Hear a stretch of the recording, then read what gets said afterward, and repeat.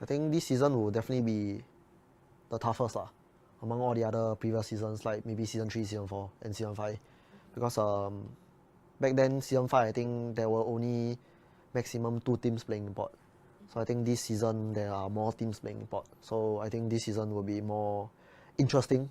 I don't think it will be like one-sided games anymore already. Like a one-sided team, like a more favored team like that to win champion this season. So hopefully, I think that is what everybody wants to see. I am Optimus Prime. No one can outrun Bumblebee!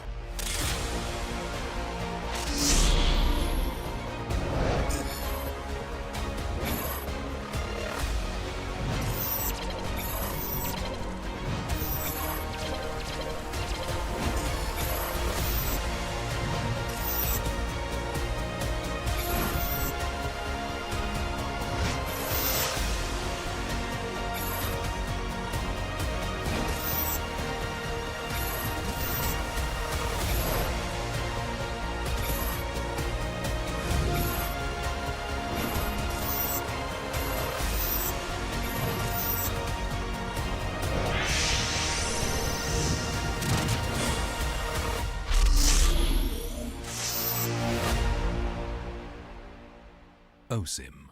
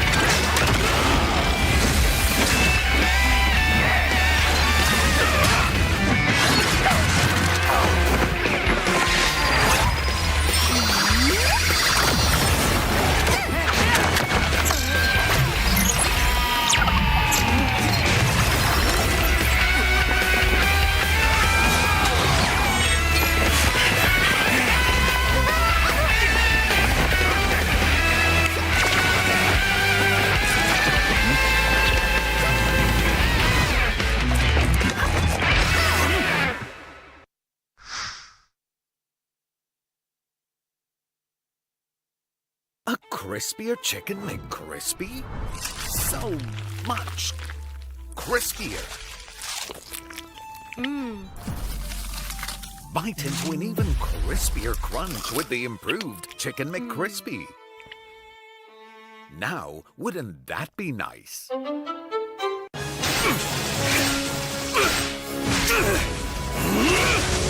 Legendary! Tigreal!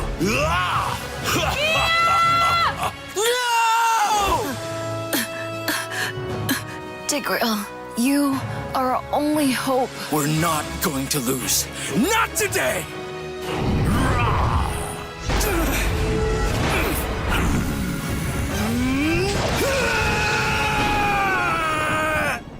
Huh? What's going on with my hand? Ooh, why is it so itchy? Yee! Dandruff! Yo, your hand's for gaming, not for scratching. You call yourself a pro? You have dandruff! Tigreal? Tigreal, is that you? Yes, that's me! Do you want to win a match? Defeat Dandruff and Itch with Head and Shoulders! Move on to Head and Shoulders! Up to 100% protection! Dandruff and Itch! Wiped out. Unstoppable! We defeated the Lord! That's why everyone should move on to Head and Shoulders!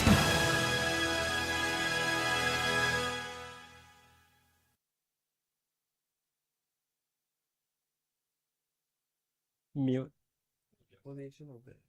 I usually shout at my team. Oh, what? I just shout at my team. I just mute. If we do well in the first 1 minute, the comms is always your house, invade, invade. Yeah.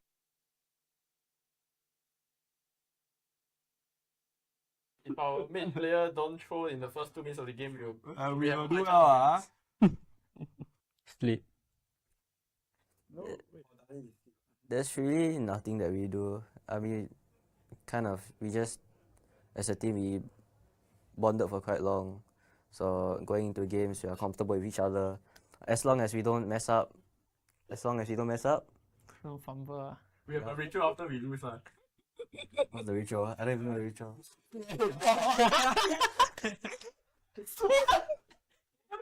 Entire day so emo.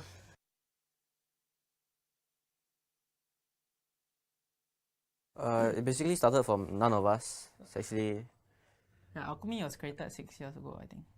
it's from one of our good friends, which is currently pursuing another career. He met he's good friends with Jet, then he introduced me to the squad, and then I joined, and then a few others came, and that's how it went by. We joined a few community tournaments. We were known as a community team, and then we started pursuing professional tournaments, like pro tournaments kind of, and then now we're here.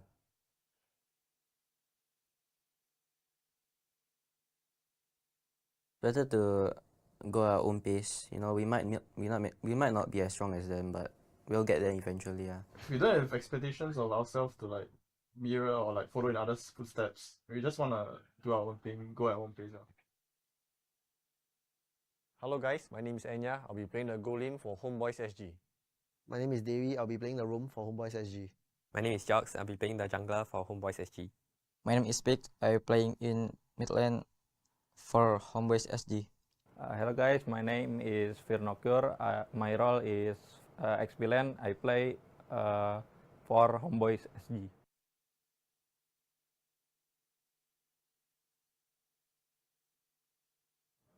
I would say it's much easier because we know each of our play style individually. It's just that there's additional of 2 more imports player from Indonesia, and I think this would be better for us.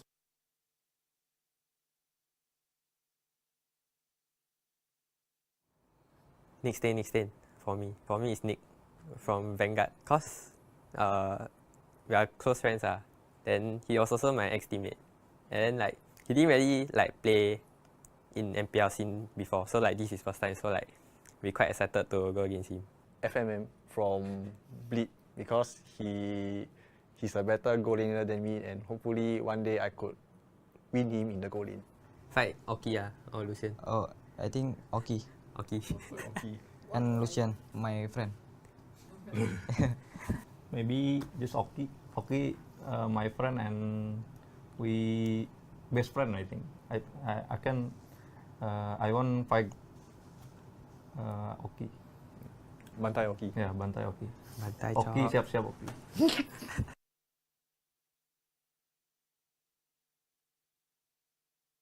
I think this season will definitely be the toughest among all the other previous seasons, like maybe season 3, season 4, and season 5. Because back then, season 5, I think there were only maximum 2 teams playing import. So I think this season there are more teams playing import. So I think this season will be more interesting. I don't think it will be like one-sided games anymore already. Like a one-sided team, like a more favor team like that to win champion this season. So hopefully I think that is what everybody wants to see. I am Optimus Prime. No one can outrun Bumblebee.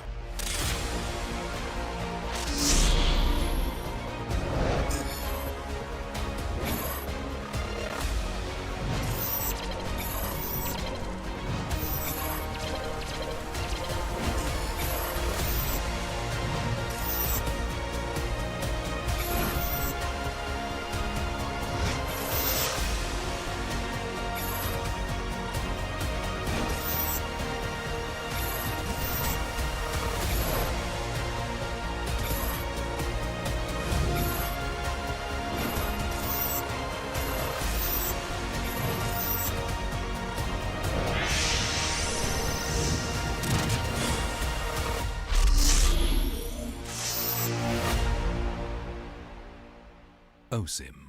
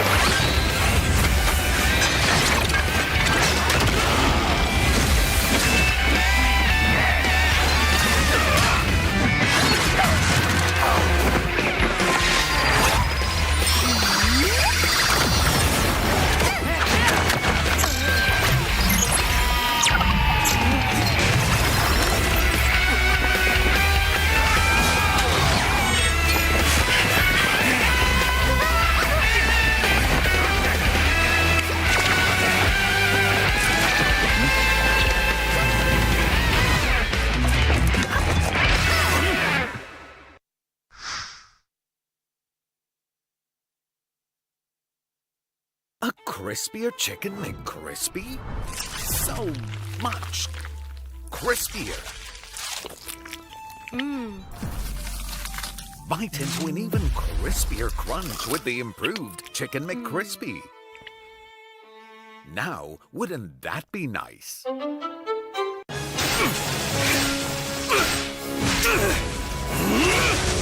Legendary!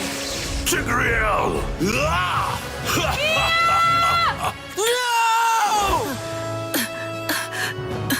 Tigreal, you are our only hope. We're not going to lose. Not today!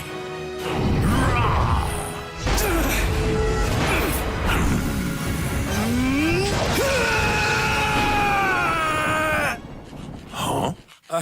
What's going on with my hand? Ooh, why is it so itchy? Yee! Dandruff! Yo, your hand's for gaming, not for scratching. You call yourself a pro? You have dandruff. Tigreal? Tigreal, is that you? Yes, that's me. Do you want to win a match? Defeat Dandruff and Itch with Head and Shoulders. Move on to Head and Shoulders. Up to 100% protection. Dandruff and itch. Wiped out.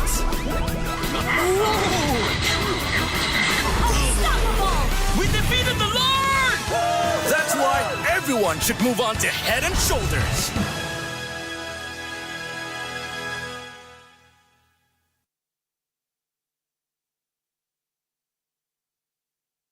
Mute.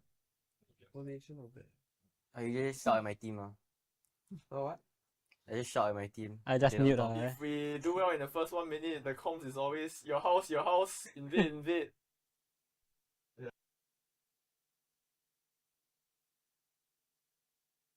If our main player don't throw in the first 2 minutes of the game, we have a high chance of winning. Sleep. No, There's really nothing that we do. I mean, we just, as a team, we bonded for quite long. So going into games, we are comfortable with each other. As long as we don't mess up. No fumble. we have a ritual after we lose.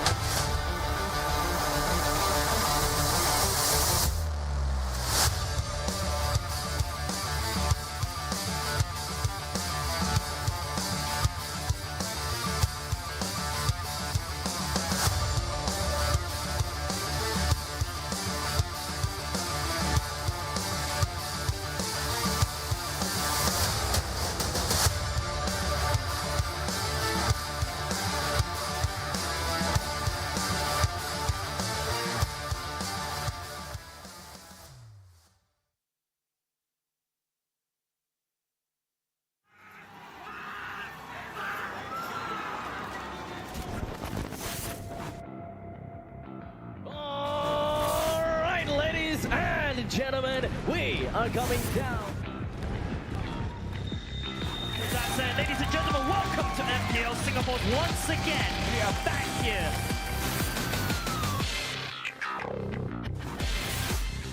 The atmosphere in Suntec City Mall is electrifying. It's crazy. 3 levels worth of like audiences sitting down and supporting the teams. It's just insane.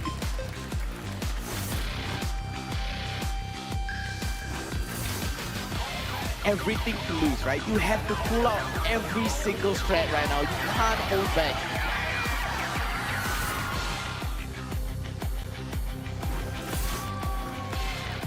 You know, no journey is ever easy, right, Jace? I mean, no journey is ever easy. From the monocle, and now we have OC launched it up to the sky. What is the proper attack? But only finding something that's They're hungry, they're thirsty, they're like attacking wolves, running into battle, they're going for the hunt. They came so far, and this is the first time in the Grand Finals.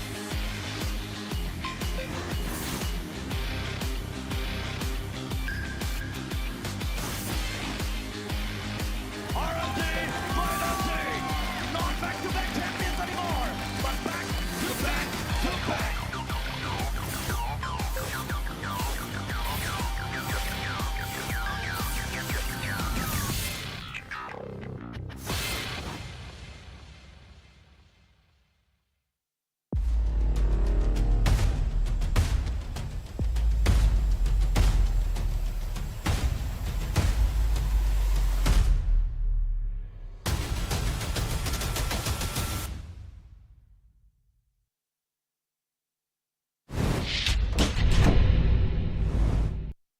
It's the moment that you have been waiting for, friends, and welcome back right here to Season 6 of Mobile Legends Bang Bang Professional League Singapore. My name is Cheryl, and I'll be your host for this season. Now, there is change in the wind, my friends. We had brand new roster lineups and more, so we're very excited for that. But one thing remains the same, the amount of energy and, of course, the excitement right here of MPLSG stays the same. Now, MPLSG is the only professional league right here in Singapore which features the creme de la creme that Singapore has to offer. And with that, this is our best teams right here on our sunny island of Singapore, duking it out for hashtag our pride, our passion. Now, they, the champions, will not only win the coveted title to say that they are champions of MPLSG, but of course, they will also represent Singapore on the international stage for the upcoming M5 series. Now, isn't that exciting? Now, yes, ladies and gentlemen, what's going to happen real soon is we're going to kickstart the regular season featuring the top 8 teams right here in Singapore that we're going to see unfurl in a few moments' time. Now, this is very exciting indeed. Now, this is going to happen all the way across 4 weeks until 30th of September, so be sure to stick with us till then. And remember to follow us on our official social media pages, such as on Instagram at MPL.SG.official to stay up to date on all of the latest happenings to make sure that you're not missing out on any of the action. So without further ado, friends, presenting to you our top 8 teams right here in Singapore, duking it out for MPLSG Season 6 are, first up, Alchemy SG, followed by Bleed Esports. And let's not forget, Evil and HomeBois SG. Team Flash, Stellark SG, Vanguard Esports, and our back-to-back-to-back 3-times champion, RSG SG. And of course, ladies and gentlemen, we are so very thankful for our amazing sponsors for making MPLSG Season 6 possible. MPL Season 6 is powered by Moontan and Zenway Productions, as well as our presenting partner, McDonald's, and our official partner, Head & Shoulders, and our partners in esports, OSIM. So yes, ladies and gentlemen, we're going to kickstart our regular season right off the bat with our wonderful match schedules. So our match schedule are as follows.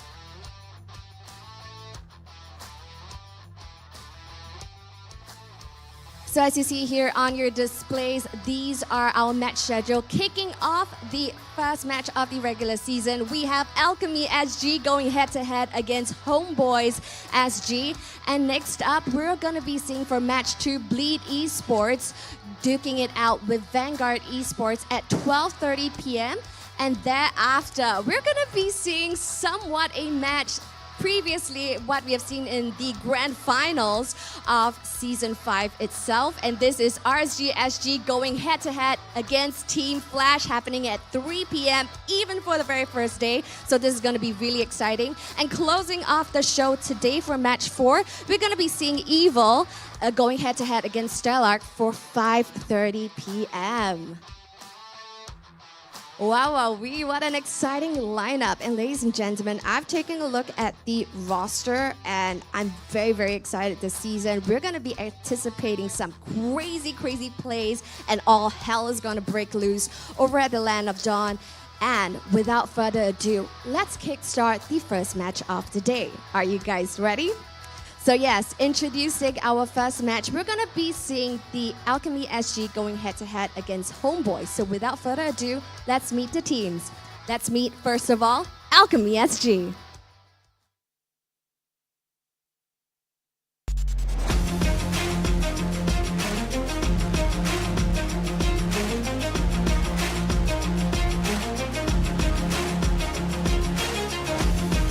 Now Alchemy SG is headed over to their battle stations right here.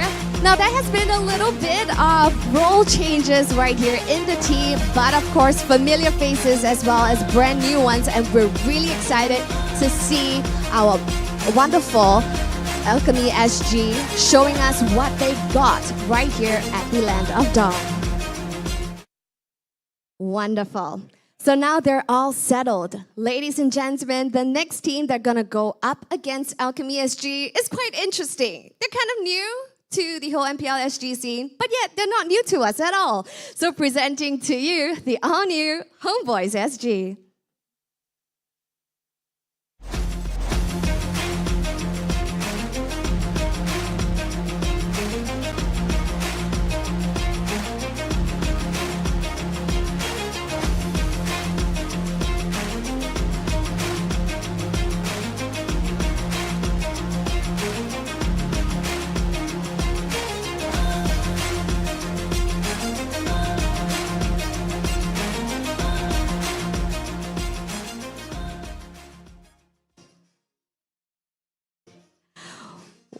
Wonderful stuff. Now, why I say that HomeBois is new, but yet not very new to us, because we have, so many familiar faces right here in the roster. We see Dairy, we see Anya, and of course, we see Superjax as well. But of course, we're going to be anticipating 2 brand new players right here on the roster. And boy, oh boy, they are decked with so many accolades, ladies and gentlemen. So without further ado, I will leave 2 of these teams' demographics to our wonderful casters to slice and dissect. So over to you, Jace Vertigo, as well as the wonderful Scrubby Cheeks. Take it away.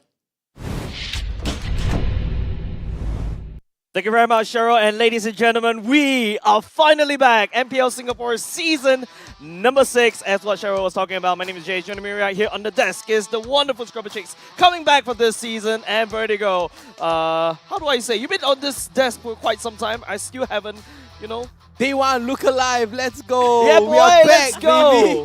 baby. Season 6, finally. I've been waiting for this day ever since playoff ended, in Season 5. Yeah. I'm like, when season 6 coming? I want it now. Exactly, We're instantly. We really want it to be back to back because oh my goodness me, there's so much MLB action in this year, and this is like one tournament before you actually go into M5. So all eyes are looking at this particular season, not only just in the Singapore region, but all across the different regions.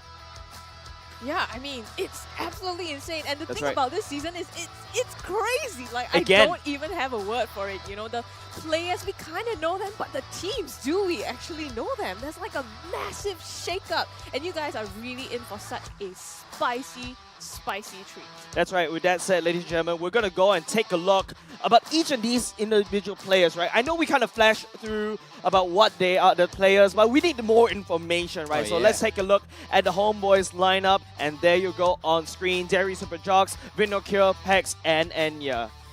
Yeah, I mean, we know some familiar faces, right? But now they're in a different team here. Some new faces as well. Pex, you know, VYR, new to the local scene here in MPLSG. What are you thinking about this team? I mean, knowing them coming from, you know, Hammerhead Sonic, right? If I'm not wrong, DNS, Hammerhead Sonic. You know, they did perform well, but let's see how can they, you know, go up against veterans of Singapore. That's right. This HomeBois SG, kind of like a refresh, rebrand from the previous team, bringing in imports as well. But speaking of which, on the other side of the aisle, Alchemy SG, they are your community team coming in from the MPL qualifiers twice in a row right now. That's right. And they're not fielding a single import. It's one of the very few teams without any imports at all, Scrubby. I love it, right? You know, the local flavor and just keeping that spirit alive as well. But the thing is, huge burden on them here. Will they be able to keep their spot here in the MPL, keep their seat?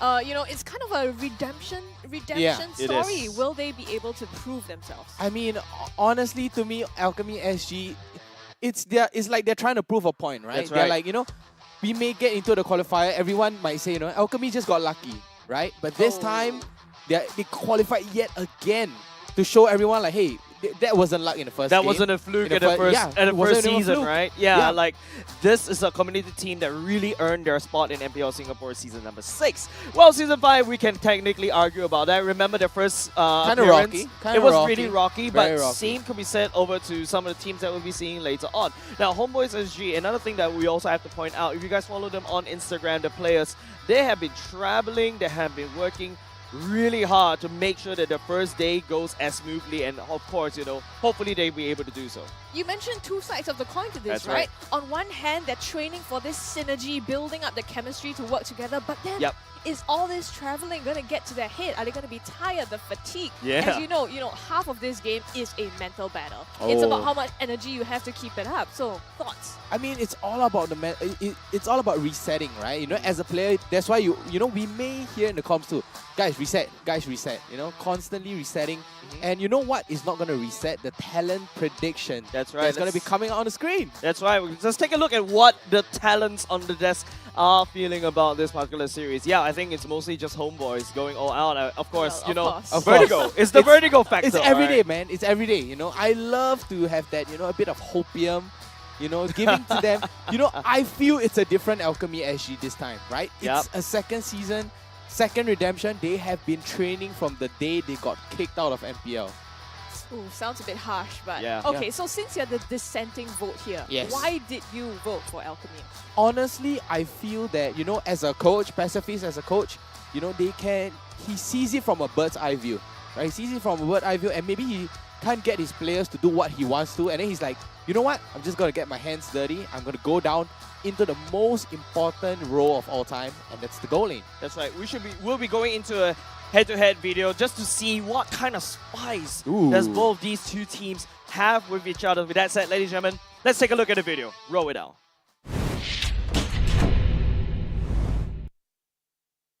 I think HomeBois, they have a really good shot at winning also. They have the 3 people from SMG that came here, Jocks, Derry, and Enya. Yeah, they are really good. They have very good chemistry together. So 3 of their players I know of has been in the scene for quite a bit already. They are strong on paper, but in actual performances, they haven't really put through yet. So just have to see how well they do this season, but I wouldn't be too worried myself. If we were to play against them, I would probably focus more on invading and denying any kind of early leads that they might build on, because Derry is really good at snowballing leads when he gets rolling. It was honestly quite surprising, I would say, that HomeBois decided to take part in MPLSG. And also, I heard Jocks is also in the main lineup for HomeBois. So, it's going to be exciting to play against him, especially him not being able to play for these past few seasons in SMG. Now, him being able to bring something to the table is probably exciting. Because if the team is being out in the playoffs or in the slot, I think there's some internal problems regarding the players that we don't know because that's their privacy. So I think after they lost the slot for playoffs and then they qualify in this upcoming season 6, I think they figured out what's the problem. From what I see during the MPL qualifiers for season 6, his mage actually quite aggressive to a certain point. So I think he's one to maybe watch out for when we fight Alchemy in the regular season or maybe in the playoffs. I don't think Pacifist is strong. If he wants to bring out the Chang'e, by all means, he can bring out the Chang'e. And I will show you how to fight against Chang'e. Oh, spicy! Yeah, seems like someone is an enjoyer of a gold lane Chang'e. I'm also one of them. That's why immediately when I go into 5-stack, people immediately ban my Chang'e. Aww. I enjoy it a little bit. I mean, banning out the Chang'e is kind of sad, right? I mean, I don't see a point. Maybe it's just mind games. No, why would he ban the Chang'e? He said, Why you know, not? bring it on. I'm not Exactly. scared of your Chang'e at all. Yeah, but of course, let's address the elephant in the room, right? Oh, yeah. Coach Dale, Mr. Dale, is So in worldwide. Singapore this time around. This is one of the pit stops or maybe a permanent stay. We will never know because, you know, HomeBois, they fielded this amazing coach. And on the other side, there's also, you know, Passive this time around. It's a Coach player turned coach. player. Yeah, so especially in the gold lane, it's Yeah. going to be really stressful for him to be able to call the shots while laning because it's already very hard to go Yeah, lane. you got to gold lane. juggle, right? You got to juggle everything. You got to juggle shot calling. You got to juggle your goal lane. That's right. And you got to juggle drafting. And then you got to juggle everything objective as well. It's so much responsibility for one person, but it's exactly like an evil situation right now. Yeah, well, I mean, that's one thing, right? Yeah. Can they actually, when you juggle too many things at one time, you know that you might drop one. Exactly. But we're going to see exactly how they can handle this as we jump into the drafting phase, ladies Let's and go, gentlemen. man. Let's go. This is the first draft, the first series of the day. HomeBois is going to go in first pick. Alchemy going in second immediately. Yeah. Kurita out of the way. I mean, it's a must ban, right? With the rough Time to wave, drop the it's beat just of the too clock. painful and just too annoying to deal with, especially, you know, with that Petrify follow-up as well, and banning out the Joy. I mean, Joy is Come such on, a flex pick, right? Dexter. You can go It's our EXP, showtime. you can go into the jungle. Heck, you might even bring Joy into the gold lane, into the mid lane. Hey, not No, everybody not can go gold to the lane. gold lane, all right? Mid lane. We don't want to do Chang'e gold lane. But then again, Joy is so powerful in this particular patch Yeah. because if you bring lethal ignition, can run people down to AoE damage, strong, especially when you put up the whole stack. Usually people run it in the jungle already. But yesterday, for some weird reason, Kyrie ran it in Pure Rage and Starlium's Sign, so that's also a pretty interesting way of building this Joy. But we're going to talk about Among the this HomeBois planes ban exists on the the Claude and equilibrium, usually Alchemy responds with I a was key made ban. for. Yeah, I mean, a Claude is a pacifist pocket pick right there, right? I mean, Yeah. Claude is an S-tier hero right there. With the Blazing Duets as well, banning out, I mean, it will make sense, right? It makes sense as well. But Alchemy this time, banning out the Eve, I think it's just an amazing ban right here on the Eve. Because, you know, it's a very good front to back. He has the real world manipulation has a huge AoE.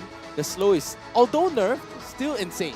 Yeah, and I mean, this is kind of one of Jet's signature picks, you know, and he has picked this up multiple times as well during the qualifier phase, that along with Valentina. So even though it's been nerfed, taking that out of the board and I am the denying power of his light ability to incarnate. control the map is super, super important for enabling his other teammates. Yep, that's right. We're going to see Kaja ban right now. That's going to be a nod to Danny. Danny has always been playing these catch heroes. Cho is also one of them. Kufra is something that he also wants to play. yeah. But that's also the same as Derry, right? Both these two roamers are your catch heroes. Not too sure how Coach Dale wants to actually See drop value in me? around the roamers because HomeBois' You should. identity revolves around Derry. Now you see a Fredrin ban at the I same will time, protect a very this strong world. first pick. Your Flex team pick. is Speaking about sky, Flex pick, all of SG.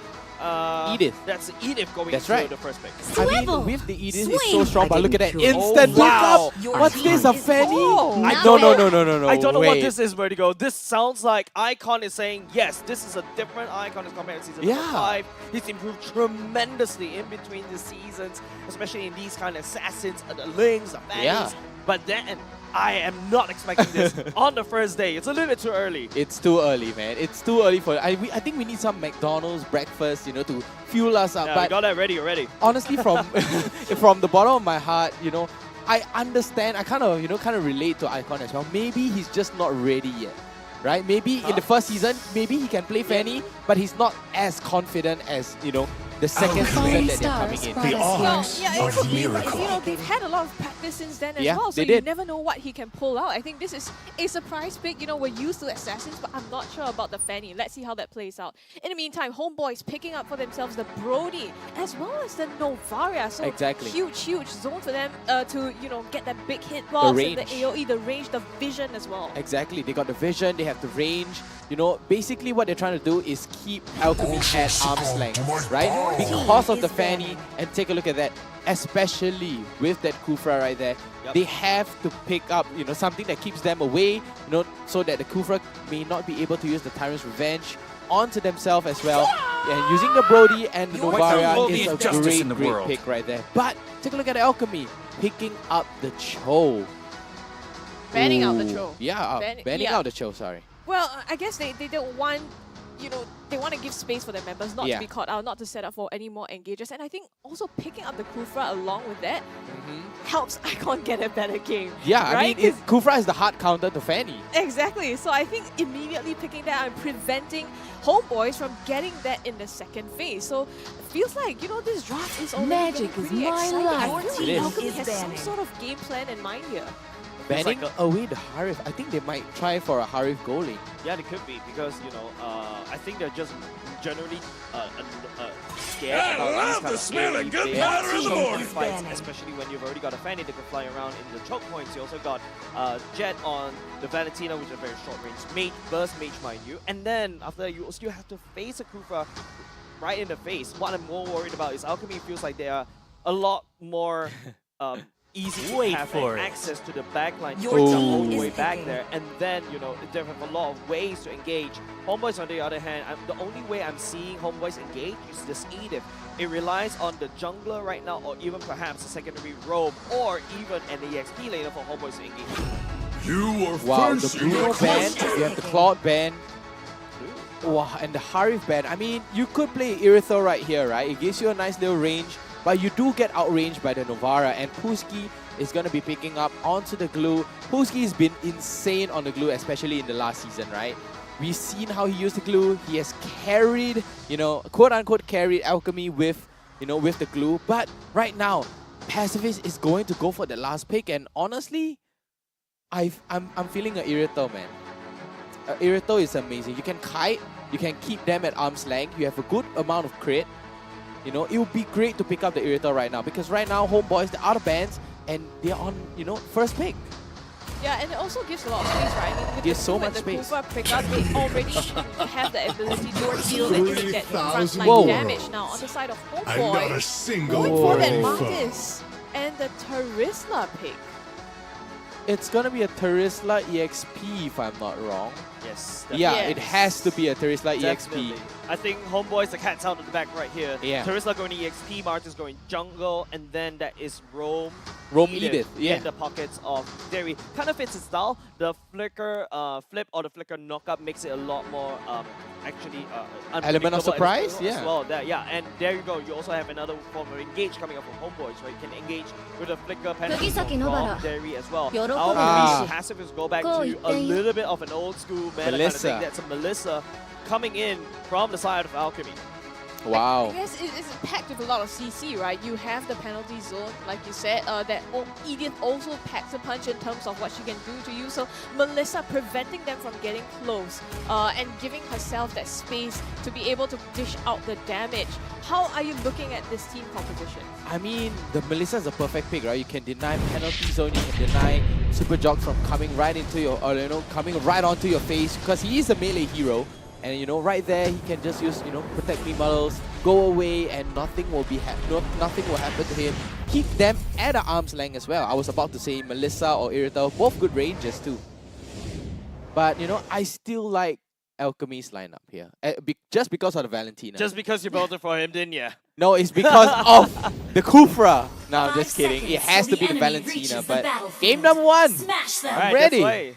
That's right. Good morning, ladies and gentlemen. Of course, you know, it's a bit early for all of us gamers, but it is game number 1. It's not early for one of these two teams to rack up the first blood, literally the first win of this season. Who shall have the first momentum? We shall determine in this particular game. Yep, I mean, jumping right into it. You said you preferred Alchemy's draft here. I mean, how is that gonna pan? Alright, so Valentina, Jet, you know, can pick up Peg's ultimate, and that gives him the vision he needs. That's the whole purpose of Novaria. It's pure vision. It's all about information games to both of these teams, right? Alchemy thrive on information, so does HomeBois. And communication is very important, but take a look at HomeBois here. 3 ruptures on the emblem set, and 3 assassin. Yeah, not only just that, Puski went for the support emblem because of the additional healing effect. But speaking of which, there's Derry flipping Icon away. He's trying to cable away right early to Pegs. The flicker will also be committed a little bit so early. HomeBois, they're playing it as safe as possible, but before that, Jet takes a shot in the space. Wow, already burning the flicker away. And look, 3 assassin emblems with 3 ruptures already. HomeBois. Yeah? Out to kill. Yeah, they're out to kill. You know, HomeBois, they're here for blood. They're hungry. You know, they are here to, you know, they're telling Alchemy, no, you do not deserve any team fight. Before you can come into the team fight, you're at 50% HP.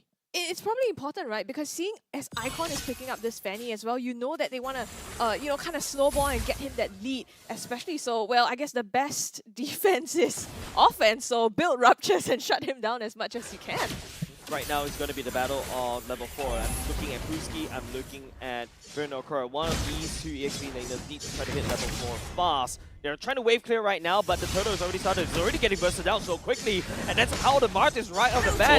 Alchemy will lose the first turtle, giving it over to HomeBois. I mean, right now, honestly, I think what Icon did, he do not want to fight at all. I mean, he wants to prioritize his purple buff because, you know, what we saw in the interview, Derry is there to deny the buff, and Derry can roll. He can snowball out of control. So what will Alchemy do? Stick to their roots, secure their buffs.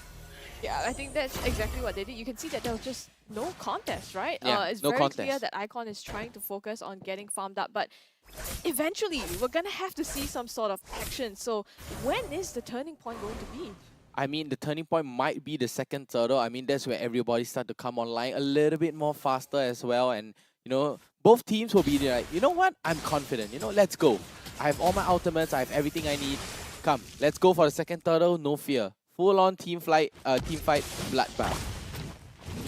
Yeah, team fight or team flight. I mean, it could be either way, right? Team fight, team flight, both works. But Enya, nice pick coming up. Enya outplaying Danny's ultimate as well. Pacific takes a lot of damage. One more shot will do the trick. Pax needs to try to aim it down. Just one more shot. Right in the face, in the bush. That's first blood of the season. Given over to the HomeBois. Fights are over here. There reflects off against Danny all the way. The other side is going to be Icon coming in a little bit slow in terms of the engage. HomeBois, they take one for free, but they will trade Derry away. So Major coming in, decimation right there in the face. That's going to be HomeBois taking out one more board value. Very nice rotations there. I mean, for a moment I thought Jock's a little bit slow, right? Trying to finish up that kill, but he actually went up to get that one, and for that they get a tower off of that. That end, can I just say, that snipe by Pax. This doesn't bode well. Vernokura has full control of the purple buff right now. It's going to be Icon still using the retribution to just try to take that away. So that's a-okay, but you start to see HomeBois creeping into Alchemy side of the map. Exactly, and the snipe was, you know, it's hard to miss, right? With Novaria, you get an increased hitbox. There's no way you can, you know, miss that. I mean, we do not have an To be instant... fair, he was in the bushes. Yeah, he was in the bushes, but don't forget, the Astro Echo did come out. There was vision on him inside the bush, or onto Pacifist inside the bush as well, and the hitbox has increased. That's why, you know, hence the shot being landed. Yeah, that's already a second turtle given inside the HomeBois. No offense is coming out from Alchemy at all. They're trade for the Brody takedown, but is that a good trade coming out from both of these two teams? Well, I mean, HomeBois, we talked about how they want to be on the aggressive side, right? So I think that's exactly what they're trying to do here, really pulling that out. And I think the rotations and the fight so far have supported that very well. Wow, the Fury Hammer. But take a look at Icon here, finishing up the Blade of Heptasy already. But Super Jocks. Hold on, Pruski in a spot of trouble. Walks right into a 4-man gang, flickers over the wall. Icon trying to dive for the backline. Pex goes through the wall, just juking Icon like it's nothing at all. This mad lad sends another shot right at Icon, and we talk about how Icon seems like he improved in his micro, but no, Alchemy gets stopped by HomeBois. It was a close shave. It was a Icon close could have shave. gone down there, 1 going into 3, but Jet though, well, Yeah. still safe for now. I mean, Puski did get caught out. He did get caught off guard as well. But Dani in a little bit of trouble, able to get himself out. But Jet, wow! Tanking up the Star Shadow for Icon to deny the buff. Right now, Jocks, that's nice. There's nice water core right there. We'll be able to catch Jet, but you see the damage coming out as Martis already. He's already starting to scale, and HomeBois, you know, being ahead in this map aggression, starting to take a lot of farm. Albuski in a spot of trouble this time, estimation, but no, the glue goes into split. He's able to survive all of that, and while all this is happening in the bot lane, Burno Cure is just toying with 4 members in Alchemy in the mid lane, and HomeBois take down bot. Wow.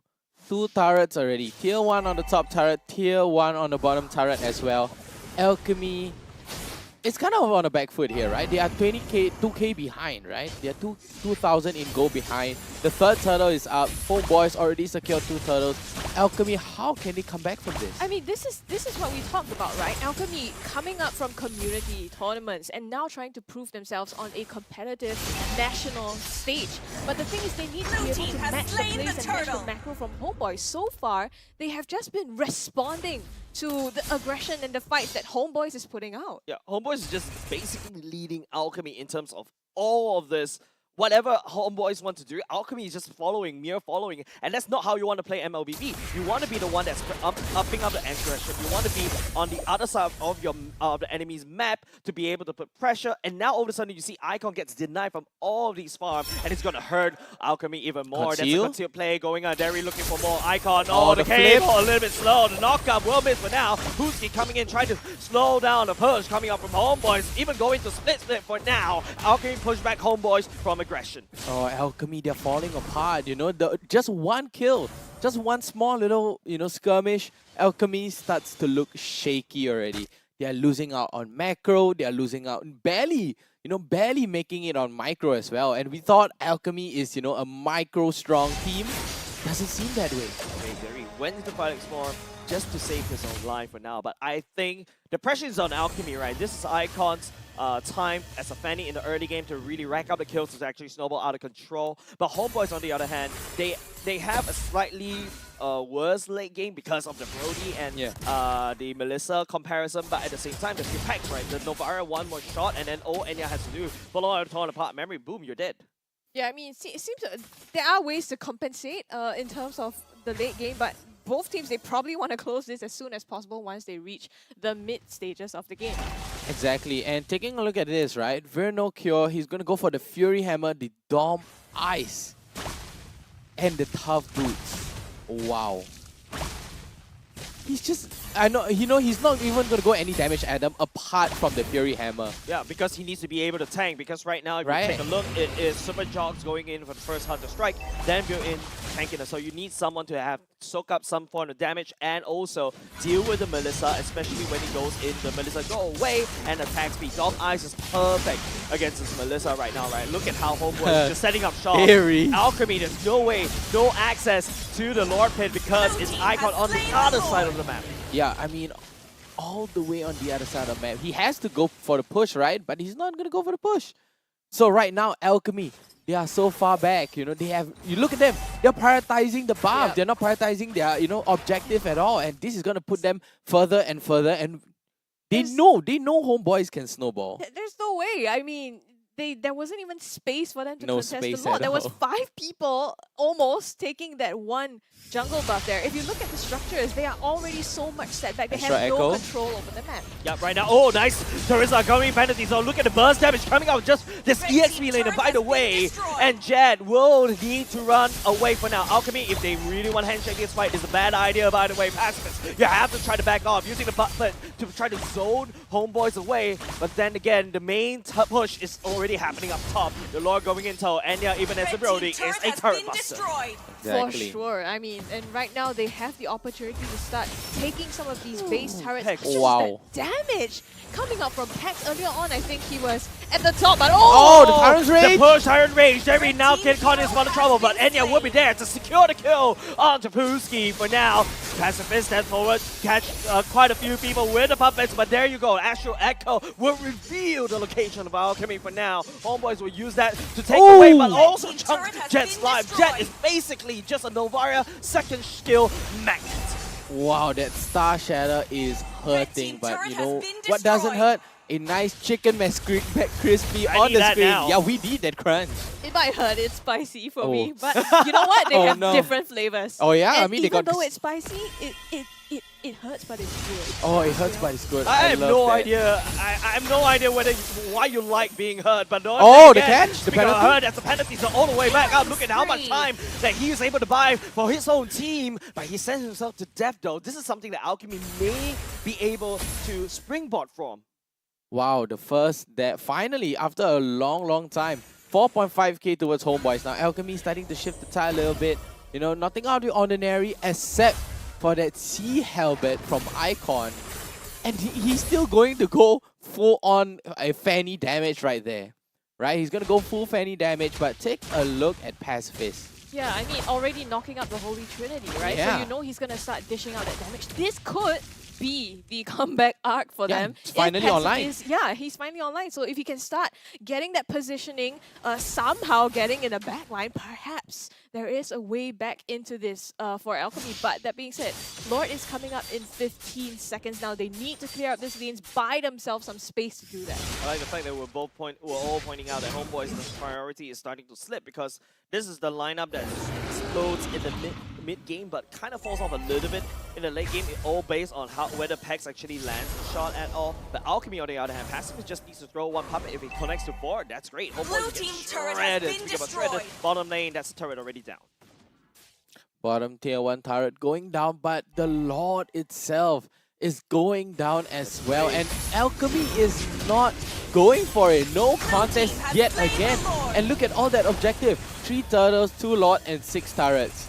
Alchemy with nothing at all except for the tier 1 bottom turret. This is scary, but well, looking at the player goal right now, you Wow. can see Enya, Jock sitting at the top of the charts. Pacifist, yes, up there as well in the 3rd place, but that means that Enya, in terms of damage, is not gonna fall too far behind, right? Yeah. And he can start busting those turrets down. Oh, so late game Brody, with this scary. Lord now, yeah, they're gonna be able to chunk down the defense of Alchemy. And look at Pex in the middle of the pack. Okay, fine, he goes up one spot, but you can see the damage output that he's outputting. This is the very cost-effective Novaria that he's able to play. He is. He's landing on the shots, has earned HomeBois, create so much space, create so much scare for Alchemy to basically step up, and now the Lord will be punching up top. There's also the Astral Echo Okay, going Veer. in. It tags on the Pacifist and Danny. Topside will be just one more swing, and it will be gone. Pacifist throws out the puppet just to wave clear, but look at the damage coming on Pex. Lands on the Pacifist, that's half HP. Needs to pop the heal.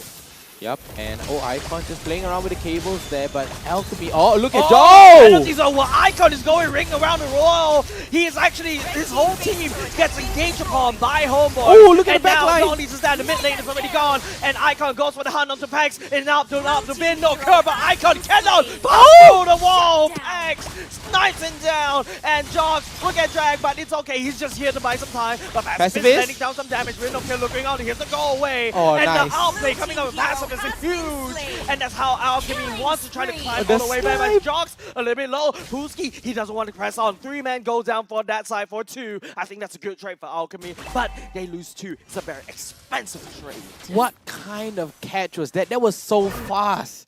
Icon flanking into the backline. You know, he's like, oh, I'm just gonna go ring around the Rosie. You know, juke HomeBois a little. He went into the backline, sniped down onto Enya, deal a heck ton of damage onto Pex as well. But then Pex just shuts him down with the Astrosphere as well. And you know, just like that, Vernok here is there to save the day yet again.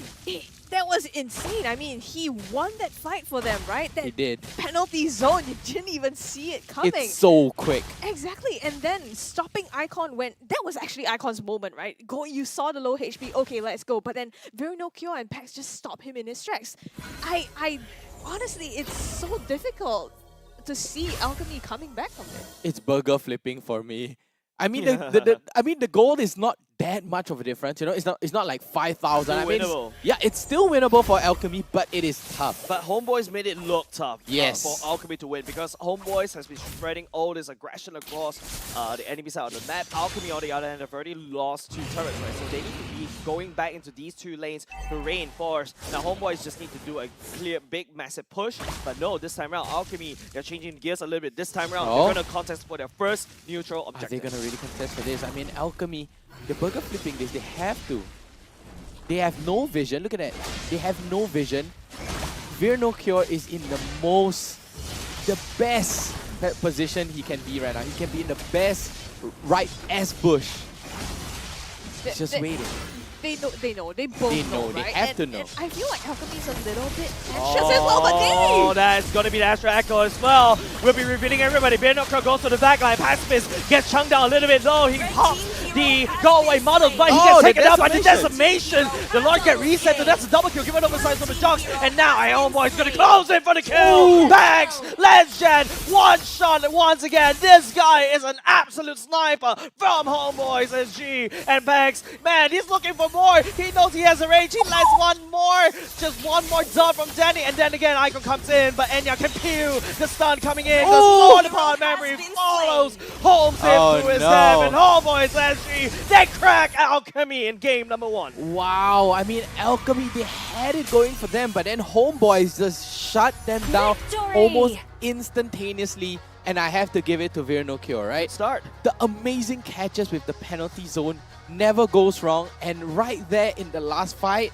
catches of Pacifist and Jet. That's Key your targets. targets. Yeah, that's your key targets. And he hit it. He did it well. He did it good. HomeBois are here to play. they are looking super, super strong, to be honest. And I don't know if any of us expected the extent of how dominating they would be in this game. Wow. It's been crazy. And, you know, just seeing, like you said, Vernocchio, right? Not just him on the team. You have Pax with the snipes as well, doing the damage. And I think even the way that they have played these team fights, the synergy, honestly, I was not expecting it, but I guess the trips have paid off. Yeah, the trading did pay off, right? They have been like going cross-border all the way, if I'm not mistaken, all the way to Johor. Almost like every time I see Enya's Instagram, Derry's Instagram, or Jox's Instagram, they're always there. Or at the checkpoint, right? Exactly. It's either they are at the gaming house or at the checkpoint. But enough of that. Let's check up on their items right there. And I have to say, I have to give it to Enya as well. You know, character development from a one-trick Beatrix and right now a super painful Brody. Right? Blade of Heptasy, BOD, and a Malefic Roar. He has done so much damage. One of his basic attack already deals 1.5k physical attack.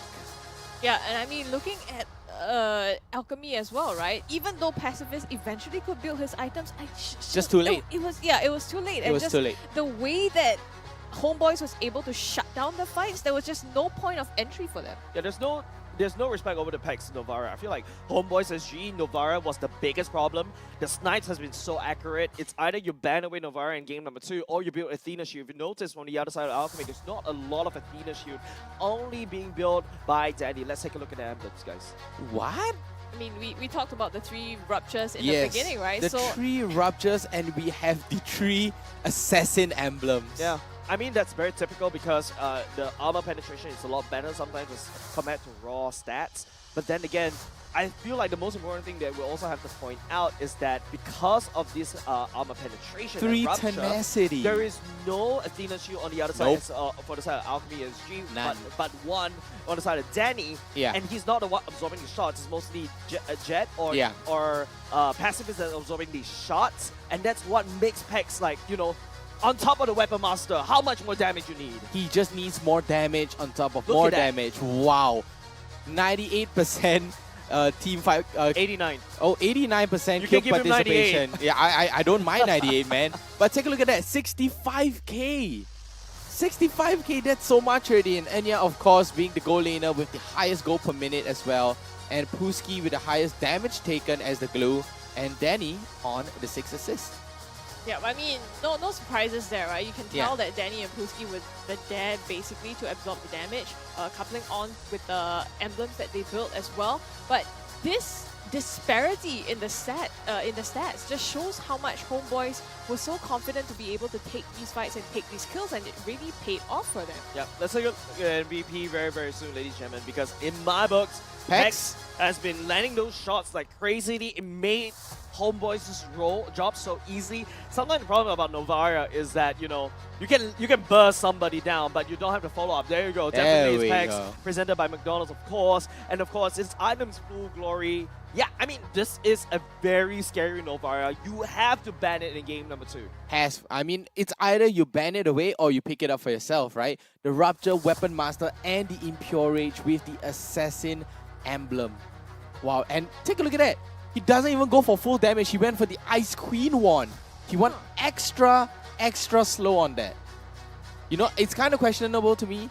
You know, instead of going for a Holy Crystal or even a Blood Wings, he goes for the Ice Queen one. I think he's on the way. You can take a look. He's already built the Yeah. first component. He's going on the way to Holy Crystal. Exactly. Because he doesn't really even go for immortality. Usually doesn't you need it. reserve, as a carry, you reserve your last item to be immortality. Yeah. But at the Ice Queen 1 probably made it easier for his team to follow up, right? You Yeah. land a shot, it's a slow, and then all of a sudden Jox could come in very quickly, zoom in, and it makes it easier for the rest of the team to follow up, because the last thing you need is the Novara to burst down somebody, one dot, he walks away, and One you're like, shot. oh, you can't do anything about it, right? Exactly, and he can literally walk right out on the map, walk through walls.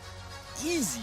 And there's a reason why I think Alchemy in the part hasn't been able to catch him as well. Throughout this entire fight, I think he almost had free reign to put out these shots, to deal the finishing blows and to deal out the damage. And I think that's, I don't know what the answer is, but Alchemy's gonna have to find something in the next game. Alright, definitely. But before that, we're gonna look at the highlights from this past game. Definitely. Let's take a look at the highlights. I'm going to just run you through a little bit moment. I think the biggest problem from the side of Alchemy right now is that they don't capitalize on the early game. The early game on Icon and the Spanny needs to try to gank Enya as much as possible to slow down that snowball. And Pex, even in the early game, was even given so much kills in the early game already, and that allowed him to scale even faster. Yeah, with the Astral Echo, it does so much. Take a look at Pex. Snipe down, gets Puski, and take a look at Icon. Rushing all the way into the backline and takes down Enya. Puski goes for the follow-up, but Pex, take a look at that. Flicker back, and then walks right through the wall. Icon cannot do anything about it and just goes down. Yeah, Icon was a little bit greedy right there, right? He Ready was. Go. Like, I mean, you already as a used it- Fanny. Yeah, you already cutthroat Brody already, but he thought he could go for more, but turns out Pex can actually walk through all. Fanny couldn't. I mean, this entire game, he didn't even die. Like, 4-0 and 4 as a Novara, no less. You know, like, it's not an easy feat to pull off.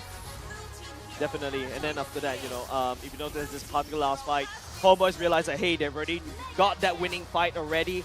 There's nobody left on the side of Alchemy that could just use the existing minions and push up top to really seal the deal, to land a killing blow against Alchemy SG. Game number 2. What is the strategy, boys? And go. I mean, Alchemy, they had it going for them, right? They were on the way there. But it was just too late, right? They were tunnel visioning onto the buff too much because of that Fanny. So the reason why they picked that Fanny, they're like, hey, don't lose the buff. Hey, don't lose the buff. Maybe Pacifist is like, hey, don't lose the buff, don't lose the buff. Then what about the Lord? What about the Turtle? What about your team? Yeah, they lost 3 turtles, right? 3 turtles I and think they let 2 it go. Lords. They literally let it go because they're so focused on the buff. I don't know if it was being focused on the buff or they just recognized that there was No contest no needed. contest. Like, Personally, I feel that it could be a rotation error coming It up might from be. Icon. It might Because be. yeah, I know you're a fan, you can fly from one lane to another, but if you don't rotate properly, you may find yourself losing up a buff. You may find out your purple buff gets contested. Yeah, Gary is a very aggressive roam that likes to invade. And I could also think, yeah, maybe there's a bit of a tunnel vision coming up from the side of Alchemy as well, just to protect. They played the purple buff like it's a turtle itself. They're contesting for the purple buff. Yes. I mean, in the end, Super Jox managed to get 1 purple buff away. He did. well, Yeah, yes. Yeah, How he much did is that manage to worth? get one. It's not worth much, but as a Fanny, you're disabling that Fanny by, you know, reducing that energy regeneration. On that Fanny, right? I'm not sure if this Fanny pick really worked out for Icon, and the way he plays it, it just doesn't seem like he's as comfortable with it as he is on his other heroes like Lancelot, for example. It could be because there was a target on his back, right? The entire part of the early game, and that definitely makes it a lot more difficult.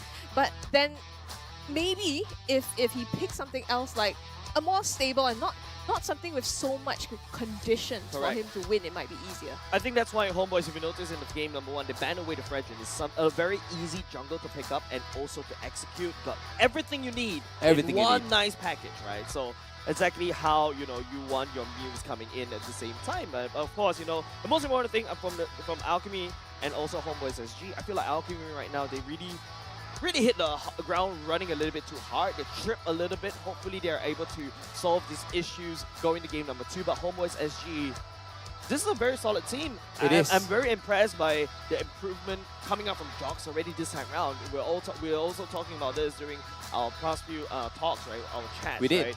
That what is Coach Dale's contribution? There you go. This is a solid team. You expect communication breakdown. You expect like they're playing 2 games in the same time, but no, they're working like a unit. One full unit, one single organism. You know, HomeBois SG, I think they might be one of the powerhouses. They're looking kind of good, but I mean, it's still too early to say. It's still too early to say, but I have to say they look really, really solid. Like a 9.5 out of 10. Yeah, for sure. I mean, this game just proves it, right? Everyone was like, okay, are they able to kind of come back from the, you know, with the imports. Yeah, with the imports, are they going to glue together? well? Are they going to have chemistry? Questions answered. Full on. Full maximum chemistry with no problems. Okay, guys, I think we're getting ahead of ourselves. It's only just game number 1. It's only one? The sample size is just 1 right now, right? One sample size. Yeah. So one single unit. It is important though, because for a team like That's right. Alchemy, right, they have been playing in community tournaments as well. It's important to have that morale up. Yeah, that's true. Yeah, I feel like, you could be right, because like this is like the first game. That could be a little bit of a blow over to Alchemy SG. You know, they came back in by the qualifiers again, hopefully to make go through this redemption arc. But your redemption arc doesn't really start really right. It's a very rocky start for them. So yeah, there's obviously issues that they have to fix, but maybe they can pull out something in between. I'm not too sure. Yeah, I guess we have to wait till the next game to see that. But right. you know what else you need to fix? What do I Your need to hunger. fix? My tummy. Yes. And what's the best way to do that? Eat more.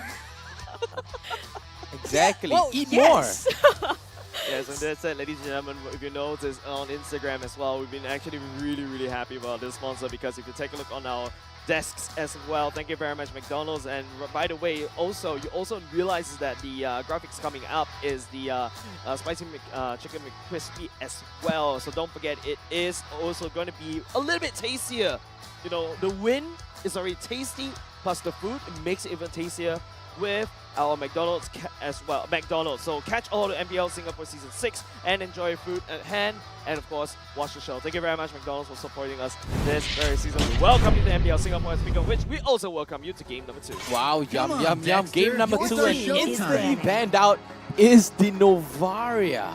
Oh, Yeah, they recognize respect. this. Of They course, have to respect this. Of course, if you don't ban the in game number 2, I think you're trolling. Yeah, they have to be trolling if they don't ban the Novaria. But don't forget, this time Alchemy have first pick. They can pick up the Novaria for themselves, but instead they're gonna ban it away and leave the Kadita. Oh no, they're gonna ban the Kadita as well. Well, I mean, there are a lot of other heroes that maybe they're a bit more comfortable with as well. You know, I think Yi, for example, Valentina, we have seen Jet play that. So maybe they're trying to reserve those picks rather than the Novaria. The Faramis would be great. The Faramis or Time the to Xavier drop would the be beat of amazing, the and the flower Fasa as team well. is But back. with the Lilia would be good too. But Lilia's range is a little bit too short, right? Although after the buff, she is strong. But take a look at HomeBois again, banning away the Joy. They do not want to deal with this Joy. I think Coach Dale and I share the same idea. We hate Joy. Needs to be banned or even deleted From the game. just so broken. Yeah, I mean, but Joy is so good. That's the whole point. That's why it's broken. That's why it's broken. I mean, it's so strong, right? You can flex it into EXP, into the mid, into the jungle. You can even play as a role. Yeah, so I mean, they are removing that, right? So they don't even want to deal with it. And along with that, it's also another quad ban again. So it seems like, you know, really tribute a little bit to Pacifist and his ability to play on this See quad. value in Now, the me? next Your ban team here going is to be banning. another You should. Fredrin. So Alchemy doesn't want to pick Wow. up the Fredrin, and They they don't want to yeah. play against the Fredrin. I mean, there's what? Icon plays a mean Fredrin. That's right. And they have first pick. I wonder what's going in Pacifist mind. What are they trying to prioritize? HomeBois banning away the Eden, of course. And what is Pacifist's answer to the very first blind pick? I feel like the more recent matches that you watch, right, they always prioritize a lot of flex picks. Yeah. Recently, right, the Paquito, the Fredrin, the Edith coming in. Now you already got the Fredrin and the Edith banned. what's your from command? so immediately, Your team again, is Icon picking. is going back in. I'm going to show you. I'm going to prove the cast is wrong. We're going to Wow. go back into Fanny, and hopefully this time around, they need to change the way they play this Fanny. Yet again. The Fanny yet again. Wow. It's ballsy. I mean, It is ballsy. I mean, right now, you know, HomeBois, they can easily pick the Martis up, right? The Martis is not banned. They can go for the Martis or even, you know, Jog specialty, a Ling, you know, or even a Hayabusa, a Ling or a Hayabusa. I feel like the high priority right here is a Kufa for Dairy because Yeah. the bouncing ball is really good against Very, very good. the Fanny as well. And of course, I think the Brody was really good, a good pick coming in game number 1, going up against the Fanny because there's a bit of form of subdue with the second skill from I didn't cure the pain. Brody, but this time around, I okay, it's harnessed going to it. be a Valentino right off the bat. flare That's that's also gonna going to light up your be team. Wow. Defense. Enya going back into all Comfort pick, reliable. right? Going back to comfort pick yet again. You know, we did call Pex was the sniper, but Enya was the old sniper. He's like, no, I'm the OG sniper. You're not the sniper. And take a look at that. Alchemy SG goes for the Terisla. Wow. well, at least they're taking that away Yeah. from, you know, Very No Cure this time. Exactly. He played a phenomenal game with the engagers, finding the openings for the team to come in. So that could work in their advantage. I just don't know about still this Fanny pick as the first pick though. There's so much opportunity for HomeBois to basically counter that. I think a Fasa would be great here, right? I mean, a Fasa or a Eve would be amazing, right? You have penalty zone, the Fanny jumping Your right team in, is and then right there, feather airstrike all the way from afar To and a live very high burst is as to well. trick the I think it's amazing. Bumblebee Perfect. reporting for duty. Your Right, team but this is time banning. HomeBois, they're gonna be picking Oh, up wow. the X-Borg. Wow. This X-Borg is Long time very no see. flexible. This Very. X-Borg is flexible. You see in the XP lane, but if you guys watch Master the Basics, he was talking about how you can use this X-Borg to have this triple slow. He pointed. You take the orange buff, it's a slow. You take the ice cream one, it's another slow. Wait and you for take it. the ice retribution, that's another Your slow. team It would is definitely slow. land that lost insanity, even without a flicker. So potentially it could be, well, right now it seems like they can still take that into the EXP lane. Yep. Next ban is going to be on Bruno, so they are taking out Your the team options to for raise Pacifist here. infections. Already 2 bans on these Markmans. Alchemy responding with Angela. Whoa. I mean, a Angela X-Bot would be insane too, right?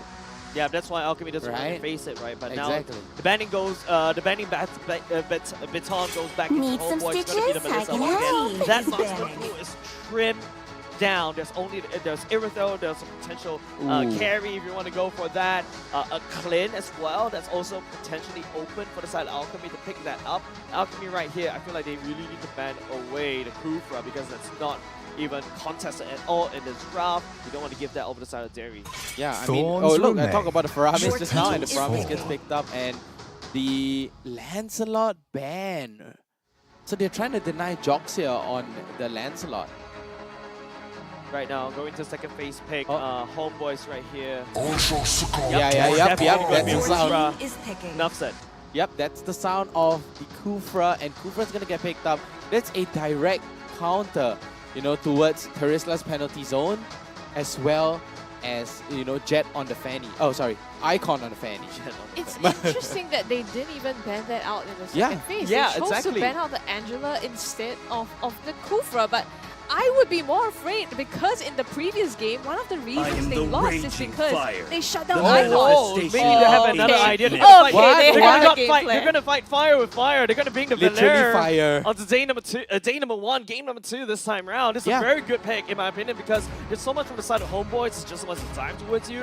One wall from a second skill of the Valere would do the trick. That's big brains coming out from Pacifist on screen right now. Exactly. I mean, it is common sense, right? And Ixia. Wait, we saw this yesterday. MPL ID. Whoa, Derry looks kind of shaky. No, Onyx. Onyx. This is Onyx game number 1 against Dewa. Exactly, but not to curse anything. I mean, if we weren't wrong, They didn't win that they game. didn't win that game with the Ixia. They did not. They did not. They gave the win over to. It was a full roster for Onyx. Yeah. They gave the win over to Dewa, so But I was actually kind of impressed by that. Wow, the counter, a hard counter to Kufra. As a Kufra player, I can tell you, I would hate to go against a Valere. The Valere is just annoying to deal with. It's so annoying. He slows you down. He constantly shreds you. There's nothing you can do at all. And this Xbox is just going to get crushed over and over again. Okay, right now, this pick is going to be very important. It's going to be a Benedetta. Benedetta. So which means that this is going to be an Xbox jungle into the side of Super Jocks. Vernaker showing a Benedetta this time round. The Benedetta immunity to the CC is going to be vital to trying to find Danny and also to juke through the ultimate of Ixia. This is going to be a spicy hot game between Alchemy and HomeBois. They're both going to be fighting fire with fire. Wow, literally fire with fire. Valere up against the Xbox. Wow. Okay, honestly, I have to say, HomeBois lineup is very team fighty, right? They are looking for the fight. They are here to fight. But to me, Alchemy is very well balanced. It's a nice, you know, good chaotic neutral. To me, this is chaotic neutral on the chart. They definitely had a game plan coming into this, right? I feel like they were just baiting this out and showing, okay, we're gonna go pick Fanny again, but this time we have an answer to it, and it's something that I don't think HomeBois was expecting. With that said, ladies and gents, hopping into game number 2. Of course, it is HomeBois SG. Showing who's boss. Showing who's the real HomeBois. And they're looking to win this particular game. Stopping them in the tracks is Alchemy SG. What will this community team cook up? Wow, what could they be cooking, right? Fire. literally. Oh, sorry, that cook. part a little bit far away. I got it though. Hey! I got it though. Oh. It worked. If you actually see us on cam right now, it'll be hilarious because I tried to fist bump Vertigo. He tries to go for the high five. Go for the high five. And that's like the awkward thing going on. I have to say, the Xbox has excellent clears. Of course, AoE clear. Yeah. Once you hit that up, it's full, it's true damage, and a part of that, it heals you. So it acts like a Fredrin in the jungle. I've been actually testing it, and it's actually kind of nutty. Oh, Icon gets the Lethal Wanderer as well, but take a look at this. They're not going to go for the Lethal Wanderer at all. HomeBois, Super Jogs just inching towards the EXP lane right there. Yep, they might try to make a play here, but also on the bottom side, oh, Enya. Oh, that's a lot of big burst damage. I think a lot of people did not realize that Ixia, because of the last patch, the damage from first skill. Oh, Icon coming. No, he actually missed. He actually went into the middle and Fair will be able to try to dash away. He gets away. No. Region taking down, but Super Jogs will be burning Blueski down to the ground. He got his level 4 a tad bit too late, misses the cable, and Vernokyok had just waltzed right out. And he even spent the retribution as well. Icon pushed everything he has in his arsenal. Yeah, I mean, that was just a missed opportunity, but he wants blood again. No, he's not going to be able to kill. Look at the slow coming out, and this time around, he's going to be very following, bouncing ball. No way for you to run, my boy. He's going to get just pounced upon by the team of HomeBois SG. Yet again, Alchemy is losing out on the turtle. Yeah, once again, losing out on the turtle. The rotations coming out from HomeBois is just extremely impressive, right? I mean, Icon thought for a moment that he could take that kill, but wasn't expecting Jerry to come in. Bot lane though, the next flank coming out from Jen. The Ghostbusters will be able to do the trick, but Enya will do a sacrificial lamb from the side of HomeBois to secure the turtle. It's a trade coming off from Alchemy for now. I wanted to talk about this Ixia as well, right? We haven't seen this at all. This is going to be very new for us, and we've also noticed how, I mean, Ixia definitely has her weaknesses, right? She so does. how is Alchemy going to work together to counter this? It seems like they've been trying to help out as much as possible in the bottom lane. Alchemy was able to bait out the Nether Realm by Mhm. Pex. Well, basically it's a Valentina ultimate. A little bit too early. Don't forget, on Valentina, your cooldown's a little bit longer as compared to your original because it's a copy machine. But then again, that's a good information. That's good information given on the side of Alchemy. I don't, it still doesn't sit with me. NetherRealm still doesn't sit with me. Court Order will always sit with me. NetherRealm just, who is that? Yeah, Whose ultimate is They that? changed the name halfway through, and I'm like, No? Oh, okay. It's not mentioned in patch notes, so luckily Sneaky. Mirko was able to basically just show us on screen, like, so they changed it. Yep, and take a look at that. HomeBois and Alchemy. Although the lead not quite far away, you know, objective-wise, HomeBois do have the first turtle as well. And they do have a slight lead in front of Alchemy. But HomeBois, they are controlling the map way better than Alchemy is. That's a repeat of the previous game. Oh, but Pex. Icon. Cutthroat already used. Pex will be able to get out away from the murder scene easily. But the reason why Alchemy is losing out so much map pressure is because Danny has always focused down at the bottom lane, just making sure Pacifist gets in the items and get enough damage, because Pacifist relies on this item. Ixia is a very expensive marksman to build, while he's happily, you know, Pacifist happily farming up. Enya is more than happy to entertain them because Enya just secured basically screen for 2 members from the side of Alchemy and allows HomeBois full map control. Exactly, full map control right there, but oh, take a look at that. That's a drag coming in. Verno will be able to get away from the Starter Turtle for now. Brewski looking for targets right here, but where the rest of the Alchemy members? This time around, Danny and Pacifist will be able to reinforce the 5-man stack Derry? onto the Turtle Derry? right now. Derry comes Oh! in, jump, nice push coming up on the Valera to save the team, but would it be enough? Verno will go all the way to the back line. It's going to be the last Insanity, and also the Retribution that picks up the Turtle, and the damage coming up from Pacifist is there, and HomeBois felt it just a little bit. Verno trying to buy some time. Second skill all the way out, and HomeBois takes away 1 turtle, but they will lose Derry. Exactly. Lose Dairy for a turtle, I think it's worth. I think it's 100% worth. But just like that, Alchemy with that 1 kill, HomeBois right now is neck and neck, right? The goal is easily neck and neck. Yeah, we need to see Danny to explore the map even more, to open up the map. But then again, do you open the map with a Valera? No, I think you that's one never. question, right, Scruppy?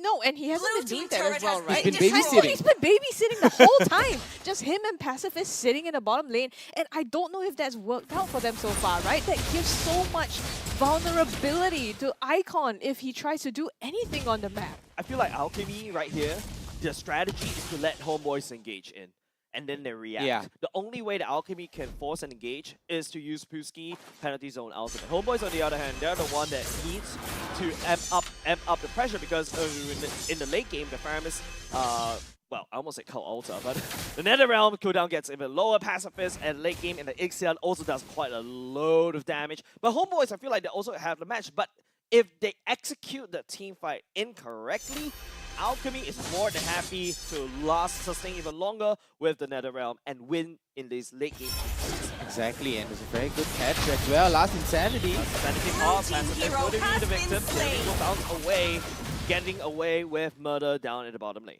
That was supposed to be the counter, right? You had Yeah. Danny there to prevent exactly that from happening. But even then, under the turret, Pacifist died. So granted, I think they were outnumbered. Oh. But still, even that game plan is not really showing up to be what it might have supposed to be. Exactly.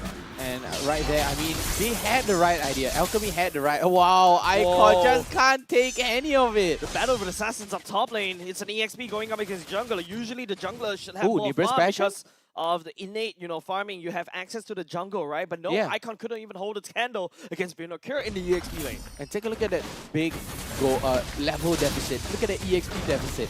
Super Jogs at a level 10 already, and all the way Icon is barely level 10. Yep, right now, Alchemy, is slowly inching in. This Vice Grip is closing in onto the throat of Icon. Cure shows his presence. Wow. There, Super Jogs will do the same, and now Alchemy has to play this purple buff like a turtle. Oh, they have to play it like a turtle yet again. Yeah, I mean, they're trying to do that, right? Hold on, did he just take that as... Yeah, so Yeah, he did. Stole that as well. So Icon has been giving up the objectives like the turtle, right? Constantly. So, okay, maybe you get your buffs, but then even in this case, Jox takes that Oh, the away from jump. him. goes round 2. That's also Nibiru's passion. Last Insanity. So much AoE damage coming up from HomeBois. Wow. The main prize right here, not only just pacifist, and also the bottom lane turret as well. HomeBois is just running away and escaping these crime over and over again. They get a free pass, right? Oh, the Petrify! Yeah, Bruno goes in, Petrify. Icon cables out of the way just in the nick of time. But you actually want to recall right underneath Bruno Cure. Wow. I mean, Alchemy right now are walking into the hands of HomeBois. Yep. They're like, take a look at that. Pacific gets taken down. The first tier bottom turret gets taken down. HomeBois walk away scot-free. No damage taken, no consequences. They've been, no consequences is exactly right. They've been doing that the entire game as well. I mean, looking at Alchemy then, right? Again, this is a repeat of game number 1. Yep. Yeah, they were it behind is. and their structure is slowly going down. Is there a chance for them this time in the late game? What? Ice Queen won! Ice Queen won! No, that's correct. Yeah, because yeah. it's the Exactly. slow. It You is the extra prioritize- slow. Correct. You prioritize Ice Cream 1 because your flame actually scale with magic, and also not only just that, it also applies to slow. And don't forget, Ice Cream 1 also gives you life steal for your skills, and that's the reason why Super Jump prioritized that item, of course, second item. But I think the bigger thing that I want to address is passiveness on Ixia going in attack speed. Wow. I tried both of these builds. Which attack one would speed and which attack one would you damage. prefer? Because of the buff recently, because of the Ixia, right? Your first Yeah. skill actually does more damage in the mid lane, but hold on a second. Oh, the Back off cat? just a little bit. That's the cat coming up from Fruity. The rest of the members of NetherRealm? HomeBois join in NetherRealm for both of these two teams to disengage. Jet trying to look for more. I don't think you want to try that, my boy. You have to try to back away. Look at that, they had to force the NetherRealm and the penalty zone. But, I mean, that's good for them, Oh, right? I think 1v1? this was... Oh, 1v1? I can't be able to outplay that. No, Werner Kerr goes in, but Oh, no! Derry! You walked right into it! Werner Cure baited him right there. HomeBois takes him down and also immediately takes another lord for himself. HomeBoy fans must be smiling neck to neck. Yeah, I mean, HomeBois, they are walking right, Alchemy are walking right into a HomeBois hand. Yeah, man. Oh, the pullback onto Super Jogs as well, into the turret's nose, but he's able to get right out. And yeah, with the sniper. It just feels like Alchemy is a little bit tunnel vision, if I may, right? Yeah. Icon just going for the 1v1s, yes, that's his job. But at the same time, you have to be aware that, potentially Dairy's gonna come. Like, the rotations, they're so close at the lot, no less. So, so far, he's, died a couple times to this already. Yeah, no, it's just that. I feel like HomeBois, you don't want to play Monopoly with them because they have an insane amount of style. Get out of jail free card. Oh. Which there's also Pax getting on murder. Once again, passive is going down at the same time. Lost Insanity being used. Those out Alchemy SG. They have to really run away. Pax coming for the re-engage. Puski going in penalty zone. Oh, Pax. Pax and Strikes all the way back. There's one kill given to Icon for now. Members of HomeBois, they don't really care. They're going to give Pax Icon. over, but they take mid lane. Icon try to wave clear for now, but do you want to really use a Fanny to wave clear? Don't forget, Alchemy is still sending a Lord up top, and look at where Virno Kerr is already setting up for another push down bot. Icon just use control onto a minion. He That's used a gotta be- cutthroat on a minion. That's how desperate Alchemy SG are. To the point where you have to use the cutthroat onto a minion. That's It's just rough. desperate. Yeah, it is rough. And you can see, I mean, right now HomeBois, right, launching it was 3, now 2 lane siege across Alchemy as well.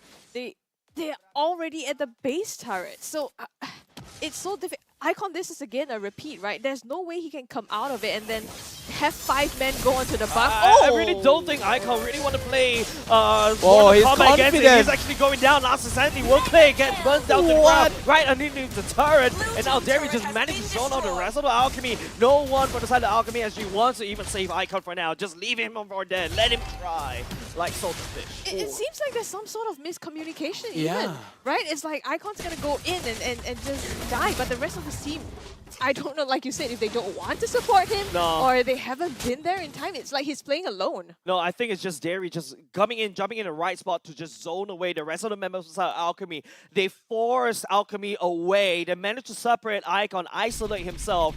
This is a weird pick composition, right? It's like my enemy is actually jumping into me alone, and I caught him, and all Derry has to do, just zone out the rest of the members of Alchemy. Exactly, and Derry, a nice hard counter, but take a look at Jog's item there, going with the Radiant Armor. I mean, that's just purely to counter Danny, right?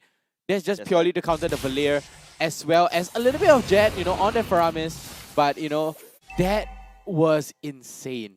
I have to say, Vernal Cure, I have to give it to him. All he did was just stand still. He's so confident. He's like, no, just use everything on me. You're not gonna kill me. And then Super Jog comes up, cleans it up, and right now, Vernal Cure is going for a Oracle as well. Yeah, it doesn't seem like it's like they've lost their nerve a little bit, right? And like you said, desperation. Vernal Cure is the one just standing there waiting for them to engage. And Alchemy takes the bait, that's the problem. Right now it's going to cost them a lot as well.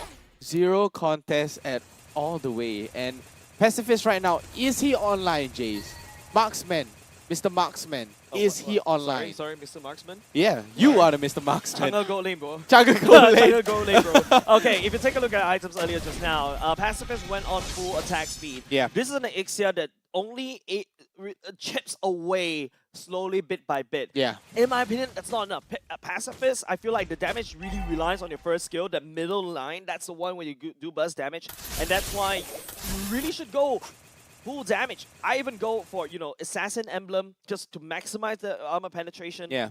Sammy Snowman, if you guys remember from Revival, was the one that recommended me to that particular build. I love it to bits. With the Rapture as well. Yeah, of course. Why not? With the Rapture, the Weapon Master as well. Yeah, no, Tenacity. Oh, Tenacity? I'm a little bit afraid. Don't be scared. Go I'm full scared. in. It's I'm all scared. in or nothing. Yeah, but speaking about all in, Alchemy SG needs to try to find a way to go all in. Topside is going to be a Lord marching down. Look at how HomeBois right now sinking the waves. Enya already whips up the bomb, ready to wave clear in a moment's notice. Alchemy SG, what is their play? It looks like they're banking on Pacifist, right? Ixia as well. And you mentioned the attack speed. Pacifist out?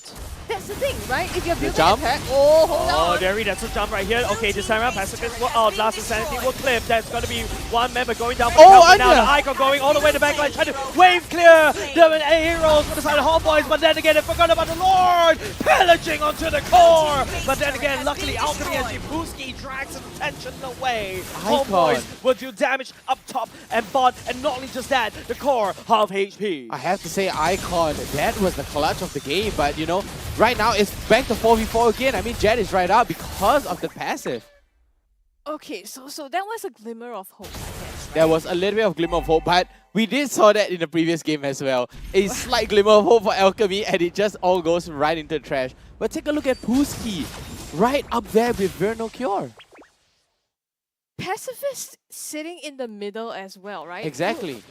I think that's one thing that's very glaring for me, right? You're banking so much on this Ixia and building that attack speed. You want to kind of maximize that from the ultimate because you shoot basically more shots, right? It builds on your basic attacks. But the thing is, we haven't really seen him pull that off in a team fight, save for that last team fight. So maybe if they manage to do that again, it could work out for them. Onto Dairy, they're trying to get Dairy. Oh! Will respond one in the same. It makes it feel like Pax is the true Turista player, but no, he's actually on the Valentina. The Nether Realm locks Jet down in play. 3 men for the side of Alchemy already going down. Hey, HomeBois right here just need to do that GG push, and Icon sneaks away a purple buff when everything's happening.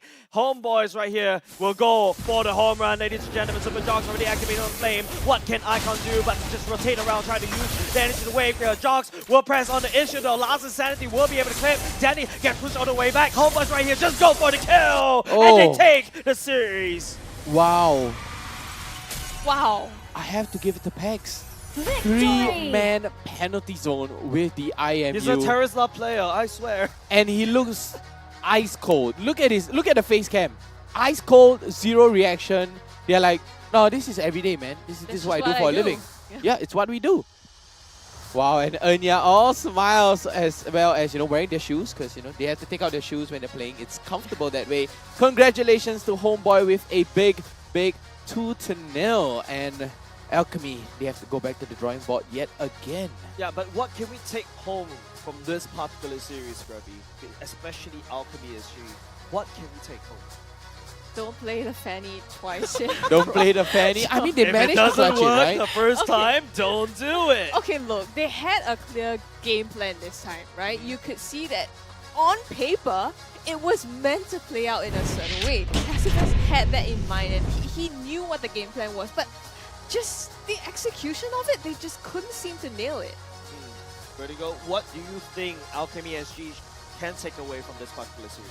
I think, you know, they have to rethink their draft again, because the timing of when, you know, Ixia has to come online, it's, you know, Melissa has to come online, it's a little too late, you know, something a little bit balanced in between, maybe something like a mid lane. You need a transition. Yeah, a transitional MM, maybe like a Clin, or, you know, Bruno gets brand out, the Clin was open, the Leslie was open as well, but the Leslie is a super late game hero. Yep, we're going to go into the post-game builds, but I feel like my main takeaway from Alchemy SG is that, yeah, the lack of a hero pool for Pacifist is actually kind of alarming. If you notice how HomeBois, what they did, just permaban the Claude, and Pacifist has to go back into these weird picks, right? If you take a look, Pacifist already started to tilt a little bit into attack damage in the late parts of the game, but that's when, you know, Pacifist already lost out a lot of priority. Don't forget Alchemy SG in the early game, because Danny's not roaming around, and Danny goes for a Belair roam, means that you don't really have any map presence. Usually, you may go for Novara to,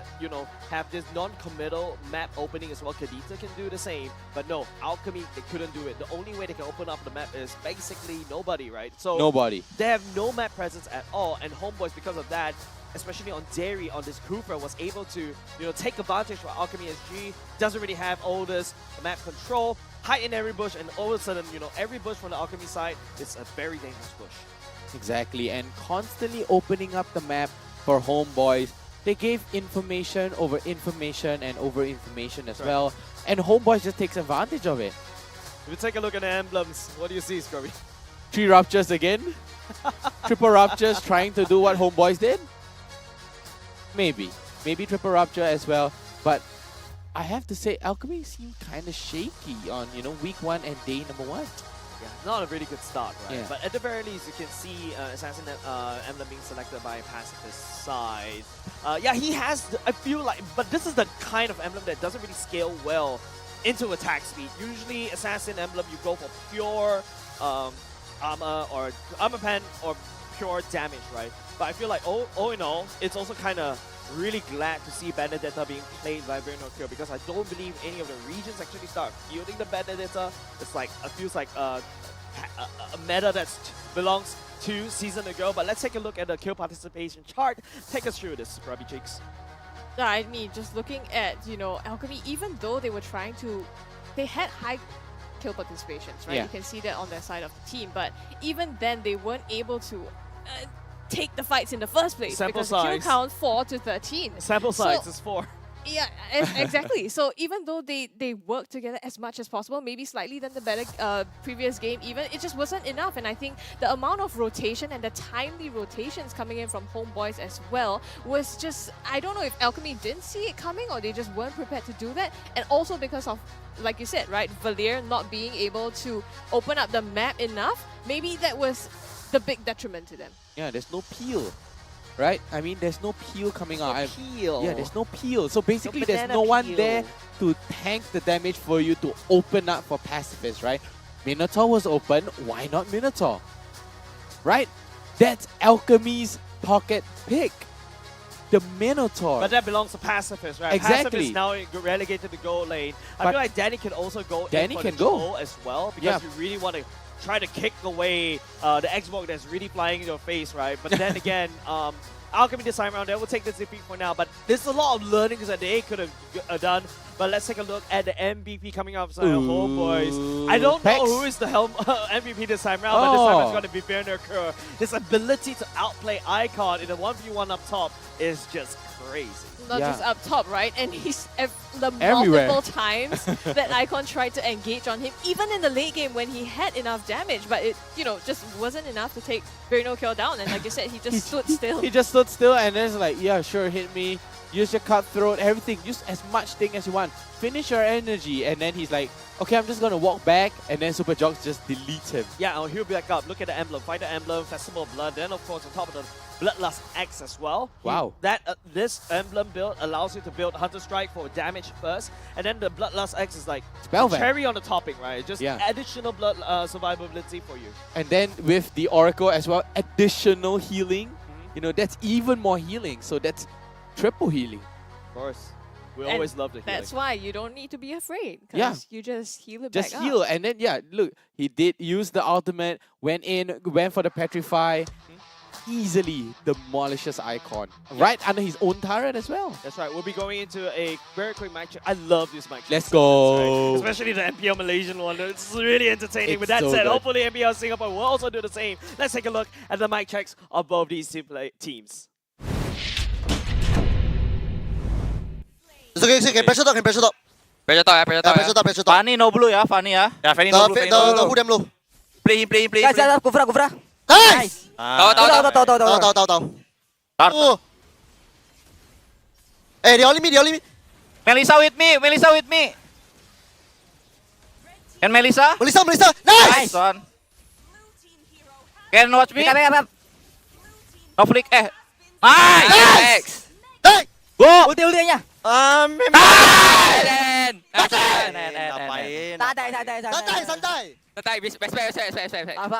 Bisa ya. No mana. Can come? Oh, nice one. Nice one, Dewi. Free turtle, go. Push. Santai. Look at Fanny. Hey! Nice. Sorry. Help me. Mati. No. Mati. Do. Can? Santai. Santai.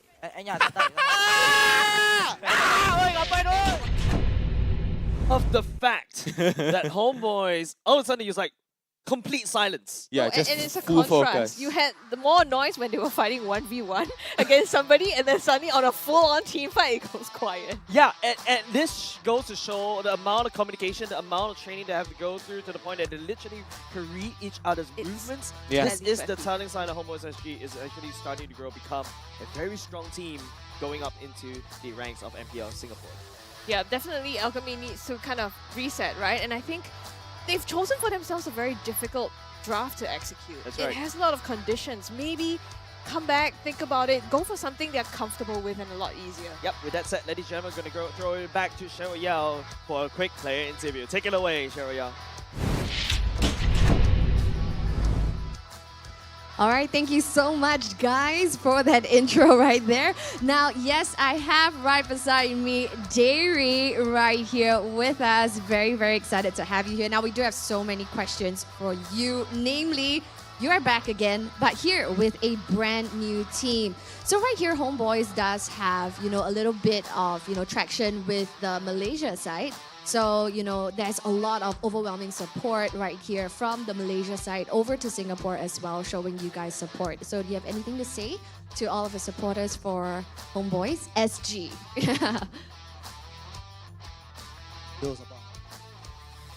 Try to do our best this season and show some results. Do your best, but I mean, it's really proven, and it's really wonderful the fact that you guys are familiar faces. We have seen you, Anya, and Super Jocks very often right here in the MPLSG scene. But with the two new additions right here for HomeBois SG, they are making very, very significant waves with Vera No Cure. Really no cure for him. I don't know, as the opponent, if I were to meet him over at the Land of Dawn, I'll be so scared. And we also have Pax making really crazy moves like that Valen with that Terizla ulti. Crazy. And, do you have anything to say on what we can anticipate with these two new wildcards from HomeBois SG? I think just don't underestimate them. They are very good.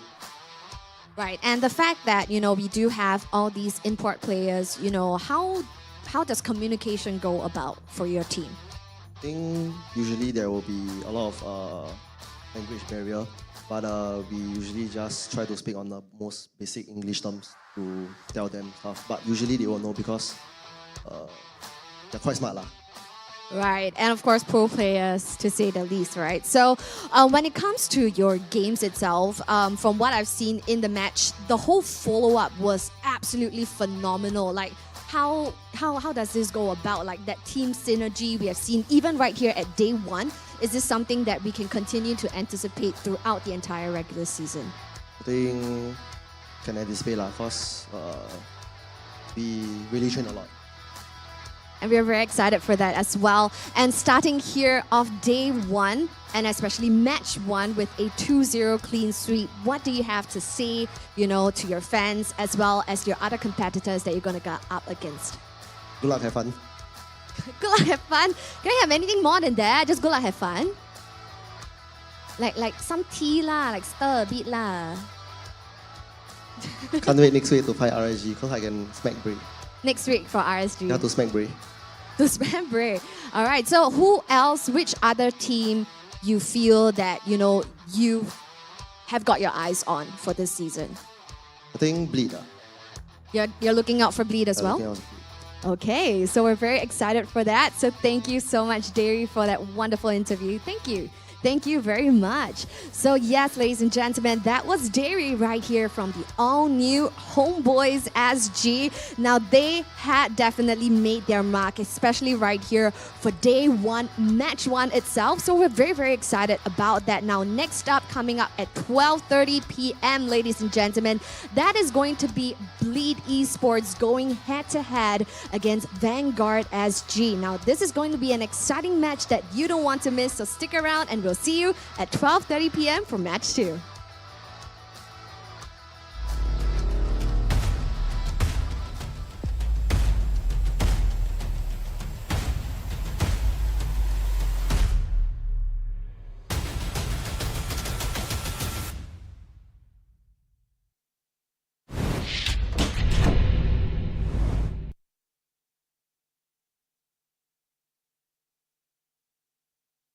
Mute.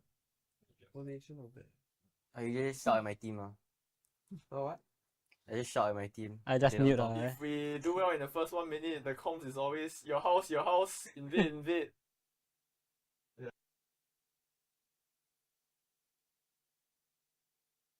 If our main player don't throw in the first 2 minutes of the game, we will do well. Sleep. There's really nothing that we do. I mean, we just, as a team, we bonded for quite long. So going into games, we are comfortable with each other. As long as we don't mess up. No fumble. We have a ritual after we lose. I am Optimus Prime. No one can outrun Bumblebee.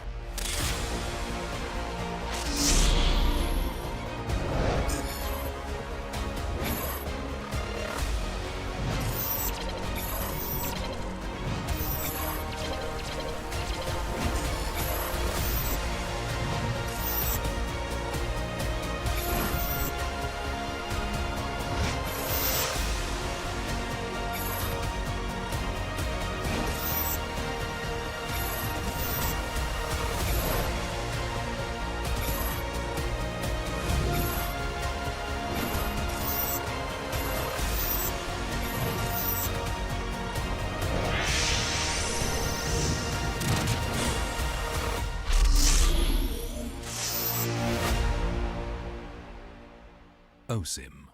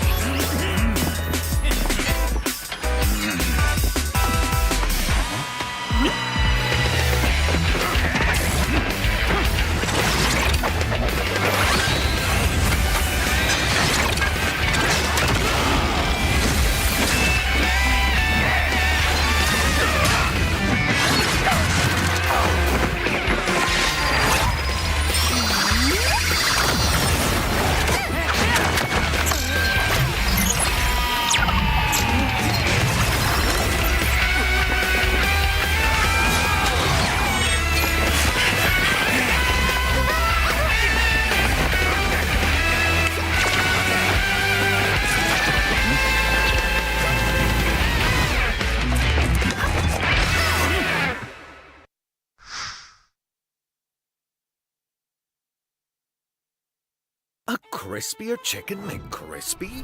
So much crispier. Bite into an even crispier crunch with the improved Chicken McCrispy. Now, wouldn't that be nice?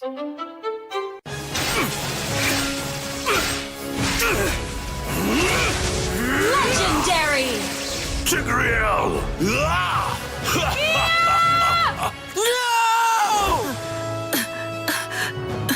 Tigreal, you are our only hope. We're not going to lose. Not today!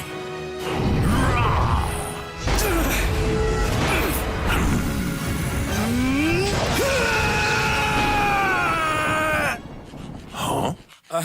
What's going on with my hand? Ooh, why is it so itchy? Yee, dandruff! Yo, your hand's for gaming, not for scratching. You call yourself a pro? You have dandruff. Tigreal? Tigreal, is that you? Yes, that's me. Do you want to win a match? Defeat dandruff and itch with Head and Shoulders. Move on to Head and Shoulders. Up to 100% protection. Dandruff and itch. Wiped out.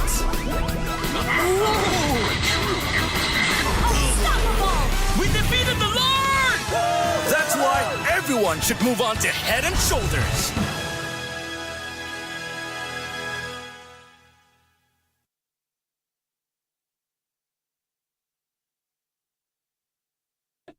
Jumping to make your energy hype.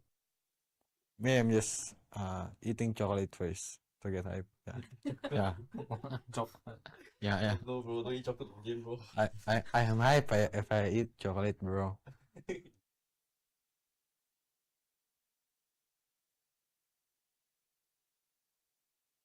Think with Coach Youngin's departure, the team as a whole really looked to buck up because we realized that we underperform or we don't do well, anyone could be kicked out, and everyone just stiffened up and we are trying our best now, and the culture of the team has taken quite a change.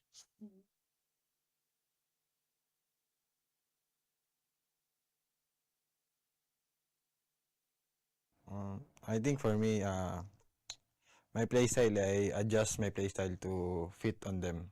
I adjust so many things to fit to the team. So I think that's why I can fit to any team because I always adjust for the team. For me, I think it's like I'm wearing. Wait.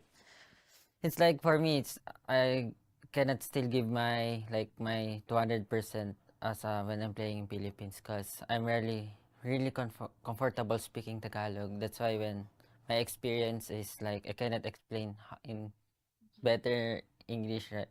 So maybe still adjusting. Then let's see how after the MPL start.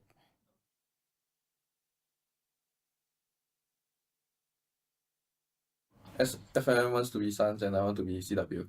Oh, nice. My idol Suns. My idol CW. That's why you also.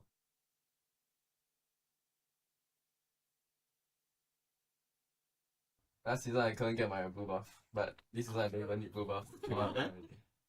Hope you guys come down to the MPL Arena and support us. And watch you taking on blue buff. And hope you guys can continue supporting us for this upcoming season. Yeah. Thank you. Thank you. We will do our best. Thank you. Welcome. My name is Slowly. I play role jungle. Yeah, my name is Chot and I play mid laner in Vanguard Esport. My name is Ryan and I play EXP lane. My name is Nick and I play tank. My name is Luxian and I play Go lane.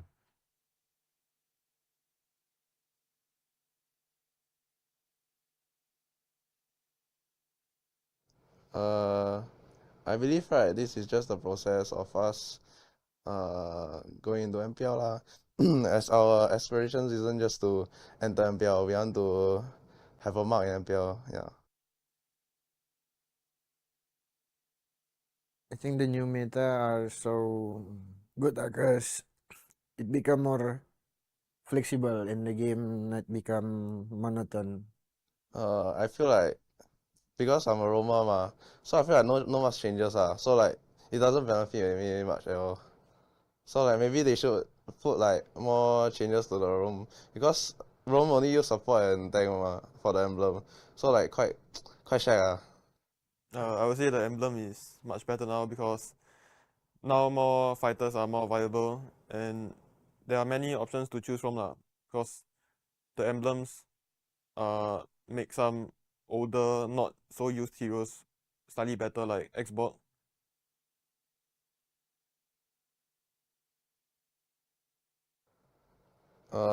I feel like the team and me we are excited to face them, cause we want to show that we are the new dark horse of MPLSG yeah.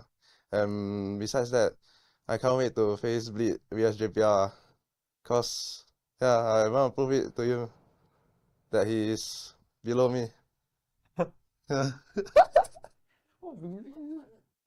Same for me. I just want to do my best and win every team. I can't wait to face Telak cause that time they knock out Zion, but I was not playing If I playing, confirm different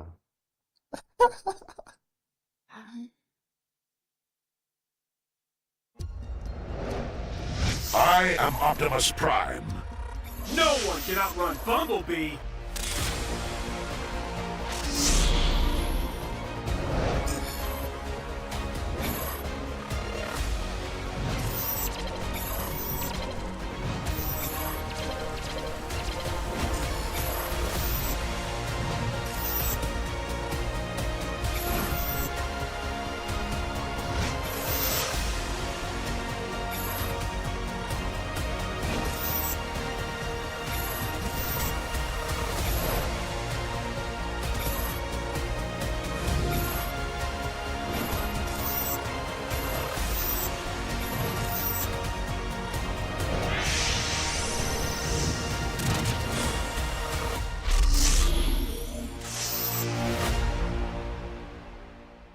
OSIM.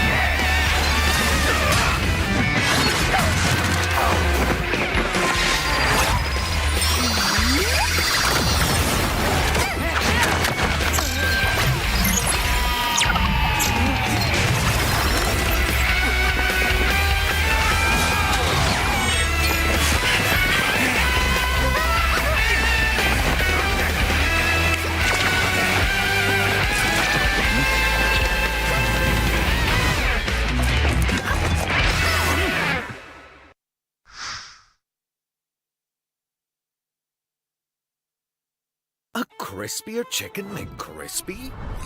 So much crispier. Bite into an even crispier crunch with the improved Chicken McCrispy. Now, wouldn't that be nice?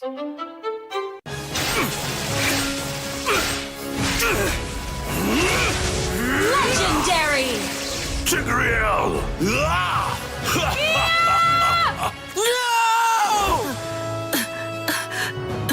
Tigreal, you are our only hope. We're not going to lose. Not today!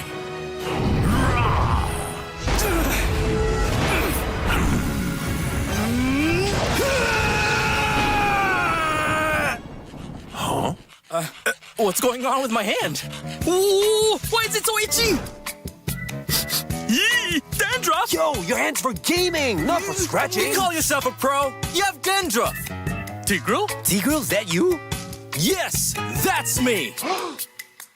Do you want to win a match? Defeat Dandruff and Itch with Head and Shoulders. Move on to Head and Shoulders. Up to 100% protection, dandruff, and itch. Wiped out.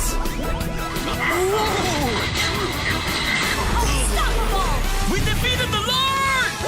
That's why everyone should move on to Head and Shoulders.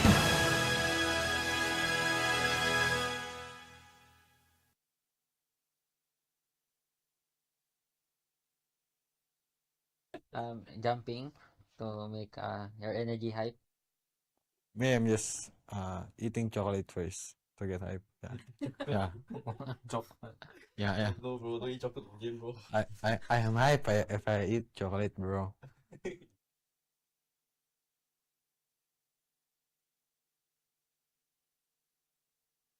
Think with Coach Yang Yin's departure, the team as a whole really looked to buck up because we realized that we underperform or we don't do well, anyone could be kicked out, and everyone just stiffened up and we are trying our best now, and the culture of the team has taken quite a change.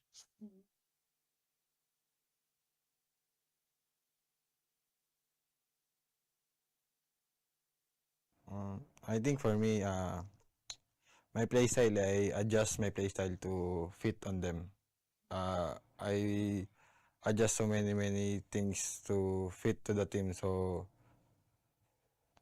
I think that's why I can fit to any team because I always adjust for the team. For me, I think it's like I'm wearing wait. It's like for me it's I cannot still give my 200% as when I'm playing in Philippines because I'm really comfortable speaking Tagalog. That's why when my experience is like I cannot explain in better English, right? So maybe still adjusting. Then let's see how after the MPL start.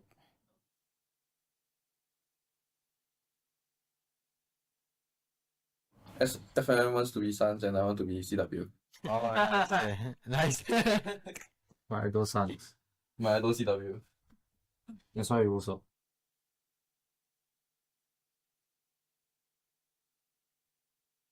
Last season I couldn't get my blue buff, but this season I don't even need blue buff. Hope you guys come down to the MPL Arena and support us. And watch you taking on blue buff. And hope you guys can continue supporting us for this upcoming season. Yeah. Thank you. Thank you. We will do our best. Thank you. Welcome. My name is Slowly. I play role jungle. Yeah, my name is Chot and I play mid laner in Vanguard Esport. My name is Ryan and I play EXP lane. My name is Nick and I play tank. My name is Luxian and I play Golin.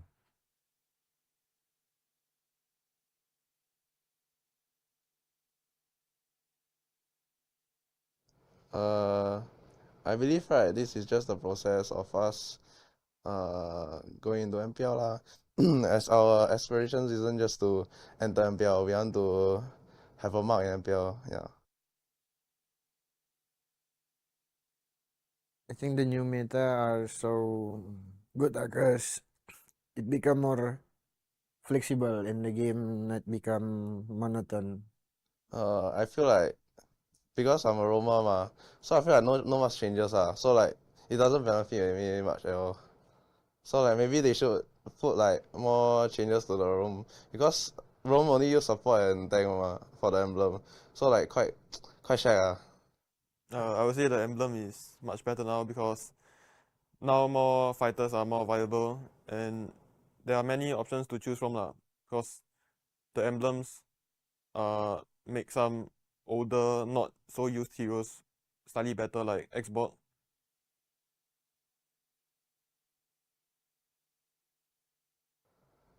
I feel like the team and me we are excited to face them because we want to show that we are the new dark horse of MPLSG yeah. And besides that, I can't wait to face Bleed vs JPL because I want to prove it to you that he is below me. Same for me. I just want to do my best and win every team. I can't wait to face Stella, cause that time they knock out Zion, but I was not playing. If I playing, confirm different.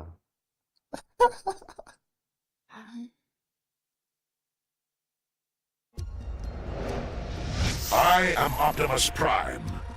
No one can outrun Bumblebee.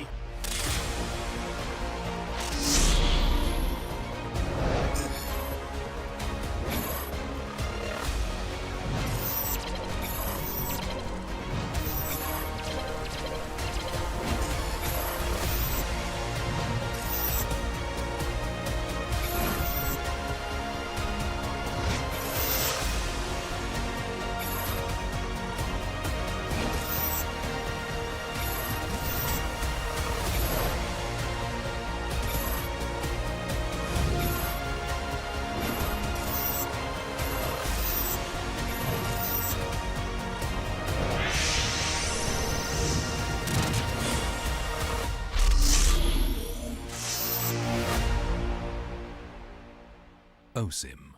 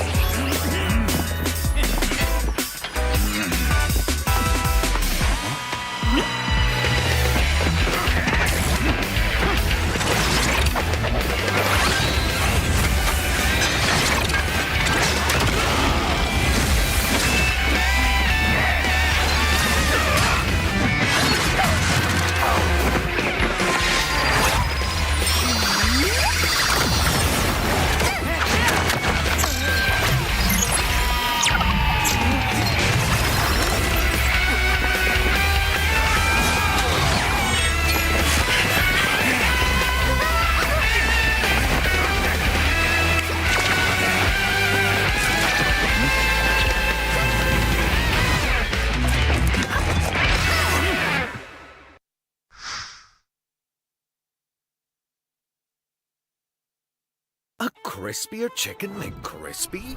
So much crispier. Bite into an even crispier crunch with the improved Chicken McCrispy. Now, wouldn't that be nice?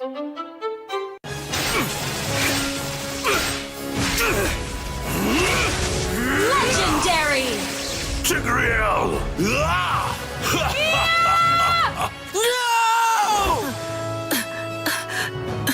Tigreal, you are our only hope. We're not going to lose. Not today!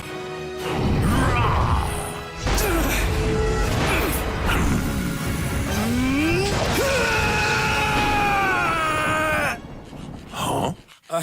What's going on with my hand? Ooh, why is it so itchy? Yee! Dandruff! Yo, your hand's for gaming, not for scratching. You call yourself a pro? You have dandruff. Tigreal? Tigreal, is that you? Yes, that's me. Do you want to win a match? Defeat Dandruff and Itch with Head and Shoulders. Move on to Head and Shoulders. Up to 100% protection. Dandruff and Itch. Wiped out.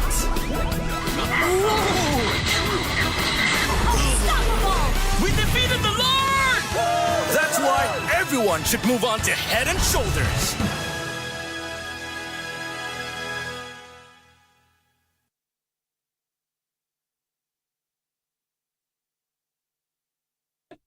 Jumping to make your energy hype. Me, I'm just eating chocolate first to get hype. Yeah. Yeah. No, bro, don't eat chocolate in game, bro. I am hype if I eat chocolate, bro.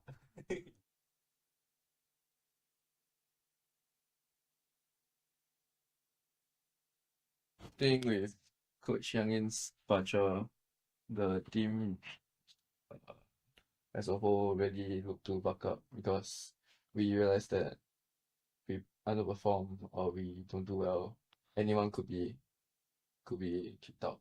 and everyone just stiffened up and we are trying our best now, and the culture of the team has taken quite a change.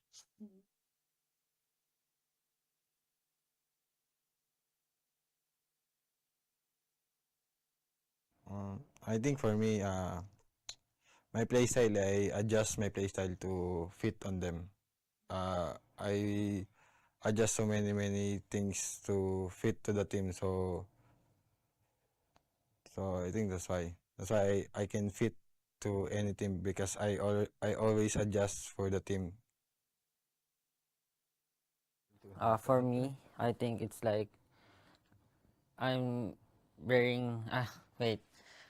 It's like for me it's I cannot still give my 200% as when I'm playing in Philippines because I'm really comfortable speaking Tagalog. That's why when my experience is like I cannot explain in better English, right?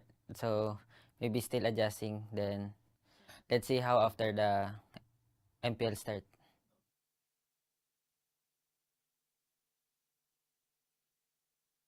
FMM wants to be Suns and I want to be CW.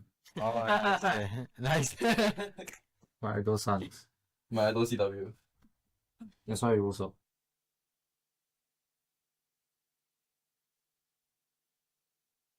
Last season I couldn't get my blue buff, but this season I don't even need blue buff. Hope you guys come down to the MPL Arena and support us. And watch you taking on blue buff. And hope you guys can continue supporting us for this upcoming season. Yeah.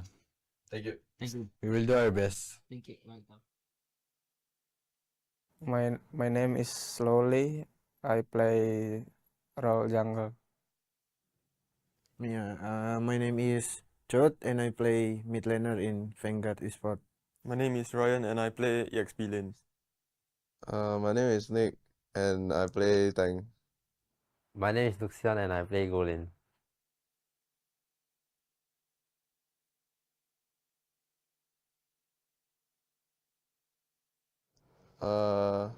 I believe right, this is just the process of us going into MPL lah.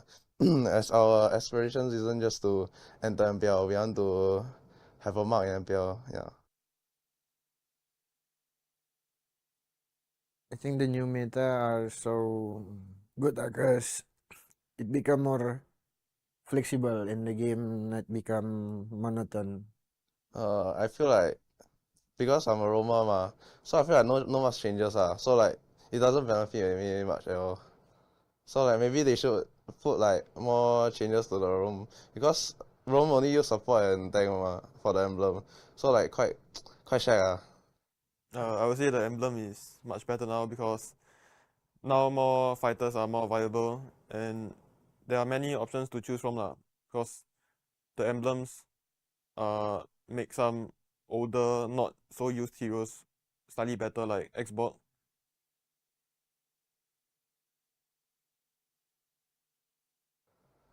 I feel like the team and me we are excited to face them because we want to show that we are the new dark horse of MPLSG yeah. And besides that, I can't wait to face Bleed vs JPL because yeah, I want to prove it to you that he is below me. Yeah. Same for me. I just want to do my best and win every team. I can't wait to face Telak cause that time they knock out Zion but I was not playing If I playing, confirm different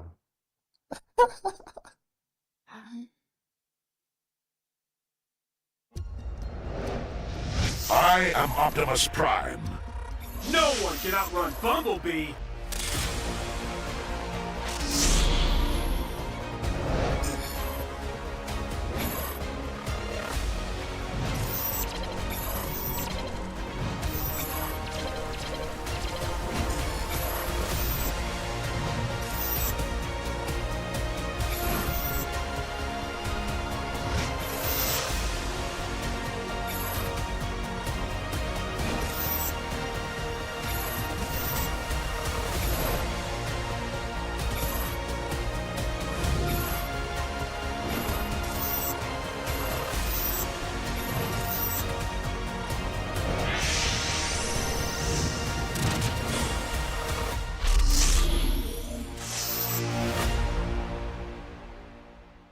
use him.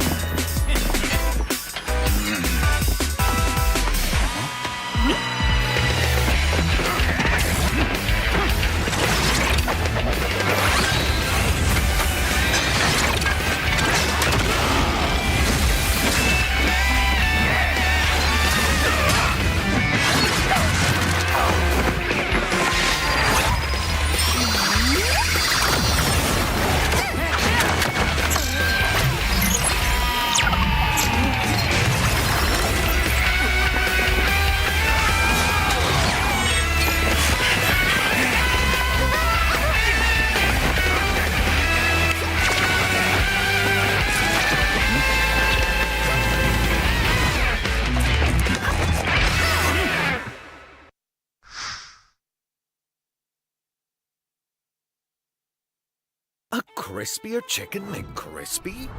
So much crispier. Mmm. Bite into an even crispier crunch with the improved Chicken McCrispy. Now, wouldn't that be nice?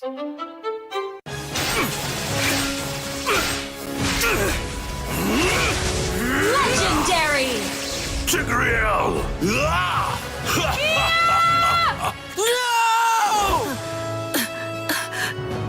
Tigreal, you are our only hope. We're not going to lose. Not today!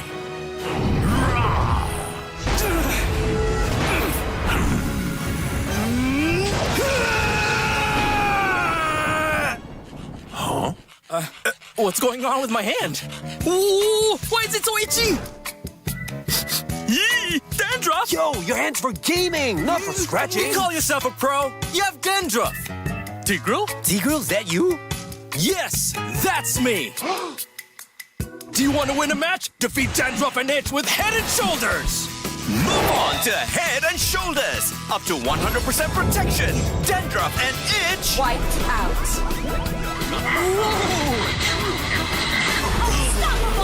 We defeated the Lord!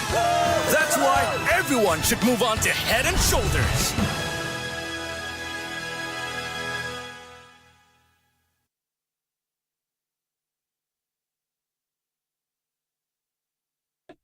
Jumping to make your energy hype. Me, I'm just eating chocolate first to get hype. Yeah. Yeah. No, bro, don't eat chocolate again, bro. I am hype if I eat chocolate, bro.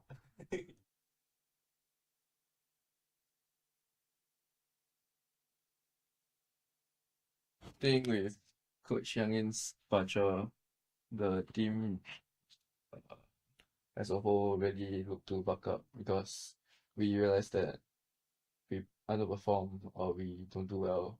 Anyone could be kicked out, and everyone just different up and we are trying our best now, and the culture of the team has taken quite a change.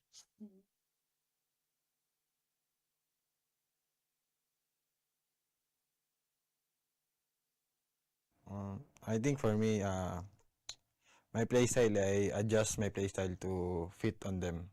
I adjust so many things to fit to the team, so I think that's why I can fit to any team because I always adjust for the team. For me, I think it's like I'm wearing wait. It's like for me it's I cannot still give my 200% as when I'm playing in Philippines because I'm really comfortable speaking Tagalog. That's why when my experience is like I cannot explain in better English, right? So maybe still adjusting. Then let's see how after the MPL start.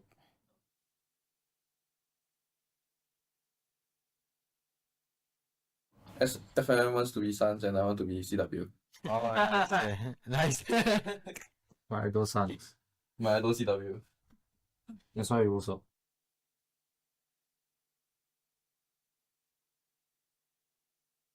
Last season I couldn't get my blue buff, but this season I don't even need blue buff. Hope you guys come down to the MPL Arena and support us. And watch you taking on blue buff. And hope you guys can continue supporting us for this upcoming season. Yeah. Thank you. Thank you. We will do our best. Thank you. Welcome. My name is Slowly. I play role jungle. Yeah, my name is Chot and I play mid laner in Vanguard Esport. My name is Ryan and I play EXP lane. My name is Nick and I play tank. My name is Luxian and I play Go lane.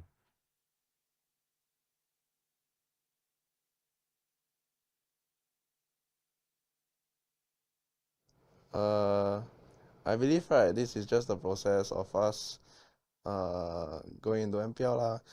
As our aspirations isn't just to enter MPL, we want to have a mark in MPL. Yeah.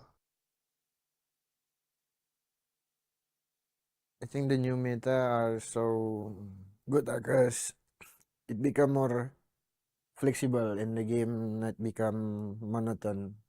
I feel like because I'm a roamer ma, so I feel like no much changes so like it doesn't benefit me much at all. So like maybe they should put like more changes to the roam because roam only use support and tank for the emblem. So like quite shag I would say the emblem is much better now because now more fighters are more viable and there are many options to choose from because the emblems make some older, not so used heroes slightly better like Xbox.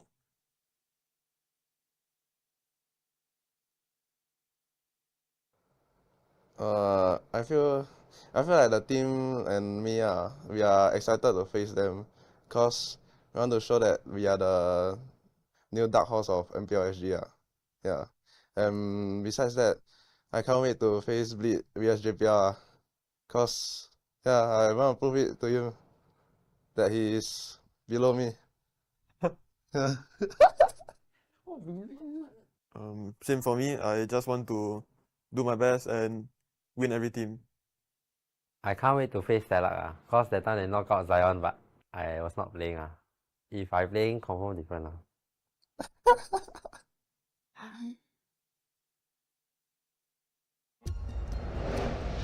I am Optimus Prime. No one can outrun Bumblebee.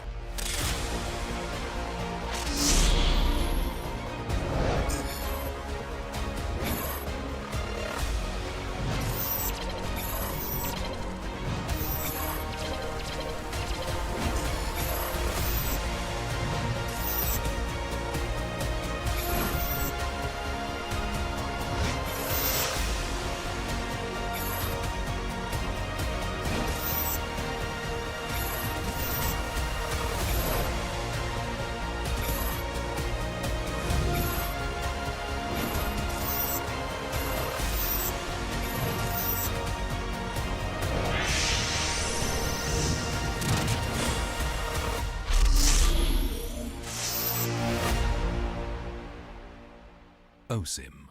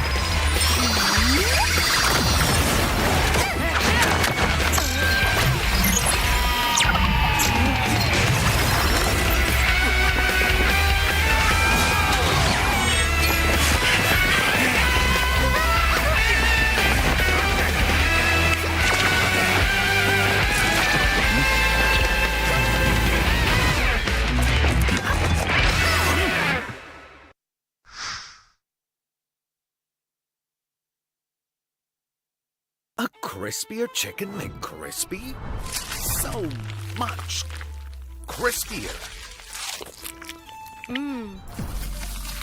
Bite into an even crispier crunch with the improved Chicken McCrispy. Now, wouldn't that be nice?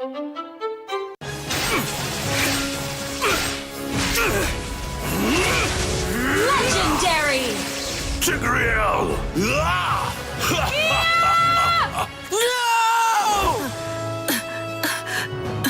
Tigreal, you are our only hope. We're not going to lose. Not today!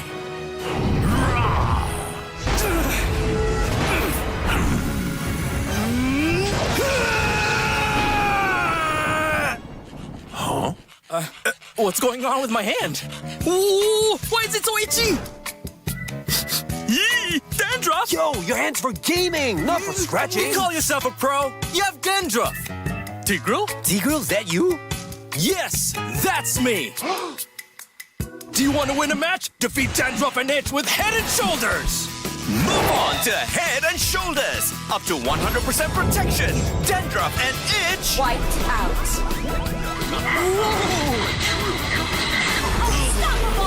We defeated the Lord! That's why everyone should move on to Head and Shoulders.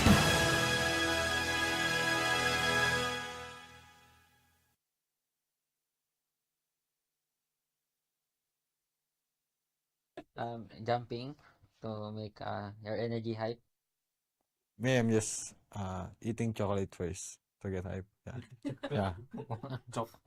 Yeah. No, bro, don't eat chocolate in game, bro. I am hype if I eat chocolate, bro.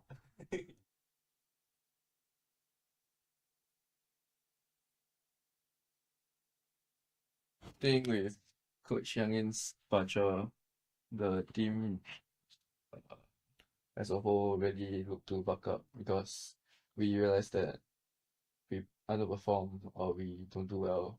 Anyone could be kicked out, and everyone just stiffened up and we are trying our best now, and the culture of the team has taken quite a change.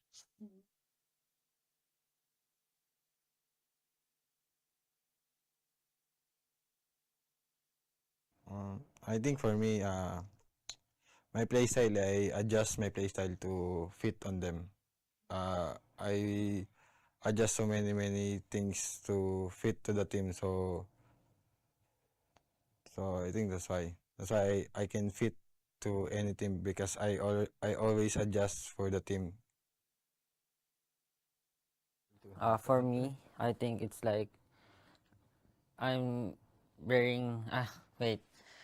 It's like for me, it's I cannot still give my 200% as when I'm playing in Philippines because I'm really comfortable speaking Tagalog. That's why when my experience is like I cannot explain in better English, right? So maybe still adjusting. Then let's see how after the MPL start.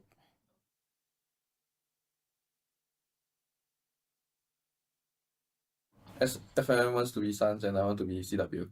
Oh, nice. My idol Suns. My idol CW. That's why you also.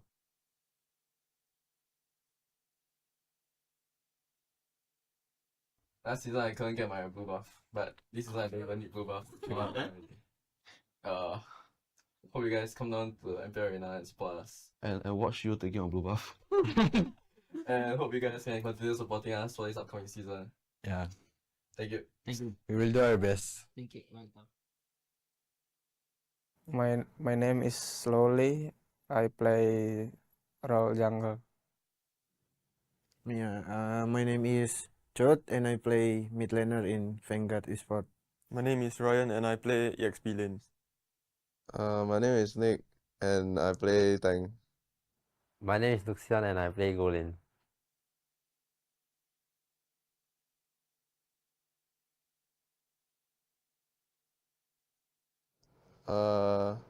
I believe right, this is just the process of us going into MPL lah. As our aspirations isn't just to enter MPL, we want to have a mark in MPL, yeah. I think the new meta are so good because it become more flexible and the game not become monotone. I feel like because I'm a Roma ma, so I feel like no much changes so like it doesn't benefit me much at all. So like maybe they should put like more changes to the roam because roam only use support and tank for the emblem. So like quite shag I would say the emblem is much better now because now more fighters are more viable and there are many options to choose from because the emblems make some older, not so used heroes slightly better, like Xbox.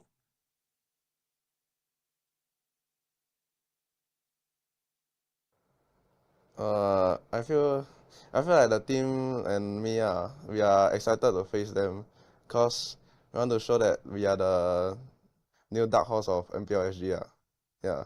And besides that, I can't wait to face Bleed vs JPL because I want to prove it to him that he is below me. Yeah. Same for me. I just want to do my best and win every team. I can't wait to face Stellar because that time they knocked out Zion, but I was not playing If I playing, confirm different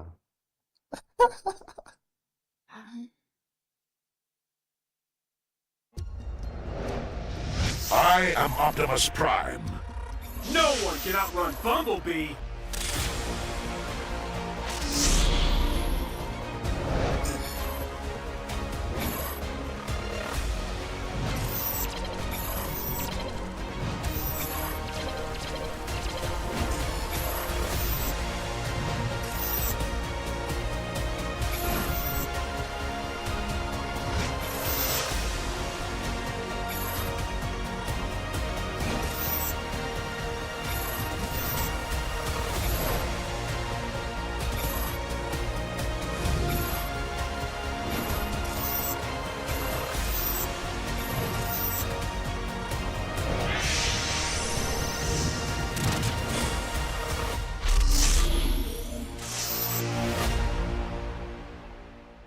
OSIM.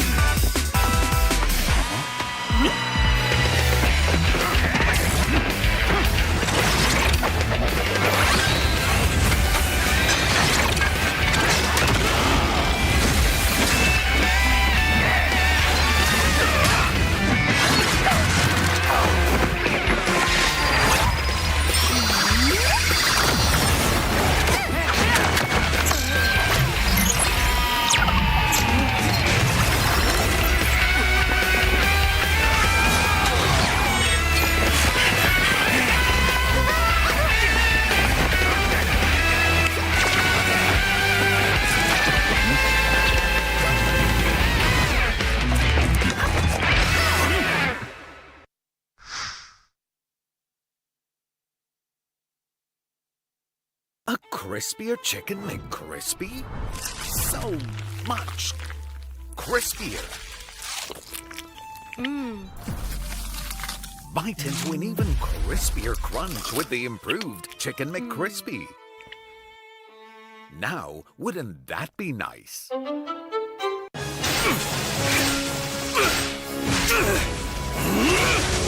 Legendary! Tigreal!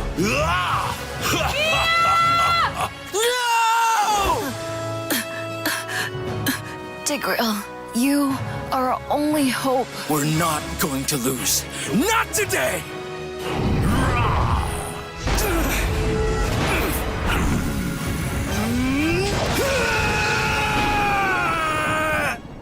Huh?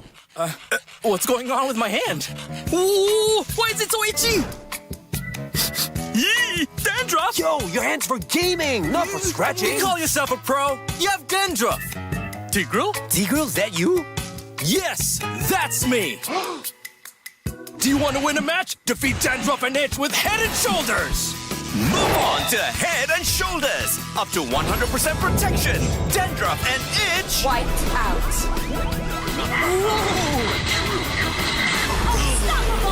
We defeated the Lord! That's why everyone should move on to Head and Shoulders.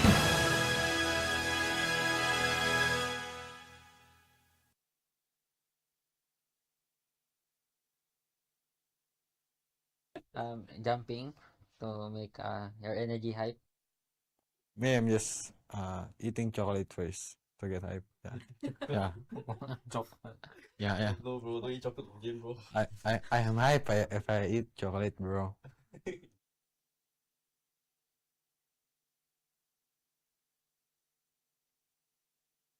Playing with Coach Yang Yin's departure, the team as a whole really looked to buck up because we realized that we underperform or we don't do well.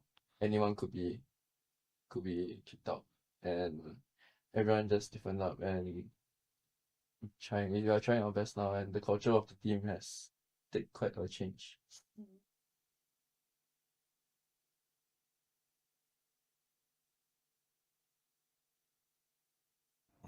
I think for me, my playstyle, I adjust my playstyle to fit on them. I adjust so many.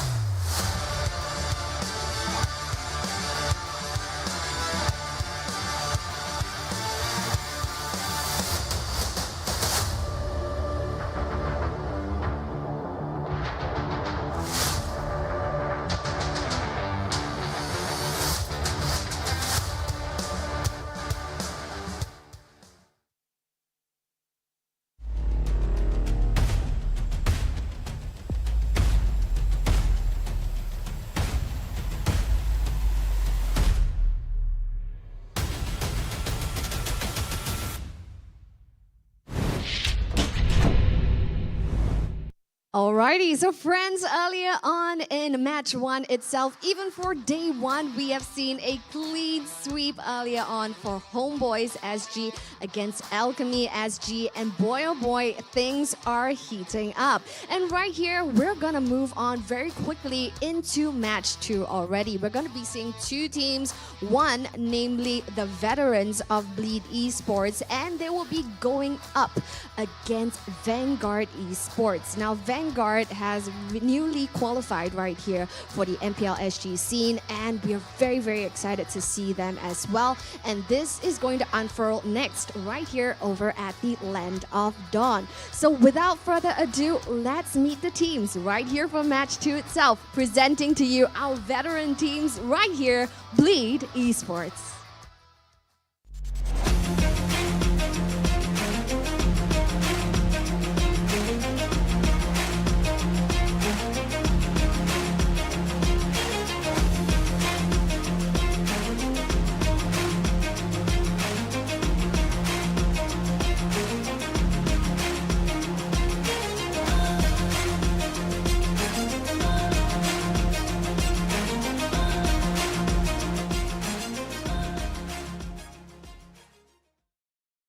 Very, very exciting. We see our veteran team, Bleed Esports, right here getting decked up, loaded, and ready to go into the Land of Dawn. And right here from Bleed Esports, we do see 2 brand new faces right here.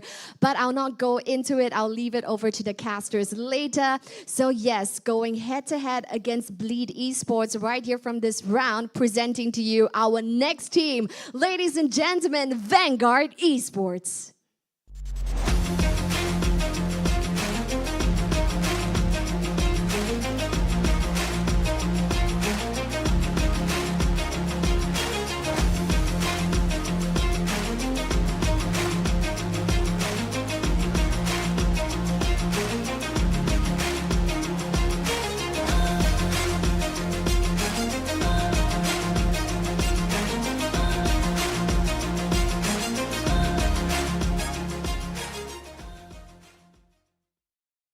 Now right here beside me, I do have Vanguard Esports getting ready to head on over to the Land of Dawn. Now right here at Vanguard Esports, they are, new faces right here, but not entirely foreign from us right here, the MPLSG scene. And this is going to be a very exciting match, ladies and gentlemen, because right here, Bleed Esports, even though we have known them for the longest time, there has been a little bit of a shift. As you guys see on your screens, we have Potato right behind, the team coaching them right here for the draft later. And we don't see Youngin. So question is, where is Youngin? So I'm going to hand my time over to the casters, and I'll let you, the viewers, find out.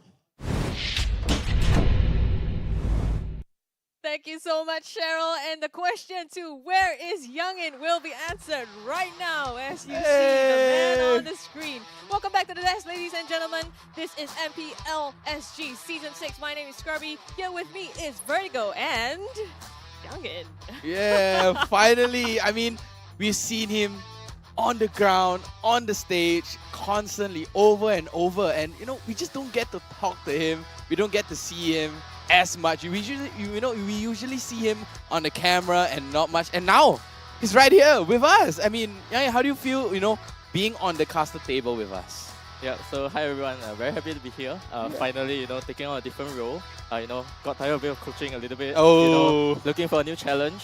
Yeah, so, first game I'm casting all my old teammates as well, yeah, right? Exactly. Bleed, and then, of course, on the side of Vanguard, Nick Stain, of course. Yeah. Wow. I mean, you have to think it was planned somehow, right? Yeah, for you to cast the Bleed game. Yeah, I swear they planned this. It has to be planned. I know there are a lot of comments, right, talking about Youngin being on the desk, so this is finally happening, guys. We are super excited. And without further ado, we're going to jump right into the teams for today, starting with Bleed. That's right, and for Bleed Esports, we have Deck, FMM, JPL, the usual suspects, but this time with the addition of Sagitnu and KelVJ. I mean, these are, I would say, legendary players. They are really up there. I mean, they have many accolades, they have many achievements, and they're just all over the place. And this time, can they finally conquer Singapore? Yeah, I mean, we'll leave it to Youngin to break it down, right? What are your thoughts about Bleed? Yeah, so I think the big question here we have, right, is definitely the change of roles. You know, where fun note here, right? I was actually the one who recruited both Sagnito and KLVJ. But you know, to have them changing their roles, you know, it is a shift for me, and we'll see what they have for us. Interesting, interesting. So, of course, they have to have an opponent, and that's going to be Vanguard. So, let's see the team lineup. Yep, with Vanguard, we have Lakshan Stain, Chute, Super Ryan, Slowly, and Nick Stain. The ex-Bleed member going up against Bleed, and I wouldn't say the disciple of Youngin, or rather being taught by Youngin and being coached by Youngin, but this time, Super Ryan, Lakshan Stain, and Nick Stain, we have seen them in the MPL in a couple of seasons as well, on and off, but Chute and Slowly, wow. I mean, these are great additions. So it's like, 2 more additions from another country, another 2 more additions from another country. It's a battle of additions. Yeah, so this is also the story of the imports as well, right? Because we have 2 Indonesia on the side of Vanguard, and also 2 Philippine players actually from the side of Bleed here. So interesting to see what their comms will be like as well. Because I believe for the side of Bleed, actually easier for them to comms in English, but for Vanguard maybe not so much. Ooh. Yeah, so I mean, tough decisions, right? But let's take a look at what we think on the desk as to who's going to be the winner of this series. Of course, again, you are going to be the dissenting vote without question. So would you like to explain your stand here? I would like to explain, because I would say right now, because Nick Stain was in the shadow of JPL. He couldn't come out as much. But the first time he made a debut, on the professional stage, he lost 2-0 to Evo, right? 2-0 lost to Evo, and Evo just took the game away from Evos. And Youngin was coaching at the time too, and he had to put Nick Stain, and then at the time his name was Nick as well. But right now, he's finally out of the shadow. He's finally out of the chains. Can he finally bring something to the table? Can he bring something new, something refreshing, or something very unique? But knowing Nick, he plays a lot of catchy heroes, right? He loves to play catchy, he loves to engage, he wants to catch you off guard. But yeah. We're going to roll to a video to see all the spicy stuff you want to hear about these 2 teams coming right up. So let's see what they have to say. For Vanguard, they are pretty interesting, because one of the player was our ex-player, which is like Nick. Yeah, so he's a good player, just that because we have JPL over here, so he don't really have an MPL experience. So I believe like he will do well in this MPL since he qualified. And one pretty interesting about them is they actually brought in 2 Indonesian players. Yeah, if I'm not wrong lah. He actually told me that there's 2 Indonesian, and one of them is a jungler and one of them is a mage. Yeah, and both really play at MDL or MPL in Indonesia. So I believe like that team's gonna look like good as well. Vanguard SG is quite good, because the mage and tank have chemistry, because I saw the last game before they qualifies, and they have chemistry right now, and they have two imports too, and the tank is good, because the tank is my friend, so I think we need to watch them, because they might be scary team for me right now. Oh yeah, they got 2 imports, both from I think MDL RQ. I'm looking forward to fighting them lah. Just want to see where they stand. Personally, I would think that Bleed Sports is a very strong team with very talented players, especially after importing KLVJ and Sanginu. I feel like it further strengthened their team, but I feel like the loophole is in JPL itself, cause JPL already should retire.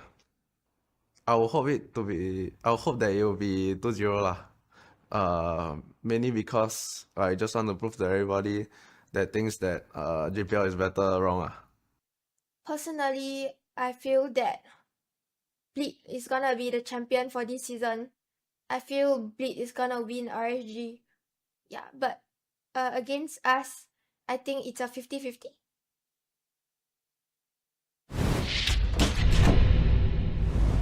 Oh, flames, Wow. flames. Very interesting. Flames indeed. You see direct shots being fired here. You were talking about how Nick is, coming out from the shadows here, but it seems a lot more than coming out from the shadows. It's not a shadow anymore. It's a grudge. He's like, JPL good man. I can do better, right? He's like, JPL's not that good. He's like, has always been in the shadow of JPL, always behind JPL, and this time, it's his redemption yet again. We're going with a lot of redemption this season, right? Yeah, now this series is going to be a series of reckoning then. I mean, Youngin, watching the video now, has any of your, thoughts and perspectives changed on the team? Yeah, so I think one interesting I want to share about this whole Nick JPL rivalry, right, is that ever since I recruited him since season 3, so this is 2 years in the making already. Wow. And every single season, I actually give him a chance to actually, it's your time now to outshine JPL. And, unfortunately, every single season after, we still felt that JPL was that anchor of the team, and, we really couldn't bring him in. And that's why he was a sub all the way. But I think finally now, I've been telling him, make your own team, go and play in the qualifiers. The first one you're going to go in, you are going to make it. And look at what has happened. Wow, Youngin called it first. Yeah, Youngin called it first. I mean, Youngin is watching, he's like, yeah, Vanguard's gonna win this. He's like, that's Nick, right? Nick is the JPL of the team, but this time is his, is his opportunity to shine. There's no way to run. Correct. There's no way. One thing to know also as well, right, is Yeah. that Nick actually, he plays well when he has good people on his team. Oh. Yeah, so I think one of the reasons why he didn't want to qualify at first was, with how the import meta is shifting in, the level of play is higher. So he feels that this is the perfect opportunity to come in, and set the stage right. Yep, Right, so and right now, we are going to come right into the drafts here, ladies and gentlemen. Game number 1 between Vanguard and Bleed. Already off the bat, we have Kaja and Fanny bans on the board. Yeah, so for this Fanny ban, alright, so immediately this tells me a story, right? Bleed has been kind of Thorns like in the remain. off-season Your playing, shield not is playing there. against Fanny because maybe because of role shift as well, right? That was their de facto Fanny player for a very, very long time, and maybe having it Among the shift planes LGJ now, exists it the is equilibrium, something that they don't want to which deal with, I and was then made because of for. that, they do not want to deal with the Fanny at all. And this could set the stage, for upcoming games as well, where teams kind of know like, Bleed is a team that doesn't want to play against Fanny now, and they kind of always know one ban is out of the pool. Yeah, I mean, it kind of forces them into a nice little corner. Like, coach, what do you think, coach? Like, I know what they're gonna play. I can force them into this, right? Yeah. It's a mind games. It's all about the mind games. Correct. And this Lancelot ban here is very interesting to me because Yeah. in every other meta that we see so far, we don't see a Lancelot being banned. But one of the high level Come on, things that you Dexter. can see It's here our is showtime. this Lancelot serves as kind of like a each of us only have 5 bans. Yeah. Yeah. So there's only 5 bans in total, and maybe later on, they're kind of like predicting that Time to drop the jungle pick beat will of the actually go into clock. the second phase of the pool, and that's why they start banning. And I love this Joy ban a lot because this showed that Bleed have actually studied the MPL qualifiers. Wow. Because for the side of Vanguard, right, slowly has been dominating on that. Joy I am for- the for priestess of most primal the games, lightning, that's your the reason team, why the they are hunter of keeping all MPL the evil qualifiers, gods. And this is a very, very good start. Bans that I would like to see a lot. Oh, but going for the first pick, Edith, right? I mean, it's very flexible, right? It's either EXP or Roam, but I much prefer the Roam on the Edith. Yeah, but for the Detective side of Frederick Vanguard, right, they on actually the like to case, leave on the EXP 24/7. lane a Oh. lot. Oh, wow, So okay. this gives them perfect setup as well in the EXP lane, their jungler actually I is didn't kind of cure like the an assassin pain. player. So I having harnessed. a form of CC in the EXP lane, Oh, yeah. this makes them able to come and gank them anytime. But without the Fanny, they probably have to go for something like a Haya, a Lens they already banned out. Correct. So Haya, A Ling, yeah. Correct, and Joy being banned out as well. So we'll have to see, do they lean towards the assassin kind of draft, or teams are more leaning towards tank junglers back already, as you can see from the side of utility Bleed. jungle. Correct. So this Fedrin pick, serves as a double purpose. It can go into the jungle. It can also go into EXP. Yeah. From what I know, alright, Sagnitu is he loves his Fedrin a lot. Oh yeah. I mean, he has to go for the Fedrin, right? Correct. So I'm predicting like a jungler last pick here. So basically, they're setting up in the way that this Fedrin will be able to choose his lanes and whether there is a very good last pick for them or not. Wow. Topping this off with Beatrix. Now, and I mean, also together with the roam as well. So we know that Nick plays a lot of these roamers, right? We're talking about how he plays roamers that can catch, can initiate the team fight for them, and that's exactly what they seem to be doing. I mean, it's still a good flex pick as well, right? I mean, the Grok can always go into the EXP, the Eden can go into the roam. Yeah, so I'm calling it. It's definitely it has to be. Yeah, Grok by Nick's lane. ED on the XP lane, Yeah. and then this is the perfect setup that wants, many CCs, teamfight abilities with the Beatrix as well. I think, it's very good for them to actually get this Beatrix here because they have actually bent out the plot. And from what I know as well, Wipe out Zack all is the very injustice in the pro-efficient, world. transitioning to the goal lane. He is quite pro-efficient on most likely the Clock and the Beatrix, two of the meta picks right now. Yeah. So having these two choices taken away from him and now even heading to the second phase of the pool, I foresee that Vanguard will be banning out more marksmen, putting that on the pressure here, even in his debut game, he wants to be able to show that he can play marksman. Exactly. Right? And I have to say, it's Lakshan's Stain pocket pick as well. Yes, correct. But yes, correct. So this Beatrix coming in here, I would say the perfect first 3 picks for them.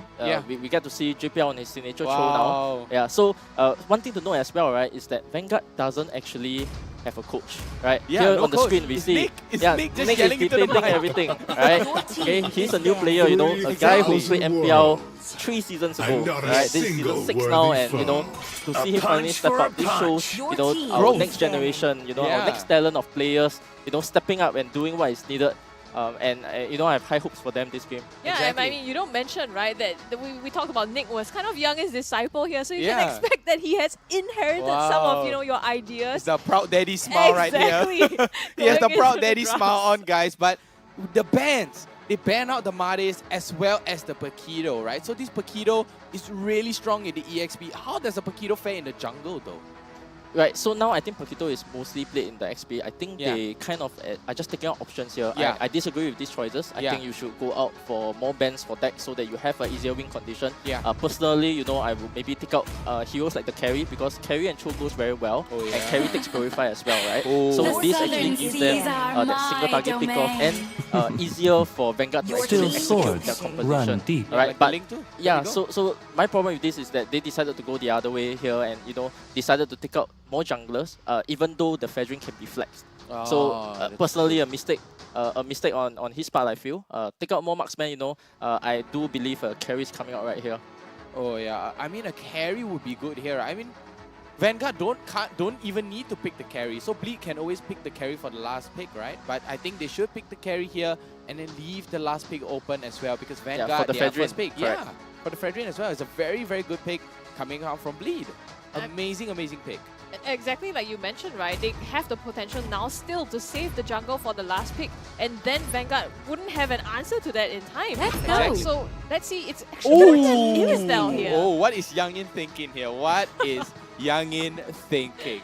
I think it got to go for pro efficiency here, right? This basically shows me that deck is probably more pro efficient on the Irisdale rather than the carry. Alright. I think because of this as well, not being able to take Purify, he most likely take Sprint or the Inspire, right? Most likely Sprint. Kite? Correct. Kite, right? So this actually opens up a loose condition for him because from what I know, both Ryan and Nick, they actually are very, very good in their catching style. And here we actually, surprise pick Hanzo. A surprise pick. I mean, Hanzo is like S tier on my list, right? I mean, my list puts Hanzo on the S. This has to be a Hayabusa at this point. Yeah, it has to be.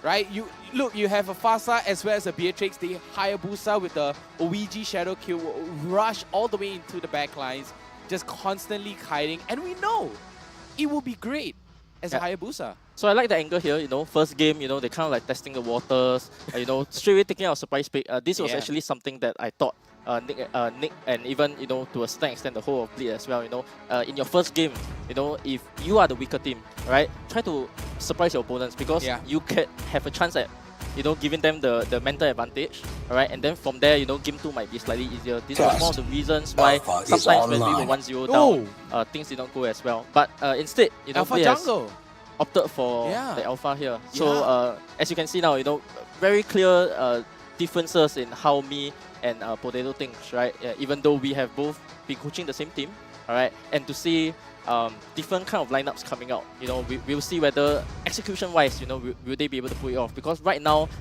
for the side of Vanguard, this Hanzo has a pretty good win condition to pop off. All right, I like Vanguard's draft slightly better, because of how easy it is for them to team fight, and we'll see whether Vanguard can pull this off. Yeah, I mean, it doesn't seem like on the side of Bleed they have as many opportunities to do that, right? You mentioned about the single target pickoffs, especially with the throw coming from JPL. But it's like different strategies here coming from Vanguard. So, Youngin prefers Vanguard. What about you? 5 seconds till the I enemy really like reaches the these, battlefield. lineup because you have the Alpha and the Frederick. That's just sustainability on sustainability. That's like saving the environment, right? You can out-sustain the fight. But don't forget, Nick is on his comfort hero, the Grok.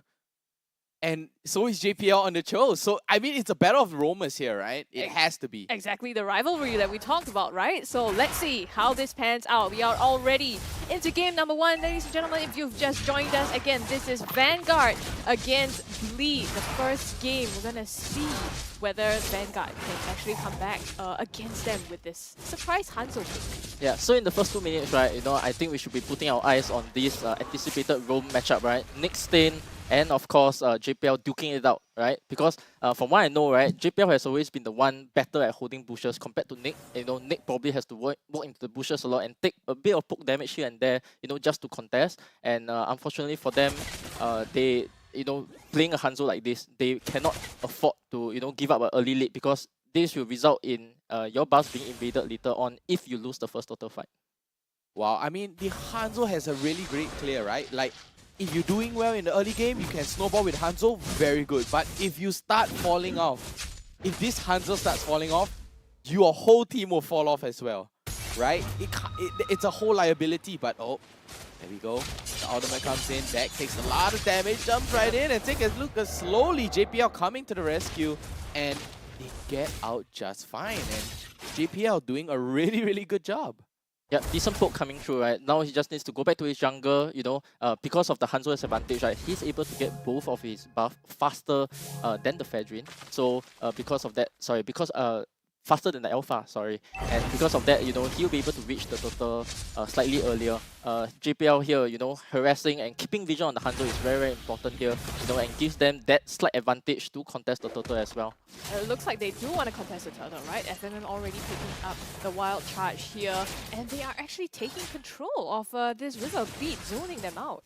Yeah, I mean, zoning them out pretty hard, and Ryan right here just trying to give a little bit of vision, and I don't think they're trying to go for a contest, but a little bit too charge late. comes in, the throwback by Super Ryan here, feathered airstrike as well. First blood goes down onto FMM. They continue to fight. Super Ryan one hit. JPL will take credit for that. Sakinu flickers away to safety, and it looks like an even trade across that. Yeah, but honestly, I think Vanguard kind of benefited from that because FMM goes down as a Valentina. Super Ryan, his lane is holding up well, but as at the same time, Chode is doing amazing as the Fasa as well. I mean, because of that Valentina's death, because of FMM death, he has to go back, and that gives a little bit of advantage towards Chode. Yep, so I think if Blade has been watching the MPL qualifiers, right, they will have realized that, for the side of Vanguard, Chode actually does very well when he's in a snowballing momentum, to have such a decent start, and taking the Purify. This also means that, later on, JPL won't be able to get the way of the Dragon so easily, and because of that, he's going to start this kind of snowball momentum, and when later on, down to the late game, he could chunk out the Iritel, one ultimate blast, that one airstrike, right, is enough to actually get the Iritel to half HP and just take him out of the fight like this. I mean, it kind of forces the Iritel to go into a Athena shield as well, right? In order to out-sustain the fight, because we know an Iritel does not build lifesteal at all. She would want to go into the crit build and kite out as much as he can. But look at that. Deck goes for the Purify instead of the sprint. Yep. Oh, that's a that's very, very different, right? Usually we see a Irrital on the sprint, to kite, to gain that, take advantage of your passive as well. And that's what we were hoping to see, right? I think at the beginning of the game, we said, okay, Irithel sprint, she's going to use that to kite, especially with the Fasa, That's so right. you want to kite around this ultimate and be able to avoid that damage, but it's not what we're seeing. So is there a different game plan here? I mean, she went for the Purify instead of the sprint. I mean, what are the reasons behind this, Youngin? Yeah, so to me, right, this Irithel just wants to take a lot of objectives. His role in the game is just to take objectives for now. I think, first game out, maybe not so confident yet. Here, as we see a fight is breaking out. Slowly. JPL through that heavy chick. Oh, and does still get the turtle, but here we go. The ultimate is mixed in already down. KelVJ next to go. It's 1-1 at this point, but Super Ryan, the onward goes on to Sagitnu. They will retreat. Well, I mean, KelVJ for Nick Stain, right? Although you may lost the second turtle, you did take down KelVJ, so that kind of brings your lead back up a bit. Oh, the Renner's Apathy going a little bit wide. Lakshan Stain gets out in the nick of time. JPL. JPL. Is he gonna do it? The rest of the team rotate in the Oh same. no! It's down by Nick Stain. Nice one, and Shoot gets the credit. The wild charge plus flicker combo on the Grog. Yeah, here we also see Fasa actually getting into position, right? So if with the Beatrix coming back, if they're able to get this pick off here, this actually means a tower push for them as well. Yeah, it has to be. And FMM escaping by the hair on his teeth. Just barely surviving. But I mean, Chut, he's doing very well on the mid lane. That's why he went over to the goal lane. Lakshan Stain nearly died there. JPL overstepped a little bit, goes onto the sniper. Renner's Apathy catches out onto deck. Yeah, doing some damage there, but it's not an ending shot or anything, right? Just looking to poke a little bit. And right now, we're looking at the early game items that they have. Yep, and I mean, going for the Molten Essence as well as the Dom Ice already. Sagitnu almost there for a full bar. Oh, Meta Ash right comes down, trying to zone back deck and JPL. They're trying to take the turret though, but Lakshan Stain is not going to do anything. Choots gets the knockup. Yep, Nibiru's Passion onto deck to make sure he doesn't come forward. JPL's in trouble, retreats, but Lakshan Stain the knockup. Meta Ash strike comes in, one more shot will do the trick, and Lakshan goes down. Oh no, that's not what you want to do. Vanguard a little bit out of position, forces out the flicker of Lakshan Stain as well, but still goes down.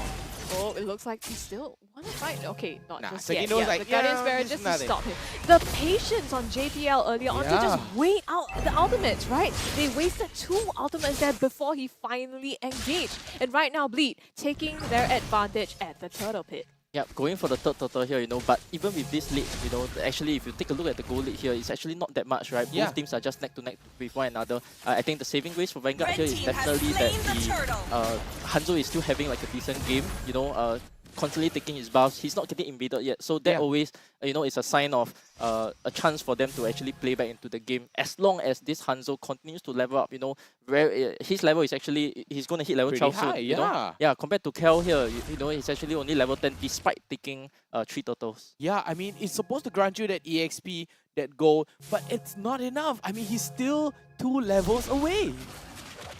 And it's only going to get worse, right? Because when Hanzo starts to snowball... Oh my, it will snowball. Exactly, and I think then even deck, especially with no sprint this time, it's going to be harder for him to kite away. I mean, he just, maybe the thought that went behind that, he's like, you know what, I'm not going to kite. I'm just going to deny any damage, take a step back, use my range to my full utility, and then go join the fight.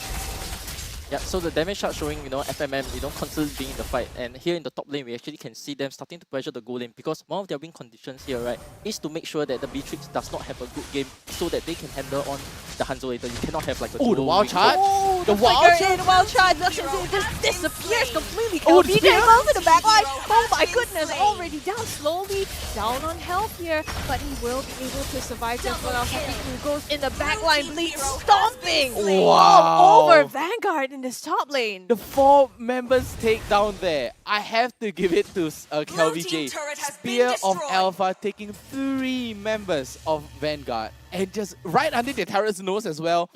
easily storms them, even taking turret aggro. And just like that, they take the tier 2 top turret. Two towers here, this actually, just what I was saying, right? You need to be able to pressure the Beatrix, to make sure that the Beatrix has a difficult time farming. As now we can see, he's slowly, his game is slowly going slower. But then for the side of deck, right, perfect timing for him, right? Because first lot is spawning, he's pushing out the waves easily. He doesn't feel as much pressure, as what he had felt 2 minutes ago.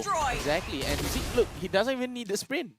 He just needs a Purify, that's all. But next day, takes a little bit of too much damage, but Sky Guardian Helmet secured for Sagitnu, as well as the Brute Force Breastplate for KelVJ.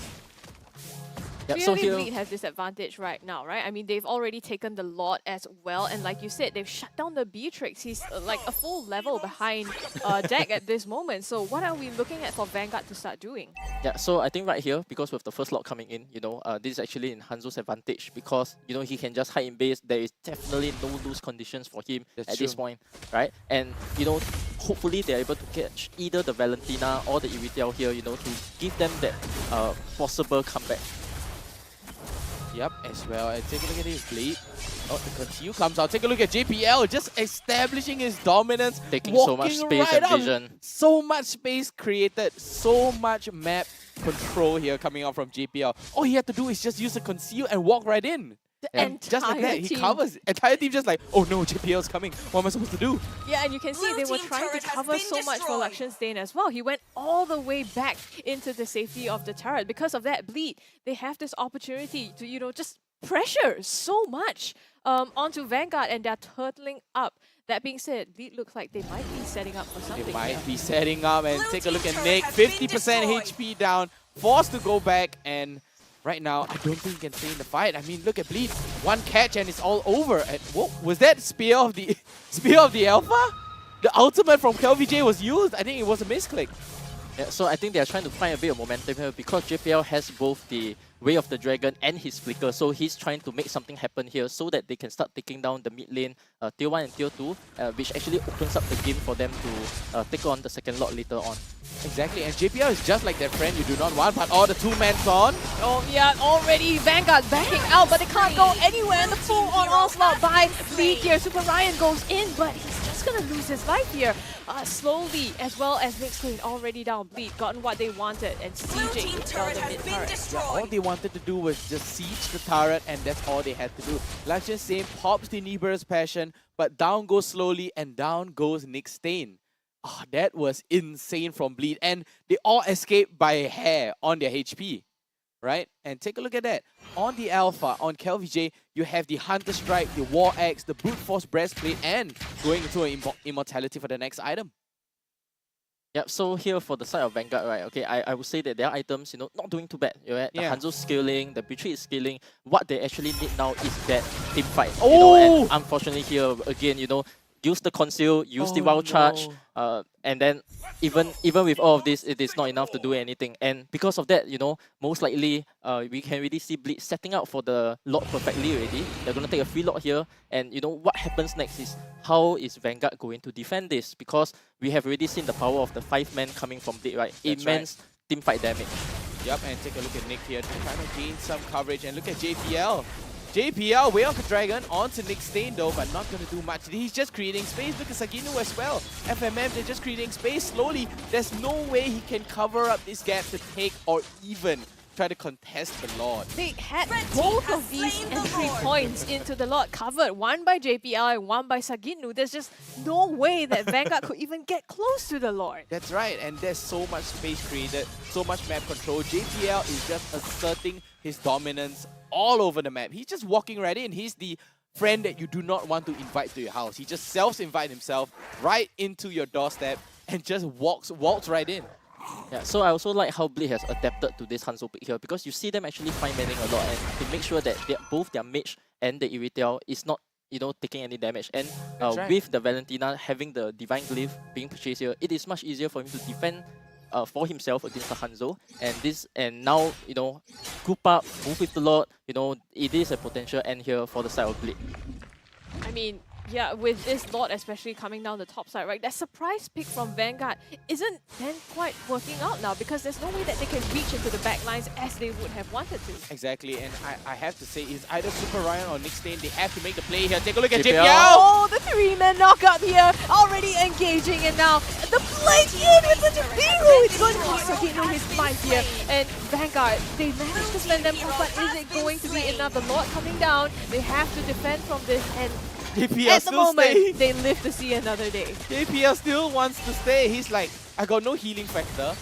I don't have anything. I just have a knockup and a shield.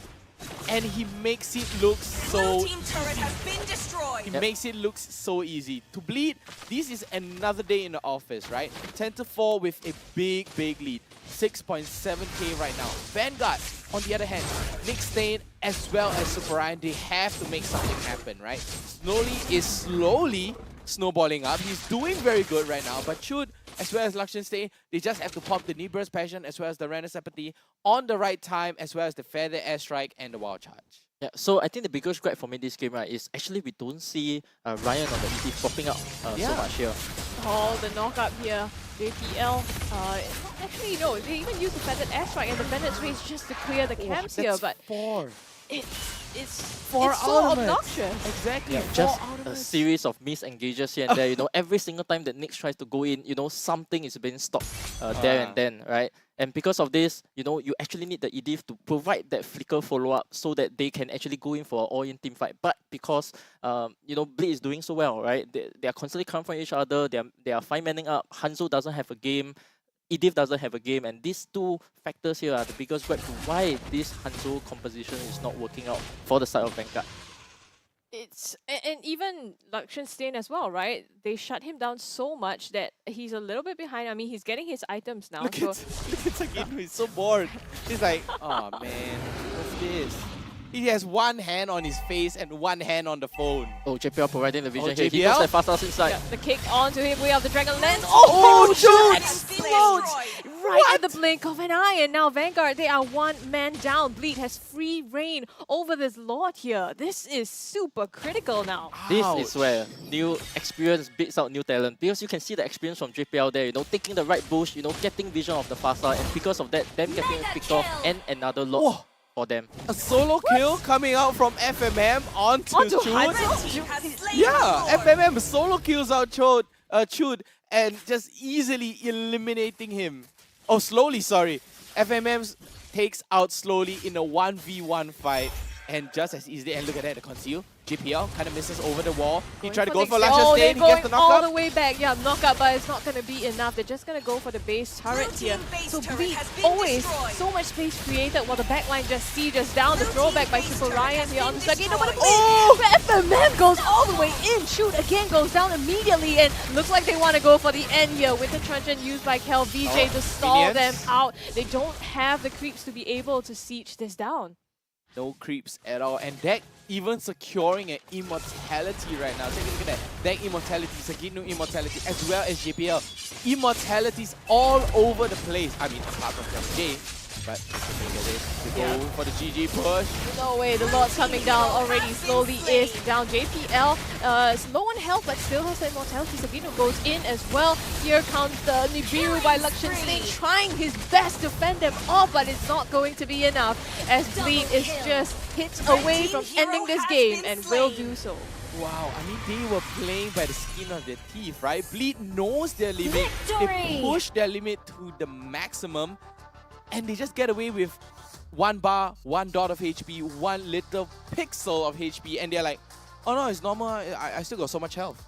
Yeah, right? so credit to FMM here, because he stole the wild charge. He was the one who actually initiated here rather than JPL, because JPL went in there, you know, he missed the kick there, he tried to go for the Beatrix, and you know, just because of that, Vanguard thought that they were safe for that moment, and then suddenly out of nowhere, FMM comes in with the stolen wild charge, right? Yeah. And then totally changes it for the team.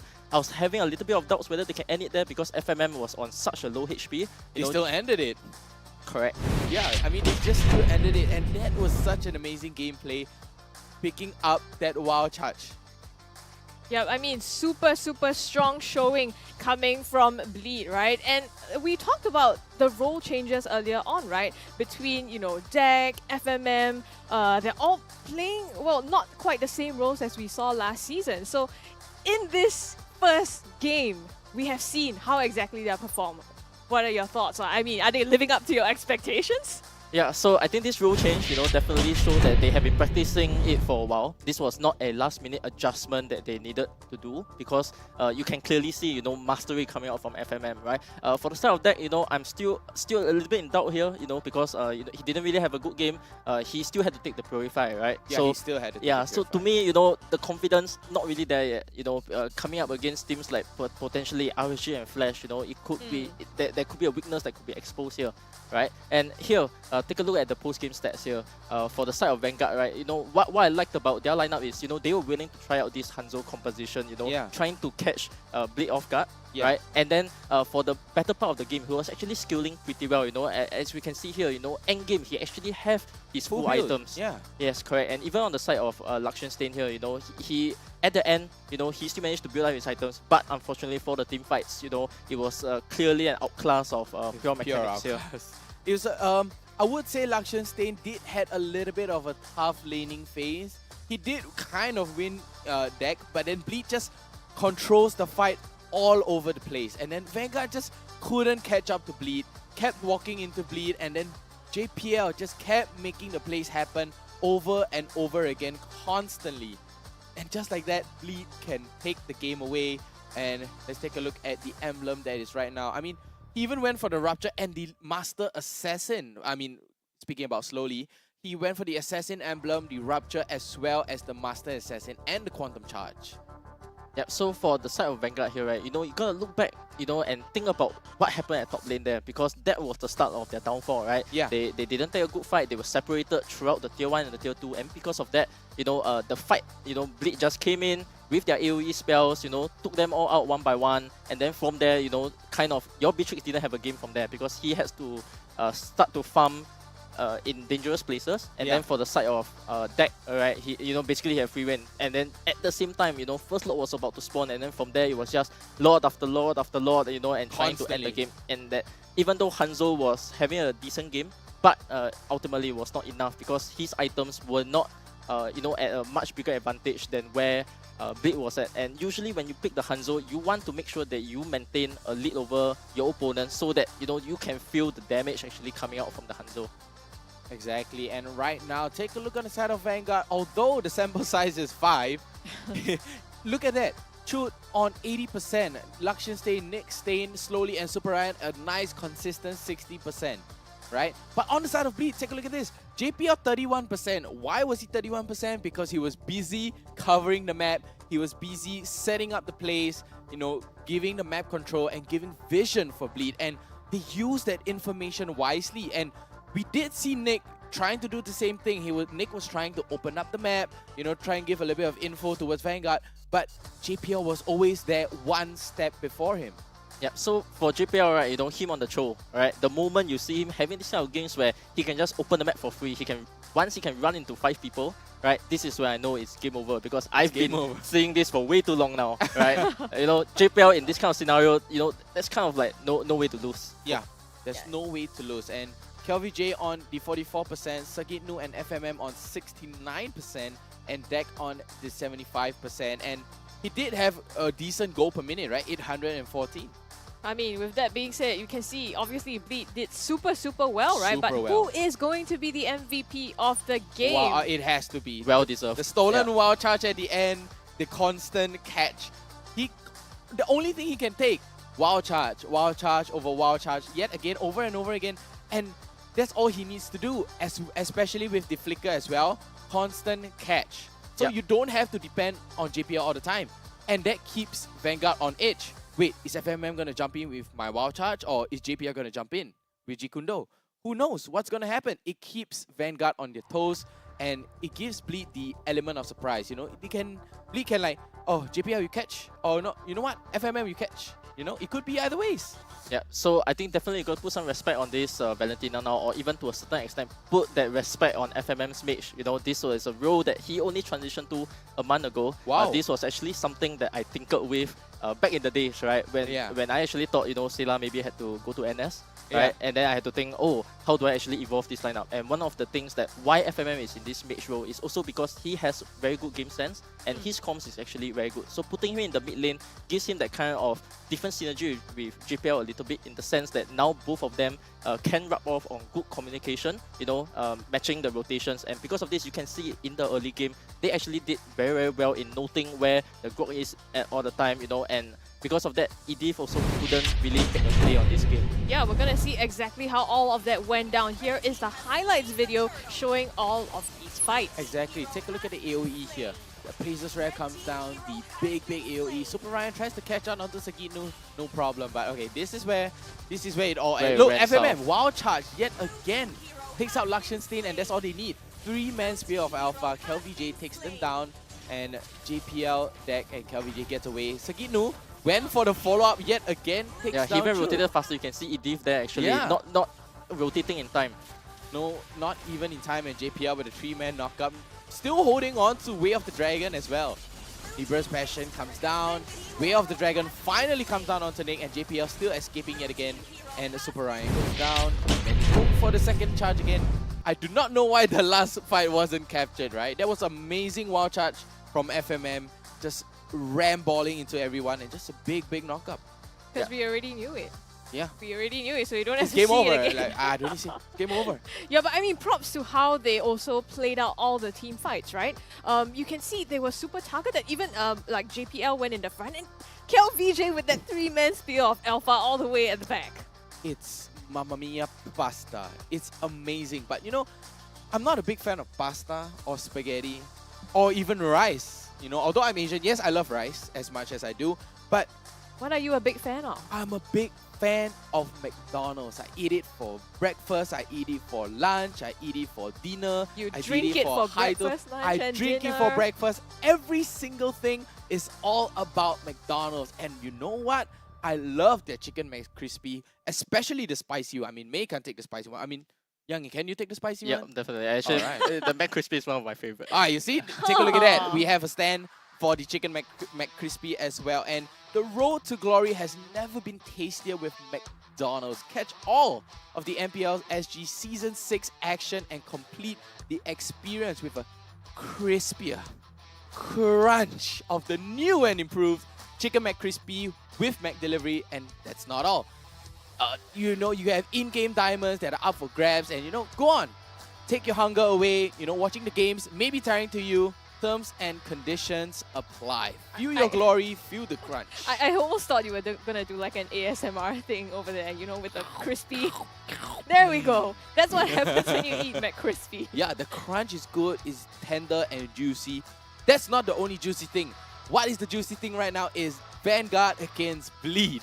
What could Vanguard do better now, Youngin? Yeah, so I think for the side of Vanguard, you know, you showed your surprise strat, right? You already showed that you Cat's you know, out of the bag. Yeah, you are playing things like the Hanzo, you know, I don't know if there are more tricks up their sleeves, you know, but, you know, it could be also good for them to actually go back to the basics, right? Because this is a team that I actually know that is also training kind of like a full-time basis, you know, definitely, you know, they know how to play, you know, in the normal way, right?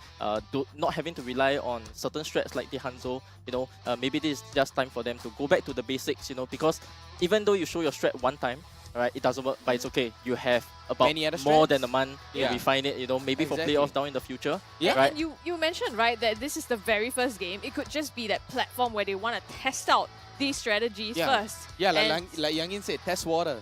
You know, you're testing the water. It's like, you know, when you don't know whether the pool is cold, you dip your toe in it. Yes. Like, oh, is it cold? Oh, it's alright. Right? So now is the season. Now is the time to test out their strats.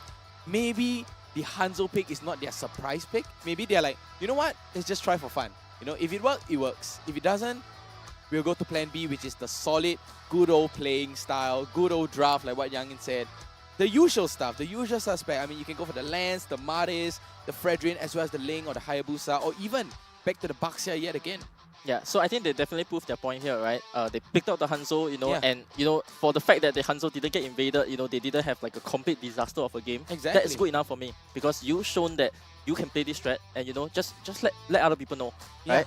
And because of that, down in the playoffs, people are going to think about, oh, suddenly I have a Hanzo pick that might come out, and there's so many other heroes that slowly plays very well. That's true. Correct. He plays a mean Ling as well. Correct. So which he showed in the MPL qualifiers. Yes. Exactly. Correct. We did saw a recap video, right? That's what I mean. That's how I know he picked the Ling. Assassin kind of heroes, Yeah, right? exactly. Karina, Ling. We're gonna see if they go into that, right? Now they have a second opportunity. We're heading into the draft phase for game number 2. And again, if you've just joined us, this is Bleed up against Vanguard, with Bleed having 1 game in the pocket. Wow, yet again, still banning away the Fanny. They do not want to deal with this Fanny at all. Yeah, so this kind of expected, something I Time to said drop on for the game 1, beautiful right? flash. By banning the Fanny, especially being your first ban, straight away you're telling teams that, I have not been training with Fanny this game, or this could be something that they want to pull off later on. You'll never know. Maybe they will do like a surprise switch. Maybe that goes back on the Fanny sometime later. Could be something down their sleeves. It will be something that I might try to do. Oh, right? yeah. So definitely we do not know. But so far, sim bans coming out for the side of Bleed. The Fanny and the Eve. So we're gonna see, changing over to first pick, what is a strat that they can go for, because when you're first pick, you want to go for more generalized strat. You don't really want to be, let's say, counter picking your opponent too much. You should have like a game plan in mind. Exactly. Right? Because you have to pick 2 heroes at a time, and that's kind of hard to Thorns remain. go for the counter picks all the time. Exactly. Right? And then it's like a counter pick, ban pick, blind pick, counter pick, and 1 counter pick, 1 blind pick, right? That's usually the case. Correct. So right now, I don't see Kalita being banned out. I think it is one of the premier picks now that teams are going for, right? And for the side of Vanguard, they have actually opted to go back for the Lancelot ban again, right? Yeah. And this time around, taking out the Joy, which was something that Bleed actually did when they were second pick. I mean, banning... Oh, and the Kadita is still open, so Bleed can leave it open for themselves, right? I mean, can FMM play the Kadita? I feel it would See be amazing. value in me? Your Right? team Take is a look at that. banning. You Banning should. away the Fredrin as well. And right now, slowly, he's not going to be able to use any of that, right? You can't use the Fredrin, you can't use the Fanny, and it kind of pushes slowly into a corner, and he has to go for something different. Right, so now why we can see Nick actually taking his time to ban out here, right, is actually because he realized he has to pick his poison, right? Yeah, Claude he is has to. unbanned, Kaja is unbanned. Yeah. Right, so these are definitely 2 of the picks that I think Bleed will go for in the first pick. So that, these are heroes that they're comfortable with. Betrayed is still open, so I expect both marksmen to be open and the Kaja being banned here. Don't give the advantage to JPL, especially, after this game that he just had, being on the throw, this single target pick off that straight away make a fight become 5v4. Right? Instead, they actually go for the Paquito ban. This was something that, wasn't picked in the first phase at all. No. Right? So this is banned. correct. So this actually only tells me that this basically they let the opponent pick 1 and then they take 2 OP picks in return. So Exactly. Claw is open, Beatrix is open, Kaja Kadita. is open. Yeah, as well as and Kadita as well the Kalita. Yeah. Right? But of course, for the side of Bleed, they have opted with the Valentina first pick. I mean, no doubt, right? Because No FMM performed super well on this Valentina. I right? am the priestess of Correct. primal And for them to lightning, prioritize the this pick hunter straight of away, all the evil this is gods. something that they are Come on, trying to tell Dexter. teams, right? It's They're our trying to play the story showtime. here, right? picking. You give them Valentina's Valentina, it's open, I'll take it, no questions asked. Exactly. And right now, like you said, the Claude is open, but they still opt to go for the Edith again. So right now, Kaja is still very much open. Yeah, so Kaja's open, Beatrix open, premium combo, right? It's a premium combo. Yeah, that Bleed can pick up. But if they choose to go for this route, this straight away opens an assassin pick for the side of Vanguard, because you pick your mage, you pick your marksman, straight away the third pick advantage comes in when you're second pick here, where they can actually, pick an assassin and then they can ban out the counters, take out the Kufra, things like that. And then because of that, they are going to have the advantage in the draft. So even though last game, I sided with Vanguard a little bit, but ultimately, it comes down to the execution of how they do it, and the experience actually shows here. They're letting the Beatrix through. I mean, sorry, they let the Claude through, and they're like, you know what? I can deal with this. I can pick up the Bruno, but this time they're gonna go with the Grog, and they're telling Nick, what else can you play? Show me, right? They're like, you want to take the Kaja? Sure, take the Kaja. I'll take your Grog. Yeah, so definitely I think if you're the side of Vanguard here, you know, doors wide open, right? Bruno, Valentina being picked here. You're slowly such a good assassin player, you know, go for the assassin pick here, you know, set the stage up for both of your marksman and your assassin player as well. And here we actually see Nick, you know, thinking about it a little bit while, you know, taking his time to pick out the heroes so that he has more time to think about, you know, potentially what to ban in the second phase as well. Exactly. You mentioned earlier that this is the time that they The wanted to see the southern jungle seas are pick, my but no, domain. instead they're gonna opt for the Kadita. Wow. Yeah, so very different thinking, right? Very. Okay. Yeah, so this shows that, you know, maybe I've been out of the game for too long, right? Yeah, making wrong predictions here and there, you know, for the roles, right? Or this could be something that, you know, as a player, things, because you're so pressured as a player, right? You're 1-0 down, you know, maybe for the side of Nick, he could not be thinking straight, you know, I'm not sure, right? He might go for the Kadita. I'm the power of light incarnate. Yeah, definitely. It's a very good flex. But if I'm not wrong, Best I is don't mid. think. Yeah. I don't think Nick Stin likes heroes like Kadita. He's Yeah. more like a, you know, casual style. He likes can his catch Kufra. and peel. Yeah, he likes his Kufra. He likes his Minotaur. You know, and yeah. to ban out the Kaja like this, you know, I'm a bit surprised because he actually has the choice to. And for the side of Blade, they could actually opted to ban out. There we go. Yeah, so for the side of Blade, you know, perfect read here because they are Perfect gonna read. start banning out all the assassins. You know, putting a lot of pressure for slowly speak here. I mean, banning out the Fredrin, the Hayabusa, and the Fanny. Yeah, so Lens is out as well. So, Yeah, so they and actually Lens. bent out potentially their own Lens. So I actually don't like this Lens.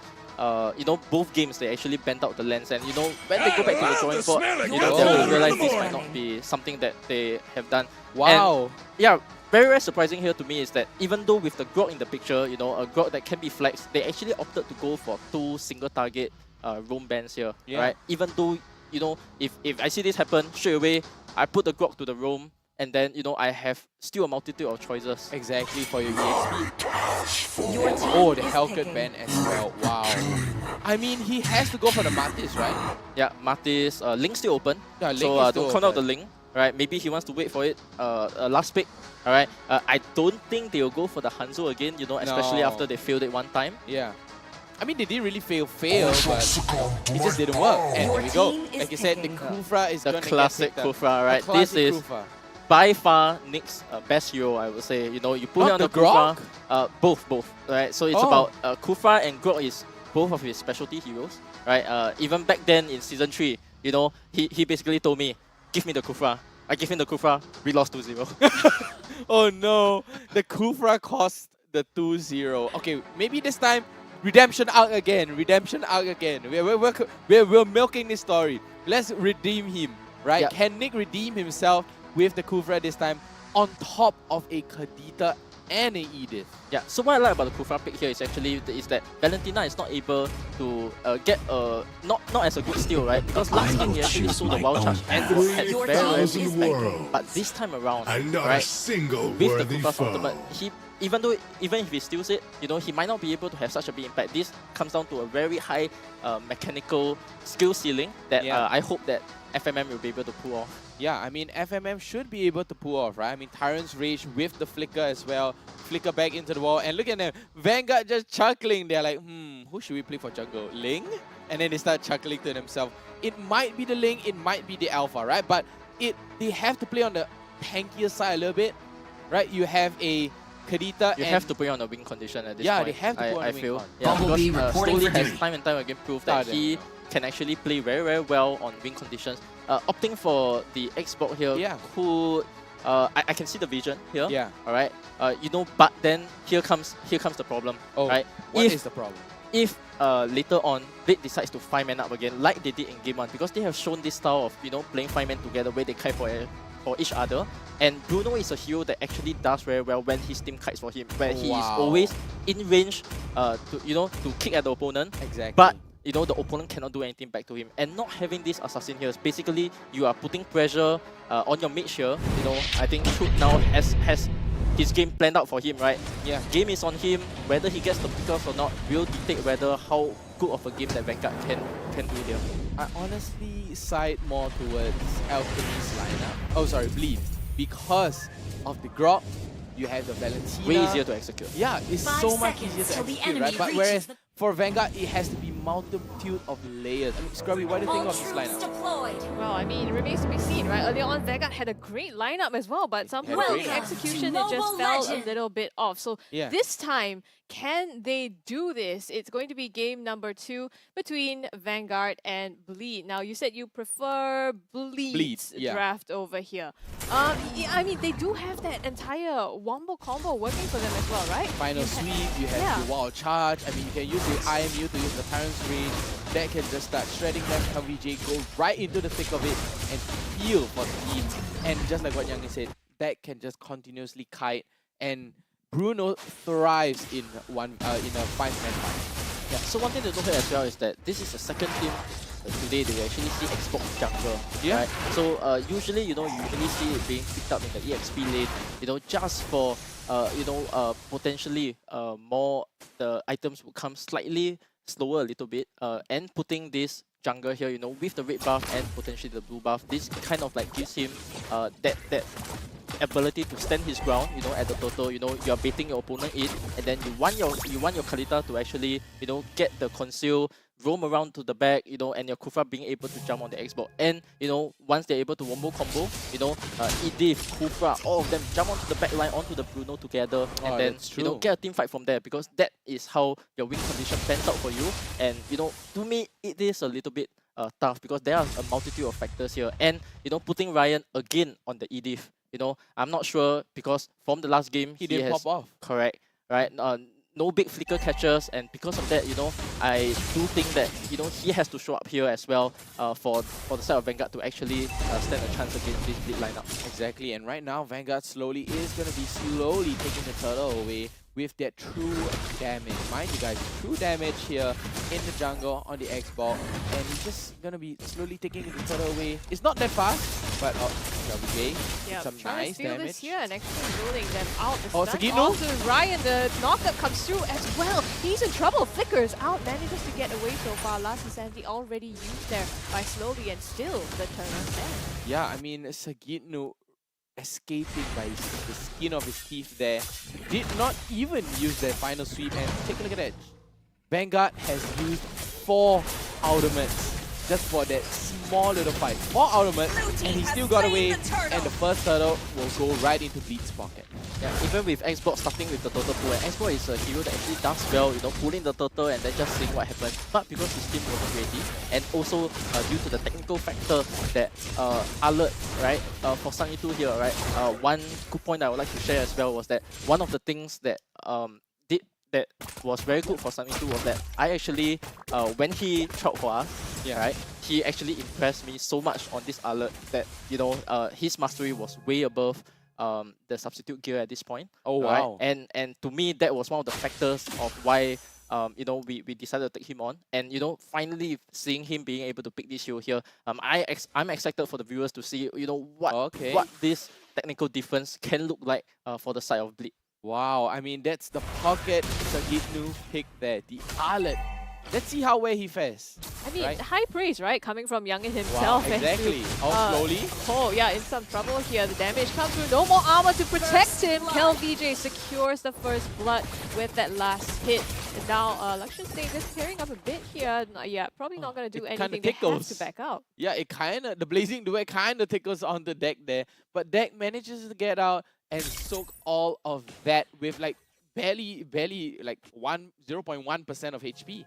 Yeah, so disaster here for the side of Vanguard, because you have a Bruno and 4-man down into the bottom lane. This is where Bruno shines as a hero, where he's able to push down towers, get that gold plating, get that tower, and because of that, they are going to start this small snowball lead, right? They're going to continue taking turtles, they're going to continue extending that goal little by little. They're going to group up with the Bruno, and then from there, take out objectives one by one. All the tier 1s, all the tier 2s, and then we are going to kind of like see a repeat of what last game looked like, unless, for the side of Vanguard, they're able to do these fantastic team fights that lead to, I would say, the core kills, Bruno and Valentina. Bruno and Valentina there. I mean, Deck as well as FMM, they're doing a really good job right now as the core, right? They're doing an amazing job, but under belt, first item for Sagino. Wow. He's here to fight. He wants to fight. You can see he's already in place, right? Rotating down all 5 of them, actually now 4. And Ryan? the turtle, oh, initiation here. Super Ryan has Ooh, let go. JPL. Knockout by JPL once again. And FMM takes down Ryan. It's complete disengage. They have to. No, they Wow. don't. But shoot goes down.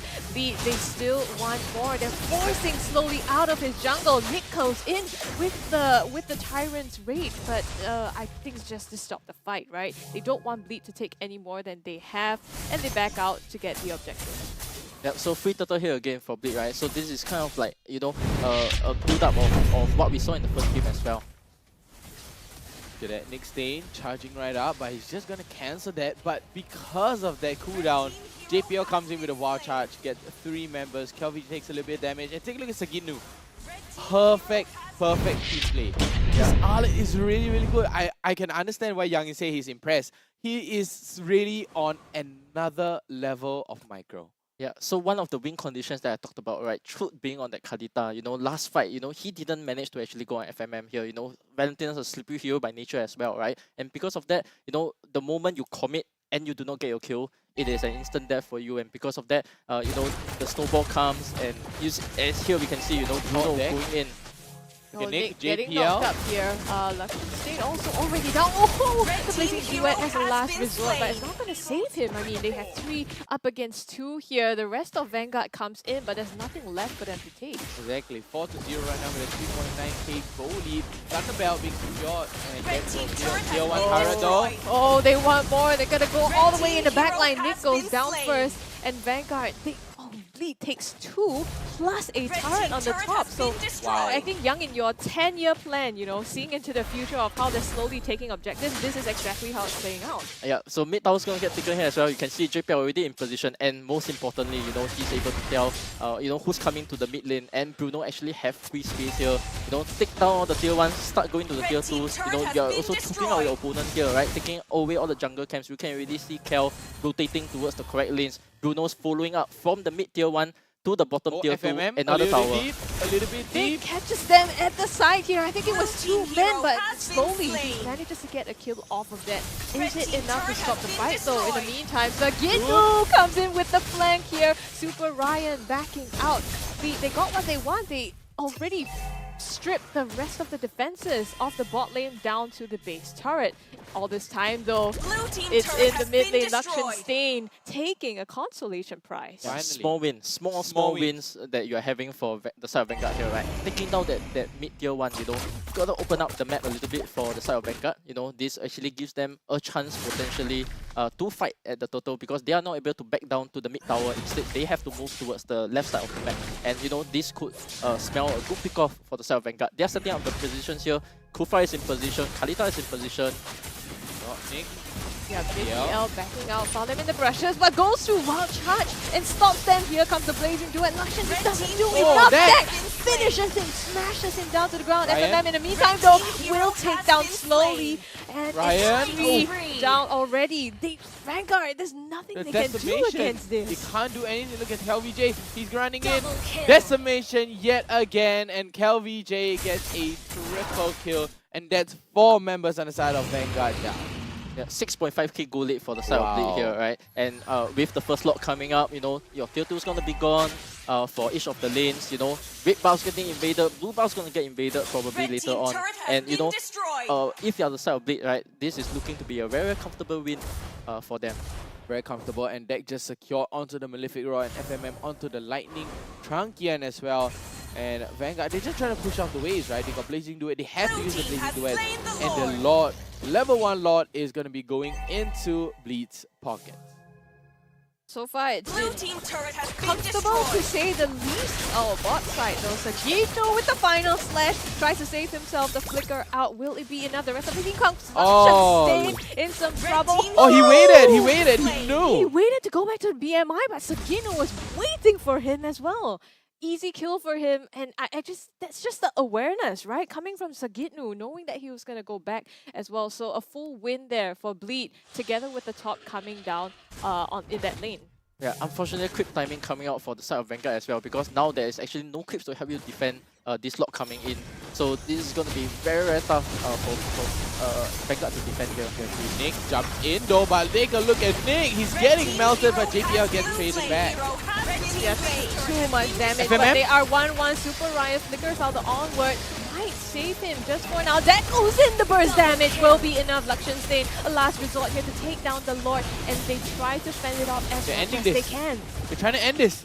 10 minutes and 17 seconds. They're trying to go for it, but oh, Sagino! The final slash will take down the rest of Vanguard. Only Chute and slowly left to defend this. So they're going for the base turret here. The mid goes down. Are they going to respawn in Chute? time? It looks like they can do it, but Chute, he is next to be put in the dirt. Slowly using the last insanity here. Piraka armor gone and Bleak. They want to end this. They're going for the core here, but oh my goodness, What? this guy! And Onward will finish him off and stop that for now. Yeah, just for now. And it is going to be 2 for 3 right here, ladies and gentlemen.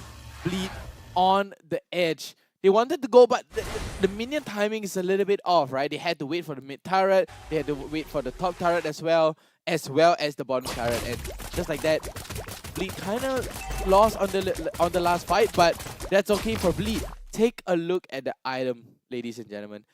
Husk Claw, Swift Boots, Berserker's Fury, Malefic Rod, and the Great Dragon Spear for...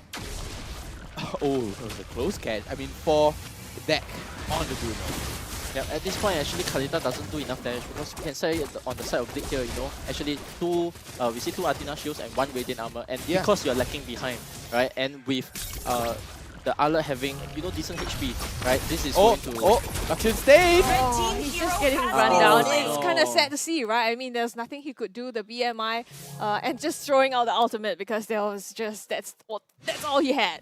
Yeah, that was off. He's not able to go in at all because the moment you go in, Bruno's gonna kick you twice, right? You don't have the Wind of Nature at this point because you're so far behind, right? Exactly. You cannot be going in like this. You have to go for the MPL! Ooh, catches out on the next stage. Yeah, this time a full minion wave coming in as well, so they're trying to end this. Ryan is down. They are 2 men short here. The core at half HP. Bleed ending this almost there. Okay, they are ending this in 12 minutes. It's a really quick game. It could have been 10 minutes though, but it's just a little bit of minion mistiming. But amazing game from Bleed. Congratulations to Bleed. 2-0. Today, the whole day. First series, second series has been 2 zeros. Yeah, so I think for the side of Bleed, I can see that their 5-man actually is very strong. Right? The moment they start grouping up, once they take that first fight that actually grants them that snowball, it is always a fight into the goal lane. If you realize, right, for game 2, the moment Xbox died, right, Bruno started pushing onto the tower. They 4-man down to the goal lane, and afterwards, they just continue on that momentum, taking turtles, taking towers, and then from there onwards, it was textbook gameplay. Yeah, right. Open and shut case. Correct. It literally open. Look at it. Done. I'm done with this already. There's no need to play anymore. They got the snowball. They have the information. They made use of the information. This is what a standard MPL play should look like. I mean, they played that to the book, like you said, To right? the T, to the book.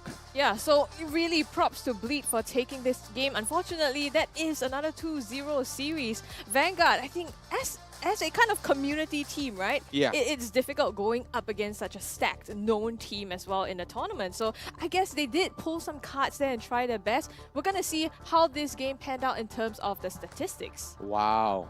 Take a look at that. Kelvin J on the Maris with the Hunter Strike, giving a bit of mobility and movement speed, going with the Curse Helmet, the Athena Shield, and the Sky Guardian Helmet. The Athena Shield, of course, purely for the Kadita, right? Purely for the Kadita. JPL on the Athena Shield as well.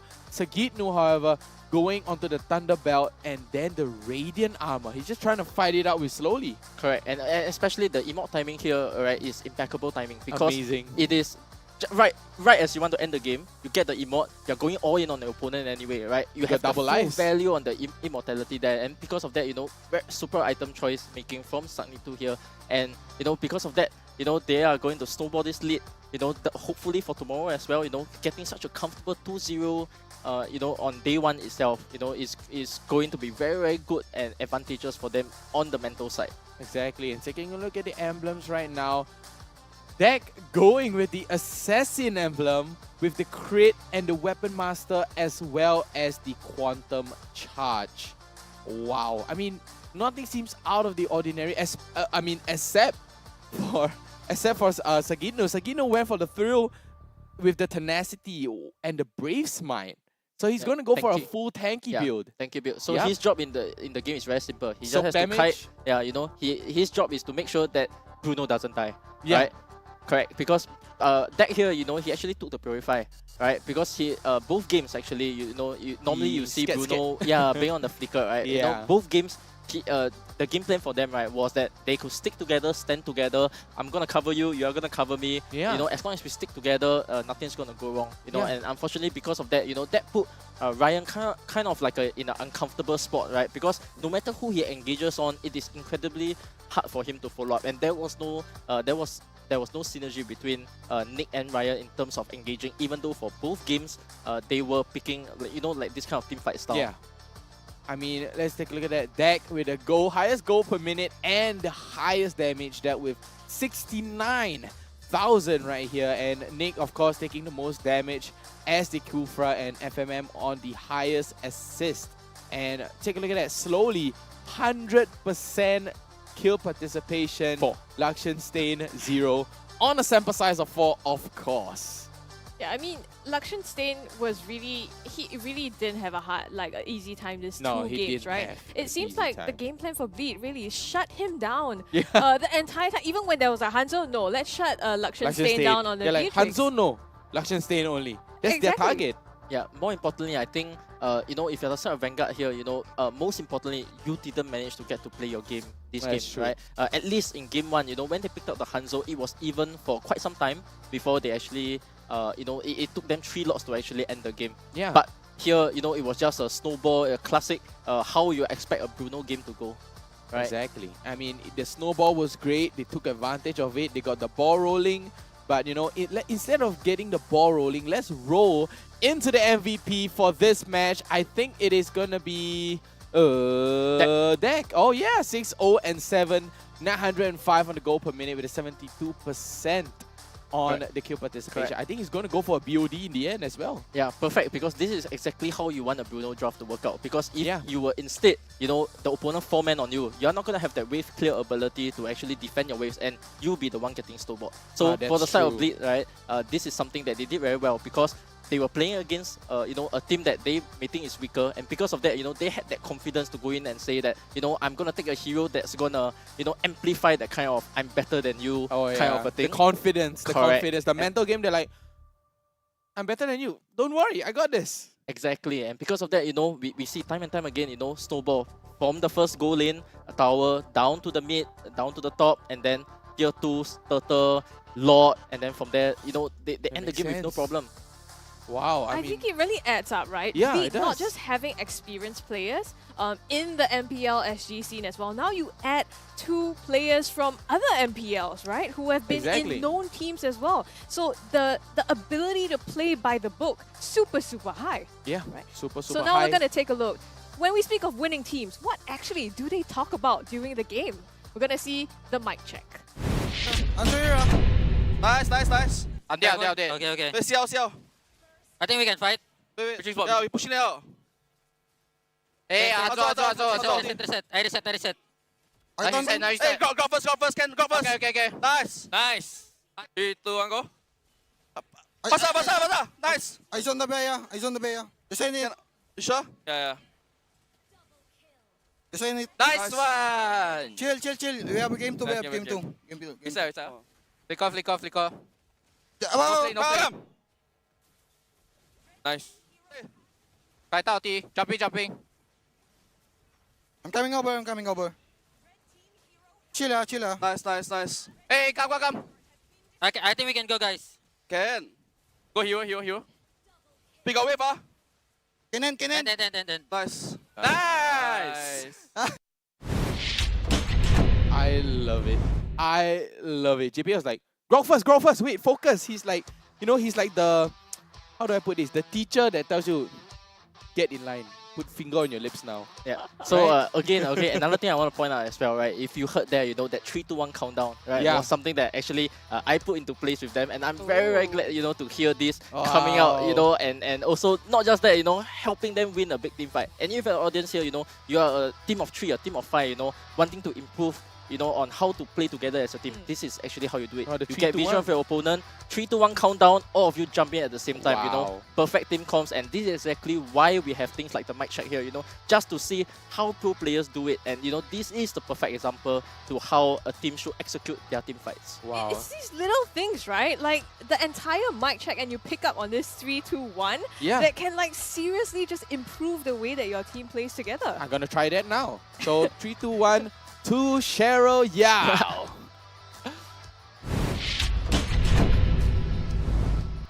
Thanks, guys. And right here, I have Coach with me, and Bleed Esports is actually potato powered, as we can see right here for match 2 itself. Now, I wonder what behind the scenes Youngin has to say. So, hi, Potato. So, question. So, first up, right? Youngin is right now on the caster's desk. Is there anything you want to say to Youngin now that you're coach? Nothing spicy lah. Nothing spicy. I can start the pot lah. Huh? Start the pot a bit lah. Nothing spicy lah. I mean, he taught us a few things, then plus I taught the players a few things. So it's like a combination of both us. Mm-hmm.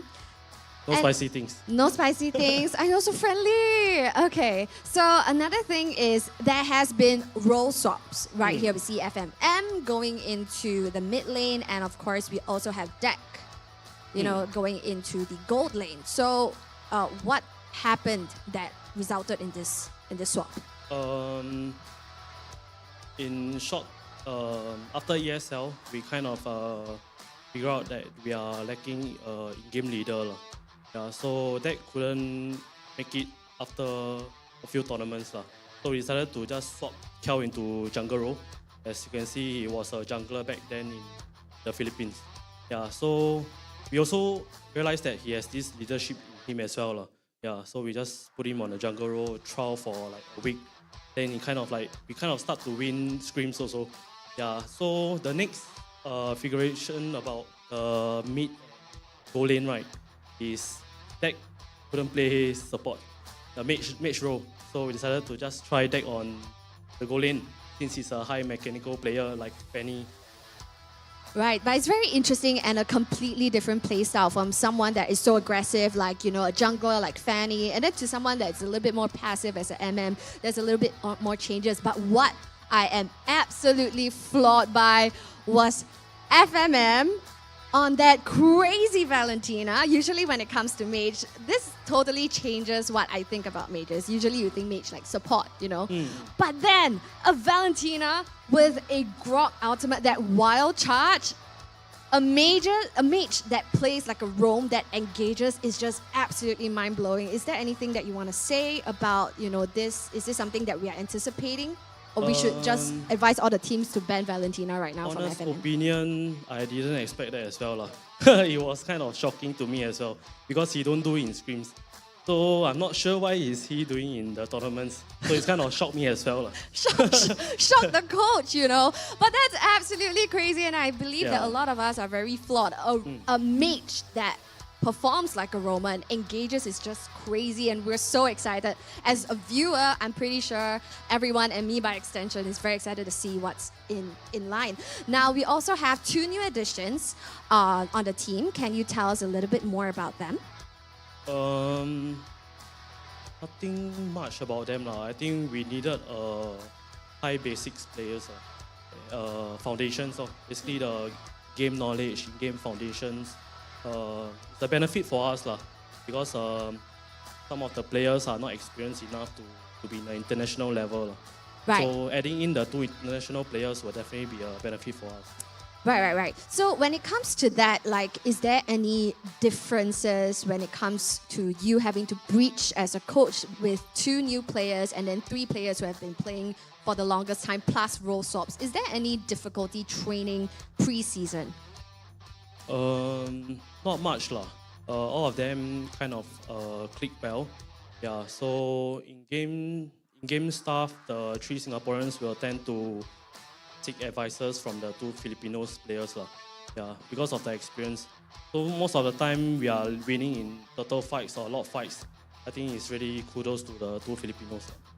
Right, and it is definitely evident in the gameplay as well. So this season, and I wouldn't say unfortunately, but there has been some comments going around that Bleed isn't really favored to be seen as champions right here for Season 6. Now, is there anything you would like to say to all of these naysayers or anything that you want to encourage all the viewers to vote for you guys, to root for you guys? As usual, nothing spicy. Wait until I get a champion first. Maybe next season I'll be more spicy.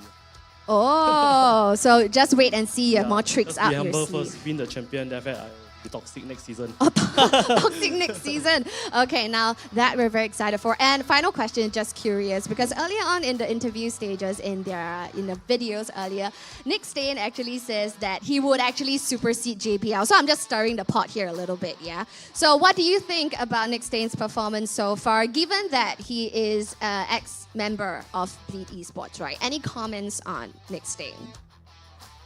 I think this has to requires a bit of little spiciness lah. Okay, so for Nick, I think respect your mentor lah. Respect your mentor. Right. But he did put up a valiant fight still. So yes, thank you so much, Potato, for this wonderful, Thanks. wonderful interview. And we can't wait to see more Potato power.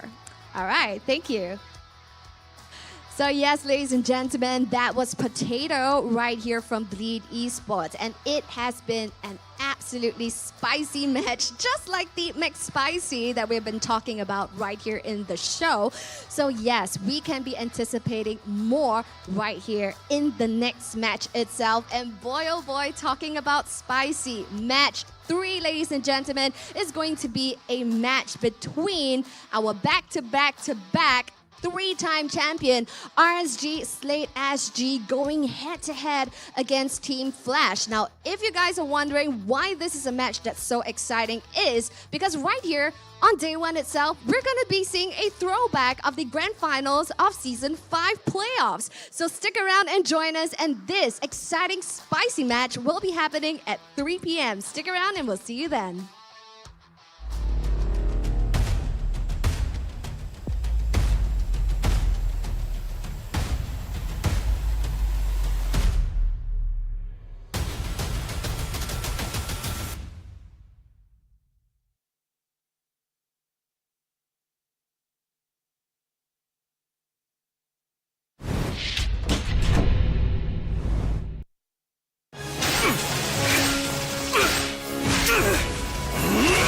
Legendary!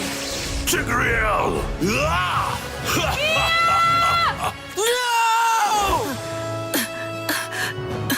Tigreal, you are our only hope. We're not going to lose. Not today!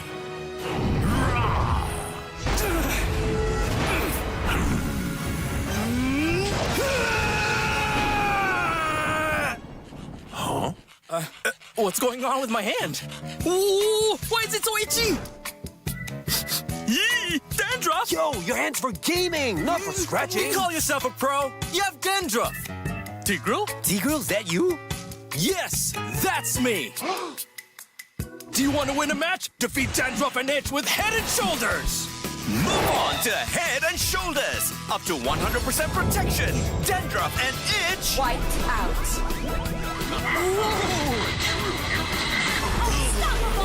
We defeated the Lord! That's why everyone should move on to Head and Shoulders. Hi, I'm Venix. I'm playing goalie for Team Flash. Hi, I'm Adamiel, and I'm playing EXP lane for Team Flash. Hi, I'm Adis. I'm playing jungle for Team Flash. Hi, I'm Lowzy and I'm playing the roam for Team Flash. Hi, I'm Jay. I'm playing mage for Team Flash.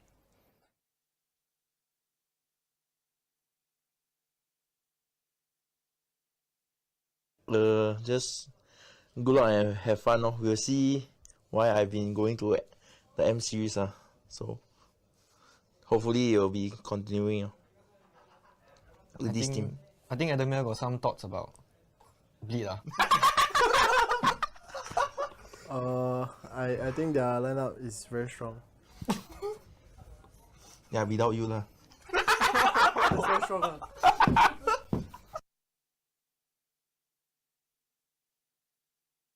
The challenge is to eat lesser. You find food that got rice. Yeah, and see all the carbs he's making us. Only him Only him because he don't want to eat a lot of things then you see no choice we need to eat. Then I think we need to join the Biggest Loser soon.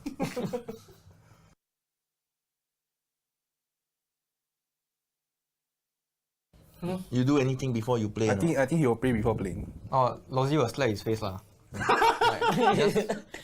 Wake myself. But in the end, still the same. Still lose eyes. I think I just watch TikTok.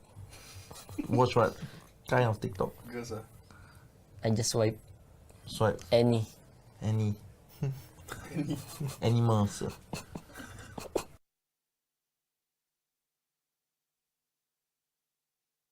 No stress. The 3 times champion can answer. No stress. Just do it. If we don't make mistakes in Scream, how do we improve? So just treat every Scream as a learning process. I mean, there's no like being toxic or scolding the teammates. You not make the team go lah. This guy, the face always the blackest. So we just learn to improve together as a team. Yeah, that's how we move forward. I never hear this team scolding to somebody.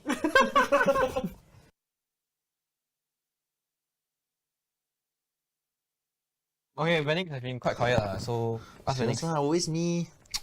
Venix got the most fans. Let's go Venix.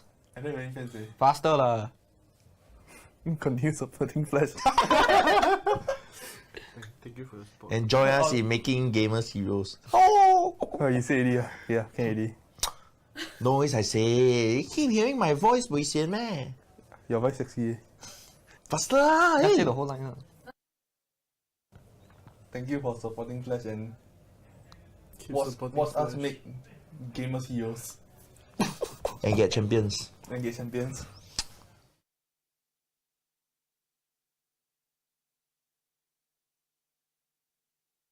For me, I think it's losing. I don't like to lose. Yeah, that's why. I mean, every gamers, there's nobody who likes to lose. Not really. It's just you have to be constantly thinking. Means like, when you're playing rank, sometimes you can just don't think, just chill, But if you were to play in the actual tournament or sometimes doing practices, you have to be constantly thinking about the next move. If not, you will not be able to catch up to the enemy. Yeah. It's like you'll be quite draining on your mind sometimes. It's like communication and also planning. It's like we don't usually do that a lot in ranked games. We just play and see how it goes. Yeah.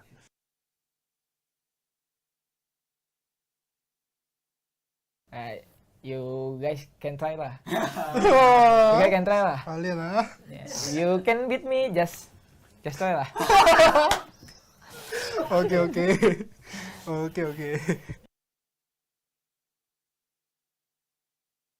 Opens up to more versatility to picks and like gameplays. Because last time it was like very dead. The game is like everybody plays the same way, but now it's like you can play differently. Like there are a lot of things to explore, so it just takes time to really integrate into the new emblem system. For me, I think the the mid lane got quite big changes recently because now the rotation is also very different. And if you mess up your rotation early game, I feel now early game very important. So if you mess up your rotation early game, it's very hard to come back, especially when you lose the fight early, especially at the first turtle. So because of the recent EXP changes, now there's specific rotations for specific heroes. So depending on which hero you play, you have to rotate differently. So this part is quite new, and also we have to I feel mid laners need to adapt to it and me also.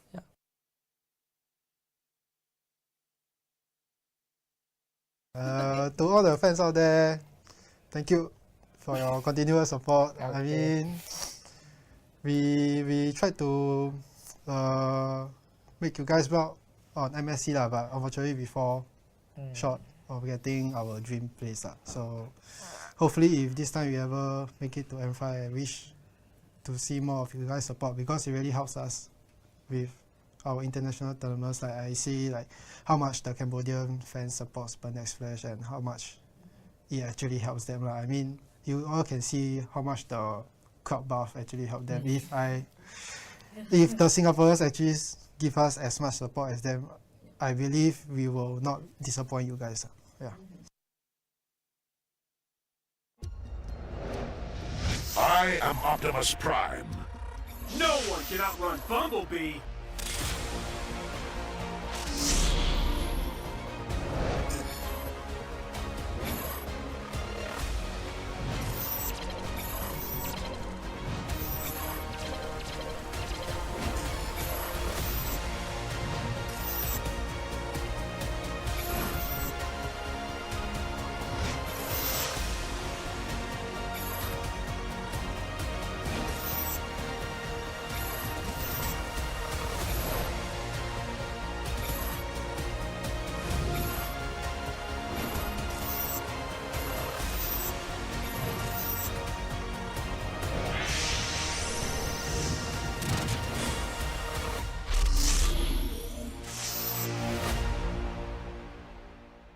OSIM.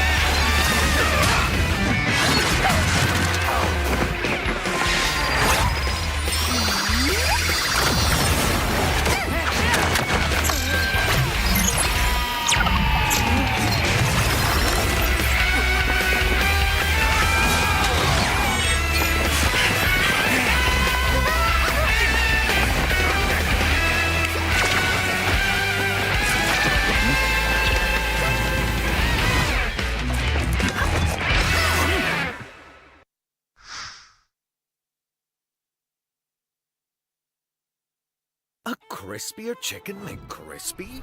So much crispier.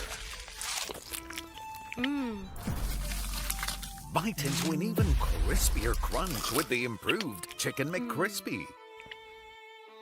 Now, wouldn't that be nice?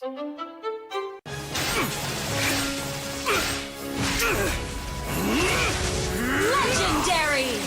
Tigreal!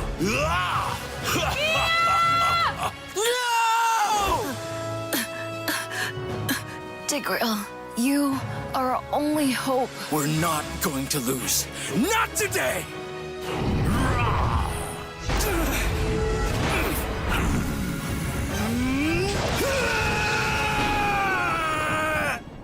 Huh? What's going on with my hand? Ooh, why is it so itchy?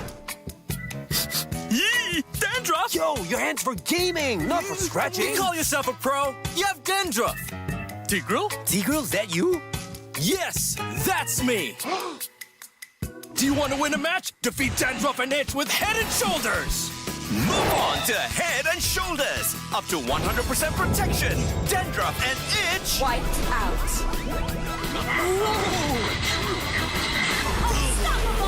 We defeated the Lord! That's why everyone should move on to Head and Shoulders.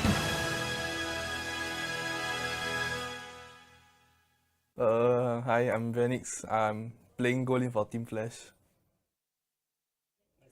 Hi, I'm Alchemy and I'm playing EXP lane for Team Flash.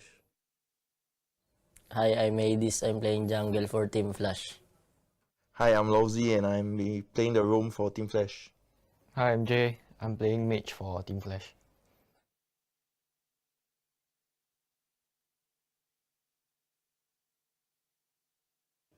Just good luck and have fun. We'll see why I've been going to the M series. So hopefully it will be continuing with this team. I think Adamir got some thoughts about Bleed. I think their lineup is very strong. Yeah, without you lah. It's very strong.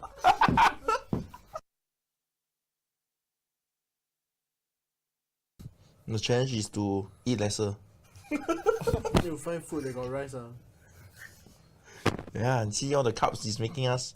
Only him Only him because he don't want to eat a lot of things. Then you see no choice, we need to eat. Then I think we need to join the Biggest Loser soon.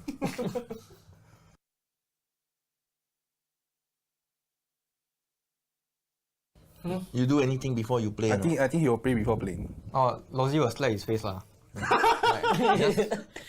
Wake myself. But in the end, still the same. Still lose eyes.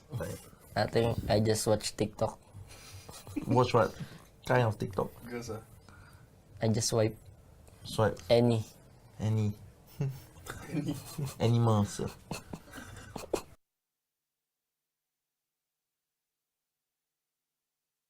No stress. The 3 times champion can answer. No stress. Just do it. If we don't make mistakes in Scream, how do we improve?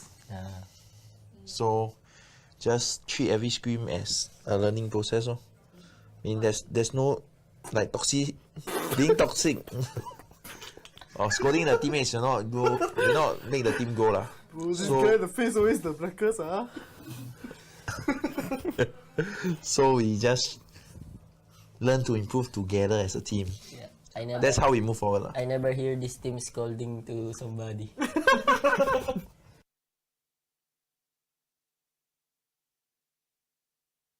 Okay, Venix has been quite quiet, so ask Venix. Always me. Felix got the most fans. Let's go, Venix. I don't have any fans. Faster lah. Continue supporting Flash. Thank you for the support. And join us in making gamers heroes. Oh, you say already. Yeah, can already. No always I say. You keep hearing my voice, we sian meh? Your voice sexy. Faster lah! Just say the whole line. Thank you for supporting Flash and supporting watch us Flash. make gamers heroes. And get champions.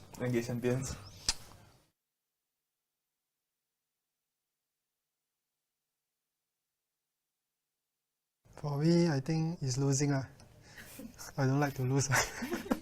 Yeah, that's why. I mean, every gamers, nobody would like to lose. Not really. It's just you have to be constantly thinking. Means like, when you're playing rank, sometimes you can just don't think, just chill, But if you were to play in the actual tournament or sometimes doing practices, you have to be constantly thinking about the next move. If not, you will not be able to catch up to the enemy. It's like you'll be quite draining on your mind sometimes. It's like communication and also planning. It's like we don't usually do that a lot in ranked games. We just play and see how it goes.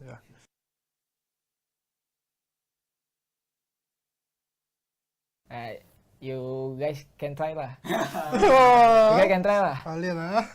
You can beat me, just try lah. Okay.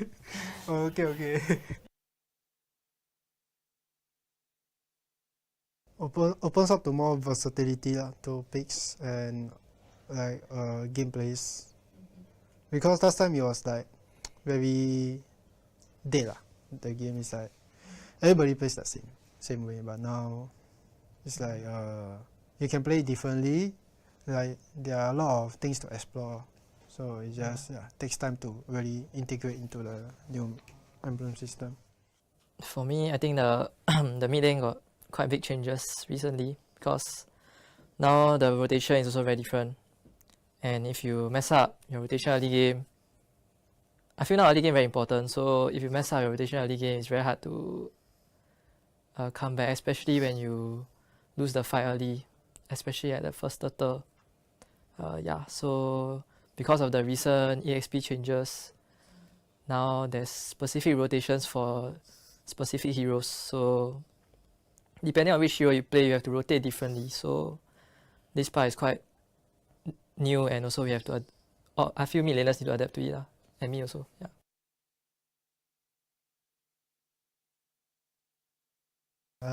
To all the fans out there, thank you for your continuous support. Okay. I mean, we tried to make you guys proud on MSC lah, but unfortunately we fall short of getting our dream place lah. So hopefully if this time we ever make it to M5, I wish to see more of you guys support, because it really helps us with our international tournaments. Like I see like how much the Cambodian fans support Next Flash and how much it actually helps them lah. I mean, you all can see how much the crowd buff actually helped them. If the Singaporeans actually give us as much support as them, I believe we will not disappoint you guys.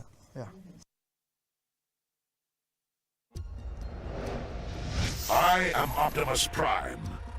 No one can outrun Bumblebee.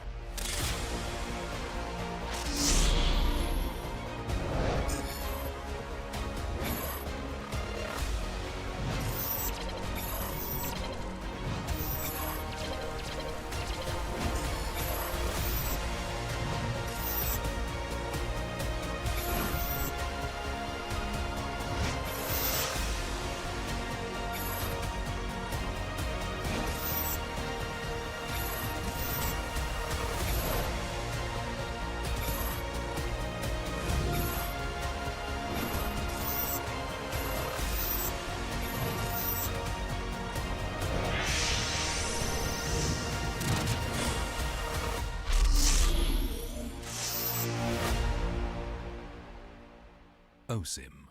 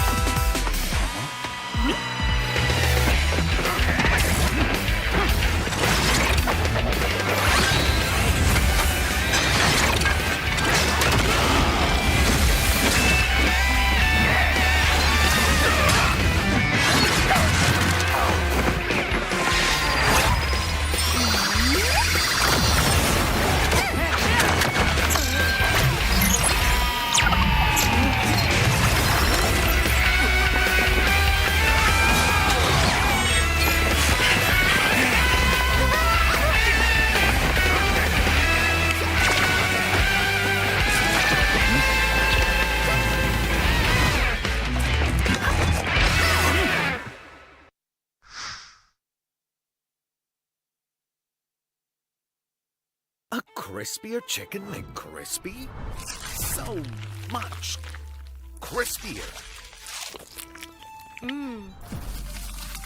Bite into an even crispier crunch with the improved Chicken McCrispy.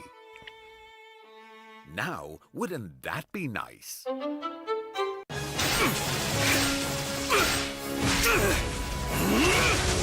Legendary! Tigreal!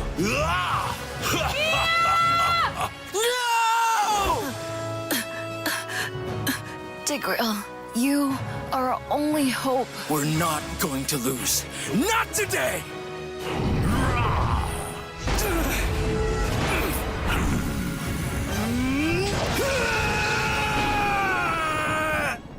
Huh? What's going on with my hand? Ooh, why is it so itchy? Yee! Dandruff! Yo, your hand's for gaming, not for scratching. You call yourself a pro? You have dandruff. Tigreal? Tigreal, is that you? Yes, that's me. Do you want to win a match? Defeat Dandruff and Itch with Head and Shoulders. Move on to Head and Shoulders. Up to 100% protection. Dandruff and Itch. Wiped out. Unstoppable! We defeated the Lord! That's why everyone should move on to Head and Shoulders.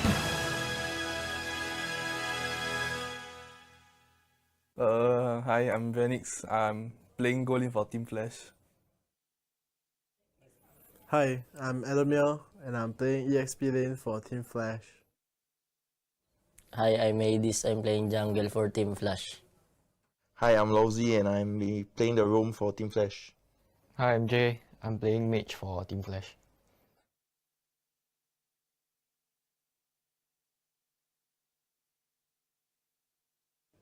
Just good luck and have fun. We'll see why I've been going to the M series.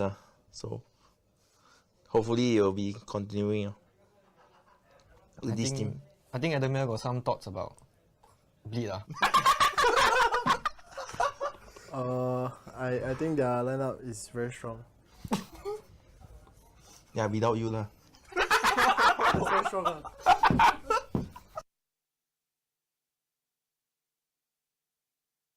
The challenge is to eat lesser. You find food, they got rice. Yeah, and see all the carbs he's making us. Only him. Only him. Because he don't want to eat a lot of things. Then you see no choice, we need to eat. Then I think we need to join the Biggest Loser soon.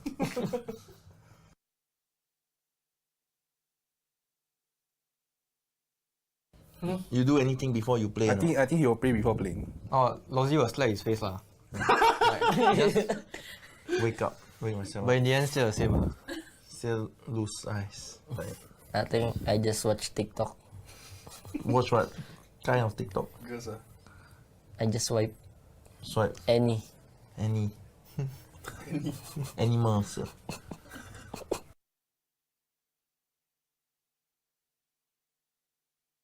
No stress. The 3 times champion can answer. No stress. Just do it. If we don't make mistakes in Scream, how do we improve? So just treat every Scream as a learning process. I mean, there's no like being toxic or scolding the teammates. You not make the team go lah. This guy, the face always the blackest. So we just learn to improve together as a team. Yeah, that's how we move forward. I never hear this team scolding to somebody.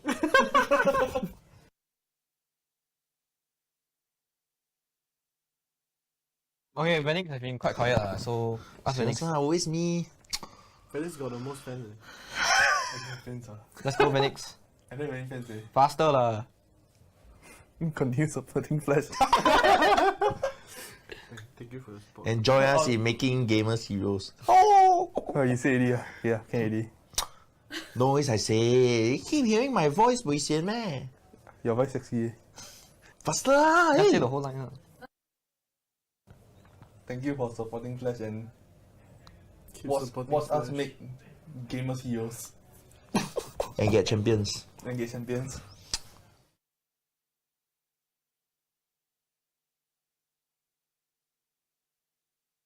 For me, I think it's losing. I don't like to lose. Yeah, that's why. I mean, every gamers, nobody would like to lose. Not really. It's just you have to be constantly thinking. Means like, when you're playing rank, sometimes you can just don't think, just chill, But if you were to play in the actual tournament or sometimes doing practices, you have to be constantly thinking about the next move. If not, you will not be able to catch up to the enemy. It's like you'll be quite draining on your mind sometimes. It's like communication and also planning. It's like we don't usually do that a lot in ranked games. We just play and see how it goes.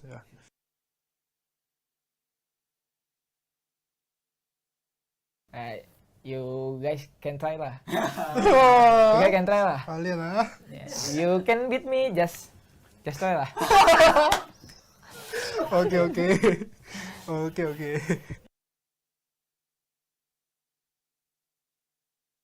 Opens up to more versatility to picks and like gameplays. Because last time it was like very dead. The game is like everybody plays the same way, but now it's like you can play differently. Like there are a lot of things to explore, so it just takes time to really integrate into the new emblem system. For me, I think the the mid lane got quite big changes recently because now the rotation is also very different. And if you mess up your rotation early game, I feel now early game very important. So if you mess up your rotation early game, it's very hard to come back, especially when you lose the fight early, especially at the first turtle. Yeah, so because of the recent EXP changes, now there's specific rotations for specific heroes. So depending on which hero you play, you have to rotate differently. So this part is quite new, and also we have to, I feel mid laners need to adapt to it, and me also, yeah.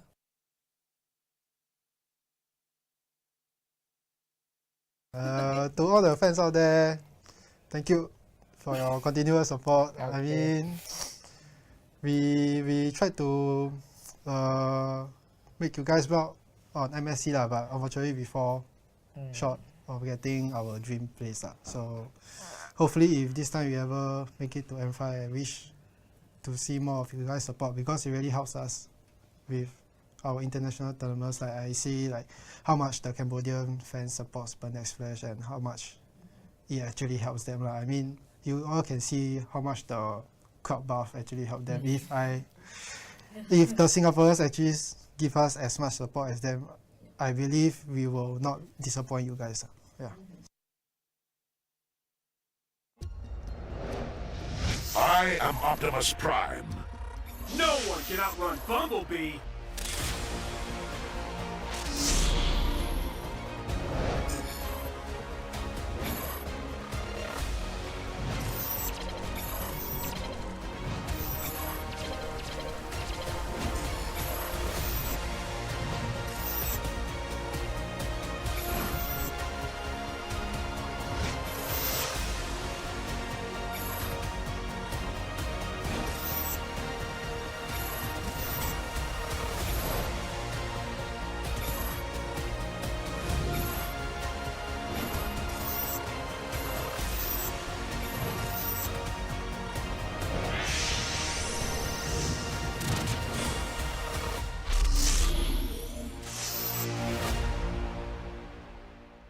OSIM.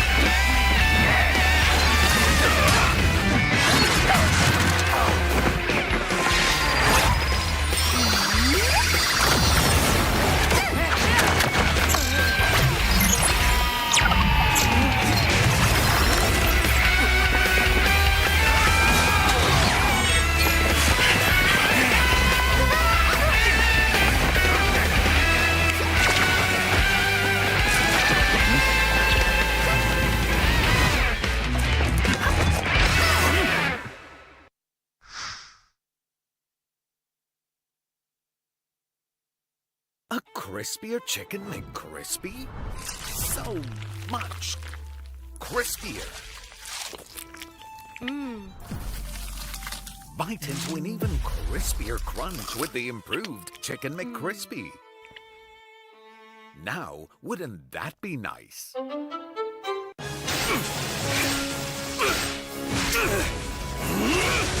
Legendary! Tigreal!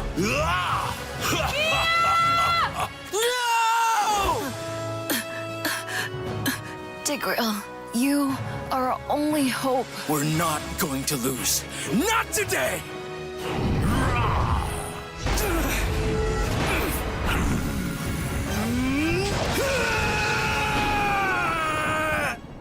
Huh? What's going on with my hand? Ooh, why is it so itchy? Yee! Dandruff! Yo, your hand's for gaming, not for scratching. You call yourself a pro? You have dandruff. Tigreal? Tigreal, is that you? Yes, that's me. Do you want to win a match? Defeat Dandruff and Edge with Head and Shoulders! Move on to Head and Shoulders. Up to 100% protection. Dandruff and itch. Wiped out.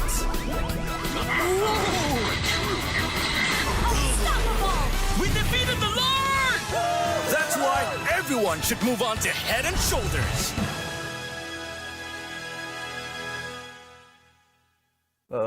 Hi, I'm Venix. I'm playing goalie for Team Flash. Hi, I'm Alchemy and I'm playing EXP lane for Team Flash. Hi, I'm Adis. I'm playing jungle for Team Flash. Hi, I'm Lowzy and I'm playing the roam for Team Flash. Hi, I'm Jay. I'm playing mage for Team Flash.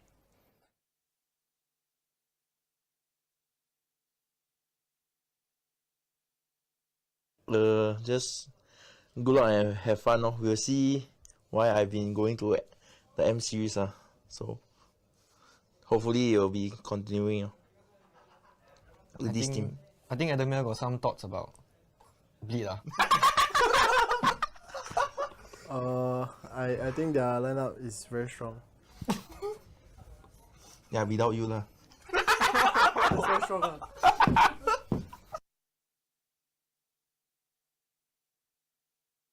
The challenge is to eat lesser. You find food that got rice. Yeah, and see all the carbs he's making us. Only him. Only him. Because he don't want to eat a lot of things. Then you see no choice, we need to eat. Then I think we need to join the Biggest Loser soon.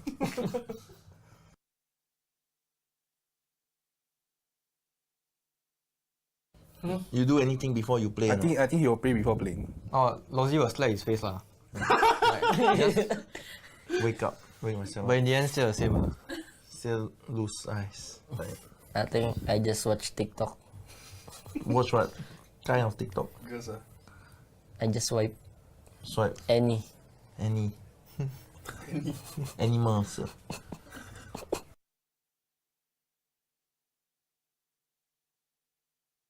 No stress. The 3 times champion can answer. No stress. Just do it. If we don't make mistakes in Scream, how do we improve? So just treat every Scream as a learning process. I mean, there's no like being toxic or scolding the teammates. You not make the team go lah. This guy, the face always the blackest. So we just learn to improve together as a team. Yeah, that's how we move forward. I never hear this team scolding to somebody.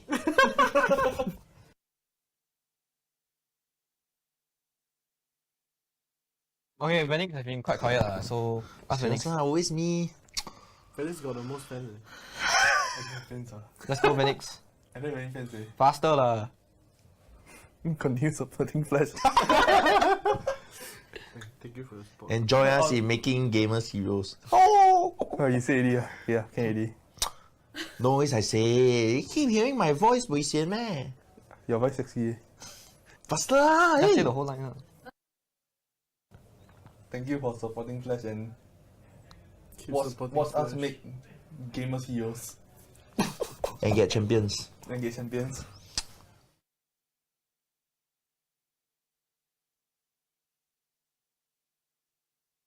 For me, I think it's losing. I don't like to lose. Yeah, that's why. I mean, every gamers, there's nobody who likes to lose. Not really. It's just you have to be constantly thinking. Means like, when you're playing rank, sometimes you can just don't think, just chill, But if you were to play in the actual tournament or sometimes doing practices, you have to be constantly thinking about the next move. If not, you will not be able to catch up to the enemy. It's like you'll be quite draining on your mind sometimes. It's like communication and also planning. It's like we don't usually do that a lot in ranked games. We just play and see how it goes.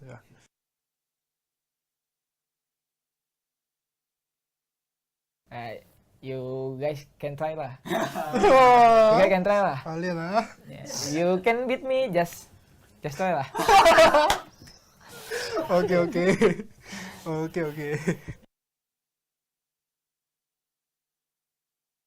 opens up to more versatility to picks and like gameplays. Because last time it was like very dead The game is like everybody plays the same way, but now it's like you can play differently.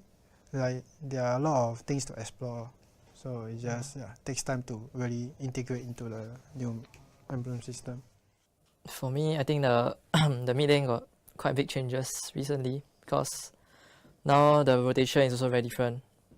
And if you mess up your rotation early game, I feel now early game very important. So if you mess up your rotation early game, it's very hard to come back, especially when you lose the fight early, especially at the first turtle. So because of the recent EXP changes, now there's specific rotations for specific heroes. So depending on which hero you play, you have to rotate differently. So this part is quite new, and also we have to. I feel mid laners need to adapt to it, and me also.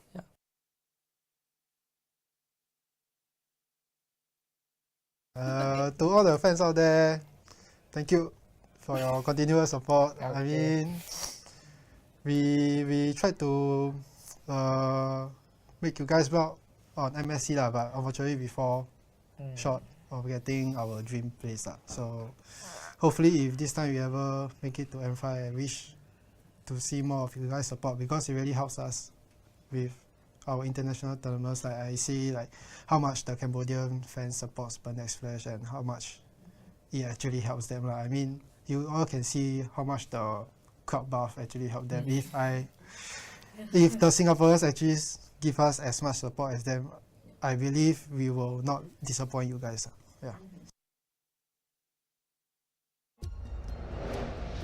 I am Optimus Prime. No one can outrun Bumblebee.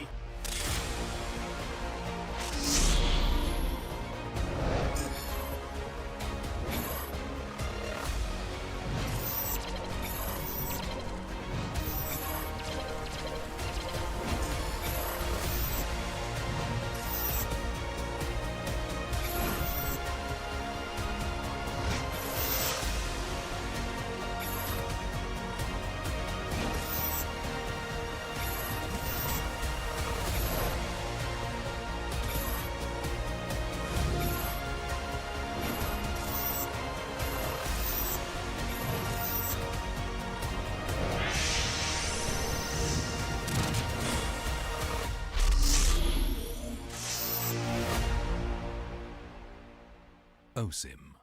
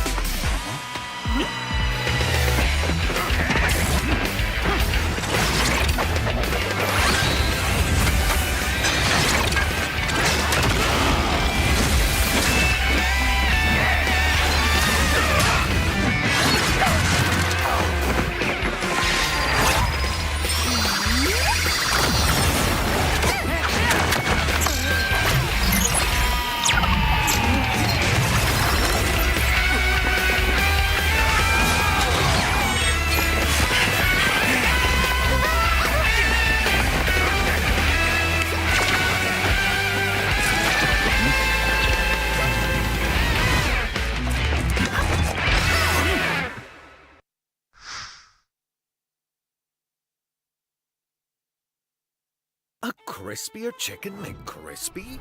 So much crispier. Bite into an even crispier crunch with the improved Chicken McCrispy. Now, wouldn't that be nice?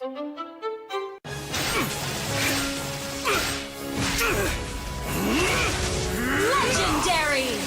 Tigreal!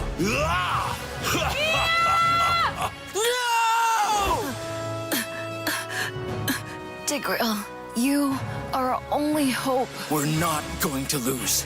Not today!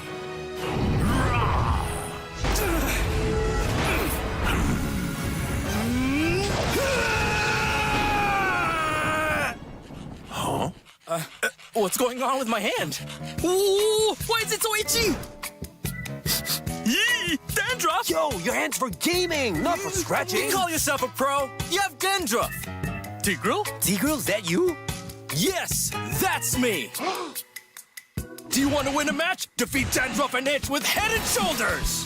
Move on to Head and Shoulders. Up to 100% protection.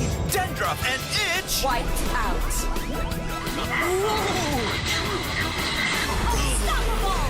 We defeated the Lord! That's why everyone should move on to Head and Shoulders. Hi, I'm Venix. I'm playing goalie for Team Flash.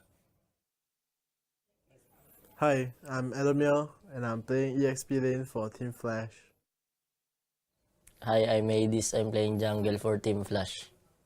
Hi, I'm Lowzy and I'm playing the roam for Team Flash. Hi, I'm Jay. I'm playing mage for Team Flash.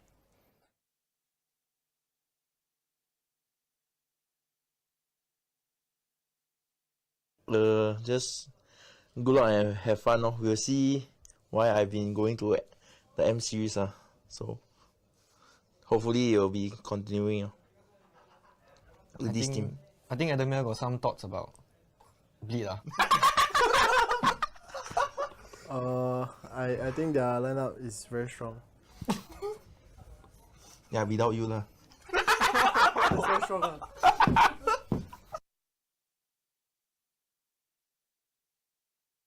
The challenge is to eat lesser. You find food, they got rice. Yeah, and see all the carbs he's making us. Only him. Only him. Because he don't want to eat a lot of things. Then you see no choice, we need to eat. Then I think we need to join the Biggest Loser soon.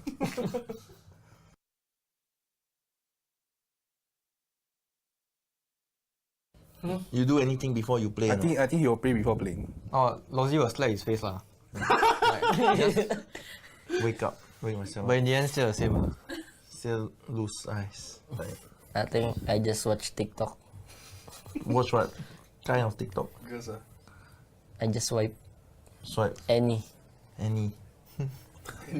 Animals.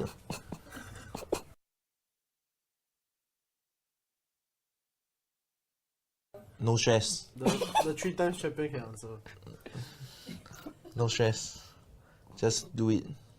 If we don't make mistakes in Scream, how do we improve? So just treat every Scream as a learning process. I mean, there's no like being toxic or scolding the teammates. You not make the team go lah. This guy, the face always the blackest. So we just learn to improve together as a team. Yeah, that's how we move forward. I never hear this team scolding to somebody.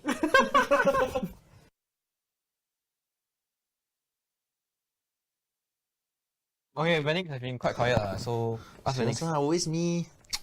Venix got the most fans. I don't have fans. Let's go, Venix. I don't have any fans. Faster lah.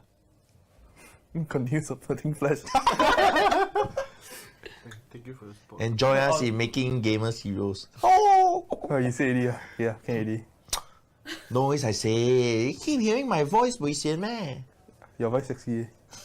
Faster lah! Just say the whole line. Thank you for supporting Flash and watch us make gamers heroes. And get champions.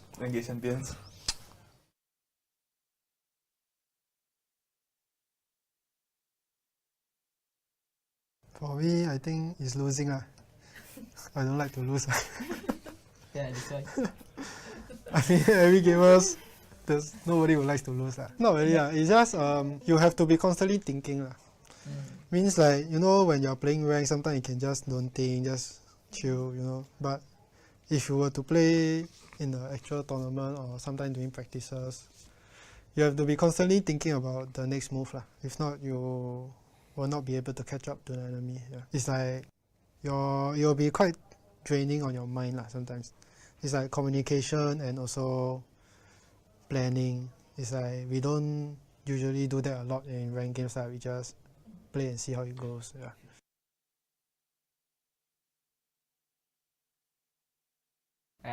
You guys can try lah. You guys can try lah. Yeah. You can beat me, just try lah. Okay.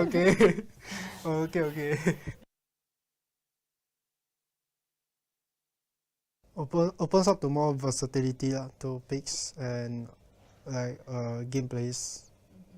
Because last time it was like very dead lah. The game is like everybody plays the same way, but now it's like you can play differently. Like there are a lot of things to explore, so it just takes time to really integrate into the new emblem system. For me, I think the the mid lane got quite big changes recently because now the rotation is also very different. And if you mess up your rotation early game, I feel now early game very important. So if you mess up your rotation early game, it's very hard to come back, especially when you lose the fight early, especially at the first turtle. So because of the recent EXP changes, now there's specific rotations for specific heroes. So depending on which hero you play, you have to rotate differently. So this part is quite new, and also we have to. I feel mid laners need to adapt to it, and me also. Yeah.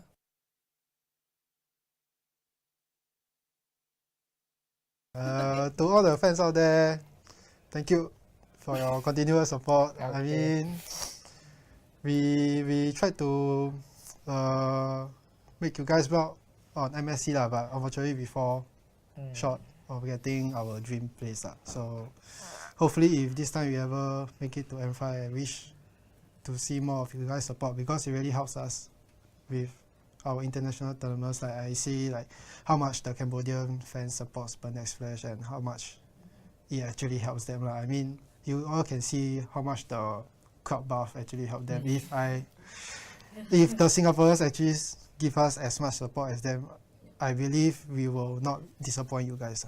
Yeah. I am Optimus Prime. No one can outrun Bumblebee.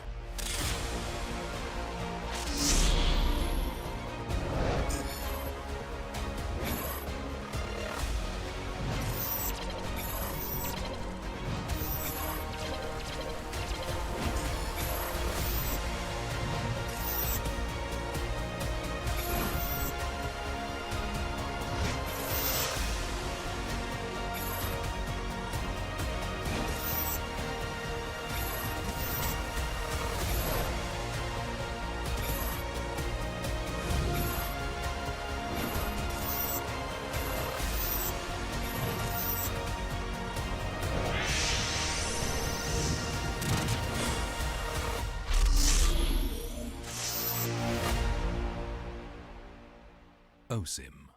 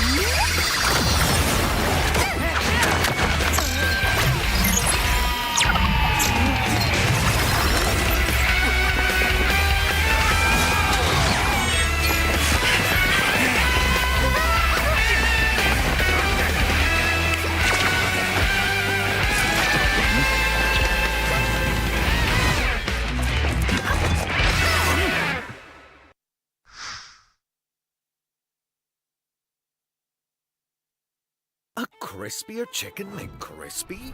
So much crispier. Bite into an even crispier crunch with the improved Chicken McCrispy. Now, wouldn't that be nice?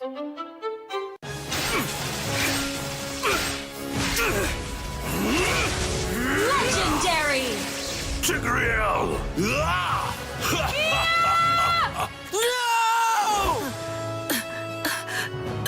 Tigreal, you are our only hope. We're not going to lose. Not today!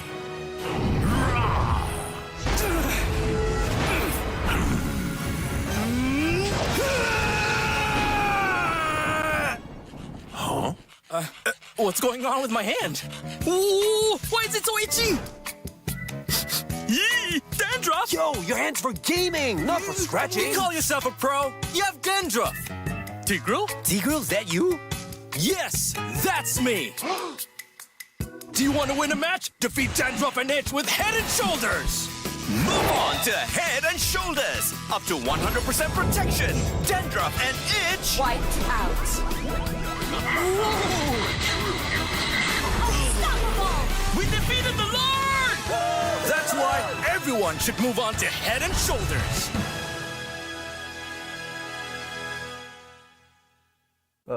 Hi, I'm Venix. I'm playing goalie for Team Flash. Hi, I'm Alchemy and I'm playing EXP lane for Team Flash. Hi, I'm Adis. I'm playing jungle for Team Flash. Hi, I'm Lowzy and I'm playing the roam for Team Flash. Hi, I'm Jay. I'm playing mage for Team Flash.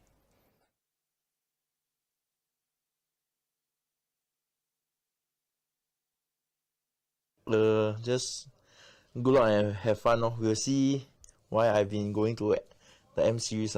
So hopefully it will be continuing with this team. I think Adamir got some thoughts about Bleed. I think their lineup is very strong.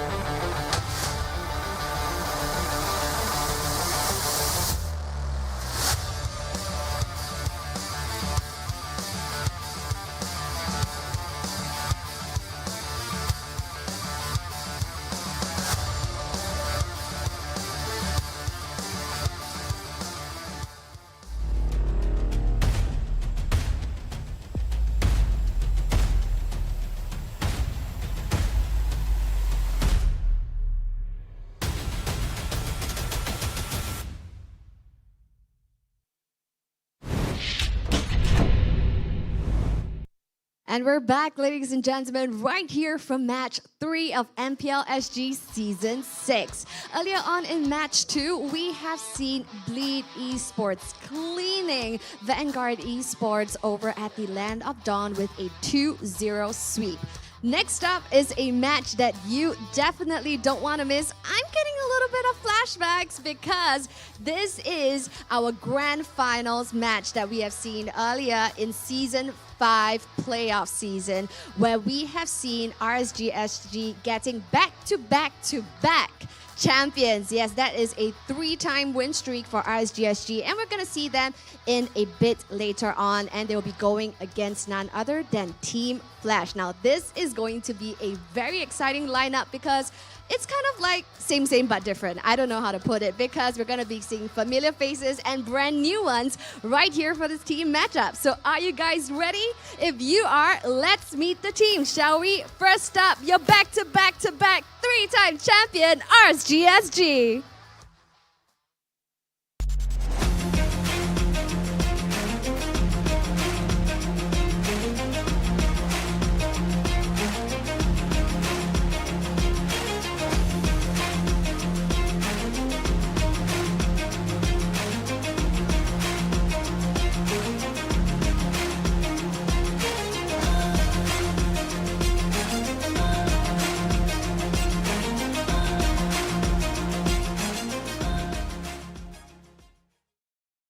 Now I can see our boys are getting locked and loaded and ready to head on over to the Land of Dawn. Wow, doesn't they look very stylish? I feel that they're just switching their hair. It really looks like a Head and Shoulders commercial right there.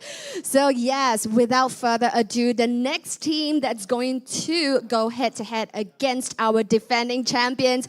Now this team, what I like to call would be the Frankenstein Flash. They have different, very exciting players, all molded into one amazing team. So let's meet the players, shall we? Ladies and gentlemen, presenting to you, Team Flash.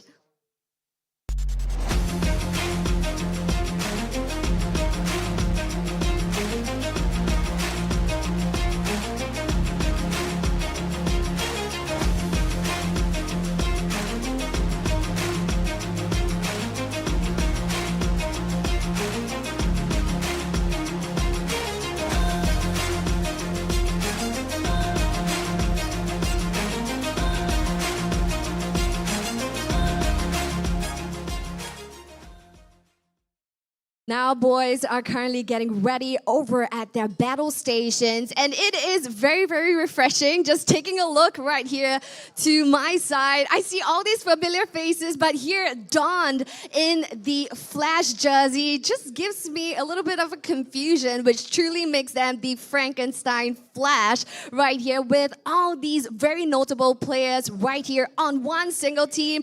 One person in particular that's noteworthy right here for this matchup is, of course, Lowzy. Yes, Lowzy is right here on Team Flash going head-to-head against RSG SG, his previous team. So what can we expect right here in this crazy match, even on day one? I'll hand my time over to the casters to find out. Take it away.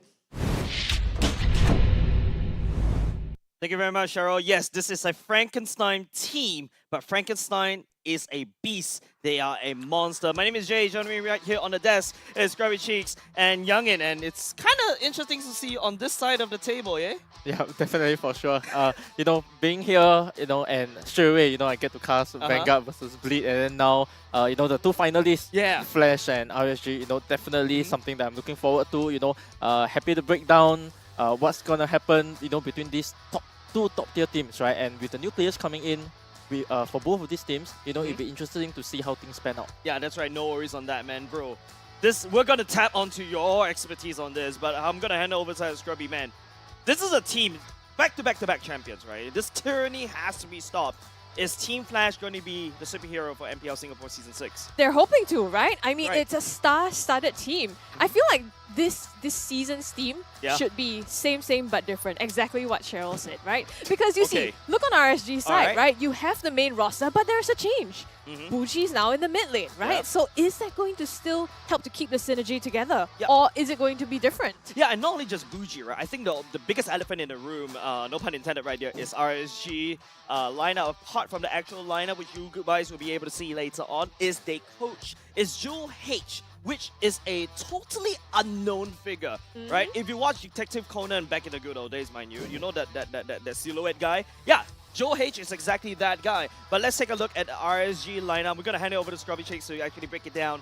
This particular lineup. You've seen the players, right? There's Oki, Buji, Diablo, of course, and Bray, Lucian, Cutie. So, I mean, Diablo was asking for more support, right? In his video, if you watched it. He has all my support. I will give him all my support. But I like the fact that this time around, this is the only time that Bray is as tall as Diablo at this particular time. But we're going to go over to Team Flash's lineup pretty soon. I'm going to let Daryl break it down because, man, Team Flash is looking really solid. It reminds me of their Season 3 lineup where there's also this star-studded team host, what? Alpha V9, KCP, you know, was a player back then. He turned coach. Yeah, correct. Yeah. Reminiscent is now the assistant coach. And right? Reminiscent turning assistant coach. I've got no idea about Team Flash. Why don't you break down the Team Flash lineup as we're going to push it up to screen? Yeah, so for the side of Team Flash here, we actually have players from the last season, Vanix and Jay returning back to Team Flash. Most importantly, we have Captain Adamir here coming from Team Bleed. Yep, Hades, obviously previously known as Jana Cutie, and of course Lawsy last time from Team RSG. The last I believe we saw him was during SEA Games, right? And then now he's actually donning the Team Flash banner. Yeah, and I like the fact that fine, we will continue on with Cheryl's what's that called? Team? Narrative, right? Like, this is a Frankenstein team. You got RSG SG. You got Team Flash, SMG, and then there was a period of time was also Kingsman. You also got Louvre SG. If you guys don't even know, like, I'm really pulling out ancient history. Way back, yeah. EVOS SG, and then like this is a really full Frankenstein team. And on top of that, you also got Jana Cutie, which is like Aura Fire, Echo, Geek Slate. Yeah, so this is like a very Frankenstein team. How are they going to make this work, Scrubby? They should be making this work, right? Because they are star-studded. But the question is, when you put together all the A-star players, can they perform as one team? So here's what we think on the desk as to the winner of this series. Okay. I know Diablo has all my support. He knows that. He knows I'm his #1 fan. But yeah, I got so much for #1 fan. But you're the odd one out this time around as compared to Vertigo. Tell us why you're going for RSG this time around. One of the key reasons is just because they were the reigning champs, right? Yeah. And I don't say that superficially. Yeah. They have had the chance to play internationally, Okay. locally as well. That synergy that they built is very, very hard to break. On the flip side, even though Flash is a really good team individually, and they may be friends as well, but when you actually put that together on a competitive stage, and if they, compared to RSG, they haven't had as much time to play together, can they actually match that synergy and team fighting potential? Right. Okay, so Youngin, you have been a coach for a long time, right?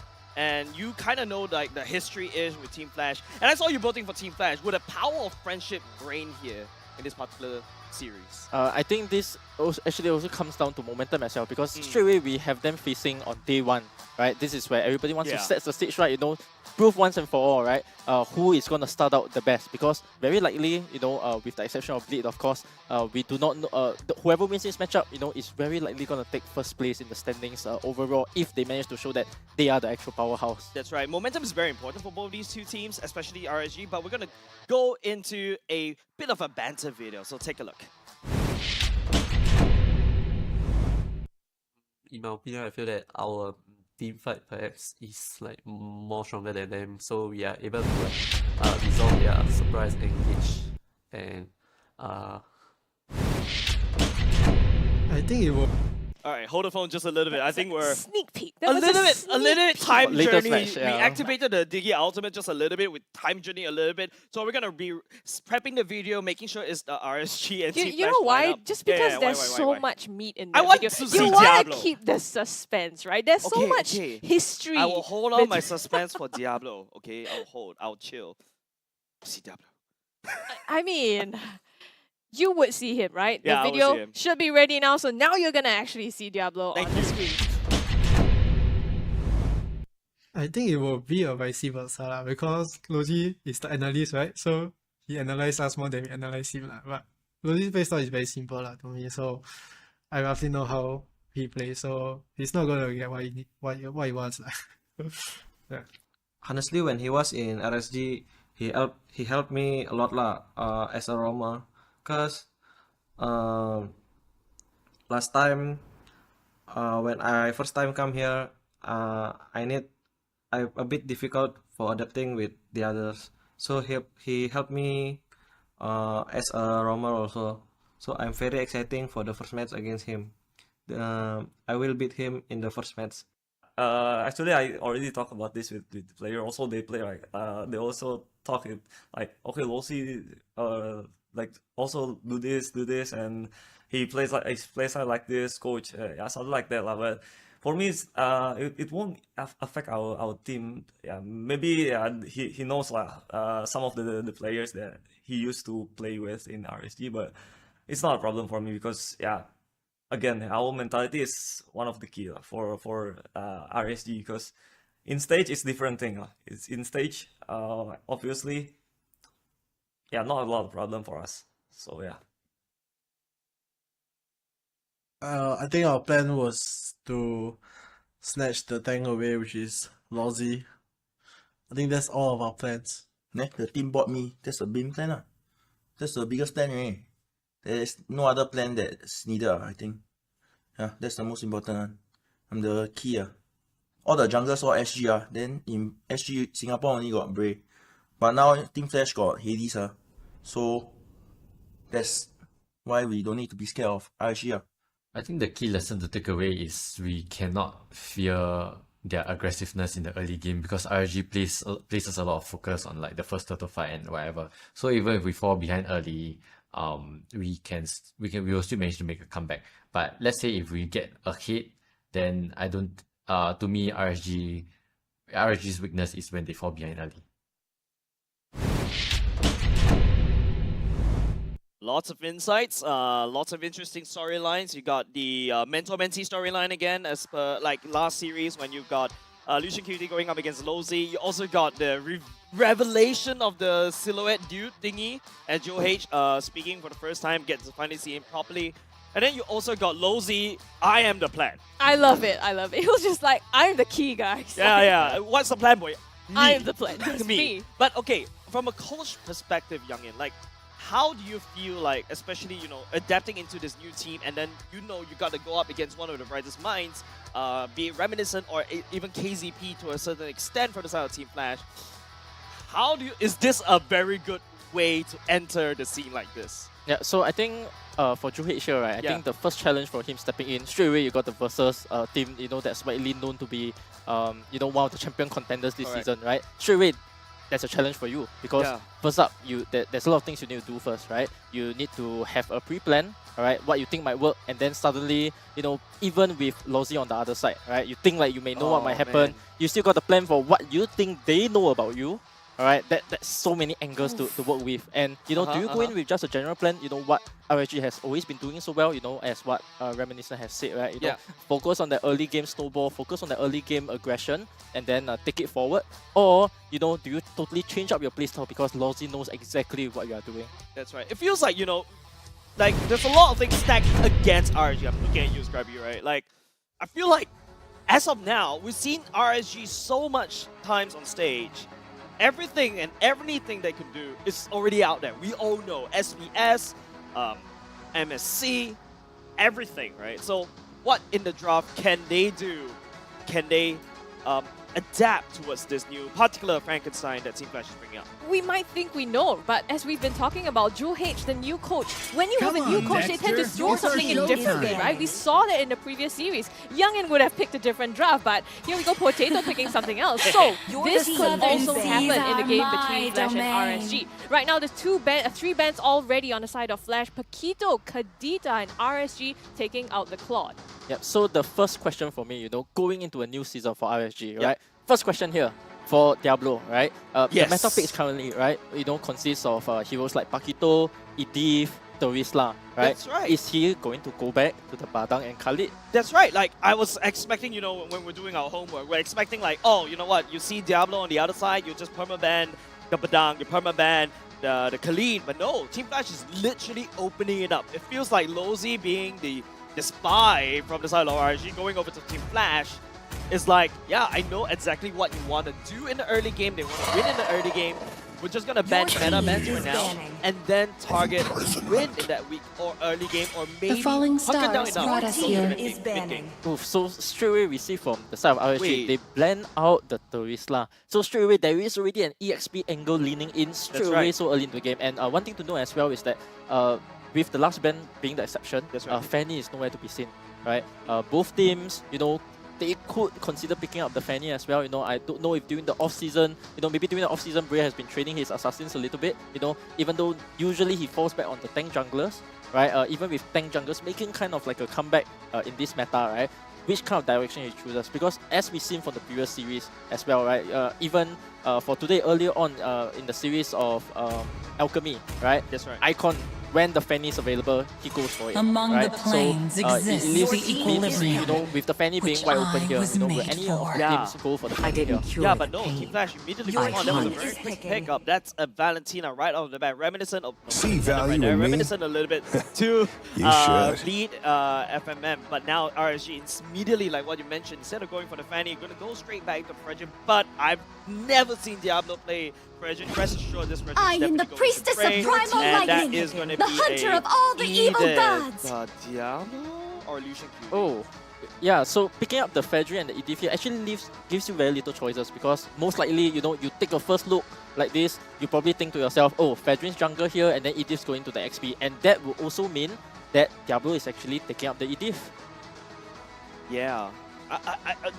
Diablo or the Edith? It's kind of like, I mean, you've been preparing RSG for like a good whole 4 seasons, right? 5 seasons.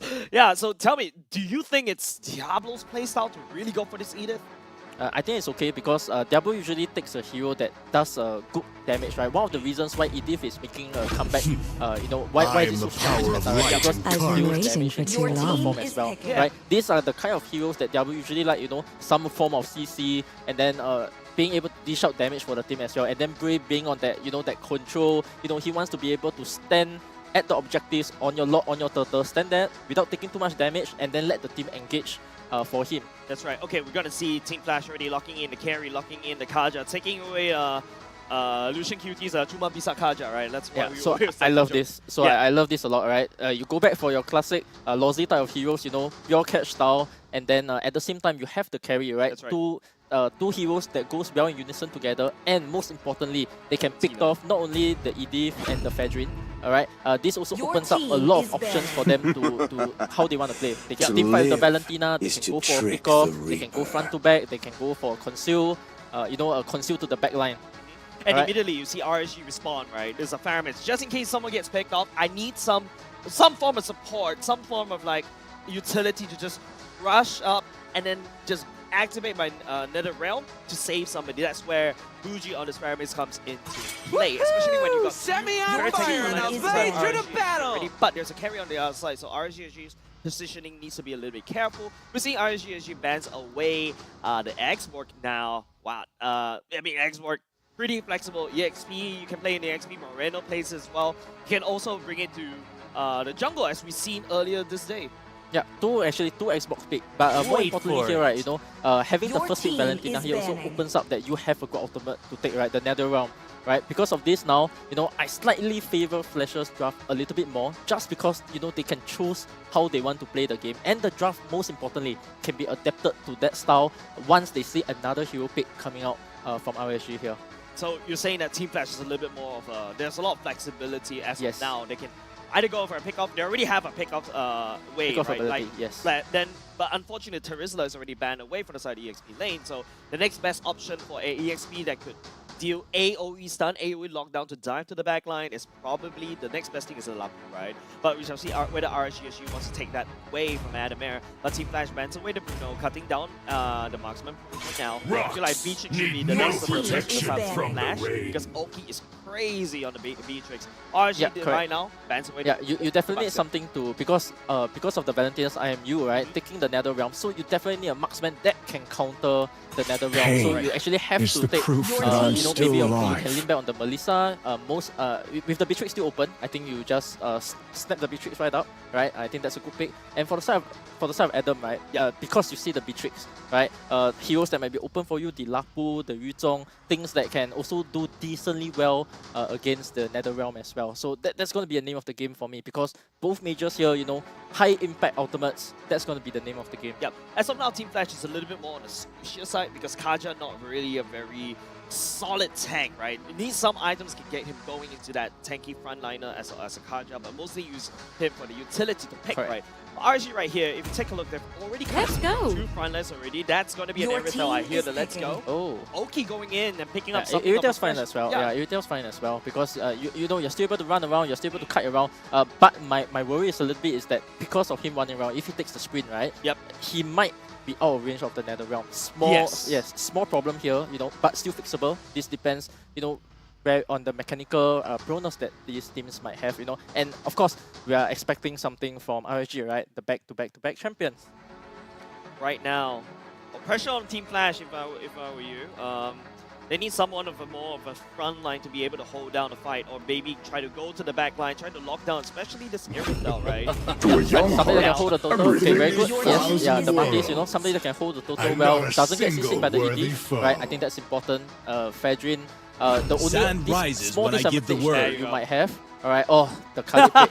Alright, we all got Jabeda again, alright, so Edith is going on Lucian here, alright, Diablo waited out the Khalid last pick here, and playing to the Uranus, he's gonna have an early lead, so, RSG is kind of like doing the RSG thing again, right, where they go for very, very strong early game heroes, try to snowball off a good total lead, but most importantly, even Reminiscent has said this early on, they know what RSG wants to do, but even last time when I was in play, I also know what RSG wants to do. But how do you counter Correct, them? how do you actually And stop that's it? what that allows them to get that back-to-back champions, right? But then again, if you take a look, take a step back, and you always see RSG side of the draft. I'm looking at a very tanky draft that is able to keep for Irithel, and there's also a backup plan, the Nether Realm, and also very strong early game. This is a very scary and typically RSG SG style of draft, whereas Team Flash on the other hand relies on this heavy pickup. It's all how Losi plays.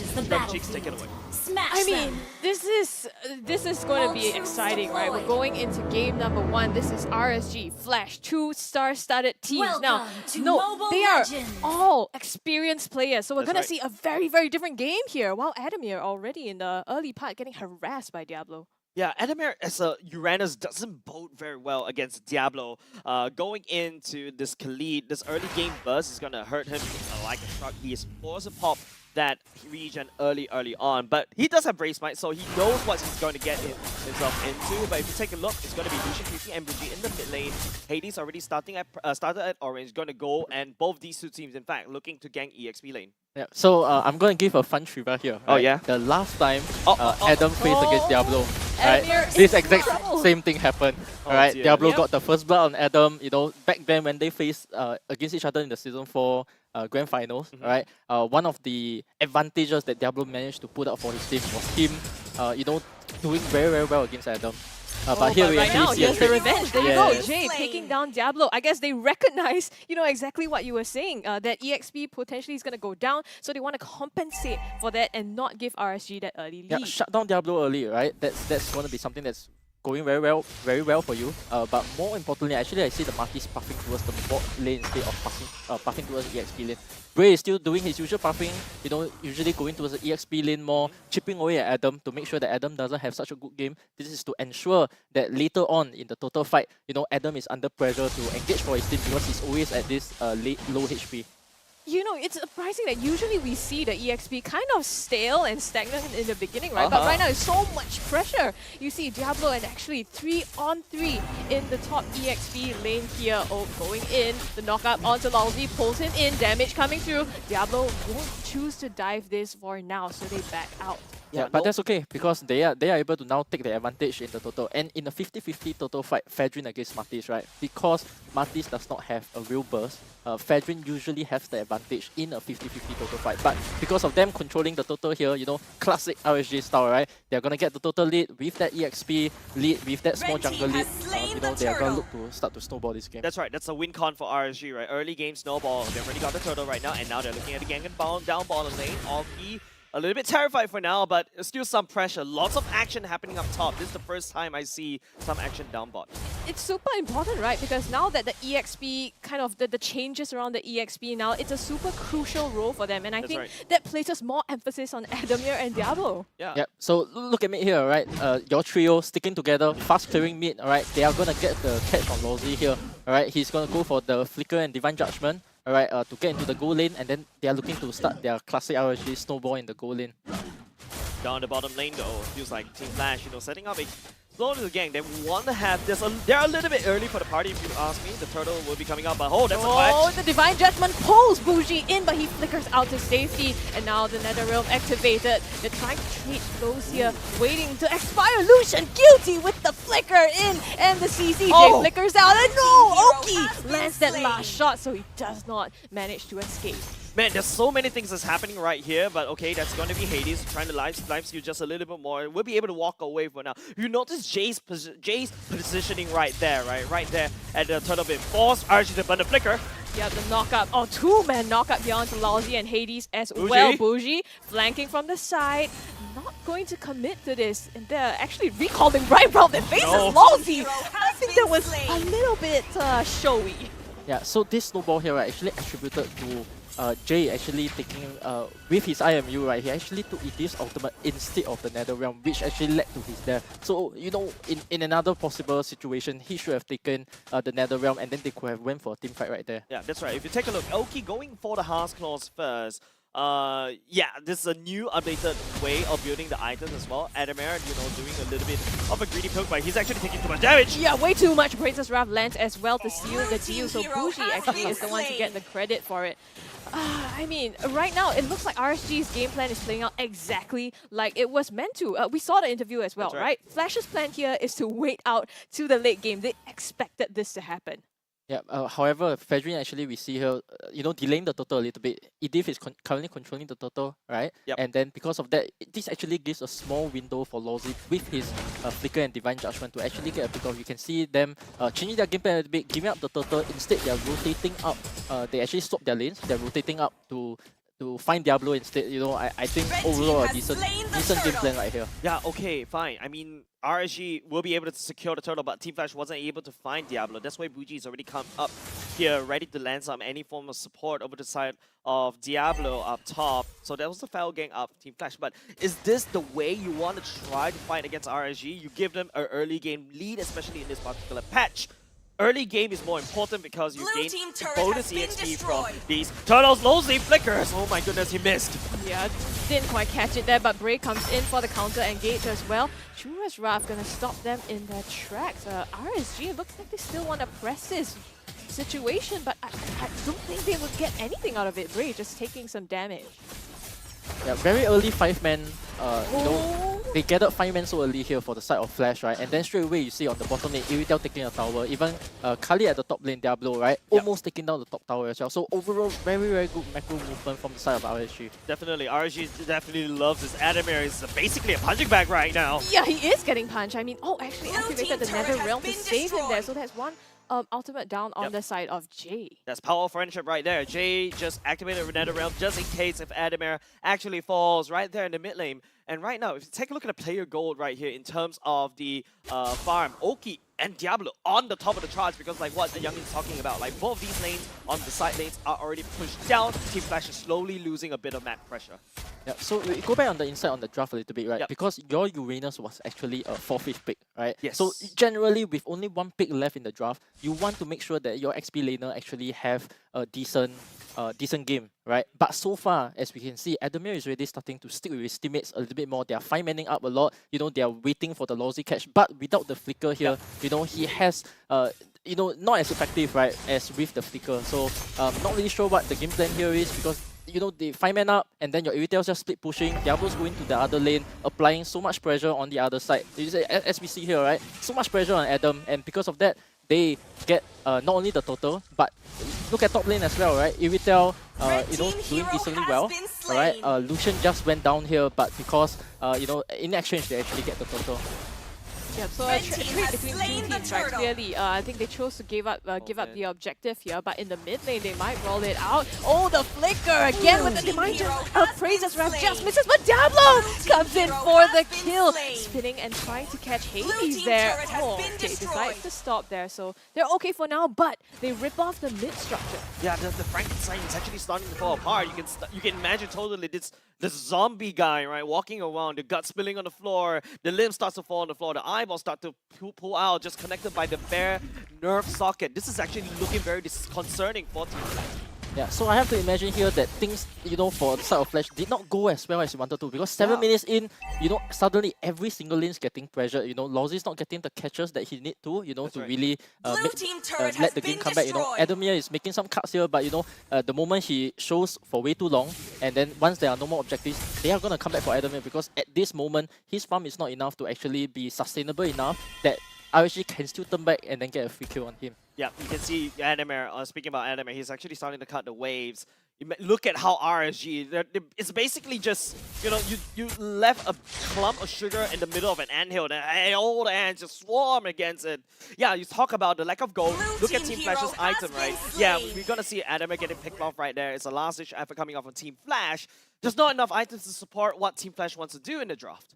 Yeah, so right now, clear mid, you know, Diablo's already, you know, such on-point macro gameplay here, right? Clear up this lane, right? Lots coming out in 30 seconds, you know. He's going to clear out the lane. He's going to start pressuring mid a little bit more. Make sure mid is pushing in, bottom is pushing in, and then from here, they're actually going to get a lot for free. But on the flip side, actually, Flash does stand a chance because they do have that flicker divine judgment, that thing that, you know, we know that Lozy is so capable of, you know, turning the game for Team Flash here. Yeah, we're just waiting for it, right? There's a couple of times where Lozy actually tries to flicker forward just to try to catch up.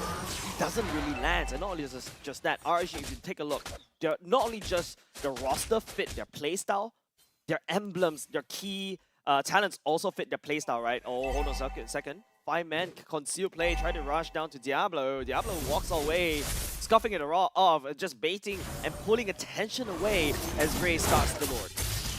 Yeah, but it doesn't look like Flash is choosing to contest this one yet, actually. Choosing to take the buffs instead on the bottom side. So they're slowly waiting it out, right? Right now, Vanix has just secured the golden stuff as well. So it could be the key condition that they're depending on. And the patience, is it going to be enough? Or RSG, they're going to just come back at too quick a rate. Right now, it's just calm before the storm in a sense, right? Adamir just trying to pull attention away. Hades forced to use the second skill to just get on the way. The taunt would not land. The Lord marching up top. Team Flash needs to devise a plan to defend. But if you take a look at Team Flash's kind of lineup, you don't really have that sort of wave clear that is sustainable to basically clear off and push off the waves that RSG SG is setting towards their base. Yeah, waves are syncing up as well, right? Yeah. Mid lane, bottom lane, top lane, all is going on at the same time, right? Wait, hold on a second. Adamir on the other side of the map. Look at him. That's a good play. Yeah, he basically brings people back, you know, cuts off the next wave as well. I believe next wave are still big creeps as well. Oh, he's gonna get cut. Even though he might die here, right? He's probably gonna respawn in time by the time the quick waves actually come back.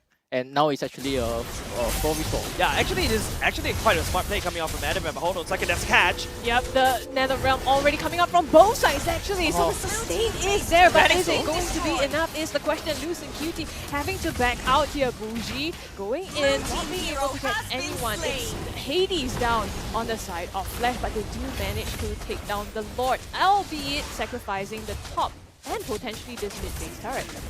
The lane's gonna get cracked open without a doubt at all. Adamir actually tried to buy some time to no avail, and RSG looking to solidly push even more waves down Team Flash's throat. Top side, mid side already cracked open. They just have to deal with the bots. I mean, it's already half down, right? It's gone as well. So just with this one Lord, RSG is wiping the entire base turret of Flash. Is looking pretty dire here. So what is the play, and can they actually defend from RSG? Yeah, the crash clashing right now. That's a Appraisal's Wrath already landed down by RSG SG. It's clean up map as RSG left Team Flash's side of the base. Totally a barren wasteland. Youngin, are they able to turn this around into this late game draft that Team Flash wants to play? Yeah, so what a dominance showing by RSG straight, right? First lot, straight away, they take out all 3 lanes, right? That's going to be so important for them because, as we know, this Khalid will slowly start to fall off a little bit. And, you know, if by the second lot, you know, if they are unable to push it in, you know, they're going to have some problems, you know. But the good thing for the side of RSG is that they have the carry, they have the Valentina, 2 heroes that are not, you know, the best at wave clearing, right? Yes. When the second lot marches in later, and with the Nether Realm, you know, what they did at the top lane, right? They just 4-man in with the Nether Realm, you know, whatever fights that come, not enough damage, right? And then it really, we have to see Lawsy making a big play here, you know. You have to kind of like get Buji, you know, before he pops the Nether Realm, get that key pick off first, and then from there, you do stand a chance. But with this goal lead, with this item lead, you know, it is incredibly hard for Flash to turn it around. Yeah, looking really dire, Youngin and Shrubby. Look, you don't really have enough items to support the damage coming up, especially from Oki already. Berserkers, Fury going into Malefic Roar. So no matter, like, even though you've been building, you need more armor items just to be able to handle the damage from Oki. Don't forget, Heavy Crossbow is an AoE damage. And not only just that, I can also slow down your healing because of the Halberd. Yeah, and at the same time, none of the heroes on the side of Flash, right? None of them actually have magic defense. Radiant armor, no Athena. So even if, you know, you can handle the Iritel, you can handle the Khalid, later on the ED is going to come for you. Yeah, we might see that here. Lucian Cutie tries to engage here, but it's great. Oh, he's the one to take the damage! Vanix, he's the one with the damage already built up the items, and now Oki not gonna be enough as he puts Vanix in the dirt. Now backline, Diablo and Hades rolling it out. You can see just Flash has no answer, like you said, to Oki. Yeah, and not only just that, there's a lot of free hitting for the side of Vanix at the same time. The waves are pushing in as well. Yeah. I mean, is this going to be the end? RSG, Yeah, they're they're making trying to the call to end. capitalize this. Yes. Adamir already in trouble. He goes down. RSG is a free window for them to take this game. And it's 14 minutes. RSG, clear game plan, executed perfectly. Yeah, they got what they wanted in the early game, right? It's basically, you go into the grocery store, you just basically whip out your mom's shopping list and you just check one by one. Early game aggression, check. I've got my first turtle, check. Diablo has a good lane, check. Enemy doesn't allow to snowball, check. Lowzy is unable to catch anyone, check. It's just RSG SG's game. Yeah, whoever that thought of the, you know, beating the Edith and then last pick the Khalid, right? Be it from the coach, you know, maybe it's coming from the coach. If this is the level of draft coming out from Coach Drew H here, right? Yeah. I am, you know, in for a treat for this whole season because I love outplays like this, right? Outdrafts like this because, you know, you make your opponent think that, oh, Diablo has been training this Edith for some time now, and then suddenly out of nowhere, you know, he goes back. He goes back to the Khalid right again, right? And then straight away, because of that, you know, they know how to play the EXP lane very well. They know how to snowball their lead, alright? You get a classic RSG game, you know, without even paying for it. Because, you know, this is something that your team, other opponents might expect already. Yeah. But, you know, you still do it in a way that it cannot be accounted for. But because of this, you show it in your first game, you know, down in the regular season. Today it's only day 1, right? Yeah. And we are gonna see, like, down the road, the next 6 games against all these other teams, they are still gonna be very, very wary of how to draft against RSG. Yeah, it's just the fact that, you know, this is the literal definition of insanity. I'm gonna do the same exact thing over and again, expecting different results. They did. They expected the same results, i.e. winning. Oh, but the thing is, they actually achieve it, so that's the difference, right? There's nothing that they need to change because this formula works. Yeah. Looking at the items now, I mean, you can see Vanix just got his items, but it just wasn't in time. RSG closed out the game before he could make enough of an impact. Yeah, it's just, you know, if you take a look through the items, you take a look through the goal, it's like, it's just, the goal gap is really big, right? And not only just that, right? Your Valentina wasn't also able to gain like a sort of like a lead as well. That's also costing the mid lane at the same time. And you also have to think from side RSG SG, this is a very, even the roam can do damage, my goodness sakes. Yeah, so I think one thing to note here as well is Lozzy's item choices here, right? Because from what I remember, right, Diablo was, you know, pretty owning early on in the game, right? You know, he was putting a lot of pressure, and for him to actually go for magic defense and Dom first without caring about the Khalid, you know, could have caused a small snowball. But, you know, the name of the game for him was still to, you know, always you have to catch Buji first. Yep. You know, at some point you also need to be able to catch OK down. right? But you know, we didn't get to see that, you know, and ultimately RSG to me, you know, outdrafted Flash quite hard here, you know, and but I believe that Flash now knowing that Diablo is still going back for his signature picks, you know, are going to account for that. I trust in KZP, I trust in Reminiscent, so I believe game 2, you know, there will be evolution. Definitely. I feel like if you're Team Flash, if you go into game number 2 and you don't ban the Khalid, I think there's something wrong. I think they have to really do exactly that. Even though, just take a look at Diablo, right? Going in for pure assassin, and then with the concussive blast, it's allowed them to clear the waves even faster. And not only just that, right? I think it's also, even like Gray on this Fragment, right? You expect nowadays the flavor for the Fragment is the quantum charge, right? You hit one, you AA, you get to chase people down. That kind of solves the problem of the Fragment unable to stick onto your target sometimes. But no, he's going blast damage. I'm going concussive blast. Yeah, but I mean, just looking at this now, right? I'm not sure if Team Flash really has an answer yet. You talked about banning out heroes, right? But the thing is, with teams like RSG, there's just so many potential signature or pocket picks you can ban out as well. And that doesn't even begin to account for the meta. Yeah, and you know, I'm pretty sure, right, in between MSC and also MPL Singapore, Diablo has definitely picked up some new heroes, right? I think they're not showing it as of yet, and this is a testament, this is a statement that RSG SG is putting out. Hey, Team Flash, you know, you almost got into second place, you almost got into first place this time around. I'm going to stop you right there. I'm going to continuously be that tyrant in MPL Singapore.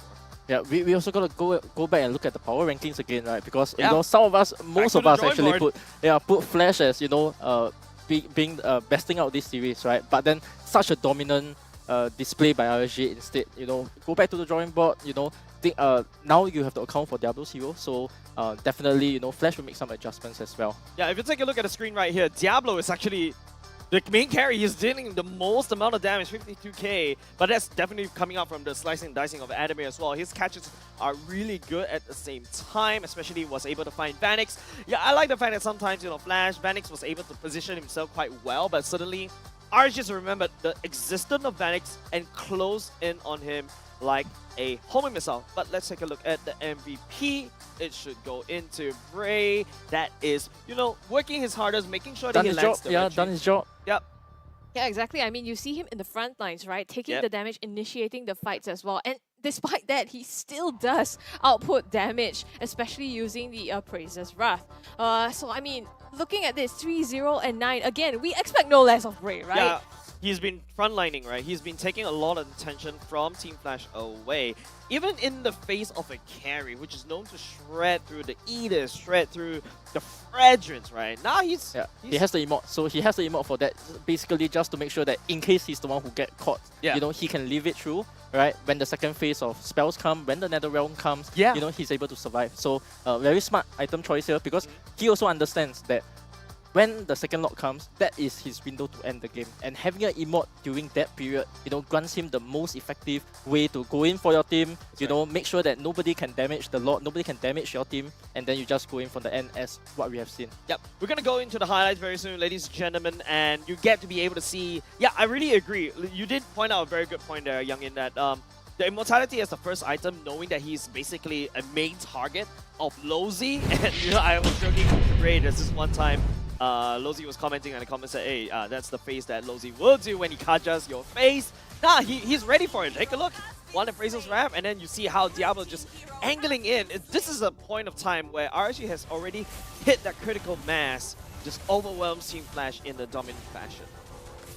Yeah, but I mean, this is the fight, right, where RSG really stomped the base of Team Flash here, just with that one Lord alone. So huge turn in their favor. Yeah, definitely right. If you can see Vanix, this is the one fight that I was talking about where Vanix was basically left unattended. Oki comes in, find an angle, and Buji as well. I think he's also an unsung hero. Take a look. He's always had the Netherrealm on the ready to pop at any time. There are also a few close shaves that RSG could have lost that fight, but Buji came in the last. Like, he's basically that handsome guy that slides into your DMs and gives you the Netherrealm. Yeah, so here you also see the power of the emote, because in the second last highlight there, right, they actually sold Brave proccing the immortality, and then afterwards still going on the Martis and making sure that the Martis does not have a way back home. And because of that, very smart itemizing by Gray here, it gets to show why he is the best jungler in Singapore. Yeah, and usually you go for the Molten Helm, and then after that you go for Garden Helm, but no, brother just went for Immortality because, not the fact that he's afraid of dying, but he knows he's the prime target, and I really agree with you. Like, this is an amazing game. It shows how RSG SG is able to adapt on the fly and then, beat one of the Frankenstein team of Team Flash. But how is it going to be like going to game number 2? Team Flash, adaptation has to be there. What do you think? It feels a little bit at risk of offending people, right? It feels a little bit like RSG has evolved so much as a high-tier team here, right? Not only have they nailed the draft, they also nailed the execution, and down to the nuances like you pointed out, how to change up his items such that it enhances his role even more. Yeah. It's just this micro decisions that I wouldn't make as a casual player as well. But of course, you know what? If you want to get a very good hair like Diablo, of course, get Diablo on the advertisement. I will buy anything that he endorses. But most importantly is, of course, if you notice our sponsors on the table right here is Head and Shoulders.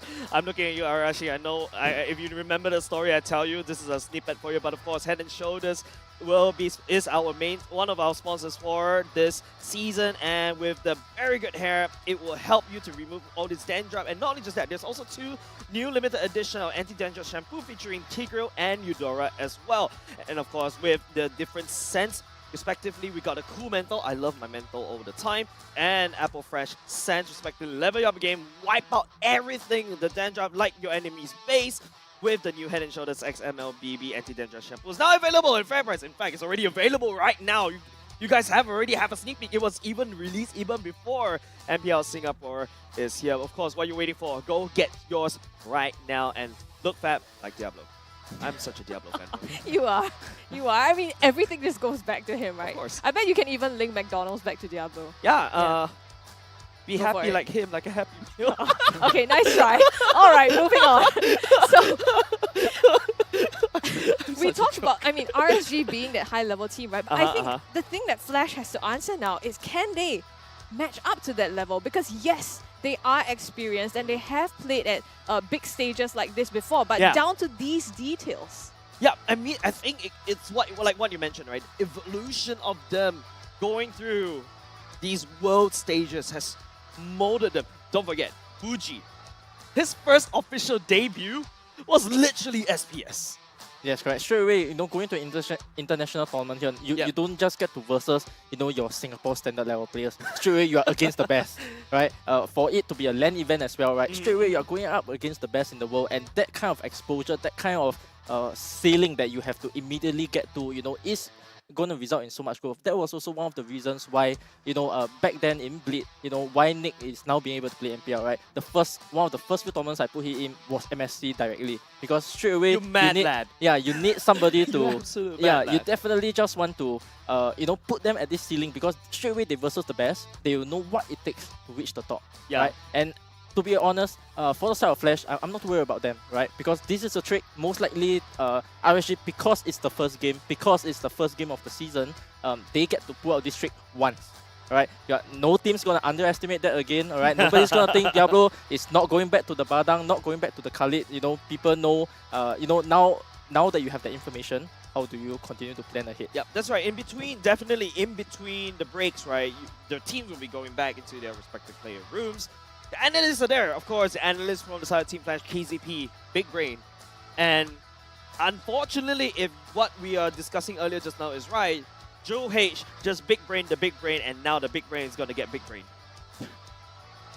The big brain? Okay, the big brain is going to big... Okay, I think it's a little bit too much. Yeah. But the main idea is like he basically pulled out reverse Uno card, like what Vertigo likes to say. Yeah, and definitely there's some discussion happening in between. But what is RSG SG? What do you think they will do? Do they go back into, Diablo's comfort picks, or maybe they'll put something new? The thing is, they are so comfortable with comfort picks already, right? So it's already a layer of difficulty if you try to beat their comfort. And then they add this surprise layer and you just never know what they're going to pull out. So now Team Flash is going to go back thinking, are they going to go something normal? Or are they going to pull out something, like you said, Youngin, like can the button come out in this case? And then you stack the meta heroes on top of that, right? Earlier on, we were seeing, for example, Joy not even being picked up or considered. It was completely forgotten by both these two so teams. Could RSG potentially go back to those meta picks? For sure. Yeah, I think normally when you are a coach planning out these drafts, like, usually you have two plans in hand, right? One where your opponent knows what you're doing, one where your opponent doesn't know what you're doing. And in this case, of course, sorry, they did not know. My brain, stop. Yeah, I cannot. So usually we come up with two scenarios, right? Of like, oh, how well did my opponent prepare? Oh, they actually did not have a single idea what I was gonna do. And now since they know, my plan B is ready. Because now you think about how to counter my plan A, as shown in game 1, and then now I have something even up my sleeve. But even saying all this, there was still risk involved because for doing that, for picking the Khalid, they actually had to put Edith on kind of like a sacrificial role. As you can see in that game, right? The moment that Edith popped the ultimate, he wasn't actually able to do much in the team fights as well, right? This basically you kind of are going sacrificial lamb just to make sure another person on your team pops off, right? So in another scenario where this game have not worked out, we'll be thinking to ourselves, oh, for them to take such a high risk, swapping over the Khalid and the Edith, right? They could have just went normal, had the normal game, and then would have done the trick. But they took the risk and it paid off tremendously for them. Yeah, I think that has been always Singaporean style, high risk, high reward gameplay, right? Like, we're just gonna go all in, we're just gonna rush in to the enemy faces, just slash, Diablo just goes poop, and of course, I also like the fact that both this RSG SG, they've been working together for so long, right? They've been together since like what, I think season 3-ish. That's when Ray entered RSG SG. They produced tremendous results. Then again, we just need to find somewhere because this team has been going back to back to back. Yeah, I the think it's a backbone little of the bit team. Yes, Bray and Diablo, of course. That's right. Right, they have been the ones, making sure that whatever iteration of RSG comes, it's the same for Bleed, right? Yeah. Whichever team that JPL pulls out, there's 1.0, 2.0, EVOS 1.0, EVOS 2.0, and now Bleed, right? So for the same side of RSG, no matter who they pull in, there is always gonna be this core DNA for the team that that they will always have, and and they get to show on stage, why they are so capable, why they have been the champion all along. And for this upcoming game, right, I don't think we'll see as much surprises. I expect it to be a much closer game, strictly because of the fact that, now you have shown your surprise, right? I give you one game, right? Will Flash be able to mount the comeback? Do you understand your opponents well enough? Since going back to, Lawsy and knowing how RSG works, right? And then not being able to counter that in the first game, right? Surely they will have a plan B in mind. That's right. We're going to go back to draw, ladies and gentlemen. This is game number 2. RSG SG going in first. Pick Team Flash going in second. RSG SG immediately locks away Vanix's Claude. Paquito goes into the banning pool right here, but I'm not seeing any Khalid going over the side of the ban of Team Flash. Yeah, so interesting here is that Flash, even though they know that they will go for the Khalid, they will go for the Baron, they still opted to ban an EXP laner as their first choice here. The advantage that you usually have is that if you have a ban that you have always been banning, this shows to me that in your training, this is a hero that you always have been banning, right? For the same side of Bleed in the earlier game, right, they have always been banning out the Fanny, right? So for the side of Flash here, right, banning out this Paquito means to me that, they want to first see the two picks, the first two bans of what RSG have, and then they'll decide from there what is the actual formula to knowing what RSG have there up their sleeve. The southern seas are my domain. A bit of a nod over to the side of RSG, Bougie earlier just now. The reason why I'm a little bit confused right now is like, Youngin, this is the exact same ban as game number 1. It's the exact same ban. Yeah, they haven't changed it. I mean, the next two bans that they did was Yves and Novara, so it remains to be seen whether or not they're going to pull the exact same thing. And then the onus is on Flash to change something. Yeah, so this is basically, heroes that they have been most likely practicing their scrims, right? Normal heroes they ban. So this tells me that, for both sides here, they are, trying to play out heroes they have been practicing a lot and not so much of like, trying to counter draft against the opponent, especially not in the first phase, right? Mostly picking comfortable heroes, things that they know. But actually, RSG has opted for the Joy here. right? Changing up the style a little bit, right? Which is surprising, right? Team Flash known to be pulling out all these weird and creative drafts this time around, but this time, don't forget, if you notice on stage, See value in me? that's Your a very team is lengthy- picking. You should. Yeah, that's reminiscent right there, right? So, yeah, this. Oh, KZB is still there doing the draft, and this is not the same Team Flash as we expected in last season, right? When they pull out the Hildas, the Valers, and I don't know what they're gonna pull out. Digi Mages, I Doraemon, remember I don't know, I was man. scarred by that, the Digi Mage, right? Yeah, so first thing, alright, first thing that we see here, right? Novara's open, Eve is open, right? Straight away, all your mages are open. So this is a good time for Flash to actually find out what is the priority mage for RSG. because you have so many mages to actually pick, the hunter of pick all from. the And evil instead, gods. they actually go for the EDF again. So again, baiting their opponents, right? Because for the side of RSG, you know, for most of these things, I can confidently say, right, EDF's going to the XP lane. But for the side of RSG, you know, they're throwing it back out again, right? I'm gonna bait you, right? It's the same thing. Will you take it? Yeah, it's the same exact thing that RSG did in game number 2, right? Like, I first picked the EDF. I forced you to go into this big brain moment. Of course, the bit of a what's that Big word brainception. called? The big brainception joke right there. But now Team Flash, it's their turn to pick right now. I'm looking at the Martyrs. You gotta have to take that away from Brave. Brave's very comfortable with these tank junglers. Begins. Right, I think I'm gonna call it early. I think this is gonna be XP. I think Diablo wants to at least play some meta heroes. I hope so. Alright, because okay, my reasoning is this. Alright, because you have this show it once. Alright, your opponent's gonna be ready this time. Right. Maybe you are gonna screw up the second part of their phase, the draft, right? Because their 2 bans now might be directed at Diablo instead. You know, to force the EDF back on the XP lane.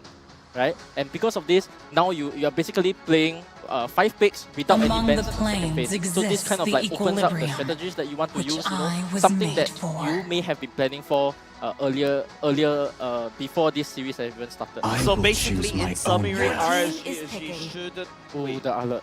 That's an alert right off the bat. Yeah, so okay, so straight away I think my prediction's a little bit off, or you know, I don't know, maybe RSG still has something up their sleeves, right? You show the alert, you show the EDF. Yeah, I don't remember seeing Diablo actually play the R. Does he play the R lot? Does he play the R lot? Yeah. I don't know. The number 1 fan doesn't even know whether he plays the R lot or not. Yeah, but one big issue here, right, is that because you have the Swivel! because you have the Swing! right? Yeah. Both of these heroes are heavily countered by Radiant Armor. So straight away on the Not side bad. of Flash, right, easy itemization for them, right? Wow, actually we see Fanny pick coming out. Alright, Fanny here, very good because you know you kind of get a free pick off on the Eve. Even though there are a few CCs coming out from both the EDF and Alert, I would consider it having an okayish game here. Alright. But your problem here is that because of this Fanny own self, he can only own self dive to the backline himself, you know, with how the draft is turning out so far. Yeah, you don't really have the range to kind of support the Fanny, like, you know, what the Farsa can do, or technically a Eve can do, but Eve is already secured by the side of RSG. And then again, I kind of echo your point, right? Like, this is a very... I think the fact that the Fanny can just be selected by the side of Team Flash like single this, worthy RSG, foe. because RSG has shown themselves, right? Look, I'm going to go into a roam Edith. My EXP lane is the R-Lot. I'm looking in the future just a little bit. I'm imagining myself, I am Vertigo. I'm touching the crystal ball right here. I'm trolling right now if I'm going to say this statement. Don't flame me. Edith jungle. I mean, possible. I could say that there is a small possibility. But for the fact that they actually showed the alert a little bit earlier on, alright, this shows to me as well that, you know, maybe the EXP is relocked. Because in this meta, usually you do pick your EXP lanes slightly earlier. Alright, and because of that, you know, the way the draft has evolved here is that for the side of Flash, right, picking Ruby, Lawzy, one of Lawzy's signature heroes actually, back then when in Season 4, this was one of his go-to picks, right? And most likely this Ruby will end up on the side of Flash, and then that's why you can see RSG here banning out the Esme and potentially going for another XP ban again, so we have choices. Yeah, Xbox decent here, Xbox is decent as a ban.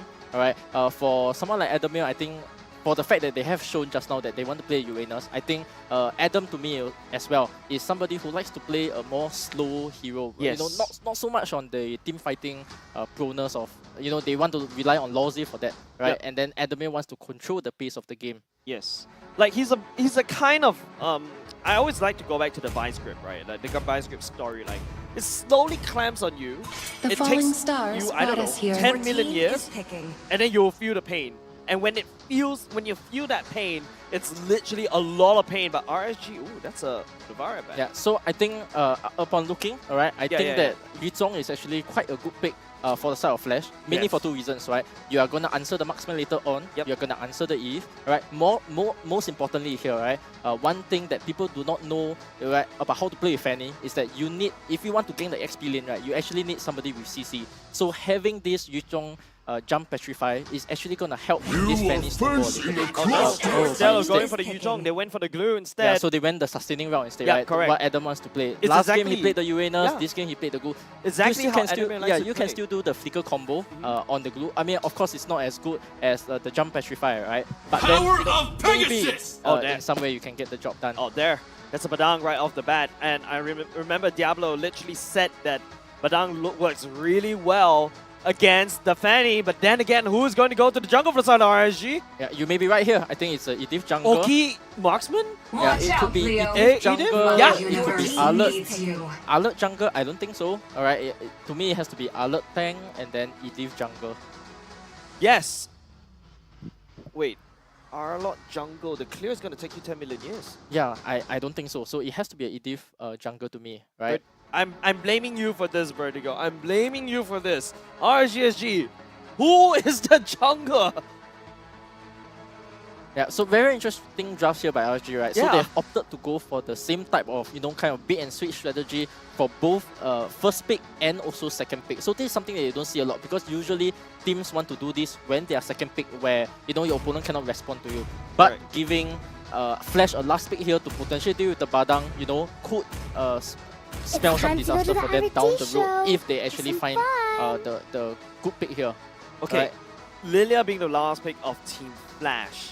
Is that how you deal with Diablo's Badang? No, that's going to be Bray going into the Arlot jungle. So I'm interested to see Alert jungling here because I do not know about the clear speed well enough. You know, this is one of the very rare little times that we see Alert ending up in the jungle. Alright, I think decent combo here, right? Because you have so much CC on the side of RSG, right? This could be, you could do potentially very, very well against the Fanny. If you get the jump on the Bruno, that is fine as well. So Lilia here with most likely taking the Purify, right, is going to do a lot of damage on the side of Flash and will most likely be the game winner for the side of Flash. So this game, I'm looking at Jay. He took my IGN since Season 1, alright? Anyways, jokes aside, we're going to go into the game. This is RSG SG going up against Team Flash. This is game number 2. Lots of things. Lots of high expectations being placed on Team Flash. But ill-advised. I mean, this is a series of 2 as well, right? RSG already has one in the back, so they have some room for experimentation, especially with this Arlet going into the jungle. It is actually on Team Flash to be able to knock this up to an even score. So let's see exactly how they can do that and whether they have answered the questions that RSG has put up in their draft. Now, win conditions, Youngin. Win conditions for both these two teams. Yeah, so I think for the side of RSG, pretty simple, right? You just want Diablo catching on to the Fanny, catching on to the Bruno, right? Lilia, yes, in some circumstances, sure, you know, without the Purify, but in the case of Flash, right, it is all about the Lilia. Lilia's gonna be the one abuse the Purify, right? Make sure that whoever comes in front, you know, Lucian, QT, Diablo, and we see a fight breaking out here. CC is being thrown onto the side of Flash, but they respond, and Lucian QT is the one to go down first. Adamir might be in some trouble here. It's 3 for now, 3 brawl. Adamir stunned out. Luigi takes the credit for it. Lolzy, one more hit secured by Bray, and RSG clocks it up to a 3-1. Damage dashes for days. This is actually quite creative, right? If you take a look at it, everybody from the side of RSG can actually land hard CCs. Diablo, there's a knockup as well. There's also the stun. Lucian QT, there's also a flip. There's also a stun. Bray can abuse all of that, and he also has his own stun. He has dashes for days. Yes, very creative drafting here, right? But at the same time, you see Flash actually playing out to their win conditions very well, right? Fanny getting his level 4, having the blue buff, you know, going to gank the bottom lane, right? Where the Iritel just died, right? This also gives a chance for your Bruno to start that small snowball like the game that we saw earlier in the day, right? The Blitz series, where if your Bruno gets a very good start, he's able to not only bully out the opponent laner, but at the same time, you know, putting pressure on the tower so that everybody has to rotate down to the goal lane to put a stop to this Bruno. Yeah, and in fact, if you start to see, Lucian KT is already starting to rotate all the way down to the bottom lane, but that means that Lozy, Jay, and Vanix, they kind of know what's up. They know that there's 2 members down bot. They're going to go commit onto this, but the turtle is getting contested though.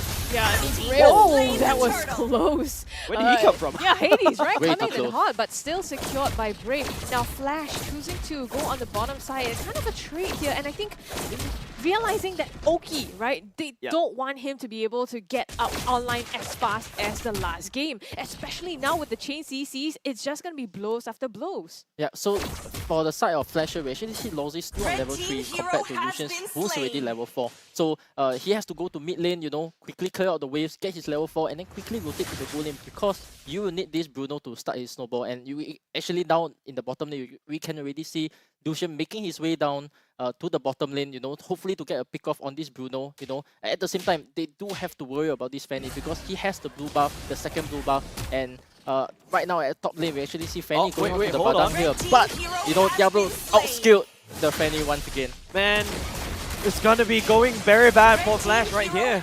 Yep, Lozy already obliterated. You can see Flash wanted to make a play down, but RSG realized exactly what they were trying to do, and they were quicker to pull the trigger there. Yeah, so very insane timing here for the side of Diablo as well, because for the next 1 to 2 minutes, right, this Fanny is not gonna have his blue buff and his effectiveness will be lower. We actually see Bougie here flickering it to actually try to get a pick off on the Bruno, but unfortunately failed to do so. But because of this, as I've said about the win condition, right, you cannot have this Bruno having a good game, and because of that, all of them rotated down, give some space to Oki so that they can actually be the ones starting that golden snowball. That's right. Let me just go back to the trash bin. I'm going to pick up that shopping list that I threw away. It's already crumpled up and with all the checks. I'm going to double check again. First turtle, check from RSG. Early game aggression, early game snowball for the side of Diablo, checked. And now Team Flash is unable to still crack what RSG SG's win con, and it's actually looking really hard. And Hades trying to get onto Diablo, but Diablo he eats fannies for breakfast, right? He eats fanny players for breakfast, and immediately I feel like when he sees a fanny getting locked in, he smiles. He knows it's just another Badangi.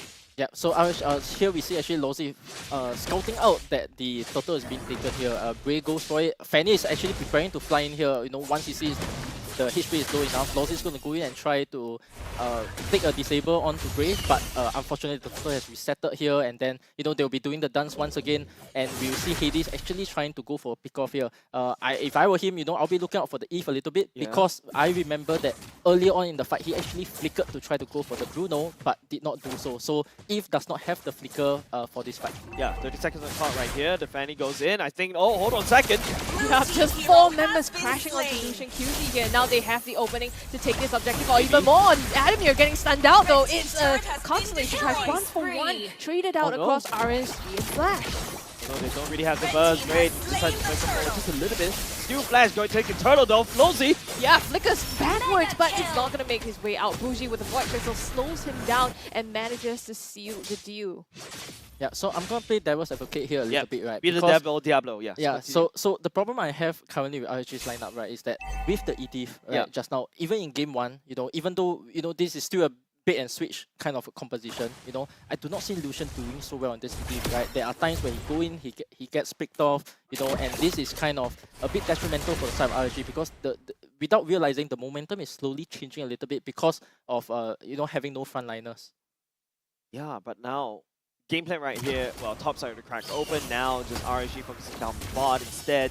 Lozy looking for an angle, Anima coming in, gets spotted out by Bray though, has to use the jump right here, but hold on! Oh, they're going all the way in here onto Adamir, but the rest of the team respawn. Adamir trying to make his way out, not enough, and it's going to be RSG on the retreat now. They kind of, stole that I'm offended pulls 2 members of RSG, and now Flash, it's their time to engage. Here comes Hades in the backline, Bougie, the cutthroat manages to put him in the dust. Massive win coming off from Team Flash right here. This is exactly what they're looking out for. Giving Vanix over to Berserker's Fury, which is a key item over the side of this Bruno. This Bruno is gonna kick a football super hard right means here. real manipulation there, right? Because of that, they are Yeah. not able to pick up That a fight. one. And yes, and more importantly, right? This getting one. picked off. Yes, getting picked off right after, right? This totally swing the momentum over for the side of Flash. You know, Lozzy on his signature hook there, right? The moment he goes in for this kind of 2-man hooks, 3-man hooks, you immediately know that, you know, Flash actually have a game up their sleeve. And as I predicted earlier, right? Game 2 not going to be so easy for RSG after all. Right now, slowly, hold on a second, in between the instant replay, Badang was able to kill the Fanny once again, but then again, Team Flash actually hammering down on the bottom lane. The minions actually kind of responding just in time. The wave click coming from RSG is still there. Lozzy goes in concealed though, but then again, cannot find the engage. Yeah, good RWM there, because you not only protect your bottom tier tower, but you actually, on the other side of the map, you are actually taking a turtle, right? So what's so important about this kind of Bruno compositions, right, is to prevent that kind of tower snowball. The longer the Bruno has to stay on a single tower, the more advantage you have. Adamir gets flipped over. Well, I mean, it's just Adamir doing his stuff, right? But Yeah. he's flying around. I think he's trying to look Oh, for he's an in a sniping angle position. here. Bray at the side. Oh, the pulls here. Jay resets himself with the black shoes. In some trouble. Bougie will be able to take him down. And not only just that, there's a fat stack of the minions up top, and then Team Flash would trade one only first tier turret down bot. Map dominance still goes in the pockets of RSG because of the top side crack. I don't think Hades should go and deal with Diablo right here. He's gonna get solo killed off the screen again. My goodness me. Yeah, so welcome to MPLSG, right? Okay, these are, you know, usually players who have not seen the power of the Diablo. Yeah. Yes. Hades. And then straight away they go in, they think that they, you know, I think at this point you're already aware, but you know, you think you can outplay it, but no, you know, Diablo comes in, smacks you right in the face, you know, another death for you. One doesn't simply Fanny against a Diablo Badang. He knows how to counter the Fanny. He suddenly can just block you, he stun locks you. And this is basically just another day on office in Diablo's office.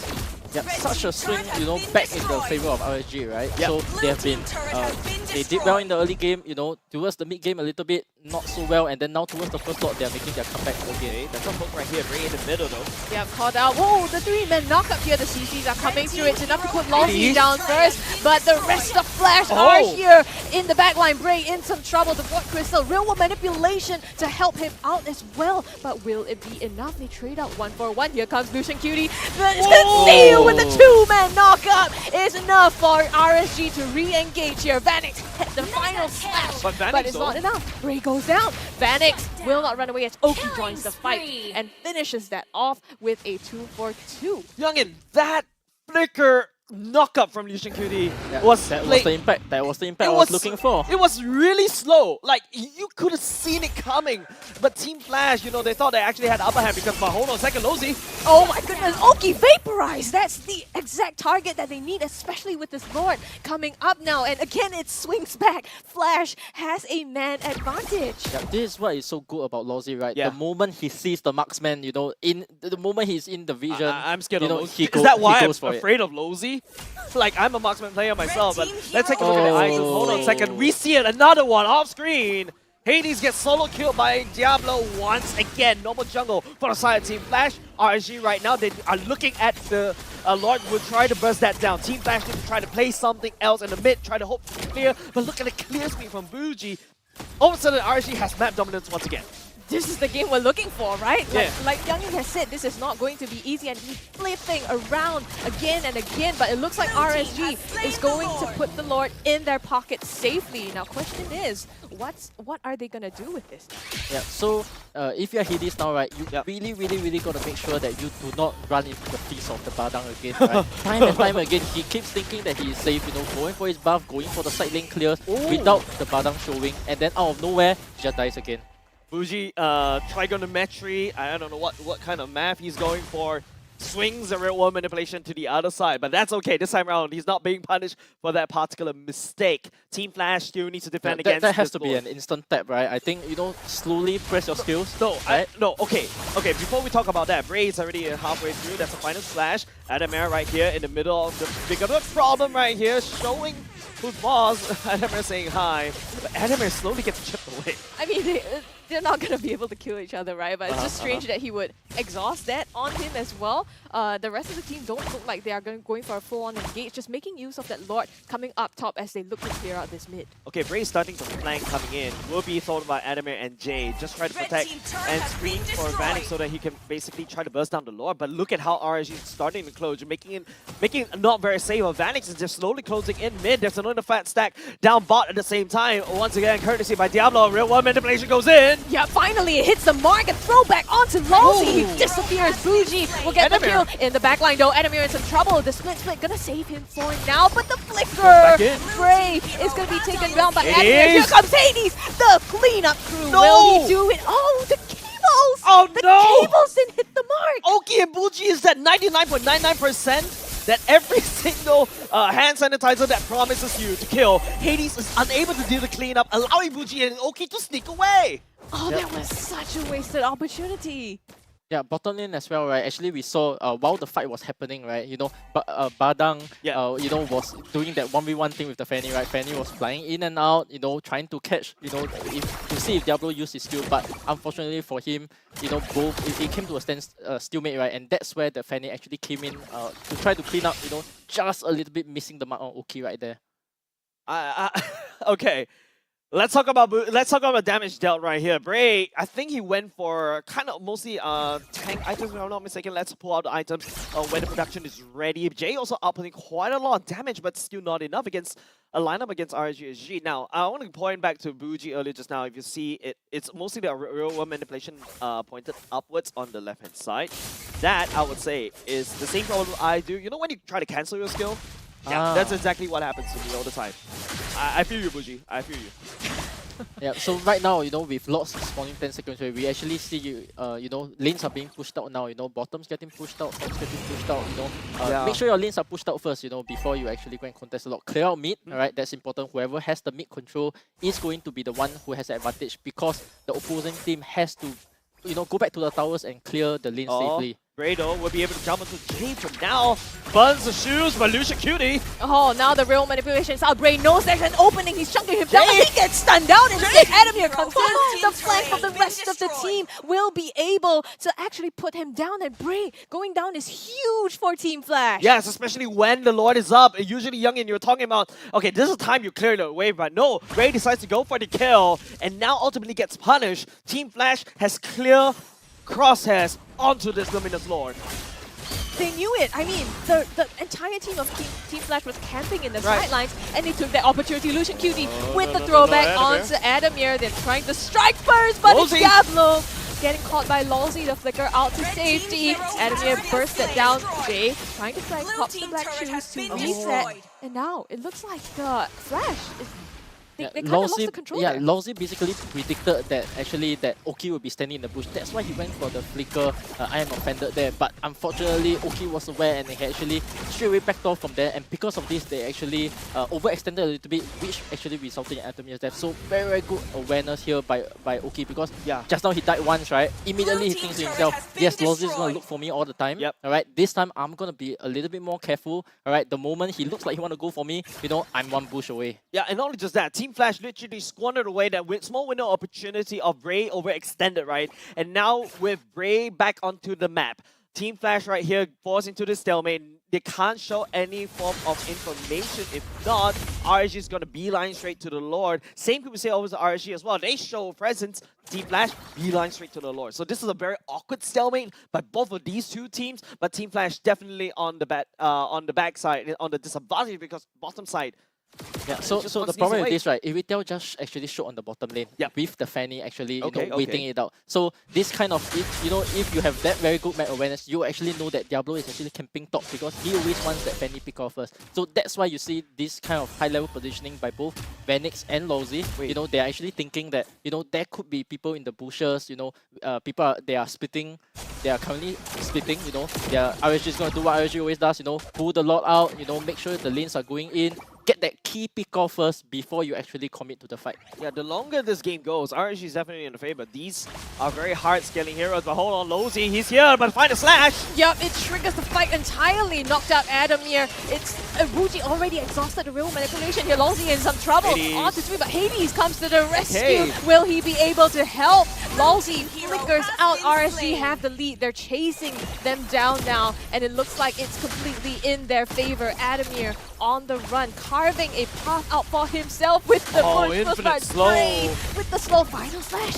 Misses the mark, thankfully, for Team Flash. Yeah, but it's fortunate for Team Flash right now, right? They buy so much time and they manage to burn down Lucian Cutie. But then again, if you notice, Hades needs to commit to the cutthroat at the same time. Now he's got a hard shot up top, and because he's a fan, he sees Diablo, runs away. Yeah, good decision making by Hades here because he immediately realized that the fight was over and he saw that top lane was actually pushing in. Yep. So immediately by doing that, he puts pressure on Diablo to actually come back, and because of this, they actually have this advantage here in the lot here.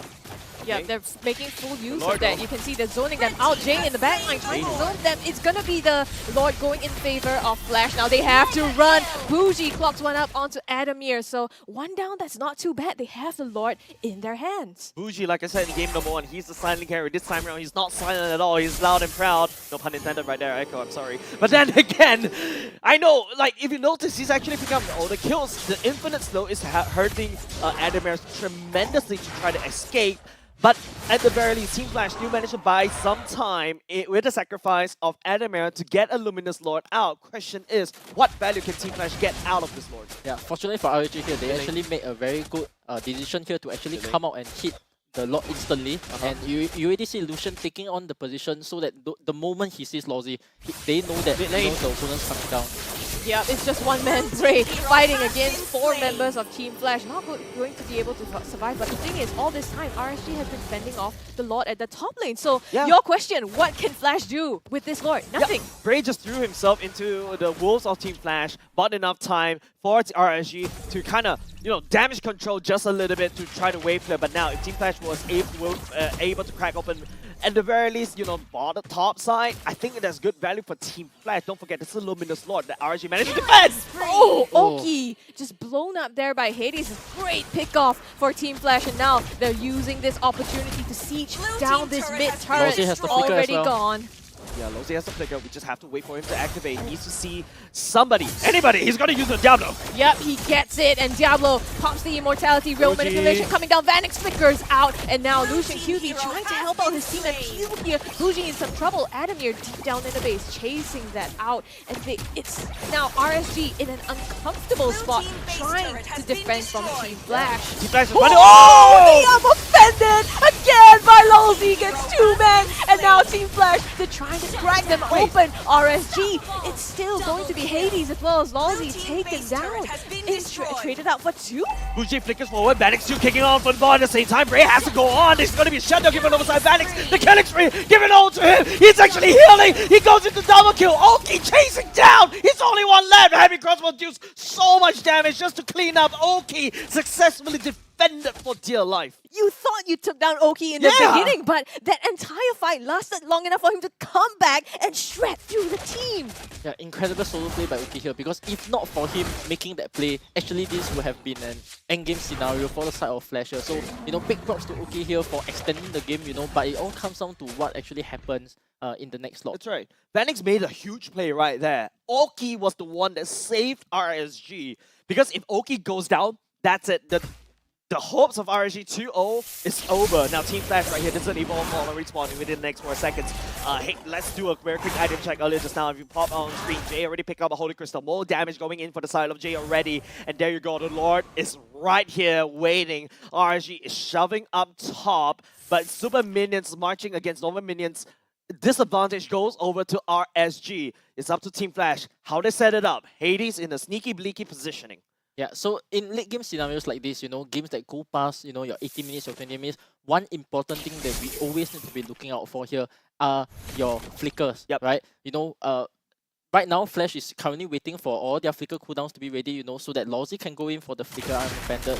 Bruno's able to get out of sticky situations. Adam's able to go for big plays as well, right? So for both sides here, actually all of their battle spells are cooling down, and we could see a potential clash to the finish here. Yeah, Team Flash right here, full battle spells available. Fuji's the only one with Flicker, but he did buy a Wind Trunkin.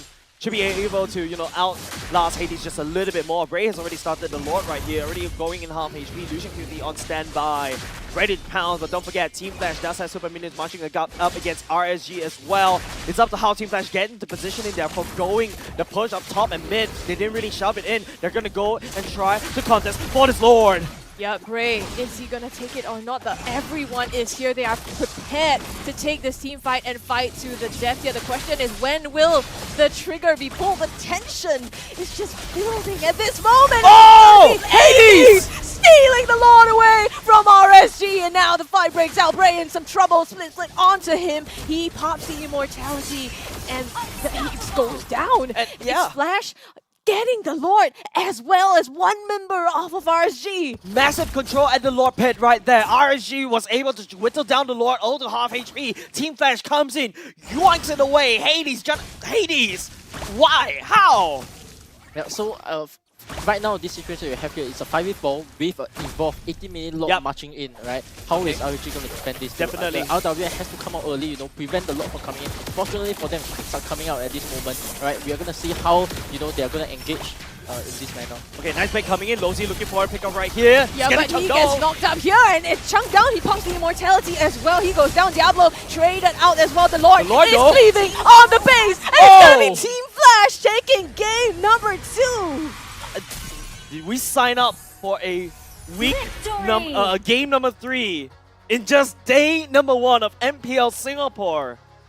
If I'm not mistaken, this is the particular series that literally sold out in the tickets like overnight. This is like the Swifty concert-ish. If you are a Singaporean, you know what I'm trying to say.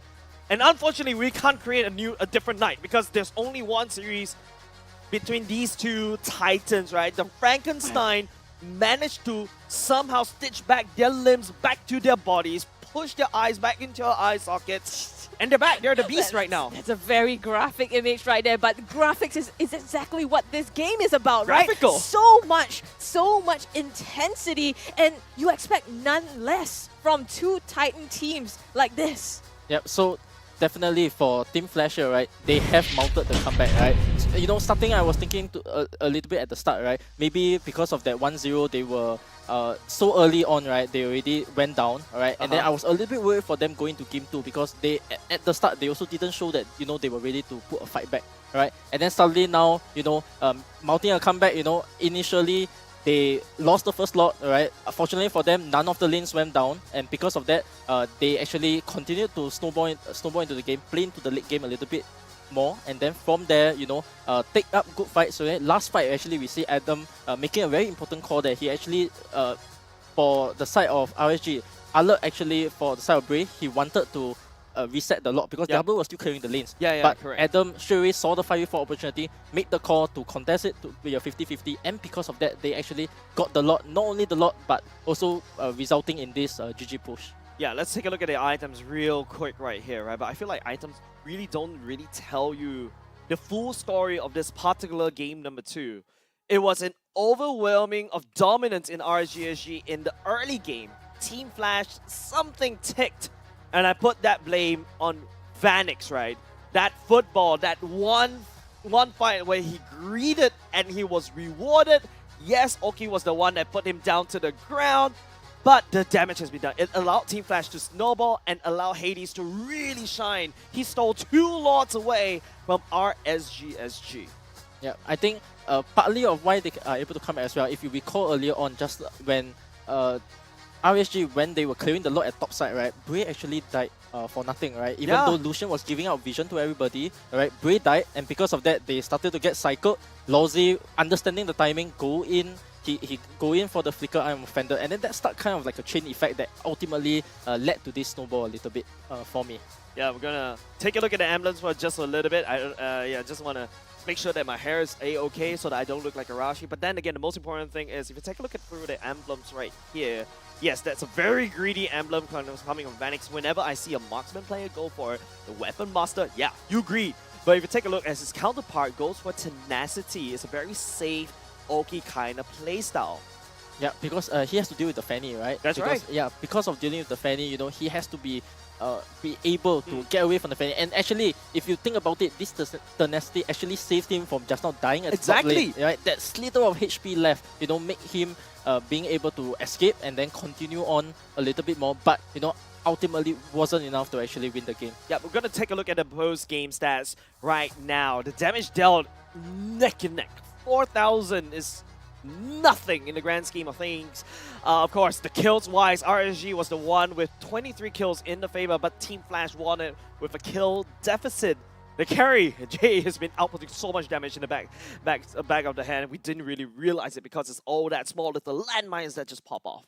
I mean, he's been kind of playing along the team, you know, and That's right. the flashy plays made by Hades as well as Lalzi, yes, of course, but all this time, Jay, he was popping off in the back line. He was trying to go for the damage dealers as well, but we didn't notice it. And he baited all these things out and then used the black shoes as well. So not only does he deal the damage, he also kind of, you know, was directed the attention to him. Yeah, so it forces RSG to waste most of the things on himself. I just used one ultimate. I denied everything. Oh, the flicker catch that you tried to do earlier just now by the side of RSG, all down to the drain. Because I do that, it allows Hades also to have this free reign to go on in.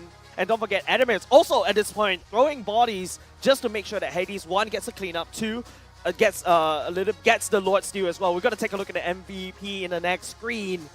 I'm giving it over to Hades because, okay, we're gonna give it to Bruno for now, but Vanix, you know, I think we credit for him to be the MVP because of that one play that kind of tipped over the fight, and then after that, it allows his whole team to slowly step up. Yeah, more importantly, I think not getting picked off by the Badang at all, right? Even though the Badang pick was mainly for the Fanny, but I think sometimes you do need to change out your wing conditions a little bit, right? Yeah. So for Diablo to not even engage once on the Bruno, and basically we did not see Vanix here even getting caught out by the RWM at all, right? Throughout the whole game. And because of this, of him knowing his lose conditions so well, you know, making sure that he can dish out the damage, you know, as seen from KDA here, he is actively still participating in the fights. And because of this, you know, I think a well-deserved MVP for him. Yeah, and don't forget that one particular fight at the doorstep of RSG SG's base in that mid, he greeted, he flickered right there.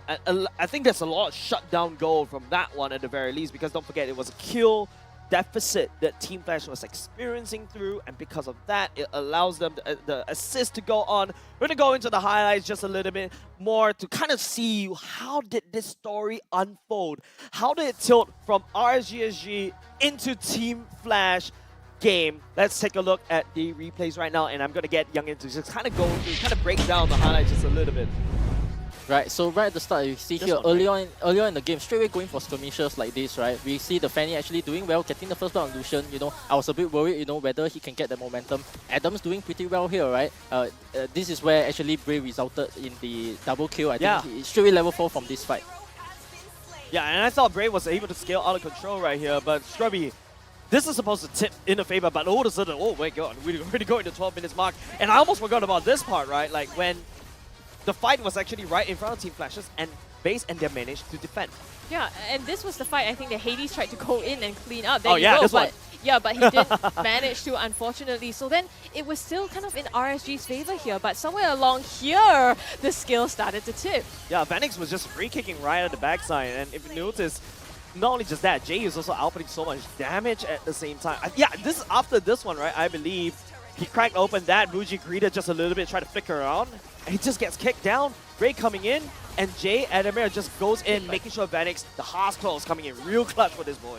Yeah, so for the side of Bougie, right, you know, I encourage rookies like this, right, to make this kind of mistakes early on. You know, it is still regular season, so making mistakes like this, you know, when you feel you're confident to go for the play, go for the play, because ultimately this is only going to build up on your experience. Now he understands, you know, going for this play ultimately resulted in a loss for him, but he's going to take this big lesson, this big takeaway for him. That's and then, you know, he's going to improve, and this is why, you know, regular season is as important, you know, for players to start growing, especially these rookie players who have been on the stage, you know, for just a short while, right? And these are the experiences that they will not only cherish, but also learn the most from.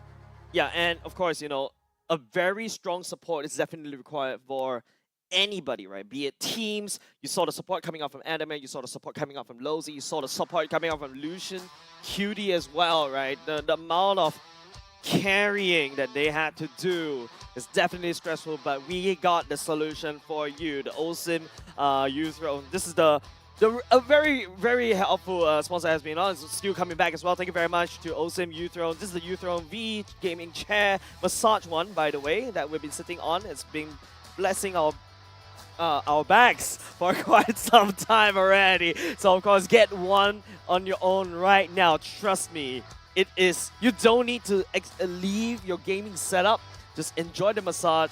And yeah, and do that while gaming as well. Like, that's 2 in 1. I love that they have the gamers in mind, Yeah, right? yeah, It's yeah. a gaming chair with massage. So you play so much in the day and you really just want to relax at the end of it. And not only that, they put things in like Transformers. Like, it's just relating to the design and the gamer's mindset. And not only just that, we also have, you know, the Bumblebee and the Optimus Prime skin in MLBB. So I really appreciate, you know, OSIM just doing this all for us. So thank you very much as well for your continuous support. Figuratively, and support. Literally. Thank you very much. Man, it's fun. It has been fun. We're going to go into a game number 3, ladies and gents. With that said, we're going to go into a short break. Don't go away. The conclusion for this 2 Titans will the Frankenstein team make it this time around. Sorry for painting those gory imagery. I'm sorry. You guys are not going to be able to sleep well tonight. Well, or will the back-to-back, the Tyrants, reign supreme in game number 3? We'll find out after this short break.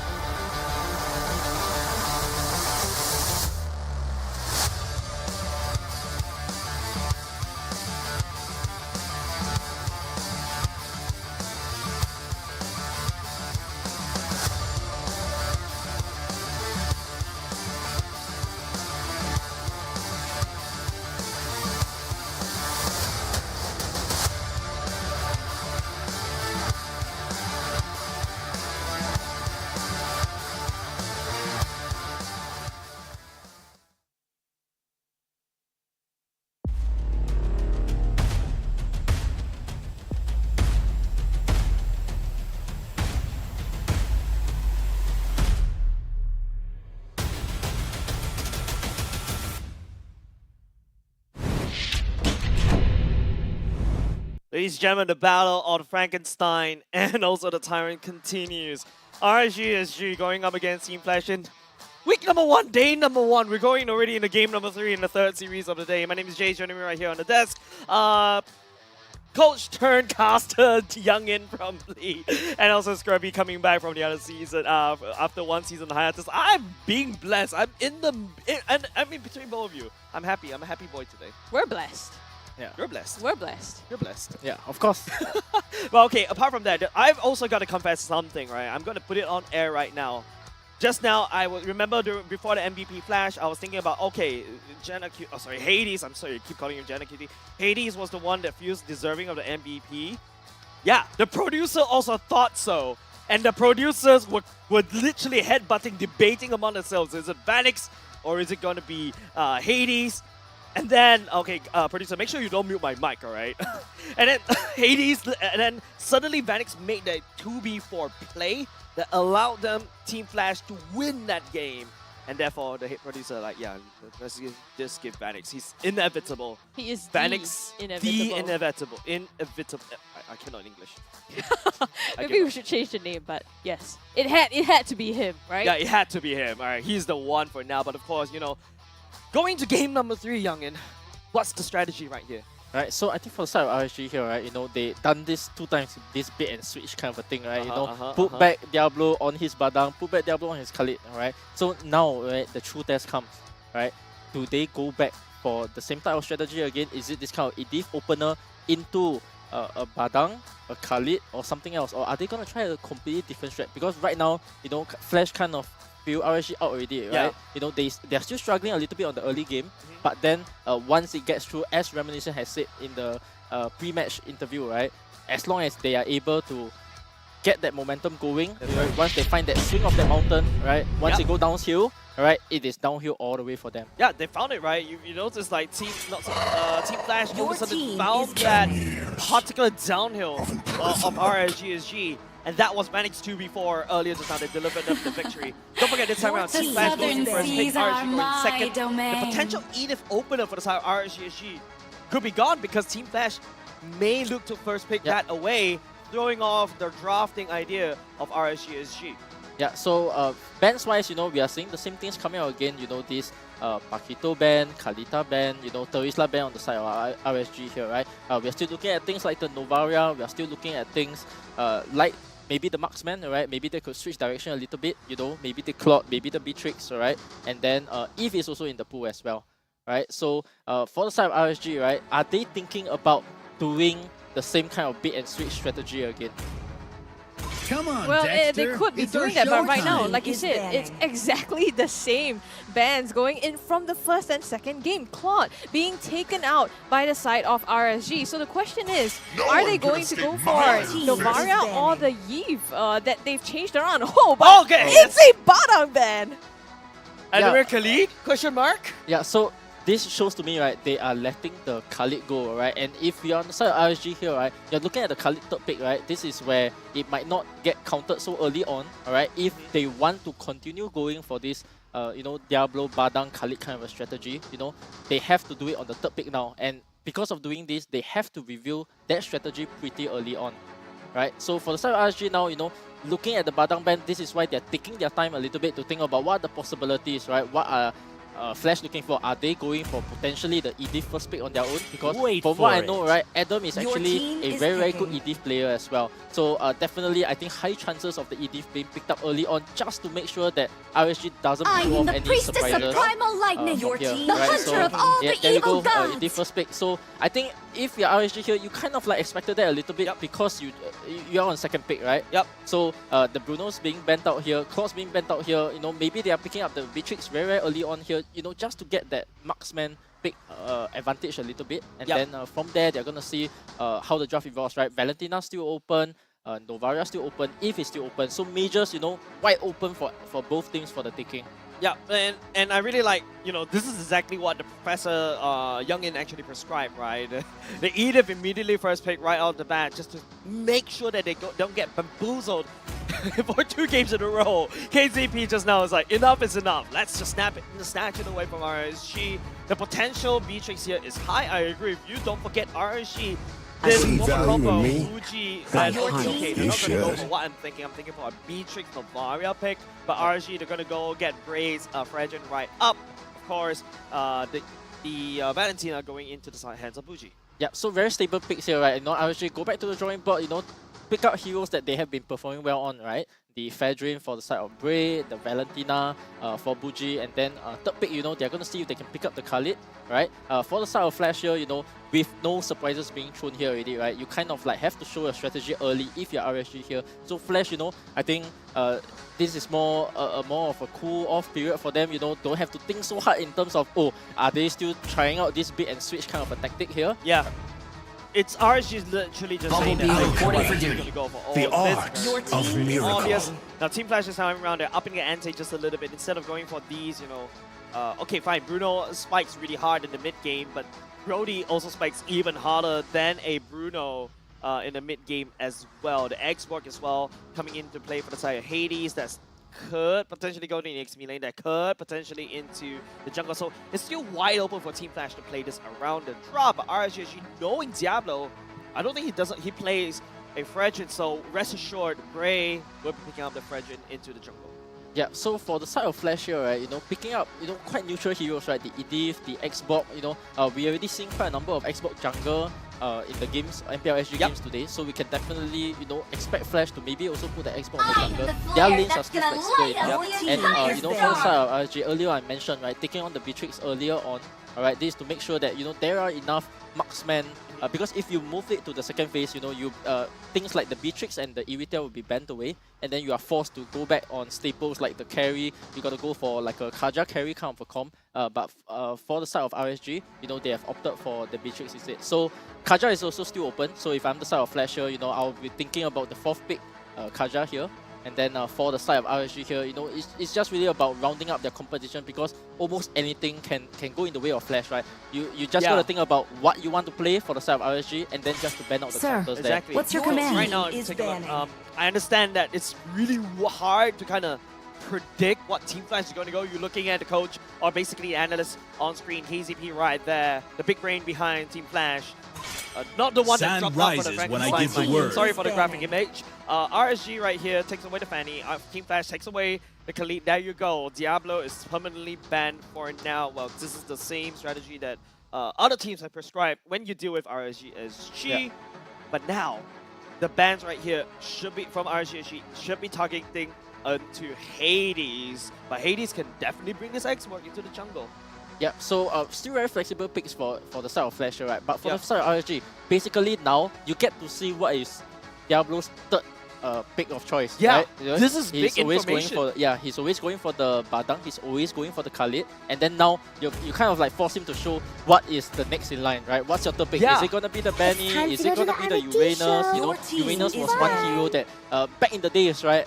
Earlier seasons, MPL Season 2, MPL Season 3, this was a staple for Diablo. Actually, Uranus was one of the heroes that helped him win MPL Season 3 actually. So, you know, could he be going back to heroes like this, you know, and to do decently well? I think it's a decent pick here, you know, maybe not so much into the Xbox, but because the mage is not seen yet, so a little bit risky as well. He could potentially wait out for the last pick. Team Flash literally just, even if they unfortunately take the series, I'm sorry, Custis Curse, ladies and gents, right? They've already forced RSG to review not only just their third, their fourth, they're technically third, fourth pick already for Diablo, and it's up to RSG this time around. The bans are secured, that's a Uranus taken away. Well, technically speaking, you can always fall back into the Benedetta for Diablo, right? Yeah, correct. So Benny has to be a choice he's looking at. Alert's still open, alright? We could look at a potential alert, right? Because of the Fedrin's CC, you know, there is small chance that he can be picking up the alert here. You know, choices that are left are also things like the Lapu, the Yuzhong. You know, Lapu was one hero that he actually picked out. Oh yeah? Yes. So he does have the ability to actually play the Lapu. Alright, and it is a very, very good play against the Brody. I remember that time during SBS, I was casting that one, right? And then I was like, literally, this Lapu Lapu By a bird call, I from was led to the Diablo unknown. should not work. And in Never fear, shown his Sir face King Lapu Yama Lapu trembled. any of this series, and suddenly, hey, he shows with a Lapu Lapu and starts smacking everybody. It's like, that's not according to the script that I have on hand. Yeah, so instead of the Kaja here, they have actually opted for the Franco. Same thing. So they are doing this kind of setup thing again, right? Bray wants to control the objectives, and then, you know, you'll probably see Lucian hiding in one of the bushes, and then when he has his flicker up, he's going to go for the flicker Iron Hook to start the engages when the calls show themselves, right? This is that small advantage that you may have, you know, between deciding between the Kaja and the Franco. Right now, Team Flash, the cat has to be out of the bag right here, okay? That is a Martis into the jungle confirmed. And not a single Lozy on worthy Edith, foe. Export on Adamir. And then, okay, Sicilian coming in for the side of Team Flash this time around. Oof, a Sicilian pick. Not sure how I feel about this, because at the same time, right, for the side of RSG, they have this Flicker Beatrix combo, right? Sorry, the Franco with the Beatrix combo, right? Yep. They can conceal up to any of you and then, you know, one shot any of these core targets. So having a Sicilian here basically tells me that for the side of Team Flash, you are looking to play slow. Very, very slow. Yeah, I'm kiting, a lot of kiting, you exactly. know, making sure you disengage very, very well. Each of these teammates are coming for each other because in some way, everybody has a skill that can be helping their teammate, right? So they're going to be kiting around a lot, right? Making sure that RSG cannot play this fast aggression style. So it will be a battle of whether how slowly Flash can play or how fast can RSG play instead. So they have actually opted for the Yuzong here. So basically, if you're RSG here, you know, you just want to go for this quick one-time execute. The fight should be over in 15 seconds. Anything that goes above, you know, as the fight goes longer and longer and longer, you're gonna see Team Flash, you know, slowly holding the edge. So the question for me right now is, can RSG, you know, do what they did in game 1? You know, start that snowball and then basically make no game for Flash. Yeah, like right now, I'm seeing a Sicilian. I really want to go ahead and pick up that Sprite from McDonald's that I picked up earlier just now.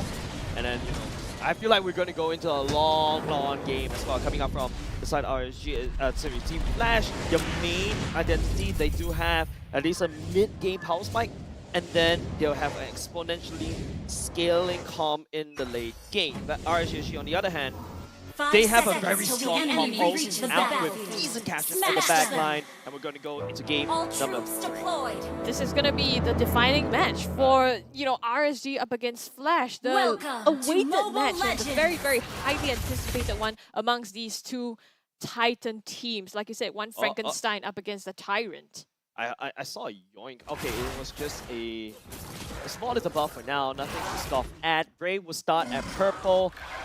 Team Flash will mirror it. Hades will start at orange. They're gonna meet up once again in EXP. Both of these two teams know what each other want to do. RSG wants to gain EXP priority, and Hades knows that he wants to fight for that EXP priority. Yeah, so speaking of this, right, to me, this game is very simple. If the game is ended before 15 minutes, RSG wins. If the game goes beyond 15 minutes after that second lot, Flash wins. Oh, something interesting right now, right? Yeah, if you notice, oh, hold on a second, that's a hook coming out, and it's gonna be also Lozy. Oh, Lucian Cutie though.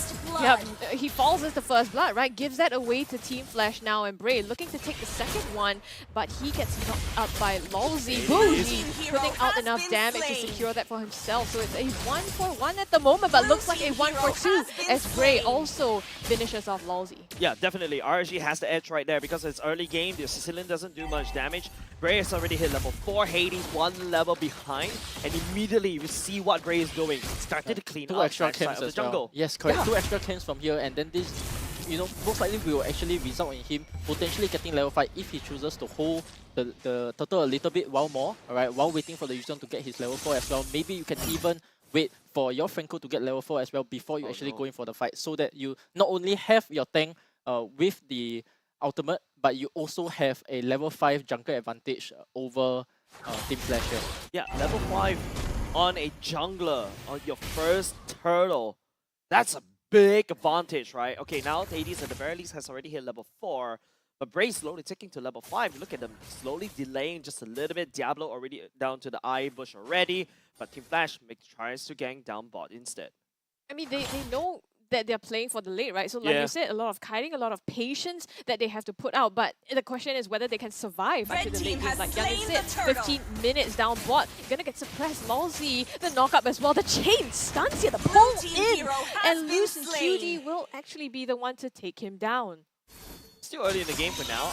Is this something that you're allowed to mistake that you're allowed to make? Look at Vanix's second skill just to be able to get away. Tries to kite around. Oh! That hook landing on point. Flicker not going to be able to save him, and Oki finishes that up.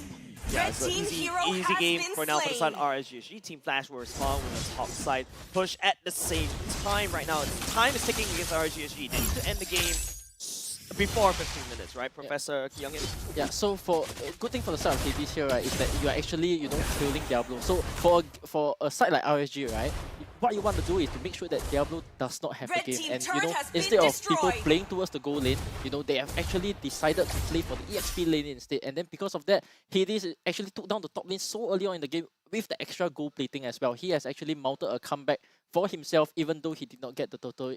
Yeah, I know because that, right? Yeah, Hades is also a Martis that relies on the snowball. If you don't get the kills, you also gain so much of these turret plating as turret energy at the same time.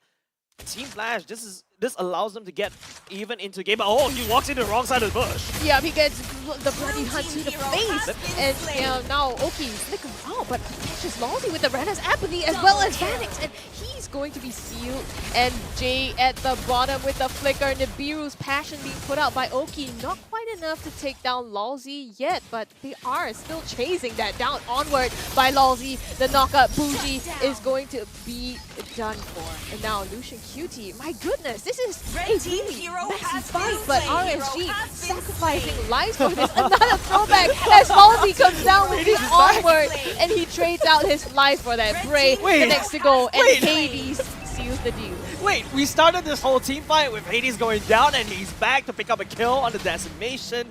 Diablo punches the black dragon form, just a bug all the way out. Look at how long drawn out these two teams want to duke out bottom lane priority. Yeah, I think small mistake by Diablo here because he actually popped the black dragon form even though he was not in danger, and because of that, actually now Flash do have a decent chance of going for the total here. Taking on a 5v5 fight with knowing that Diablo does not have the petrify and does not having the black dragon form. Yeah, that's a big information given over side Team Flash. Bray has already dragged the turtle over to their side, looking at the items.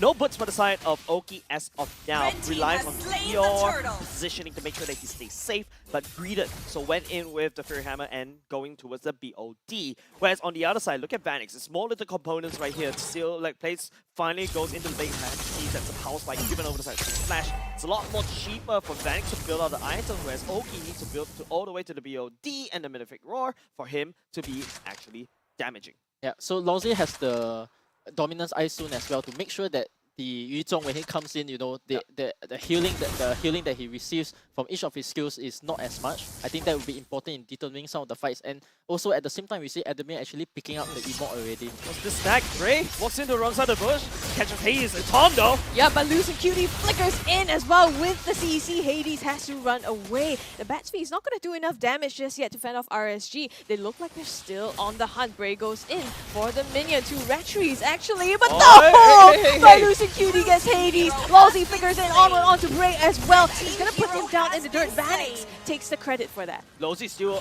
pressing on though, goes into human form. Adamir comes in on a flank, will be able to catch Bougie. Bougie is actually getting a lot of true damage. Diablo will be able to push Adamir away for now. RSG will be able to walk away with just one casualty. Right now, it's just, Team Flash on the other hand, their playstyle is just trying to win this scrappy fight, and RSG somehow just decides to go down to the level and pick it up, and Vanix takes down the destroyed. I mean, we talked about how, Team Flash was waiting out the late game, but right now, in terms of the structures, they're doing really well, right? Slowly but surely getting control of the map, and that's only going to start working out in their favor more and more, giving them more leverage to take it to the later part of the game. Now, we're already at the almost halfway mark of that 15-minute timer that we were talking about. Yeah, so for the side of Flash, right, they are playing their composition very well because they are kiting for each other. Every single fight that you see, even with the Iron Hook coming in, there is some form of backup in place to make sure that the fights extend for some time. And then because of that, they are able to get the trade on Grey to make sure that they actually drag out the game. Not only drag out the game, but to keep the fight slow. Alright, they don't have to go for these kind of fast engages. They can just take it slow, take it steady, let your Xbox build up the damage, let your Sicilian build up the damage, and then from there you actually have a very, very good game ahead. Yeah, the stealth plan a little bit failed right there for the side of Team Flash. Try to catch on Bougie, will not be able to find it. Let's take a look at the damage now. Woo, Bougie straight on the charts, just bursting people left, right, center. Jay still following up very, very soon. Expect that to ramp up even more as it gets his stacks up. But in terms of the map control though, mid for the side of RSG, two of the top side and bottom and mid is already cracked open. Team Flash bottom lane is cracked open for now. Yeah, so Team Flash has mid control here, right? They are constantly sticking together, clearing out mid, and then rotating together. Their net objective here would be the bottom tower. They are making sure they are clearing out every single lane properly to make sure that the Franco is not camping. So the good thing for the side of RSG now is that they are still in fog, right? Franco hasn't showed himself, Valentina hasn't showed himself, so therefore, they're playing a little bit wary, but because of them showing on the bottom lane, Team Flash is going to push maybe even a tier 2, an extra tier 2 here. Yeah, right now, if you notice the base trade right now, it's a race to take down the base, the turrets for the side of Team Flash and RSG. They're trading top side, bot side at the same time. Black Dragonborn will be committed by Diablo for now. Vanix pushing him away. Look at where Team Flash positioning. It's going to be the Martis and also Jay. Oh, Flicker! Yeah, by Lolzy here with the Petrify, and it's going to be Lolzy falling first, but they get a revenge kill by Vanix here, so trading out evenly here. In the meantime, like you said, top side, they're also brawling, so just fighting for space, and it looks like Adamir in trouble, not going to be able to get away. Yeah, and the worst part is RSG is the one that actually got away from that trade even better because they are able to crack open top side as well. Team Flash unable to seal the deal down bot, and they also know that they lose Adamir and also Lolzy as well. RSG got the better of this trade. Yeah, so one of the things that also happened as well is Adamir losing their immortality, right? So for the upcoming lot, alright, there is still a chance that RSG can pull this through if they get the right Iron Hook.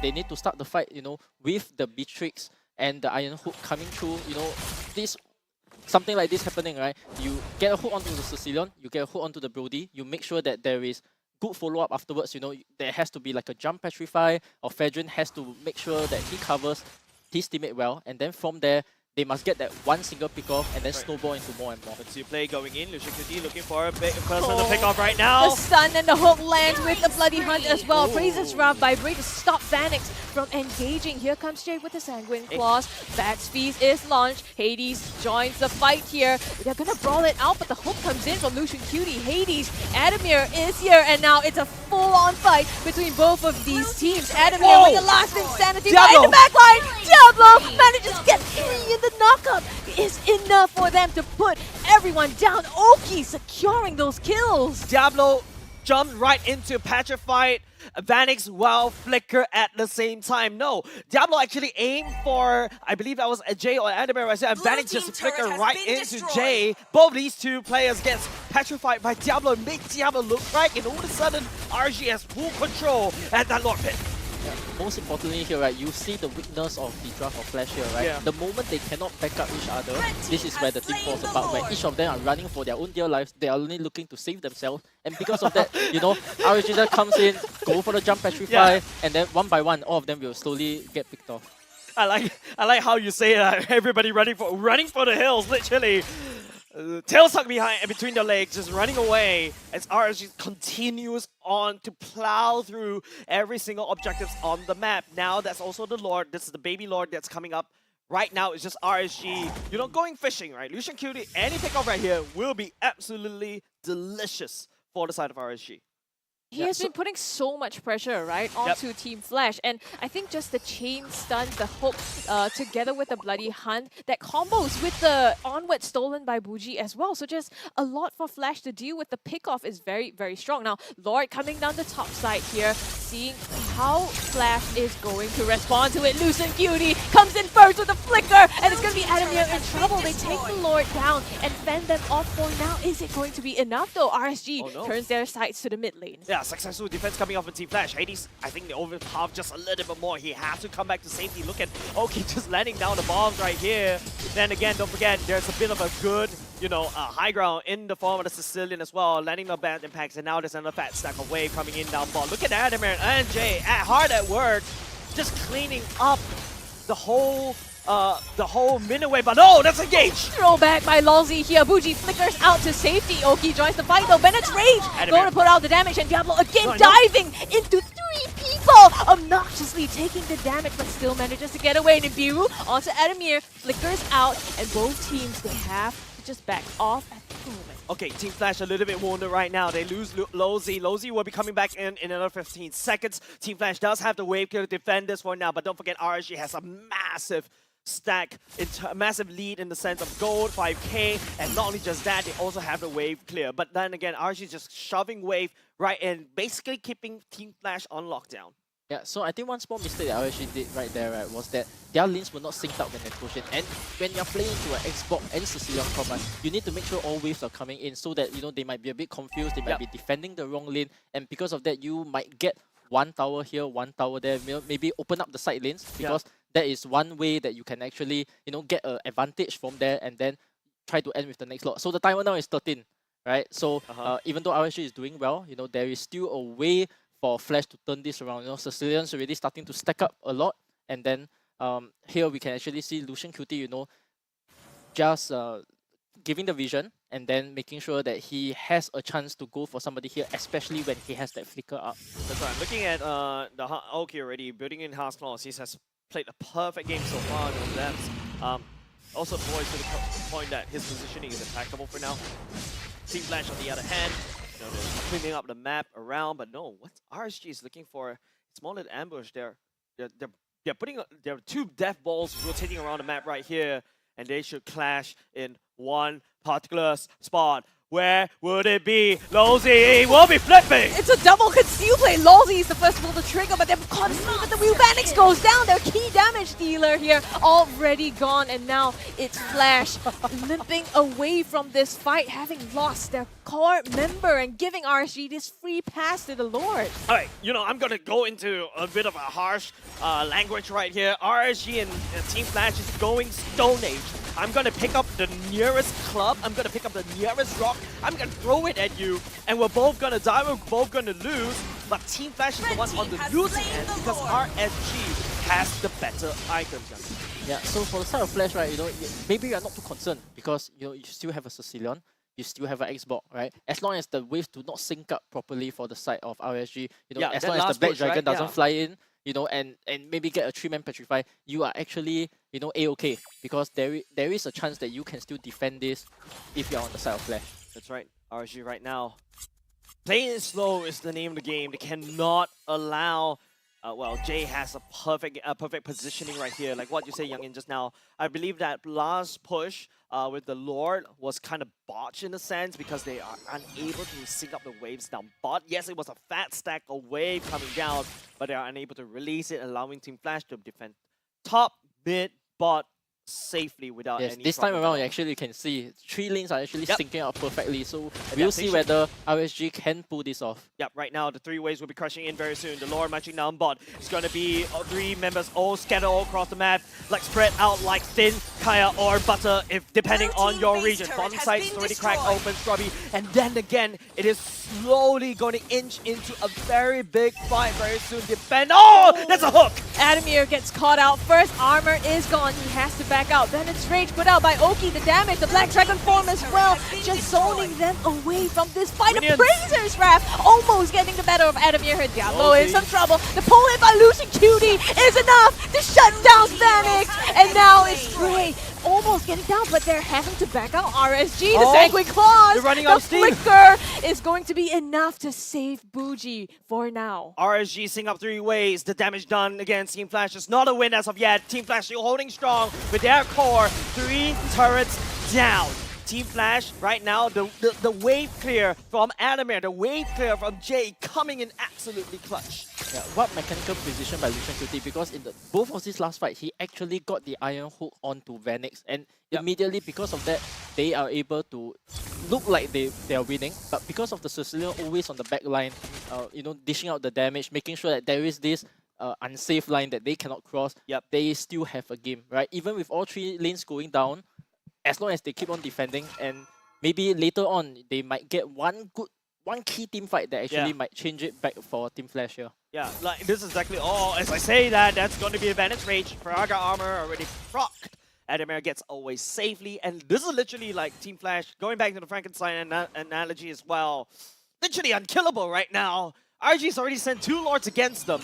The wave clear coming in clutch, allowing Team Flash to fight for another fight.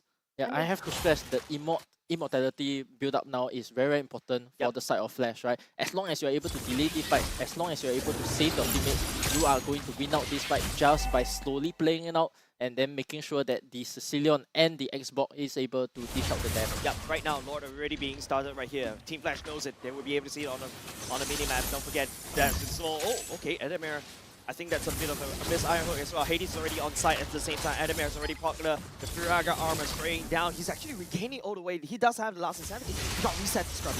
I mean, it's deceptive, right? You think Adamir is going to go down, but he actually does have the armor and HP as well as the regen to keep him back up. So right now, RSG going for the conceal play. Lucian Cutie up to Hades, and the bloody hunt comes through. He's stuck in place, but in the backline, Diablo just going for Vanix as well. He's going to take a brunt of the damage from Jay, and Vanix has to back out. In the meantime, Flash runs through the front line of RSG, and Lalzi now the throwback onto Bray. They're going to slowly, one by one, pick off the members of RSG. Bougie is next. The peel from Lucian Cutie is not going to be enough as Bougie tries to carve an escape path, but the onward stops him in his tracks and prevents that. Now, 5 members up against poor Lucian Cutie. Is this going to spell the end for RSG? Time check right now, 19 minutes. Lucian Cutie, the only one left. 2 minutes streaming in from top and bot. Sending Adamir all the way back. It's going to be Lucian Cutie getting picked up, though. Oh my goodness, Lucian Cutie thrown back, the immortality pop, but it doesn't matter. That's it. Flash goes for the end. 2-1 in favor of Team Flash. Oh my goodness. Man, Victory. What a slow, decisive game coming off of Team Flash as of now. They look weak. They pretended to look weak. Then all of a sudden the Sicilian came back online, and as what you mentioned, Youngin, they went past that 15-minute mark, that time limit, that deadline for RSG SG to win the game. They are unable to do so. Team Flash came on top. Yeah, so later on when we look at the highlights, right, I want to point out both teams, how high level they are, right? Because if you saw just now, the way they went for the conceal, right, was that RSG, knowing that they have to go for the Sicilian, but not knowing exactly where he is, they went for the backline, crossing the Martis, crossing all the frontliners, in an attempt to go for the frontline. And because of that, Oki was out of position because he wanted to go for the backline as well. The moment they failed to realize that they sniped the Sicilian flickered away, and then that was when I kind of knew it was game over for the side of RSG. That's right. We're going to take a look at their items, but I feel like, the items, especially in the late game, really doesn't really matter anymore. It's all about who engages and how engages, the positioning. I know what you're talking about, Youngin. I really feel like that was a beautiful engage by both these two teams from RSG and Team Flash. But the biggest concern that RSG wasn't able to resolve is Lozi on the Edith is also a damage dealer when he goes into the human form. Yeah, I mean, you don't really account for that, right? Because you imagine Lalzi would be the one engaging, building the tank, and you don't expect him to dish out the damage here. But in this case, it was enough. And when you go in a backline like Diablo did into Jay and Vanix, not just your backline gets shredded, your front line does too. Yeah, Diablo's doing everything, right? He was able to, pincer down both Vanix and Jay. Vanix and Jay is unable to reinforce onto the front line. Now you got a front line that's already separated by RSG, cut into half. And then Brave, Bougie, Oki, and Lucian Cutie was dealing with the front line like the likes of Lozi, Hades, and technically Adamir as well. Adamir does have the slow, and don't forget, you also when you go into the emblems, you shall see a Festival of Blood and also fight the emblem with a Bloodlust X. That's a lot of lives here right there for him to basically slowly build up the HP back and then turn around. Oh, instead of going for fighter, that's actually a tank element, but does have the Festival of Blood and the Brave Smite coming in clutch. Yeah, so for the side of RSG, right, actually, you know, I could foresee their draft working out, but they actually had to own the early game much more, right? They had to make sure that Diablo had the fantastic game. Going into the mid game, you know, any single time that the Black Dragon Fall comes in, you know, it was like that fight at bottom, right? Where it was a very convincing victory. The moment everybody used their spells, Team Flash is gone, right? But the moment you have fights where the game is not decided by 10 seconds, by 15 seconds, that's when Flash will slowly tire you out and then go in for the kill and then go in for the victory right there. Yeah, I totally agree with you on that point, but we're going to go into the post-match statistics. There's a lot of damage being dished out by both of these two teams. I'm looking at the sandbag right here. Ray taking the brunt of that damage, 157k, I believe, inflicted by Dear OJ or even Adamir as well. But don't forget, the main carry of this particular game, of course, is Jay on that Sicilian. Yeah, he's been doing fantastic, right? From earlier on when he was playing the Lilia to now on the Sicilian as well. He knows exactly how to position himself, and as a Sicilian that's especially important, right? Yeah. You don't have that reset available for you. Yeah, and not only just that, he has to deal with the threat of Lucian QT going to him. You also need to deal with the threat that you have a big black lizard coming towards you that could fly over through walls. It's like that lizard that's on your ceiling and suddenly drop it right in front of you. That's exactly what I feel if I am Jay and Diablo lands on top of you and petrify you right there at the spot. Yeah, so for the side of both Lucian QT and also Lawsy, we can see actually their styles go into each other, right? Yep. Both of them want to, the moment they get the first catch in, and then that's where it's all game over. And right now, we take a look at the MVP for Game 3. Yep, let's take a look at the MVP. Thank you very much, Youngin. We're going to go in. I couldn't place a finger, mind you. It's going to be, yeah, okay, this time around, I'm sorry, Losey. Losey's out here to cancel me, I feel. But Losey going in, coming in clutch at the very, very last team fight, providing the tankiness and somehow the damage. Isn't it a bit broken? Yeah, you can also see just now on the face cam, right? The moment they engaged properly, right, during that last fight, I could see on the face cam, Losey, you know, he was shouting. I think typical. he basically was saying like, you know, I totally outplayed them. I knew what they were doing and I was ready to counter it. And because of that, well-deserved MVP coming in for Losey. Definitely. What's the plan for Team Flash? Exactly. Me! I'm the key, right? I am the key. I am the one that you need.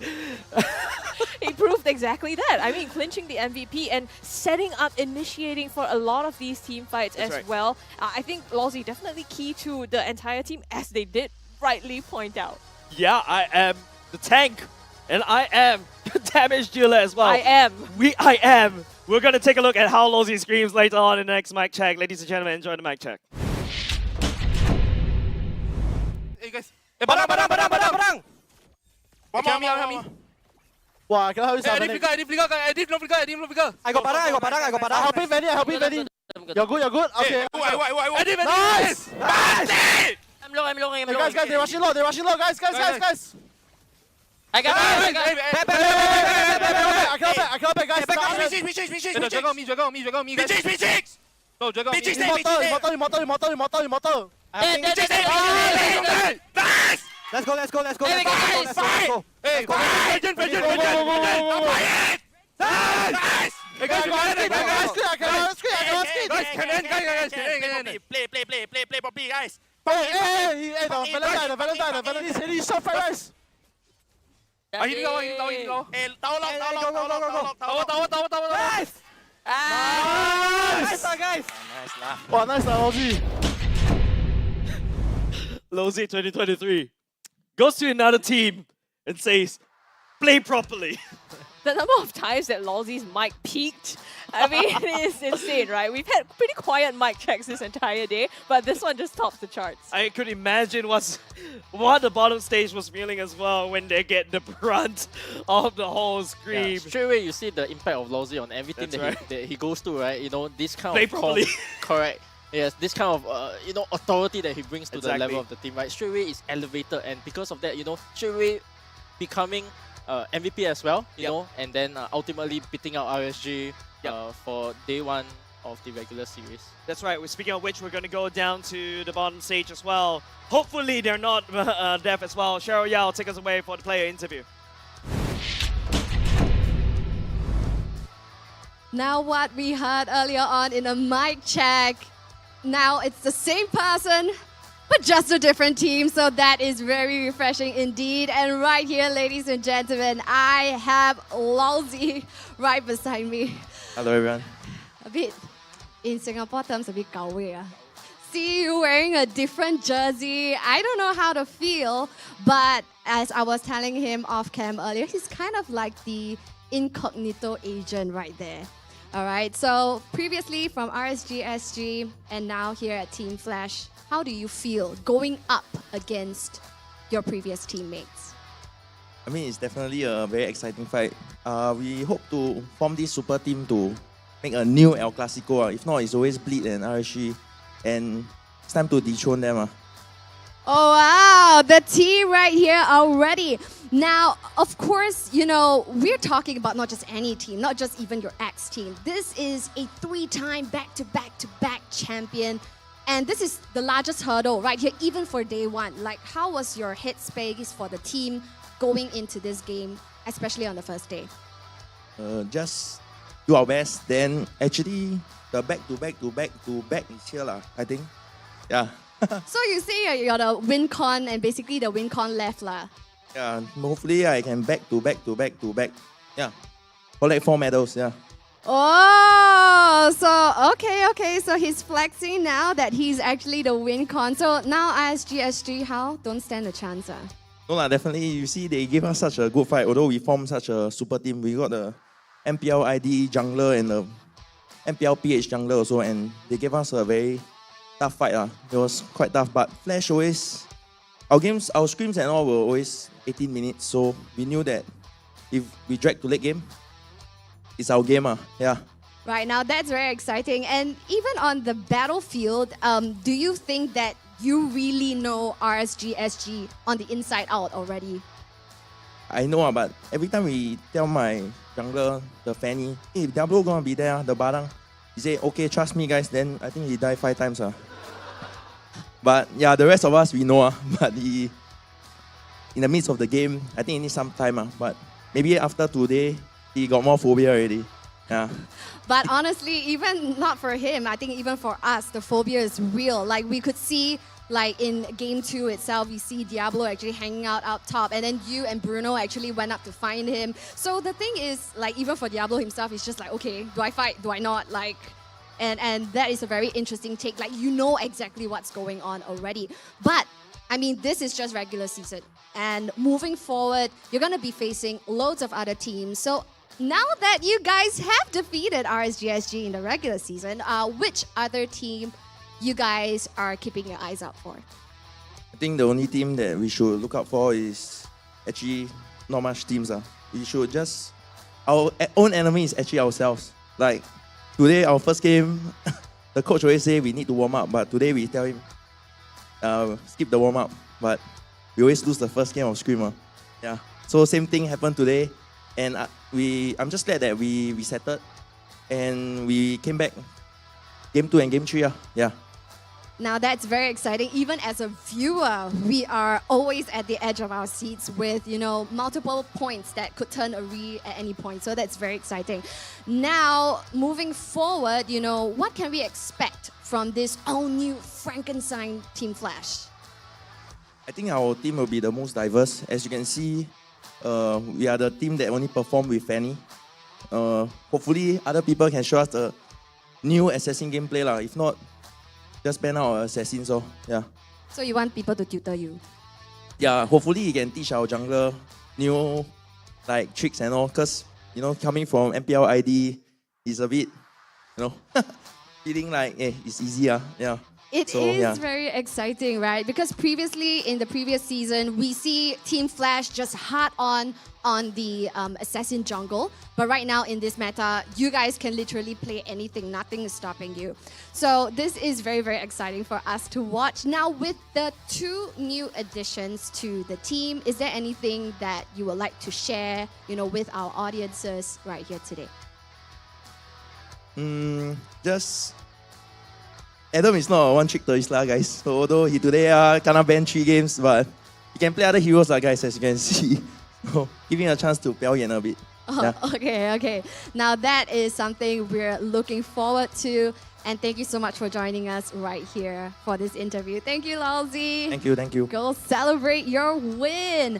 Now, this is a surprising turn of events, ladies and gentlemen, and that was the wonderful Team Flash giving us a 2-1, a best of 3 right here in day 1 itself. And boy, oh boy, what a show it is. Now stick around and join us for the final match of the day, where we will be seeing another incredible game. Now this is going to be between Evil and Stellark. So head on over and join us later on in a few moments' time. Stick around and we'll see you then.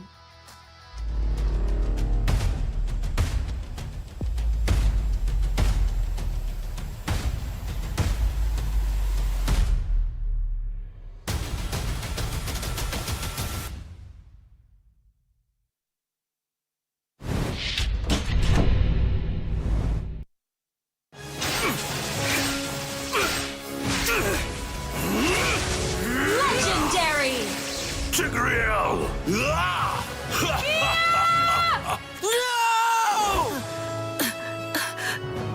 Tigreal, you are our only hope. We're not going to lose. Not today!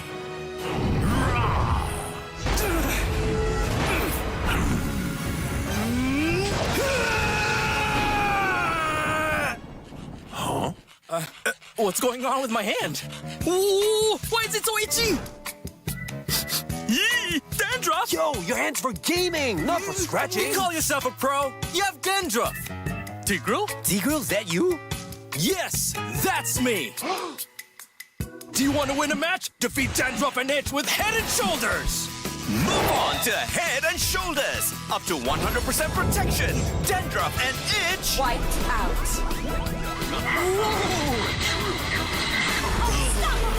We defeated the Lord!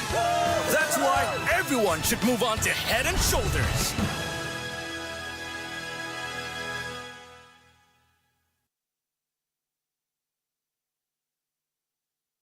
So I guess what happened is, during the regular season, why we always come off like not strong is because we're always not prepared enough. Yeah, so we use the regular season to somehow train, I guess, so that we'll be more prepared during the playoff.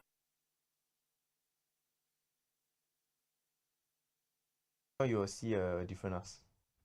And because of now having got more imports and what happened last season, previous season and the past 2 seasons, I have learned a lot lah. So this coming regular season, look forward to it.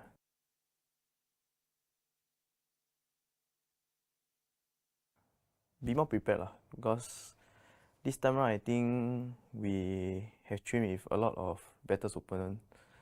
So I think we will be more prepared this time around.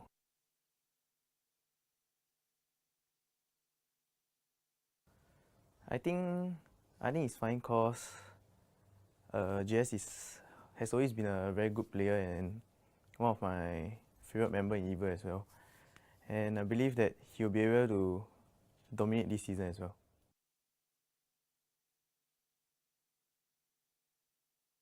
Look forward to it and continue supporting us.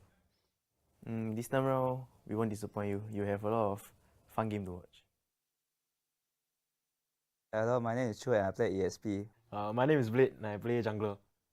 Yeah, my name is Chesty and I play mid lane. Hi, I'm Forza and I'm the roam. Hello, I'm Howski and I'm the marksman.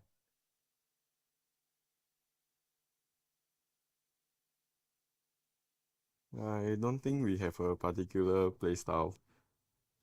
Like, maybe we like to team fight a lot. We like to let people kill a lot. Yeah, we got a baiting strategy. Forza will play Hilda and run in. Then after that, we help him. No help. Style. Zero help. Have help. No help. Have. Zero. Last season I helped you. No, this season don't have.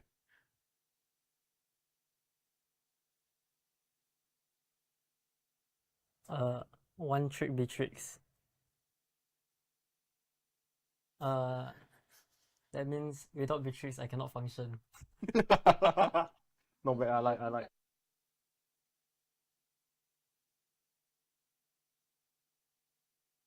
Think we're still improving. Slowly improving. Not the best yet. Yeah, we're just trying to work with what we have now. Then like Forza can step up. Maybe Chu also will step up to help the new players.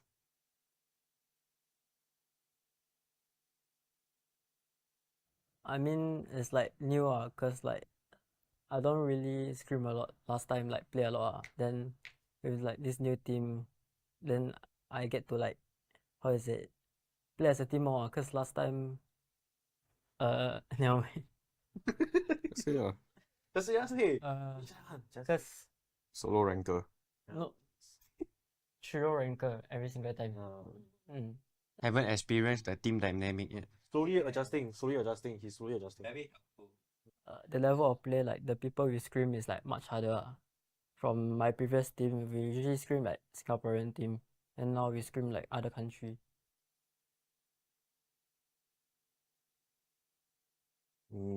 Eight. Minimum 8. Wow. Wow. Maybe not so bad. Our goal, maybe don't get relegated. Yeah. We'll try our best. Yes.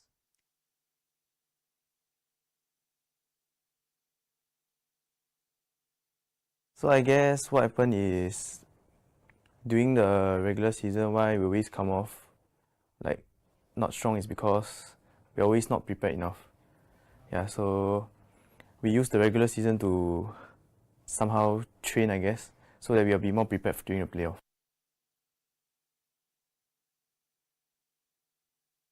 You will see a different us.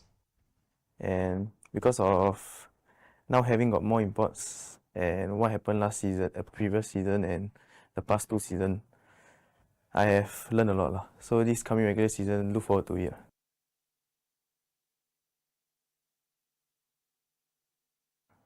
Be more prepared because this time around I think we have trained with a lot of better opponents. So I think we will be more prepared this time around.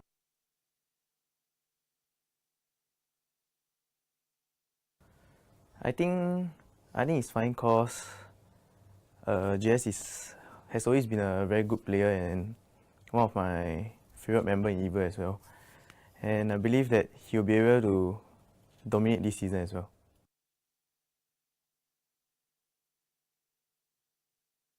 Look forward to it and continue supporting us. This time around, we won't disappoint you. You have a lot of fun game to watch. Hello, my name is Chu and I play ESP. My name is Blade and I play jungler. Yeah, my name is Chesty and I play mid lane. Hi, I'm Forza and I'm the roam. Hello, I'm Houski and I'm the marksman.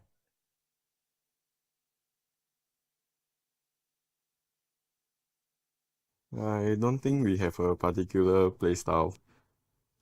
Like, maybe we like to team fight a lot. We like to let people kill a lot. Yeah. We got a baiting strategy. Forza will play Hilda and run in. Then after that, we help him. No help. Style. Zero help. Have help. No help. Have. Zero. Last season I helped you. No, this season don't. Yeah.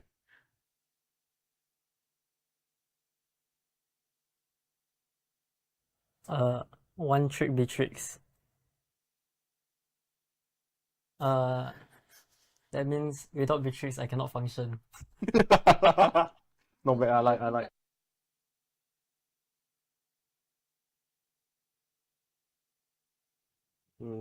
Think we're still improving. Slowly improving. Yeah, Not the best yet. Yeah, we're just trying to work with Yeah. what we have now. Then like Forza can step up. Maybe Chu also will step up to help the new players.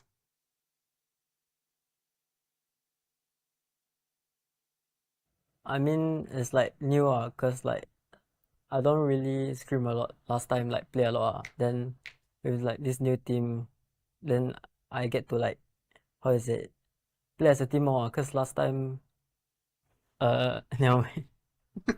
Just say Just say. Cause solo ranker.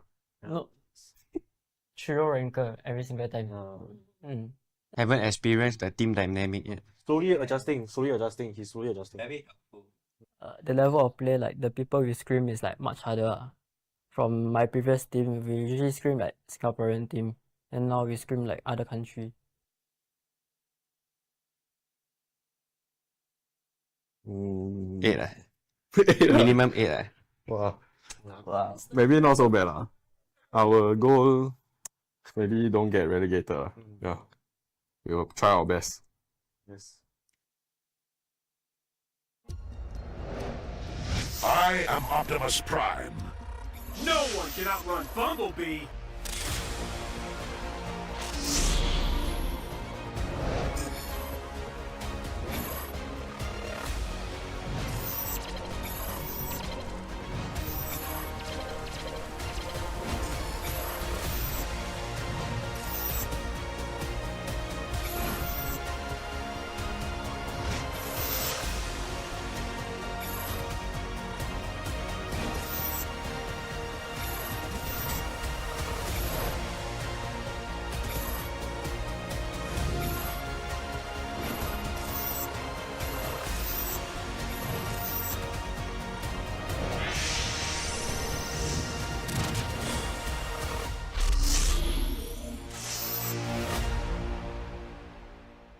OSIM.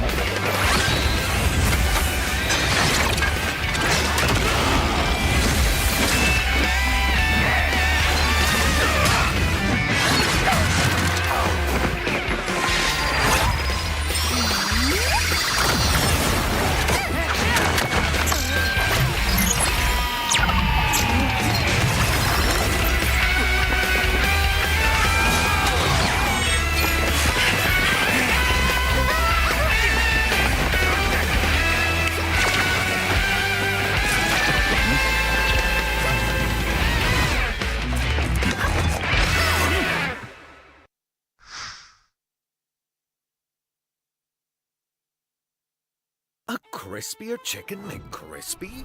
So much crispier. Bite into an even crispier crunch with the improved Chicken McCrispy. Now, wouldn't that be nice?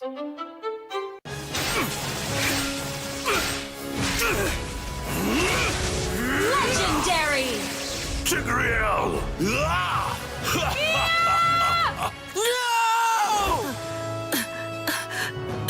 Tigreal, you are our only hope. We're not going to lose. Not today!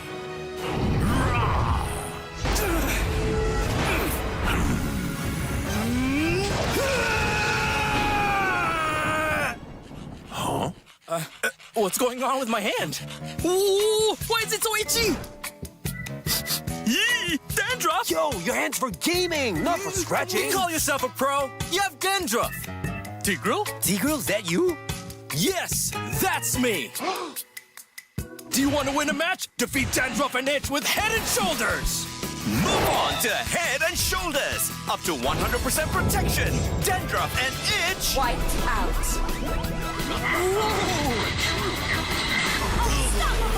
We defeated the Lord! That's why everyone should move on to Head and Shoulders.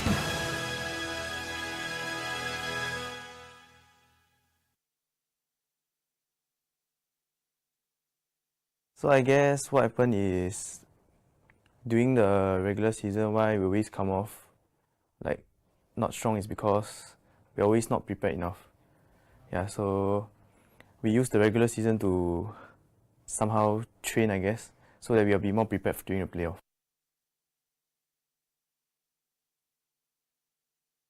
Now you will see a different us. And because of now having got more imports and what happened last season, previous season and the past 2 seasons, I have learned a lot lah. So this coming regular season, look forward to it.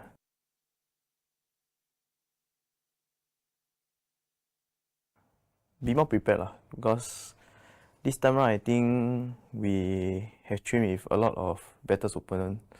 So I think we will be more prepared this time around.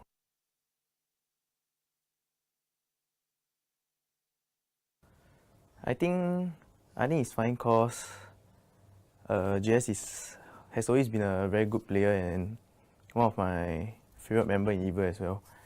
And I believe that he'll be able to dominate this season as well.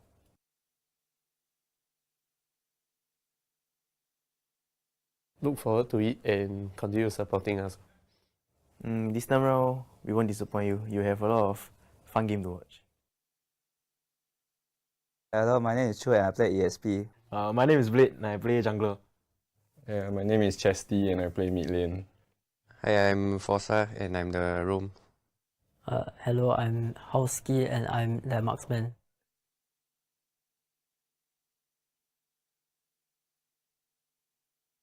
I don't think we have a particular playstyle. Like, maybe we like to team fight a lot. We like to let people kill a lot. Yeah, we got a baiting strategy. Forza will play Hilda and run in. Then after that, we help him. No help. Style. Zero help. Have help. No help. Have. Zero. Last season I helped you. No, this season don't have.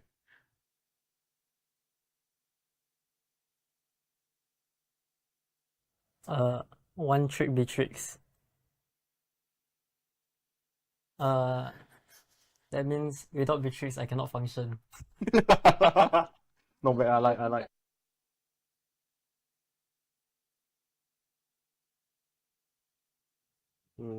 Think we're still improving, slowly improving.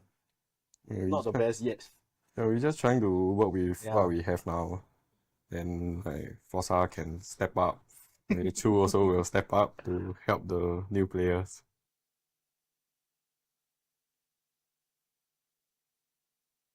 I mean, it's like new cause like I don't really scrim a lot last time, like play a lot Then with like this new team, then I get to like, how is it, play as a team more cause last time, never mind. Say Just say. Cause Solo ranker. no, trio ranker every single time. Haven't experienced the team dynamic yet. Slowly adjusting. He's slowly adjusting. Very helpful. The level of play, like the people we scrim is like much harder. From my previous team, we usually scrim like Singaporean team, and now we scrim like other country.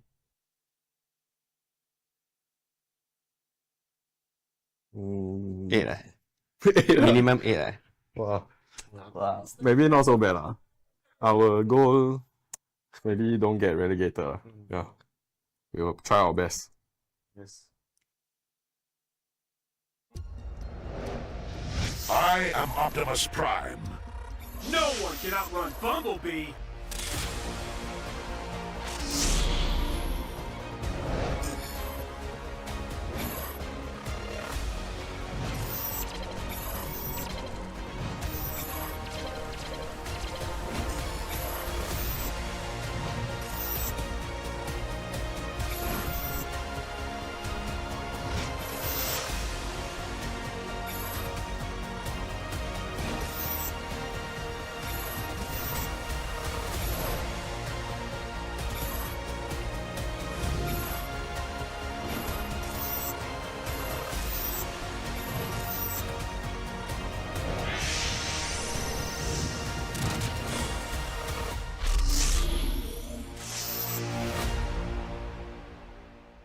OSIM.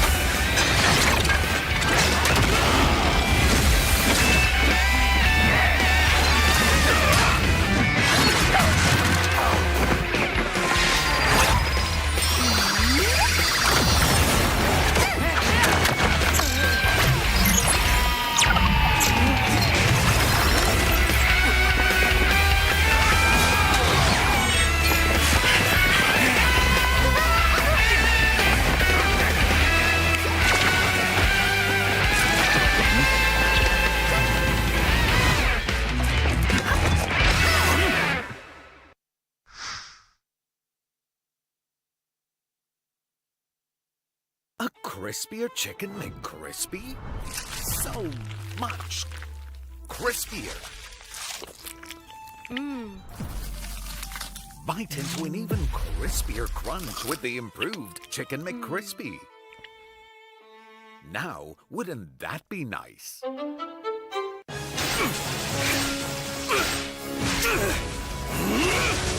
Legendary! Tigreal!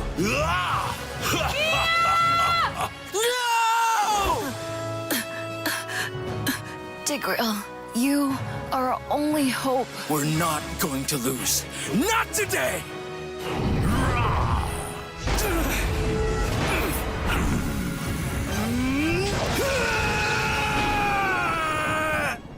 Huh? What's going on with my hand? Ooh, why is it so itchy?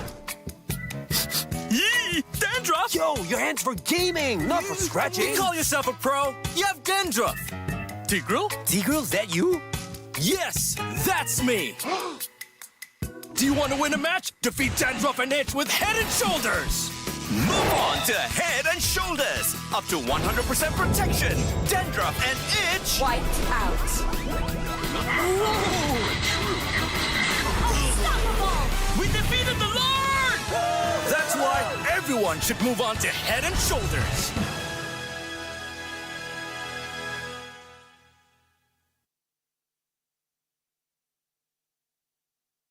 So I guess what happened is during the regular season, why we always come off like not strong is because we're always not prepared enough. Yeah, so we use the regular season to somehow train, I guess, so that we'll be more prepared during the playoff.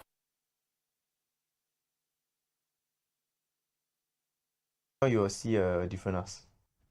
And because of now having got more imports and what happened last season, previous season and the past 2 seasons, I have learned a lot. So this coming regular season, look forward to it.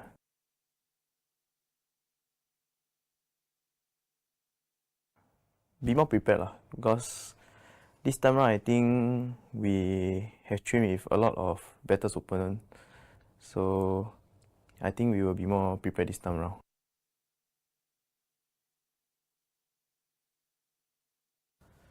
I think it's fine because JS has always been a very good player and one of my favorite members in EVA as well. And I believe that he'll be able to dominate this season as well.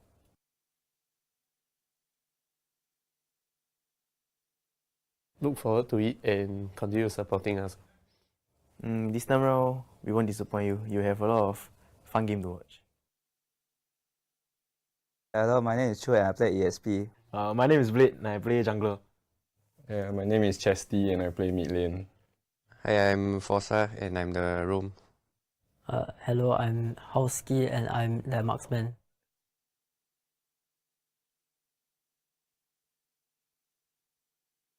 I don't think we have a particular playstyle. Like, maybe we like to team fight a lot. We like to let people kill a lot. Yeah.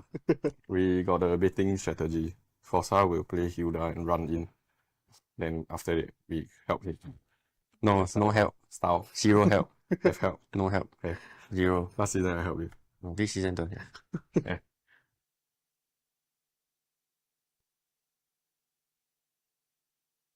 Yeah. One trick Beatrix. That means without Beatrix I cannot function. Not bad, I like.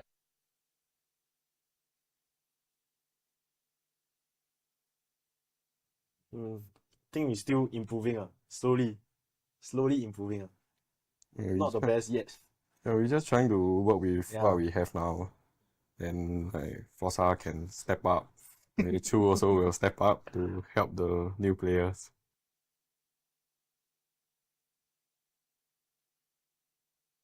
I mean, it's like new cause like I don't really scrim a lot last time, like play a lot Then with like this new team, then I get to like, how is it, play as a team more cause last time never mind. Say Just say. Cause Solo ranker. No. Trio ranker every single time. Haven't experienced the team dynamic yet. Slowly adjusting. He's slowly adjusting. The level of play, like the people we scrim is like much harder. From my previous team, we usually scrim like Singaporean team, and now we scrim like other country.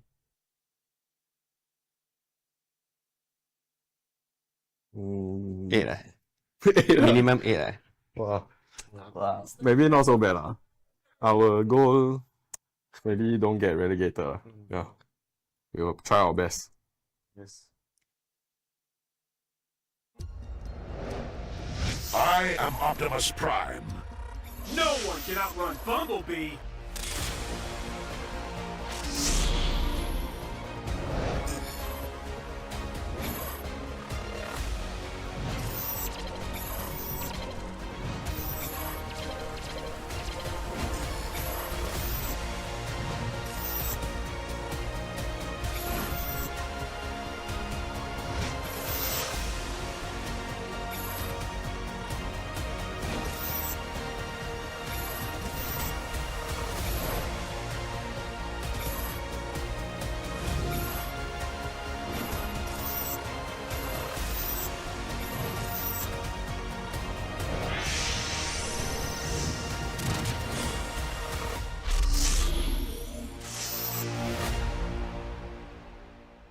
OSIM.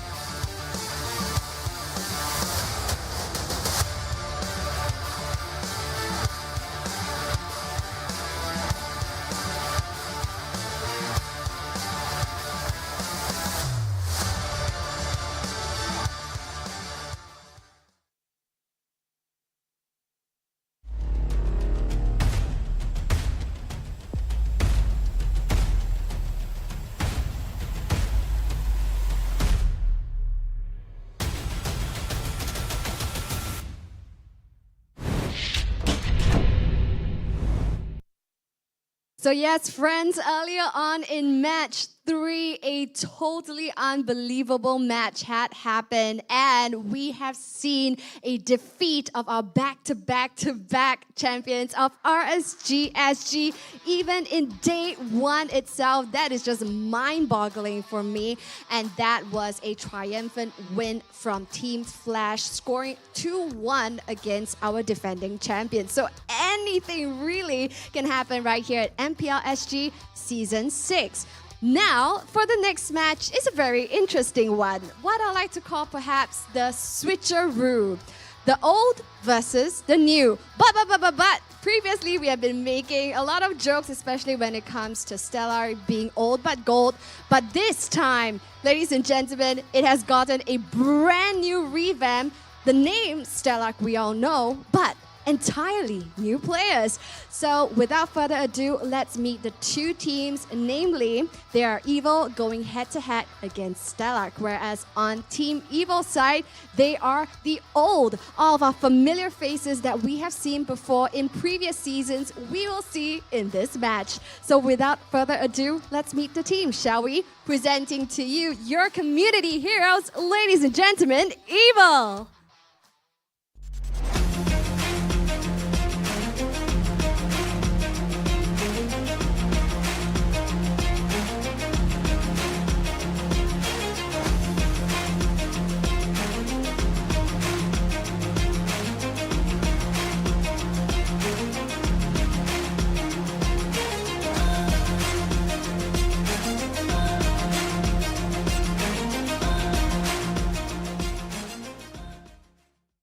So yes, right beside me, we can see probably the OG team right here of Team Evil gearing up and getting ready to head on over to the Land of Dawn. Ironically, as it seems, Team Evil is the team that is old right here. And next up, presenting the brand new team, ladies and gentlemen, Stellar SG.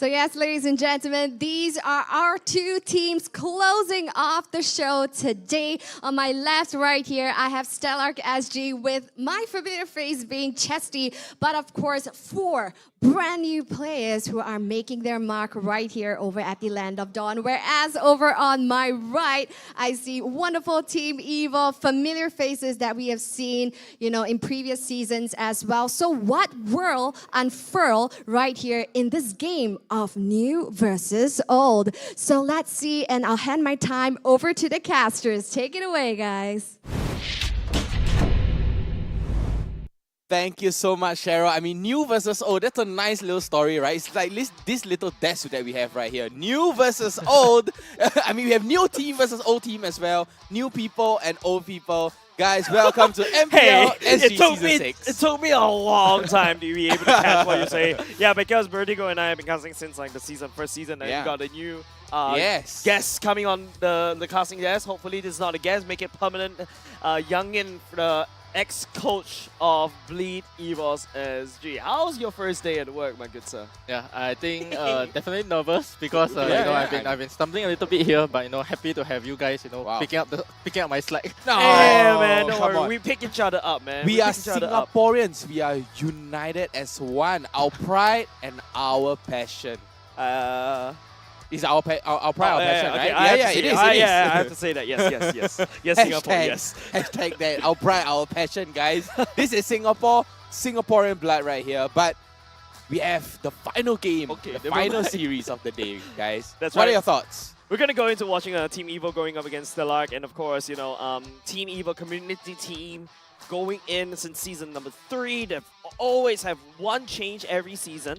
And Only yet one. Managed to stay in the seat without a coach. Yeah, consistency. I mean, right now on the screen that's going to be coming up, we will see what Evo has for us right now. They're going to pull on their usual, the play off. They're not going to bring in Angel yet, but right now they're going to go for the nice, confident pick. Coconut on the gold, as well as JS on the mid this time, not in the EXP, and then Twist on the EXP, Powerful on the jungle, and Carrot on the roam. So a bit of a role change there. I mean, JS from medical school to right now into the gold lane. EXP to medical school to gold lane. Exactly. So he's back from the dead, and he is originally a mid laner. He tells me, oh, I play mid one. Then I was like, then what are you doing in the EXP lane? Right? It's just a whole waste. But yeah, Evo is amazing. I love the lineup, but you know, next up on the screen, we do have the Stellar lineup. And Youngin, what can you tell us about the Stellar SG lineup? Yeah, so for Stellar SG, right, brand new faces, you know, people who have been playing in community tournaments. We have Howski, Chesty, Bear, Blade, and Youngski. So personally, I think I've only tried Blade before. None of the other players. Maybe Bear, I've seen him stacking with some of the pro players here. Yeah, and there. Bear has been appearing a lot. Correct, but for Howski and Yunski, I'm, you know, it's a bit of foreign territory for me. So excited to see what they show on the table, and then you know, let's see what they can actually provide for this newly formed Stellar. Wow. Yeah, let me just add on for, sure. for Youngin as well. For Stellar, Howski is brother How. If you guys catch other tournaments, community tournaments in Singapore, you get to see him in Campus Legends, if I'm not mistaken. Also, another Beatrix one trick. Oh, Chesty man. has played in the previous MPL Singapore's season number 5 already, and he plays a lean, mean Eve. Wow, I mean, the Beatrix again, what's so...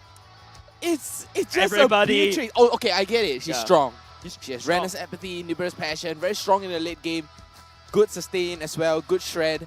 But there's so much others. There's a Brody. One basic attack, 1.5, 1.6k, easily chunks you off. But you know, enough of our thoughts. Let us show you what have we predicted in today's lineup. And yes, today I'm the odd one now, okay, but across the whole board, it's very little Stellar and a lot of Evo as well. But okay, no. Actually, it's kind of balanced. Wait, hold on. Yeah, I'm gonna put it in fact check everybody's that. Evo Yep. besides both of us here. So, yeah, so I think there's a particular reason why I'm voting Stellar here, right? Yeah. Even though I know that on paper, Evo should be the stronger team, right? Coming with that experience. That's but true. I am always a fan of new teams. You know, you know, they're willing to go out of their way. You know, to try out new things, try out new members. You know, with last season, people like Singh, people like Bambi setting in. You know, and then now we have Chesty. You know, being the captain for the team, and then he will lead the rest of these guys to victory. Capitan. Yeah, and not only just that, if you guys actually pay attention to the MPLSG MPLSG Instagram as well, don't forget to follow us. On Facebook as well. The only two casters that both of us Stellar is on the desk right now. Everybody is went on the Team Evo. Team Evo, right? So honestly, right now with the addition, with the change, honestly, I think, you know, Evo is looking strong. I feel they should be considered a powerhouse. We've been undermining them for the longest time ever, but I feel they're just cracks that they, you know, small little bits of cracks that they can, you know, use a little bit of a filler to cover. But enough of us covering. Let's cover what we have to hear from the team. In my opinion, I feel that our team fight perhaps is like more stronger than them, so we are able to like resolve their surprise engage and get a higher placing than them. Stellar is definitely a threat. During season 4 when I played against them, I could definitely feel Forza's impact so much. But I'm hoping they let their substitute roamer play, because he's also a friend that I want to play against on the MPL station. I think I'm comfortable going against them lah. Them switching team, I believe it may be a good or a bad thing lah, cause doesn't mean you play well in this team, you go to another team, you'll be still playing well. It doesn't work like that, because everybody have their different type of play style.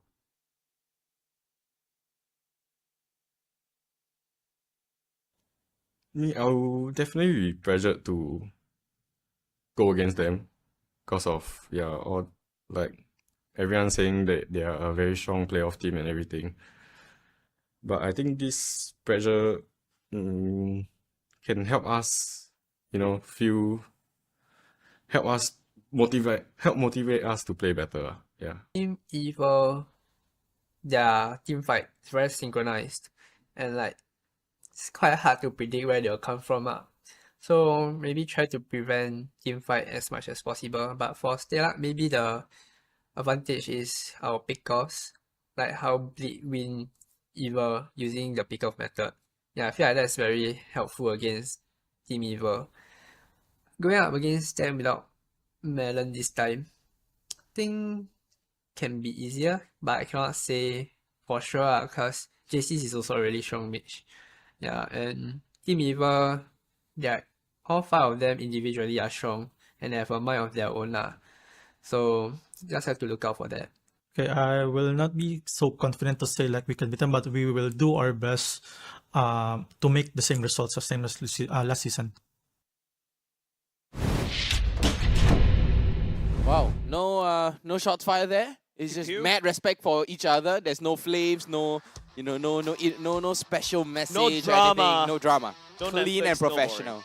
Yeah, so I think one of the things that Ben mentioned, right, he was talking about the pick-off of Bleed, and that is actually something that I have devised especially always for Evo. Okay. Against a team like Evo, because they have this teamfight magic in them, right, this synchronized level teamfight, and what is the counter to teamfight? You pick offs. Yeah, you pick them off before they are ready. You play the numbers game. Correct. So I'm very impressed Ben actually say this out, and then let the whole world know as well, right, of how to I feel like you, day one on this desk, everything that we say, you're just like, yeah, I said it before. Yeah. Hey, the 3-2-1 thing comes in. Hey, the pickoff method comes in. It's like basically ages ago. He's being validated right now, Yeah, man. exactly. He's like, yeah, I've been doing this for the longest time. You guys just discovered about this? It's amazing, right? It's like, we're discovering fire. Yeah. He's already has a flamethrower. He has a stove. He's just, what are you guys doing? Let's use this. Then we're like, ooh. Yeah, It's a Stone Age. So definitely with this in mind, right? Okay, we definitely will see, teams Evo, probably they'll ban out things like Funko, Kaja, single target pick off, right? So the 3 main culprits are always looking at Kaja, Chol, and DeFranco, right? These 3, right? But maybe they'll think to themselves, let's just face it head on and then see what happens from there, because ultimately, end of the day, against a single pick-off team, the thing is, if the team is not experienced enough, maybe for the side of Stellar, still fresh players coming out, on their first MPL, there could be a chance that they will just say, let them take it, we'll try to teamfight into that regardless. Exactly. I mean, I have to point out as well, but this time they're going to go for the Eve ban, targeting Chesty. Definitely. Right on, and along with the Kadita ban, banning away JS, a nice little comfort hero for him. I mean, he does like to play Kadita, especially Coconut as well. Coconut plays a lean, mean Kadita as well. Come and on, Dexter. The Frederick It's our ban, showtime. and then, take a look at that. Wow. Just a bit of a fun fact like right here, ladies and gentlemen. This is the series where there's no imports. Yes. This is one of the few series that has no import. Both of these 2 teams, no imports as well. They're pure Singaporean and, of course, community as well. But apart from that, Bear's wishes during the interview came true, right? Like finally. Like I think they're talking about the sub. Hopefully the sub will be playing because Angel will be coming back. But Evil as well, without Fossa coming in into this particular draft on the side of Stellar. Your team is banning. It takes away that leadership. It takes away the experience. I want to see how Stellar perform with this. Yeah, the Claude and the Bruno. Yeah, Yang, what are your thoughts so far? Yeah, it's actually a very good game to actually be testing out, because out of the many teams that have imports this season, only 2 of your teams doesn't have an import, right? Evil, Stellar, and of Time course, to Alchemy. drop the Right, the beat 2 of that the they're going is against, picking. right? So to me, this is like a litmus test, right? Yeah. Can you first beat the 5 locals first before you go and challenge the higher grounds? Oh, that's true. Right? That's and then for the side of Stellar, I actually expect the Eve to be bent out all the way through. All the way. It has I don't to be. even think he gets to play it one time. Maybe a team who is 1-0 up thinks that they can beat them on their best heroes. I like to do that sometimes just to demoralize them a little bit. Wow, they're gonna take away the Paquido, so that's Twist comfort. I am the that's priestess of primal lightning, that's powerful the comfort hunter as of well. all the evil Both of them can gods. flex the Paquido, but they are still gonna pick up the Edith. Wow. Edith is a good opener. It You know, is. Once again, you saw it in RSG. Your It literally team is befuddles the picking. brain, especially of every single crafter out there. That's going to be powerful. Going back into one of the my next the conquest? smartest Stellar right here, don't forget, Bear can also play this Paquito in the XP lane. There's also a very slim chance where you see the Paquito going into the jungle as well, into the hands of Blade. Even though Blade has been in Stellar for the longest of times. 2 seasons, actually. Two seasons. He was a sub, overshadowed by Odia Bambi. Yeah, so I think last time he was a mage player as well, if I'm not wrong. If I'm not wrong. No, So- there's so 2 he- blades out there. Time and tide There's wait one for mage no blade one. that's out there. Okay. There's this jungle blade. Yeah. So they're not the They're same. different blades. Yes, Exactly. I'm calling you out, Mage Blade. I'm calling you out right here on MPL Singapore. Exactly. So right now we have the Lancelot as well as the Beatrice pickup. I mean, Okay. the Lancelot, finally we get to see the Lancelot. I mean, it's nice to see the Lancelot, but Evo, what can they pick up right now, Youngin? Let's go. Right before we Your even take a team guess, is right, the banned. Meteor is picked up here. So for the side of Stellar, you know, their initial plan, right, was to ban out the Bruno, take a marksman on their 2 and 3, and then, you know, hopefully they had a chance to wait out the marksman pick. Maybe there was a better pick that they could go for, but Evo does not take the bait, you know. Even without a coach, you know, they understand the pick priority enough that they go for the marksman, and then from there, they will decide what they can go on afterwards. Yeah, it feels like Youngin just gave them a A+ in drafting even without a coach. Yeah, so right now I think they have to focus on Chesty as well, right? The Paramis, the Fasa, but they're going to be instead banning out the Grok.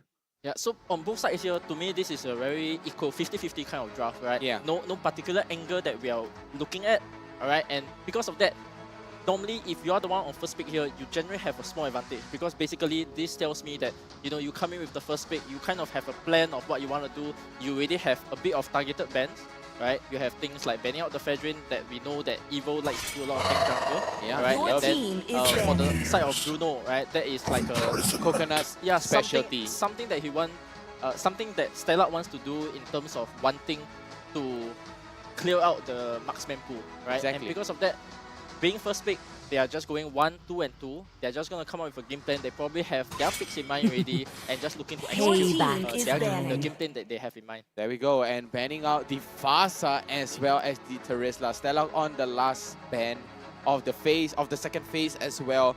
I think right now they can ban out the EXP lane, right? Yeah, they have to ban out. So they have to ban out the EXP lane. Something to point out here as well, right, is that with this Beatrix, right, actually Evo has decided, as I said earlier on, right, they decided not to go for the single target bans. They actually are still banning out key heroes that are detrimental to their team fight composition. Yeah, correct. Set So me on fire the Franco is open, the Cho is open, the Kaja is open. Yeah. Right? The And judging falling by this form stars alone, brought us here. looking Your at team being, is the banned. match is not even picked up Ooh. yet, right? So Yeah. I think Kaja is okay because this gives you a very good fast clear. And a good catch as well. Yeah, a good mage. Later, which will combo with the Beatrix as well, right? And it can, most importantly, it can combo with any of these heroes, right? Any of these heroes have the damage to Burst with the anybody Kaja. down. Yes, with the Kaja to actually take off anybody on the side of Evo. Yep, so Stellar is slowly going towards that pick potential, pick composition against Team Evo, trying to crack that code of Team Evo's team fight capabilities, right? So Kaja still not banned out yet. Even the Franco is also easy picking, so the side of Stellar. But look at Evo, right? Like this is a very kind of frontline draft with Edith. Martis right now usually goes for this this kind of weird, I would say in my opinion, kind of weird Hunter Strike and then go into your tank. Then go back to the good old Arlott. Sure, this kind of solidifies the main weakness I want to point out for the side of Team Evo, the lack of tankiness, right? Stellar right here concludes the draft with the Cho and the Lilia. I mean, they have kind of they lack a little bit of tankiness, right? I mean, the Cho, of course, is going to go into the full tank. The Paquito is kind of forced to go into a semi-tank, unless this is going to be a tank Lancelot.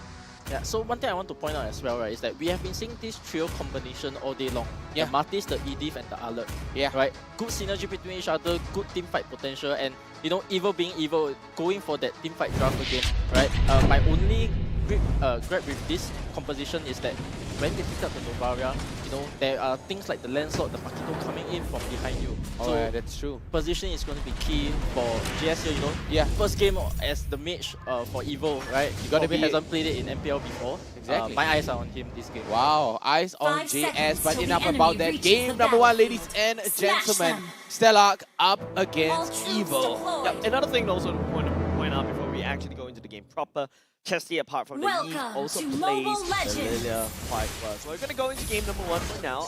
It's powerful starting in orange. Both sides, in fact, going to be starting at orange instead. So they'll end up on different sides of the map. different sides of the map, equal mirrors right now, but JS and Carrot clearing out into the mid lane. As of right now, Stellar are looking kind of not bad. They're doing good. Yeah, so I want to point out as well, right? Cho and Lilia are two of the fastest mid clearers of the game, right? Both of them are able to do their rotations fast. They're able to camp out maybe Carrot. You know, he's already level 2, slight EXP advantage here. And because of this, they are going to start pressuring the side lanes much more than what Evo can do. Yeah, I really agree with you. This is the reason why Yoonski goes into the mid lane. It's a very old tradition about Yoonski. Oh, but he forces out the flicker from Yoonski, and Yoonski has to go right back. He can't take this anymore, and just like that, Powerful can easily take away the double buff. Yeah, so I think we are starting to see, right, this kind of small amateurish mistake, right? Yeah. Cho is contesting the Bulbasaur without him actually... Little Wonder. Little Wonder. Yeah, without actually the landslot being closed. And because of that, right, he used his flicker for nothing. Yeah, I mean, the Lethal Wanderer, he tried to contest for the Lethal and just died. I mean, it's kind of a waste, and he had to use a flicker. I mean, that's how detrimental is that? Yeah, means for the first total, very likely, even if he is level 4, he will not be able to actually go for the Way of the Dragon and Flicker combo.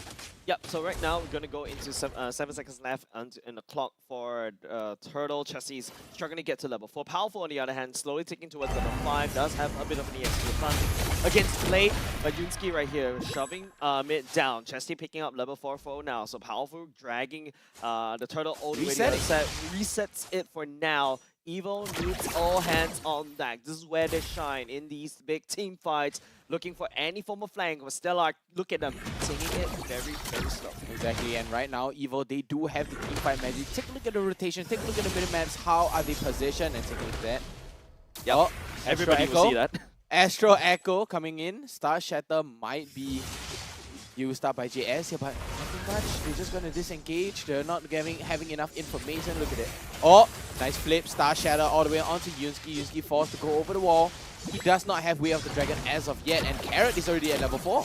Yeah, right now the problem is it's a very slow first Turtle, right? And both these two teams are just waiting to get everybody up on speed to level 4. Evo's one hit first, but Blink takes up Red. There we go, the Red Tree down goes to Stellar, and oh, the nice flip back, but it's going to be a reverse flip back all the way onto Twist as well. Twist trying to go for the follow-up as well. Yoonski runs solo and easily gets taken out, but Powerful goes down as well. So Powerful, he's going to lose out on this 50-50 Red Tree battle. I mean, Lancelot against a Martis in a Red Tree battle, it has to be the Lancelot, right? It has to be. Yeah, so what's important here is as well is that the Cho did not actually go for Way of the Dragon, right? Yeah. Because he was under pressure, he didn't have the flicker. Whereas for the side of Carrot, actually he hit level 4 very early on. Very right? early. If this was in the case of, I would believe, Lawsy, he would straight away go for the flicker catch and then straight away start a fight earlier on. Let your Martis do that snowball, you know, akin to what happened last season when they won SMG, right? Yeah. Where they straight away got such a big snowball from Martis. Dunk. And then the same thing happens again. The snowball into the flip back onto Yoonski though, but uses the Shunpo to get out. No problem for that.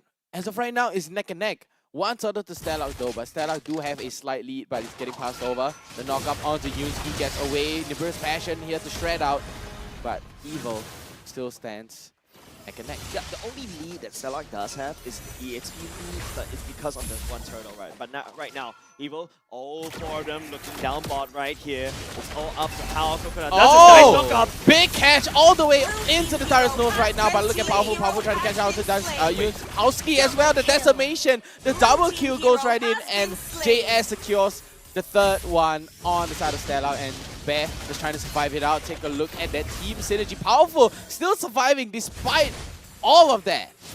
Bear as well, surviving all of that at the same time. Decides to go 1v3, trying to finish the job that they started down bot, but because of that, look at what Blade is using the Lancelot. Shove up top. Shoved up top, alright. He's perhaps ready to go and contest Turtle as well. As you can see here, Powerful is actually about at 1/4 of his life. Yeah. So with the vision being shown here, both by Bear and Yoonski, yeah, unfortunately, Evo has to reset here. You know, go and take your go and take your orange buff, go and take your blue buff, and then afterwards, you can try to mount a comeback from there. Exactly. Yep. I mean, because of that fight, and because he decided to stay in that fight, he's behind Blade already. Yeah, it's just because of the evil, but sorry, just the EXP diff right now. Because don't forget, first turtle goes over to Stellar right here, but evil is the one that's actually literally farming heroes. Now, the most important thing that we're looking at is a bit of a switcheroo coming in for the side of Stellar as well. You can see Coconut actually responding to the rotations from the side of Howski as well. And I'm like, hey, why are you doing this? Because you know, this is a very unsafe positioning for Coconut to be in, but Turtle is up at the bottom lane. Yep, Astro Echo right down, catches out 3 members. Star Shadow strikes out onto Blade, but right now Blade might be able to get onto the Turtle right now, but oh, it's going to be powerful instead! And they're going to be able to catch down onto Blade, but the Thornroad's going to get them right out, but the knock up onto Yunsky. Chesty runs low. He does still have the Black Shoes available though, as well as the Purify, but the Star Shadow will not be able to take down onto Chesty. And Yunsky is running for his life, but take a look at that synergy, that combo. 1 turtle and 2 members on the side of Stellar going into Evil's pocket. And not only just that, right, the turtle, right, this is also how Evil slowly snowballs, and this is exactly where Evil wants to be. They really want to fight S5. Stellar right here is just literally going into playing what Evil wants to play. Blue team turret has been destroyed. Yeah, so currently for the side of Stellar, I think the main problem we have ongoing here, right, is that we are not getting the pickoffs that we need, right? That's number 1.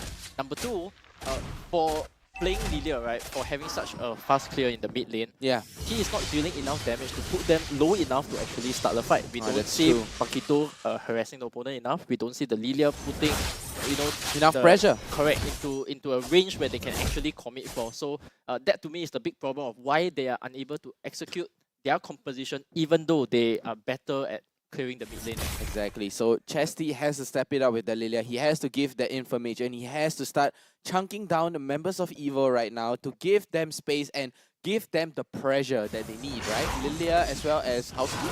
Oh no, Blade. Oh no, sorry, the Paquito. So Lilia and the Paquito. Chesty and Bear, they have to step up. They have to amp up the pressure. Astro Echo catches out onto Chesty though. Yeah, so for me, this game is a standstill until somebody makes a big move, and then we see like a 3-0 swing for one of these shots to actually see like who is actually leading the game. Yep. Oh, Yunsky right into the neck of it, but Chesty gets caught all the way back, but the Libra Special able to chunk them down, not enough. A killing spree coming out for Powerful, and down goes Howski. What a catch from Coconut, still at full HP as well. Amazing, amazing teamwork from Evil. Team Evil is exactly what delivering what Team Young is literally looking out for. Someone to make the first big move. It was Evil that started first. Yunsky and Howski went down, and you see the positioning. Coconut understands that he's already hit that power spike that's required, and then just goes down with the heavy crossbow and just guns down Yunsky, the Bolski. Right, and now Evil suddenly revealed, and look at where Blade has to go. Look at just how they has to rotate. abandon the purple. Yeah, they just rotated instantaneously, but the final swing all the way down onto Yunsky, forced to use the Jeet Kune Do to get right out, but Evil, did you see how fast they rotated? The moment the Lord is slain, they were right at the purple buff already, instantly. They already pre-anticipated the move. Yeah, so for the side of Evil, right, what they are doing very well is they get their first fight in, just nice lot about to spawn, they get the lot for free. But the big question here is there are still so many towers, like all tier 2s are still standing. Mid tier 1 is still standing, right? With a Lilia and a Beatrix who clears their lane so efficiently, even adding on to this landslot over here, right? Exactly. So they have to go for Bear instead, just like that, and a nice 3-man catch. This time without even any catchy heroes, they catch Bear off guard. Yeah, which opens up the game for them as well, because suddenly now both of your side lanes are pushing in. Mid is being taken for sure here, and because of that, you are able to actually put a lot of pressure into the tier 1 and tier 2 mid, and potentially from there try to get the explosion down and then pick the next slot and hopefully end the game there. Yeah, Evil still has to go through a lot of defenses. Looking really healthy for the side of Evil. Now, Stellar right here, but you do have the wave clear advantage, but hold on a second, literally... Oh! The final sweep all the way back, but the Thornrose gets him right out, but Yunsky using Way of the Dragon does not kick in, roll back, but then take a look at that. Bear trying to use the knockout strike, give them a little bit of space, and just like that, in a blink of an eye, they are here to get to accomplish their objective, take their tier 2 turret and just take it home. They're just here, objective based, macro, macro, macro. Yeah, so my biggest gripe here, right, is that you don't actually see Stellar doing any form of damage. Even though a teamfight looks like it's breaking out, there is no counter damage being done, which is enough to put them into a teamfight situation. Exactly. Powerful, just giving them some space, putting the good amount of damage and walking right up and giving them the map control as well. Yeah, it's just right now just Evil's game, right? Like literally everything has been unlocked. I feel like even though Stellar has like the first turret and it's the only turret that they've cracked open up top, and that's because Blade was focusing mostly on it. And there goes to show, like, you know, Stellar without the leadership of Fossa right here, because Fossa is evidently not here, they had the sub in for Yunski. Yeah. Just doesn't have experience to deal with a team like Team Evil. Exactly. I mean, to me right now, this is purely my opinion, right? I mean, Yunski does not have the map presence, does not open up the map as compared to Fossa. He has good catches too, but it's just not like Fossa. Correct. To add on to that as well, right? One thing that we are not seeing as much from as well is Bear actually on this Makito. To me, he is not cutting enough lanes to actually put them at the macro advantage, right? Because we keep constantly see lanes being shoved in left and right, and there is no form of advantage anywhere in any of these lanes. Yeah, I mean, all three lanes are losing. Yeah, but right now, Echo reveals 4 right now. Evil does know where everybody is, and look at how Team Evil looking for some pickup right here. They're both going to jump on 2 targets. Oh, Chesty runs down low, but take a look at Yunski. Oh, Coconut a little bit far, but Bear still at within arm's reach as well. But Evil with 8k goal lead, they are thriving on this. JS is just He's landing enjoying. the hurt from afar. He's enjoying. Yeah, exactly. And Stellar, every time they just eats that one shot, and they have to back away and refresh. Yeah, so luckily for Team Evil here, they actually wait for the lot to be enhanced first before they actually start doing it. Because even though they are owning this game pretty hard, but you know, they kind of like waited for the enhanced lot because they know that with this enhanced lot, it is a enough for them. Guaranteed win. Yeah. They can guarantee you a tower at least. Minimally a tower, at best the game. Yeah, but I'm looking at Stellar's wave clear right now, right, boys and girls? Yeah. It's very easy to wave clear. You've got Chesky, you've got the Beatrix. Technically speaking, you've got Bear with the Paquita as well. These can wave clear very so quickly. much wave clear. Don't forget, second skill right now is a better wave clear too before patch. But let's take a look at the item right now. I'm looking for the Holy Crystal for Chesty. Is not up yet. Does have Ice Cream 1 to kind of slow everybody down. Right here, if you take a look at Yowski, slowly building towards the Haas claws are ready, so that's another survivable item. So Stellar is just really hunkering down to hopefully to get into the late game to deal with them. But JS is just landing down the hurt over and over again. 1 second skill lands, and wait, is that double BOD for? No way. How much crit do you need? He's so rich, he can just buy double BOD. You expect? No, it's Berserker's Fury. Double Berserker's Fury. Okay, this time around gonna be a Great Spear. Top side is already cracked open. There you go, the wave clear is the only thing that's keeping Stellar alive. Yeah, they have that wave clear to keep them alive. They can clear out the wave, but Chesty using the black shoes already so early, and the tier 3, Yunski jumps right in, catches nobody and walks right in, but it's gonna be a 2-man final sweep all the way back. But take a look at Bear trying to jump into the neck of it, but it is not gonna be enough. 3 members, double kill by Coconut, pops the win of nature as well. But there we go, Astro, Echo jumping right in. They have the wave, they have the push. Blade takes so much damage, gets knocked back just like that. Evil takes game number 1, nice and easy. Right now, there's a lot of problems that Stellar was facing. First of all, the catches they're supposed to do, they did not work. They did not play towards their win conditions. Secondly, they allow Powerful to snowball out of control. JS is back in his element, just landing down shots after shots, and it makes it very hard for Stellar to do anything, because even before they want to go ahead for a catch, JS has already landed the snipe on them, and I'm half HP. Do you want me to go in the fight? No, I have to go back home. I gotta go. So for me, the theme of the game, right, is that they are not playing with confidence. I think that's the number one thing that they have to solve, right? All new players, first game in MPL, alright, we give them a chance, you know, hopefully. Welcome to MPL Singapore. Correct. Mentally, they really have to step up, because draft-wise, I think it is okay, right? It's okay, They have the right ideas. Fast clear mid, you got the catch, you already said what you want to do, right? You want to go for the catch, but the damage is not coming through. Yeah, it's not coming through. I mean, maybe because of the snowball as well, right? I mean, they were pretty far behind, and then the snowball just got out of hand. Take a look at the items right here. We have the Windtalker as well as the Blade, as the Berserker's Fury, and the Malefic Roar, Husk Claw, and the Great Dragon Spear. Yeah, so what I want to point out as well is Chesty here, right? Being the only magic dealer for the team, Yeah. but still opting to go for the Ice Queen very Ice early Queen on, on, yeah. right? For Lilia, you actually need more damage early on in the game because your team wasn't doing enough damage in the first place, right? Yeah. Why are you going for utility so early in the game? That's true.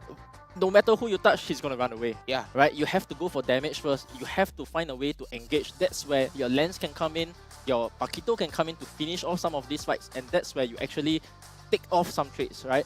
Yeah. For a composition that actually does a pretty good damage, right? Only 2 kills, and this is with them taking like 5-man group fights. Yeah, I feel like right here, Stellar doesn't. It's just Team Evil is able to get away with exactly what they want to do. They want to team fight you all the time, and that's exactly what Bear say during the interview as well. Team fighting with Evil is really scary. It's very scary. I mean, they have the team fight magic, like what Youngin loves to call it. But take a look at JS items right here. You got the Lightning Trunk here, the cooldown boost, as well as the, what we call it, the Magical Lollipop. But take a look at this. He goes for the Ice Queen wand. Yeah, I the realized Astral Echo, he wants to, you know, get the most out of it. Not only just that, this is something of an interesting trend that we're seeing from Novara players, right? The second, your second skill lands, it also slows down the person. At the same time, it allows for easier follow-up for your team to basically catch whoever, you know, the Novara hits. And the bigger hitbox as well. And not to mention, you have a Assassin Emblem build on JS. Why not? You need the magic penetration to just Exactly. penetrate through every single the magic resist that your enemy built. But of course, apart from the emblem as well, take a look at how the Arlot's being built right here. It's interestingly this, I think, is second Arlot in this particular MPL, and also even though Arlot kind of fell off in meta a little bit, Kinda did. we prefer the Terizlas, we prefer the Lapu Lapu. The Uranus as well. The Uranus as well, right? Yeah, it goes in with the Brace Might and the tank emblem as well, just so that he provides that additional front line on top of what Coconut can provide. Exactly, and we're going to take a look at the post-game statistics right now coming up on your screen, and it is going to be a big landslide, of course. Take a look at the damage dealt. 157,000 compared to 99. So that's 6-digit against 5-digit. Yeah, totally skewed for me, right? Because this, as we've seen in the game itself, right? Yeah. Their heroes can actually do the damage. But the players are not actually going forward. You know, this is like a leap of confidence to me, right? You just gotta go in, even if you fail, at least you tried, right? But playing passively all the way, just dancing around, it's not gonna cut for this level of play. I think this is what happens when you transition from community team over the way to an MPL team. Yeah. Team Evil unfortunately had that same welcome in season No longer, 3. they broke that barrier. Of course, they graduated in the sense they are now a legit MPL team. So, I mean, it's like what Youngin said, right? I mean, Evil had to take that leap, right? They needed to, there's this little barrier that, you know, they had to break. And right now, Stella, with the new lineup, they have to break this barrier as well. They have to take the leap of faith and then restore confidence back into them. But like, any guess on MVP, guys? Yes. JS? I'm calling JS. I'm calling Coconut, guys. I'm thinking it's Coconut. Dang it. JS, right? Man to look out for, right? We have been putting him in the spotlight for a while, you know. First game back into MPL, and what a masterful performance. Yeah, it's like he never left. Like he never left at all. EXP laner, one season he medical student, and then he's a mid laner, and it goes to show how strong mechanically he is as a player. And of course, you know, this is one of the players that quite a few teams was looking out for during his hiatus. Even I wanted to recruit him at some point. Wow. Yeah, I mean, you heard it yourself from Young, and he wanted to recruit JS, but JS like, nah, you know, I'm just gonna focus on my studies. No, his loyalty is well placed, right? Of course, but don't forget, before we actually go into the MVP screen, something I want to point out is that the team fight participation for the side of Team Evil is highly skewed to the main 4, i.e. everybody except for Twist. Oh yeah. This shows that Twist likes to set up the macro pushes and also comes in for the flank at the last minute. Oh yeah, he always comes in at the last minute, goes for the engage. But you know, enough about that. Let's check out let's check out the recap / the replays or the highlights of the game. And yeah, I think it looks amazing, right? Take a look at this. Yeah, take a look right now. It's just, Blade. This is the first, Very first fight. Turtle. At the same time, it's also a nice setup by the side of Karen that evidently almost kind of wanted the team fight earlier. Don't forget, this is a very late first turtle. Both teams delayed, make sure they hit level 4 power spike, and then they go. Yeah, this was the amazing 3-man catch all the way and powerful. Decimation number 1, Howski tries to go in. Decimation number 2, and JS secures onto Chesty. JS is just playing Flame Shot Simulator, right? It's just throwing out skills. Like, I'm just going to throw Flame Shots out. Wow, flame shots. I just noticed something, right? JS flickered out of Yunski's Jeet Kune Do at the very last moment, avoiding anything at all. But look, Yunski goes down, and Coconut just goes right in and just goes ham. He has the range, he has the damage. Howski just oversteps and overestimates himself. Yunski goes for the Jeet Kune Do but catches nobody at all. I think this is the particular fight that Youngin was pointing out. Yeah. Actually, because Chesty burned the ultimate super early. Too early. It was a little bit of an emergency button. And then after that, he ate another shot from the Navaria. Oh, and then it's from just game Jace's over. again. Yeah, and he's 2 like, HP, what am I 2 supposed bar. to do? Do I go for him? But I need to be there to kind of defend and wave clear. So it's also pretty hard for Stella to basically turn that game around. All because Jace is the one landing the shots, poking them down, slowly whittling down until, Team Evo is ready for this massive team fight. Yeah. Exactly. And that's exactly what Stellar needs to be doing as well, right? You know, get on the side of Evo, right? You they need got to the poking trade. first, right? And then immediately once they found it was a window, because from there, heroes are low. That is where the alert twist comes in and goes for the 3-man flicker.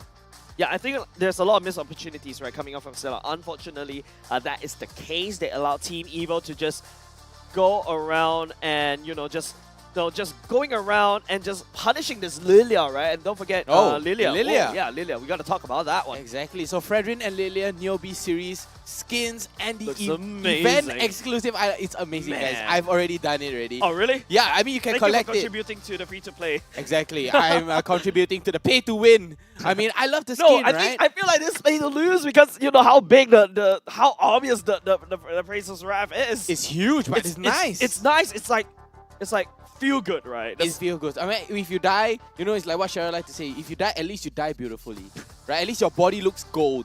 There's gold on the field, right? That's the first time I'm hearing of That's the first time I'm hearing. Yeah, I'm not I mean, sure whether Cheryl actually said that line. She did say that, but we have a extra 30% off for your first 10 times draw, and of course a guaranteed elite or better skin from it. And your first 1 times draw every day will be a 50% off. So aside from these, more exclusive skins are available in a prize pool as well. Go check it out. Don't miss it. MLBB New Beast. Yeah, of course. This is only limited time only. Don't forget, grab yours right now, all the way until October the 4th.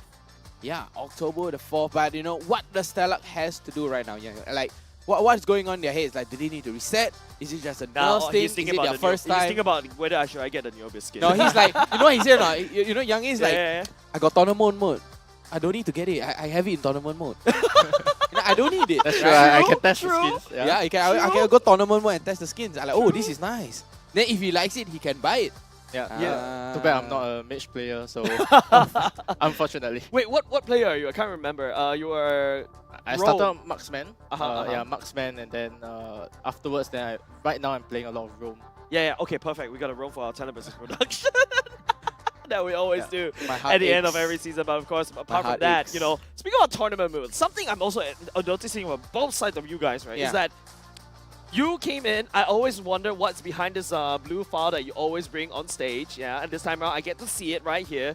It's actually like a tier list of heroes, and then Vertigo also made a copy of his own as well. And I'm like, yeah, I got my tablet. It used to be pen and paper, but I've upgraded to computer and paper.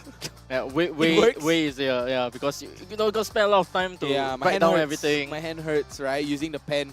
My whole book is full of writings and full of pictures as well. Yeah, I remember your Lucky Charm on your notebook once. Yeah. You remember that one? But of course, before we go into of course, to also help you to get your newbies as well, we do have a weekly diamond pass. Wow. Enjoy a rebate up to. Was that not 455? That's not a typo. That is more than 100%. That's 400%.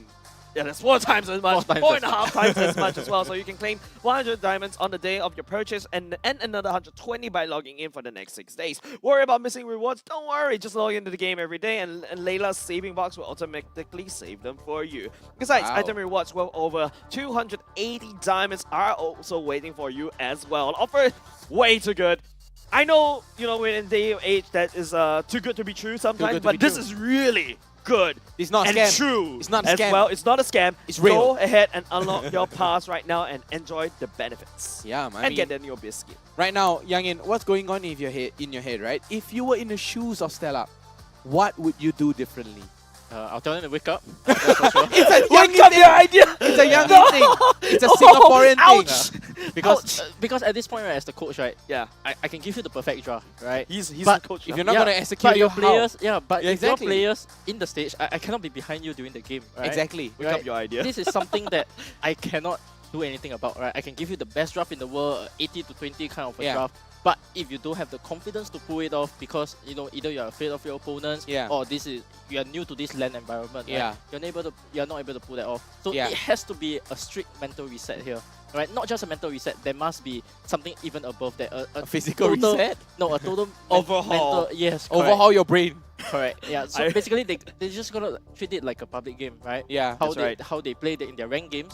They true. just gotta kind of replicate. Think that, you know, train the mind to actually go into this kind of scenario. Yeah, I like that fact as well because don't forget these are actually community pro players, community players as well. Who right? has done exactly. well? Yeah. Who has done well? Very well. Done well regularly. I see them every time in each community tournament. Yeah. And now finally they're graduated into MPL, and then you know there's a very huge wake up and say, hey, not only just there's 3 bands, now 5 bands, now you gotta play like in front of people, and you know how if you guys are in the venue as well, shout out to coming down and catch us live.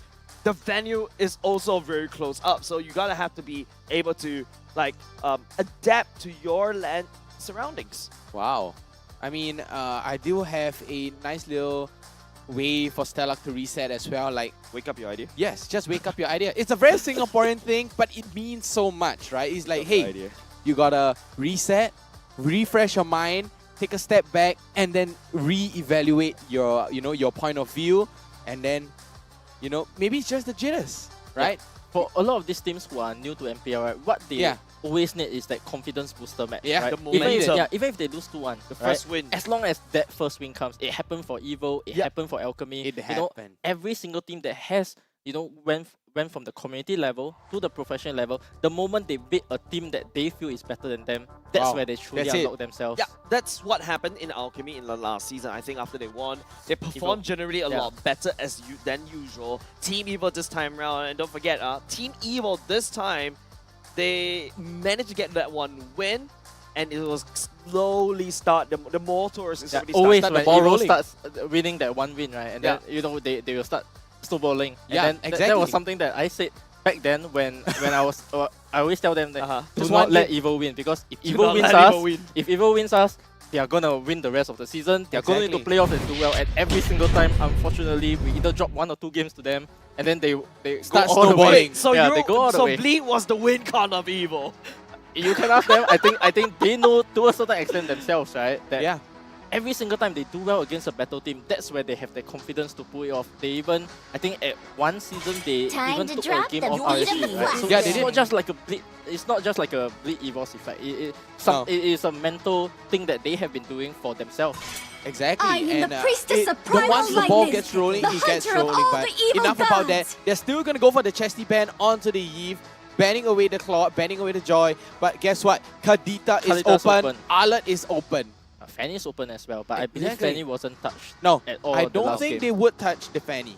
I don't right? think Blade was kind of well known as an assassin jungler, if I'm not mistaken. I But not a remember. Fanny, But right? I think Ling, because Right, I remember yeah. cracking that joke when I asking, hey, who's Blade?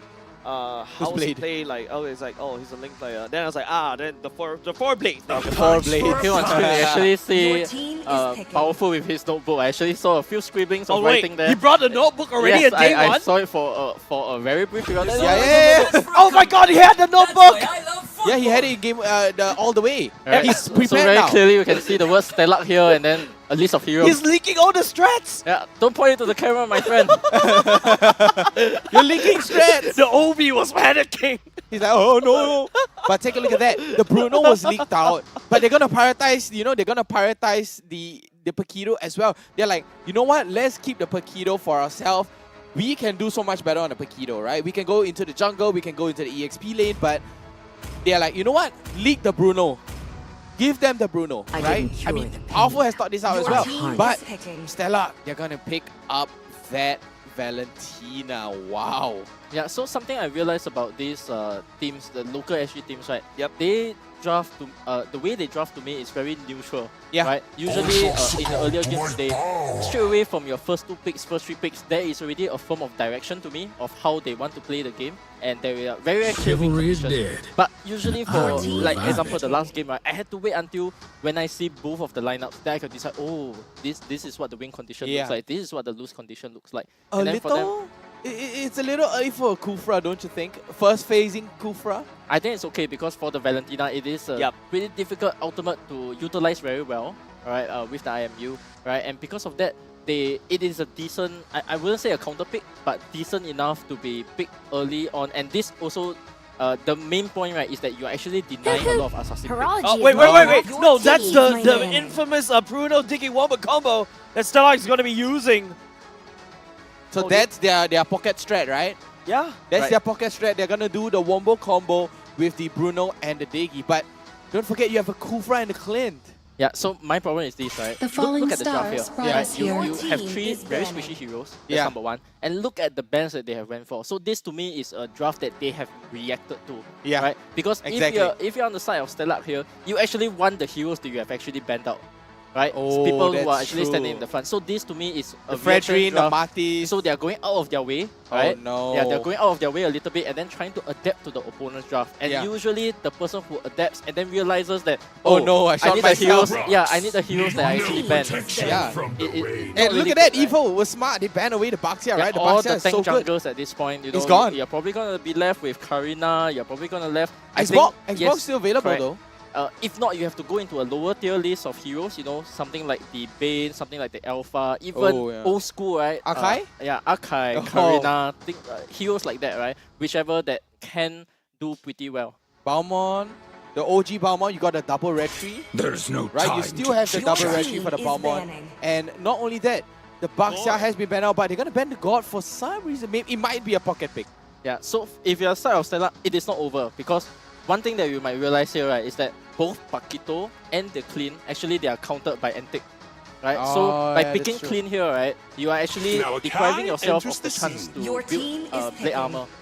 Your opponent to build blade armor. Guys, right? And that is actually quite a big factor in terms of itemizations for the defensive heroes. Yeah, guys, if you noticed, not a lot of tank junglers left.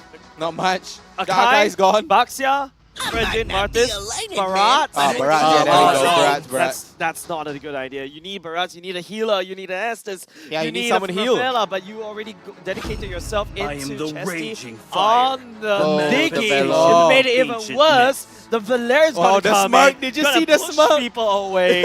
The slow. Barat would never touch anybody at this rate. Wow. Yeah, initially before this, right, I would say still has a chance, right?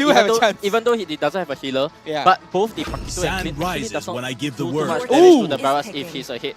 Wait. But seeing the Valor now, seeing the Khalid, I'm a bit wary for what Evil is about to pull out this game. The pure evil right now. Devious, nothing but bad thoughts in their mind. Oh my. Chaos. It's gonna ensue game number 2 against Stelark. This is chaotic evil right here. Literally chaotic evil.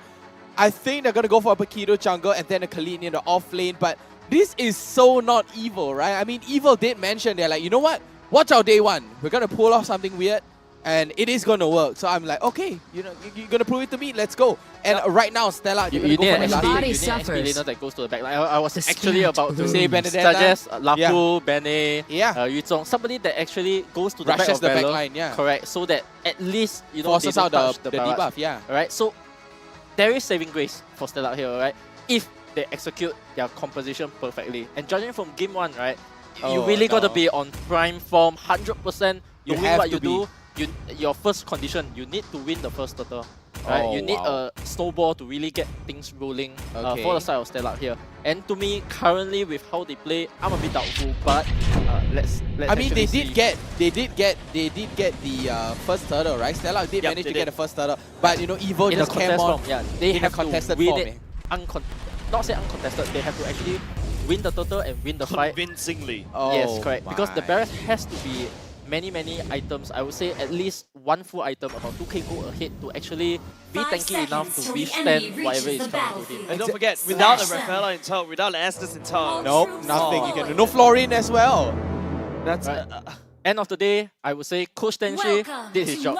Right? But it will be up to the players to execute the draft. Exactly. Game number 2, ladies and gentlemen. Evo up against Stella. 1-0 to Evo currently. Can Stella turn the tide right now in game number 2 with a little bit of a questionable draft?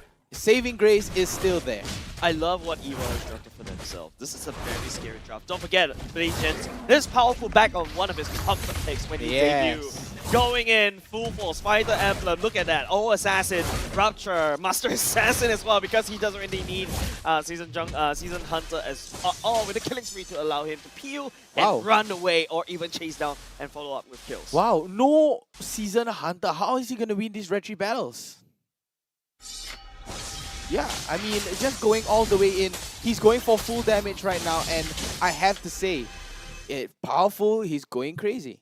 Yeah, so for the side of Stellar, right, actually they do have, upon second inspection, there is a small saving grace here because just when I talked about the Antic, right, they picked up another hero that is actually countered by the Antic. So actually, if Khalid. later on... The Khalid, right? Yeah, if later on... so if you are the balance this game, it's very easy. You go armor, you go HP, you have the Antic, you know, nobody's going to do damage to you besides the Valor. So as long as in the team fights, you settle that Valor, they do actually stand a good fighting chance. So Sky Guardian hammered, right? Anti-Curious. I think you rush Antique right now. Yeah, you rush Antic, and then Radiant. Yeah, you go HP, you go Radiant. Correct. Exactly, done. And then just like that, Blade can easily just tank up everything and just stay in a fight till for eternity. He can continue pushing forward as well because with powerful being the jungler here. Oh, whoa. Yunski already burning the flicker yet again. This is the in the second game as well. The first game he did it as well. He had to burn the flicker and take a look at powerful, the aggressiveness from that. Jason's already hit level 4 first against a Valentina, which is supposed to have more lane priority. No contest again? Yep, Carrot will be able to see here. Blade right there, and then Twist just goes on ham onto his counterpart. Wow, going ham, Twist. There we go. First turtle into the pockets of Evo right now. Not only just that, Barat in the mid lane. The jump? Ooh. First blood. And the solo kill, first blood from Coconut. Very well done. Secures onto the tough boots as well. Yeah, so the saving grace, as I said, right, your Barat is having quite a decent game. He's going to continue farming. Hopefully he contests the second turtle a little bit, okay? So there is a very strict win condition here, right? You need to be able to get your main core items up. You need to push forward and tank for your team. And then somehow, some way, you need to be able to go on the Valor. Oh. Sandstorm, JS going right back, and look at Bear coming to the back line, gets the 3-man Petrify as well. Ooh, Electro final blow with the Petrify, and now Stellar is pulling off an Evo. That's what Evo did last game. They went 4-man, 5-man into the bot lane, throwing all their eggs into one basket, but they're just gonna get traded across the map. Yeah, great pick up right there, right? You pick up JS, force him to burn the free Purify now. Yunski pops the time journey a little bit too early right here, and Howski picking up first item. That's already Hardcore's main belt. Bottom side already cracked open, but Twist has full control up top because the bear has rotated down front. So I have said, right, as long as they execute their composition, there is saving grace, right? Because of your two conditions here, Bruno getting that first snowball. Straight away, your gold plating is down, the tower is down at 3 minutes in, and your barracks have not died yet. As long as they avoid these 5-man clashes. And the catch onto Bear as well, but Bear has nowhere to go and walks right into the hands of Evo. That's the thing, right? Going with the Diggy, you do not have much information to go on. Yeah, Barras has to be the one opening the map all the time, Correct. but he still has to farm as well. Correct. So because of that, he has double just got to responsibilities. play. Correct. You have to play slightly more careful. Wait until the Barras has farm finished all the camps. Make sure your stacks are full before you actually move forward and take take map space. Exactly. Have opened that map space. And right now, yet again, the second turtle goes uncontested for Evil. And as you can see from the code down at the bottom of the screen, scan that QR code, hashtag our pride, our passion. But big knockout, Raging Sandstorm, but forced to use the time journey already. And down goes Yunsky as well, and Chesty still going. Detona's welcome from Blade, able to get... too powerful! And there we go, just gonna be a 1 for 2. Yunsky for Powerful and JS, and that's gonna be very, very big for Stella. Yeah, double ultimate just to deal with one person coming off of Stella. Stella is literally going overkill right here. They lost the turtle for now, maybe they can trade. Carrot charging out the charge, Bear will be able to find him though. Get up onto Bear, and the killing spree coming out as well, but they're trying to put out the damage. Instead, they lose the tail 1 mid turret, and Twist still trying to go back in, and Coconut goes for the flicker all the way in, but you know, there's a little bit of a desperate, right? I think he overestimated his damage a little bit. Yeah. Yeah, and because of this, they actually have their mid tier 1 down. Alright, so on the side of Stella, this is your perfect dream start, right? Yeah. You already got both ball towers, rolling. and one of the towers is actually the mid tower, which gives The most you a lot of important map space. Wow, exactly, and that just opens up the whole river as well as the mid lane. Stella, what can they do right now? They can move around, they can maneuver, and they can open up the map for themselves. There, the CC immunity coming in. Carrot will be bouncing around. That Electro Thunder Blow already committed right here. Blade will be able to Detona's swallow down welcome. Carrot. The Licky Tongue will be committed. Exactly, Carrot right now, but trying to go for the Tyrant's Race. Bear runs low, but take a look at this. Twist still coming in, trying to put down some damage, but the time journey saves them. And Twist reverse time onto himself, but take a look at Bear. Bear still going in, dealing a good amount of damage. Twist hits nobody. Powerful goes down, and Housekey with the precise hit onto Powerful. Chesty gets traded back. It's going to be a 1 for 2. Yunsky. Ooh, JS with a flicker and the burn. There we go, just like that. Evil force the trade. I mean, I feel it's a very bit of an iffy fight as well, right? They are forcing the trade. Evil are like one step behind. They're like, I need to trade back, and they barely made it. Yeah, they overstayed a little bit long here because Blade actually, in between the fight, right, he actually saw his orange bars is out, and he also realized that the turtle is actually spawning. You can take a look at this replay as well. Look at the wall that was set up by JS right here, allowing Coconut to just shoot from afar. Even Housekey coming for the flank right here, actually coming the worldie around. By the way, then he realizes a bit of more they could chew. The flank was a fail as Evil turned attention towards him, and then JS, see, like they're just Stellark right here is just trying to do everything they can, right? Just output some damage, but they ultimately got punished because they're not coming in like what you train the 3-2-1. Yeah, Chesty was a bit greedy there, taking that last shot on the bush when his core, the barrels have already rotated away, preparing to contest. And he still wants to stay, right? And it looks like Stellark's first contest for the turtle is out right now. Blade, he's still able to tank it out. Like you said, he got the item, he's able to build to tank up the fight. And there we go, Reggie battle. Blade runs a bit low, Carrot jumps and he catches onto nobody. The reverse time comes out. Oh, Blade.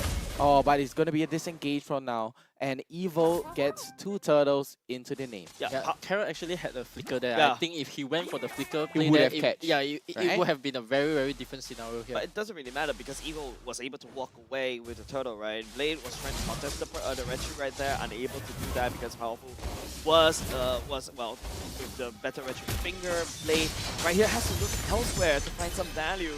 He's slowly losing the jungle that we were talking about, right? Like how Blade really relies on his jungle to maintain stack and also be ahead in terms of item.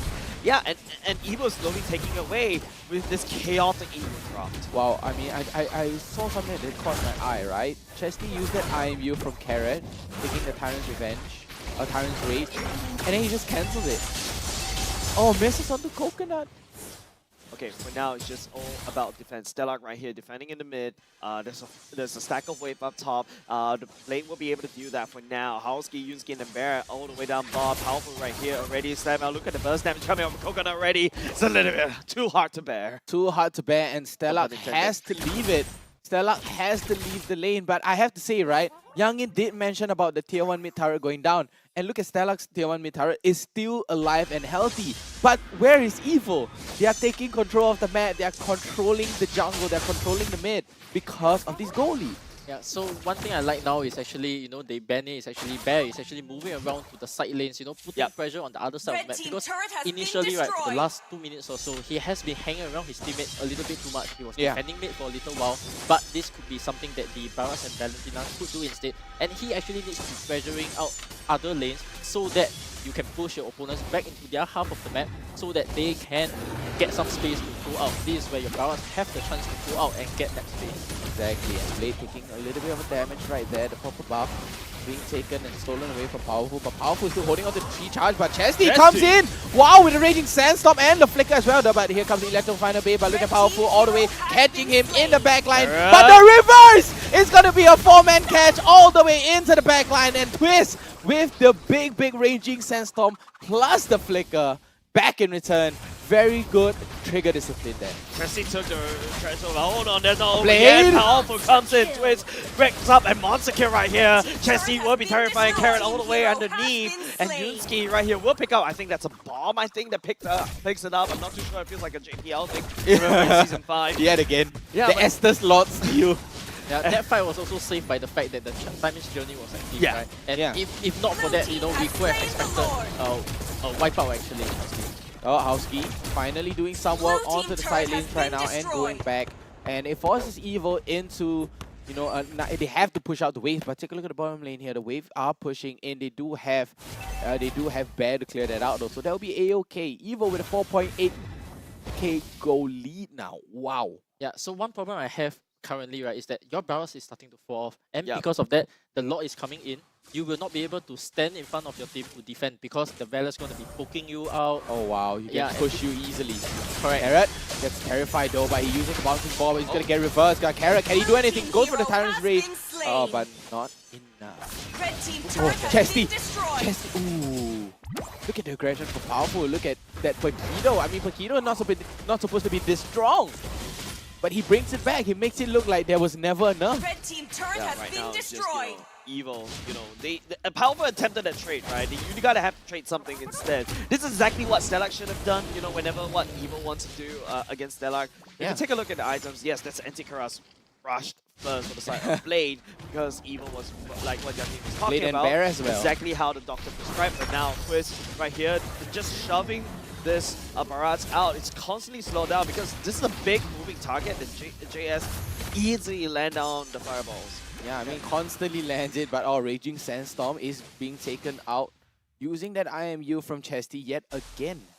Yeah, so 2 Antic and 1 Dreadnought from the DE, right? Yeah. This is going to be enough, probably enough in extended team fight, as long as they survive the first wave of damage. Later on in the big team fights, maybe at the second lot, this is going to be very beneficial for Stellac because they are going to have, right now, your Barats, it's going to build HP, correct? Oh, yeah, and that's true. because of that, he is going to be much tankier and he will be able to start to withstand a lot of the damage coming through from Evil, and with this, possibly being able to push through and contest the second lot. Yeah, but look at Blade right now, right? Because of Evil just dominating in terms of the jungle, Blade is a small Barats, is able to pick up any form of stacks, and it's starting to hurt, right? Like, Yeah, he if looks... Blade, Look at the amount of HP bars on him. Yeah, Evil actually made a conscious decision to actually freeze the wave here. You can see them being on all 3 lanes. Alright, they are waiting it out, making sure that Baras doesn't have his stack. And once the Lord is about to spawn, maybe right as the Lord spawns, Shove it all 3 prong. Right, a little bit early here. Alright, they are letting the Baras stack up a little bit. I think, if I'm not wrong, no, I think they're looking for a fight. Top and bottom is also pushing in as well. Powerful. And, Baras will be able to maintain his stack for a while. Exactly, and they're trying to wait it out right now. They have no info though. They have no information. And take a look at JS. JS might be in a very bad position. He forces the flicker and the ultimate as well. He gets away by the skin of his teeth. Nice one right there. It just perfectly covers the choke point to slow down any farm. Jace's was really lucky right there. But then again, he should be just in time to reinforce into that Lord contest right here. Yeah. Stellac right here, do they really want to go for this contest? Because I'm pretty sure Blade is chonky. Blade is big right now. So maybe they really want to do that. But Catch on Blade. Oh, the catch on Blade, but Raging Sandstorm comes up at the time journey all the way back in, and Powerful can't do much right here. He's gonna get the Terrify. He's gonna go run all the way back, but the Electro final blow all the way into the back lines, and Coconut runs with the 2 HP. and the Lord is chunked down to 1 bar of HP, and Stella, they're just moving Carrot, around. no! Carrot! Who had a big catch, and Raging Sandstorm is going to be a 3-man catch from Twist. Twist, look at Twist, all the way to the back line, able to catch out onto Chesty, Ben Bear, and along with Blade. That's going to be a 3-members catch, and a godlike coming out from Twist. 7-0-3. Absolute disaster for the side of Stellark. 4-man down. Howski, the only survivor from that disaster. Wow. Definitely traumatized right here. That is scary. In the disaster relief center. But Team Evil right here with the Lord in tow. They're looking to add where the damage come from. Wow. All that damage and oh wow! Look at that! That is what the power of a late game Clint can do. And especially when the Kundakshan is so far behind. Barrett.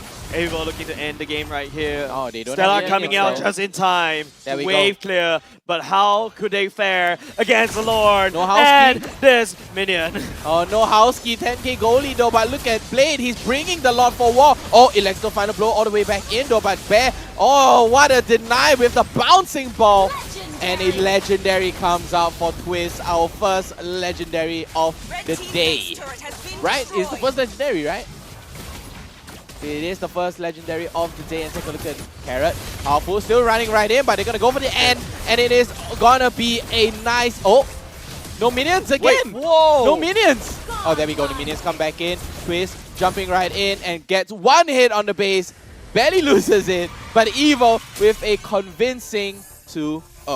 Yeah, right now we're just gonna make sure that, you know, look at the amount of the damage that Evil can really output, especially in the late game Clint, especially when your marksman's still really kind of far behind in a sense, and you don't really have that front line. And even if you have that front line, Clint don't care about your front line. I'm gonna penetrate through you with that one passive. It's all up to how the Barras reach to that main damage dealer for the Clint. But he's constantly being slowed down. Valera is just being a nuisance against Stellar SG's whole plan. The Benedetta was supposed to do what, you know, Youngin called out, right? He's supposed to rush into the back line. He did a couple of occasions, but just not enough. Yeah, there was no pressure. There was no they were fear. way too far behind, right? Yeah. At one point in the game, right, when they were already freezing your waves, Yeah. right, that goal lead will just extend more and more because they were contesting the orange and purple buffs so many times that, you know, that goal lead just became bigger and bigger and yeah, bigger. it starts the ball rolling and they start Correct, and, snowballing. yeah, even with, you know, good item choices, right? Ultimately, we can see good item choices. You know, all of them went for the radiant armor, radiant armor. you know, but ultimately not enough. For the side of Stella, perfect item choices actually. Yeah, very good. But because of that goal lead, you know, not being deficit. able to push that goal deficit became a problem for us in the end. Yeah, I mean, that deficit is, it just gave Evil that edge. Take a look at the goal, 51k comparing to 39k. Wow, that's a mile. That's It's 500 a massive miles. landslide. Exactly. Literally disaster. I would say 10k goal lead. Stella couldn't even find an angle against Evil.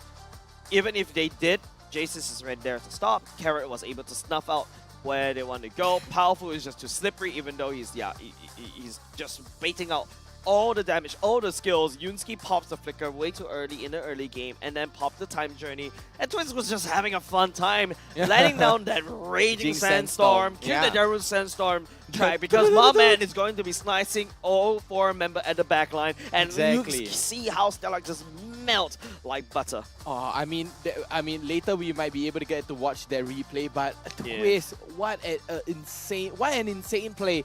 8-0-3. Wow, but let's take a look at their emblem set right now. I mean, Twist probably went for the full tank. Oh no, he went for the fighter, yeah.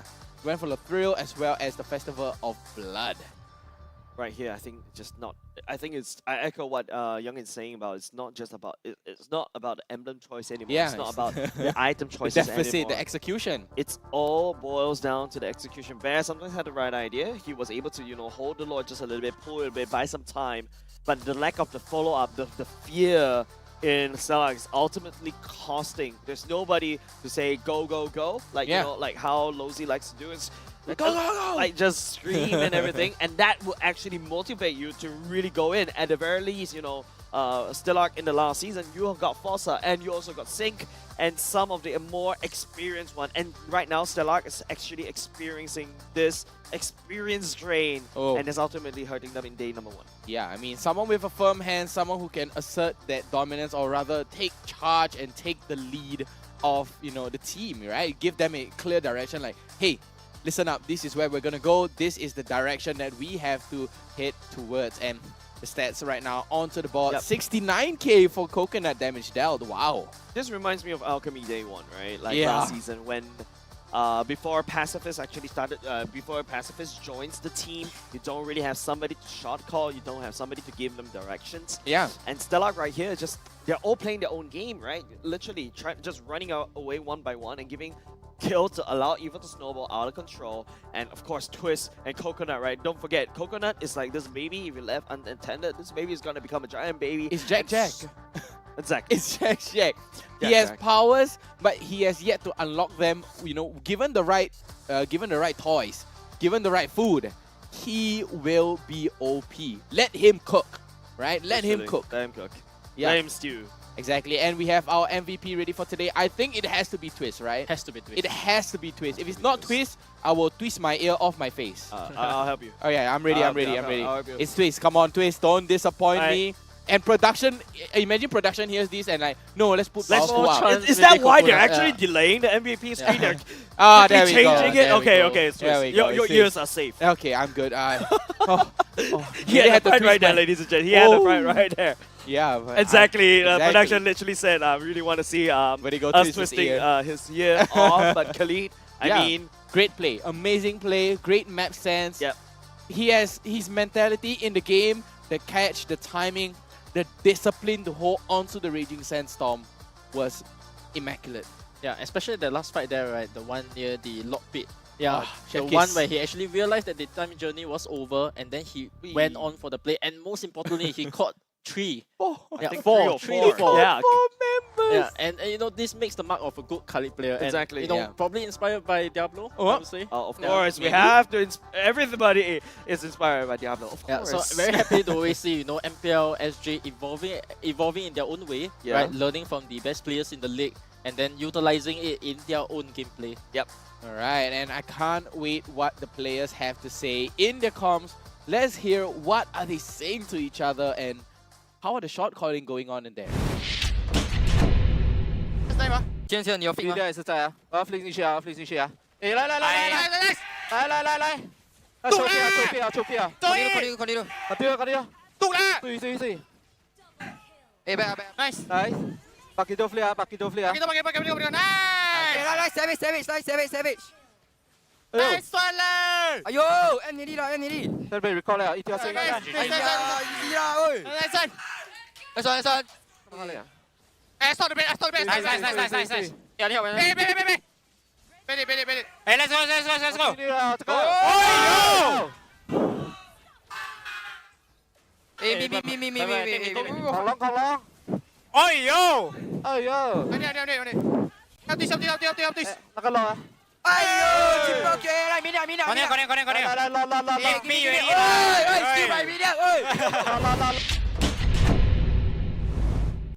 ，Reminds me saw of that, right? Yeah, Yeah. hands off clap. You know what does this remind me of? Or Yeah. not? This reminds me of the, you know, the hooligans in Singapore that plays at the coffee shop downstairs. Yeah, like You mean the Abangs, right? Yes, the Abangs in Singapore. In, you know, most Asian countries, the hooligans that, you know, hang around at a coffee shop all day playing Mobile Legends, and all you hear is wow, sweet lah. Then they just clap their hands, For right? context to the international, it means let's just go. Hooligans. Let's go. Like means Yeah. come, let's go. Anyways, the most important thing of the day apparently is also what I know this more powerful. After that, Twist lands, he put down his phone.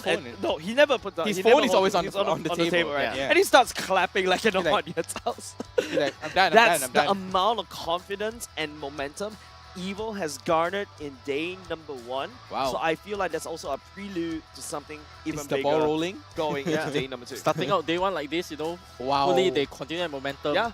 In tomorrow, hopefully they continue this momentum, and then when they versus the big dogs, right, they're able to take not only games off, a potential upside may be coming as well. Yeah, I feel like, don't forget, right, like, I remember last season when Team Evil started off in the regular seasons. Yeah. wow, their performance wasn't really stellar, no pun intended right there, then this time around, you saw Powerful with a notebook. Yeah, man's serious. Yeah, man is serious. I mean, you know, I asked Powerful, like, you know, like, hey, what's your you know, take on regular season? Like, this time we're serious. And I'm like, oh, so the previous time you won? That was last season. No, I wasn't right? prepared. I remember that last season. I didn't prepare last season. I just came here to play. That's but right. you know, who else is not here to play? Cheryl. But you know, enough about us. We'll throw it over to Cheryl. Cheryl, take it away. Thank you so much, guys. But I have to add on, what's wrong with playing at the coffee shop? I do that too. Now, what's very exciting to see right here is, you guys know, especially right here in Singapore, if you guys study, right, you guys know that there's such a thing called the 10-year series.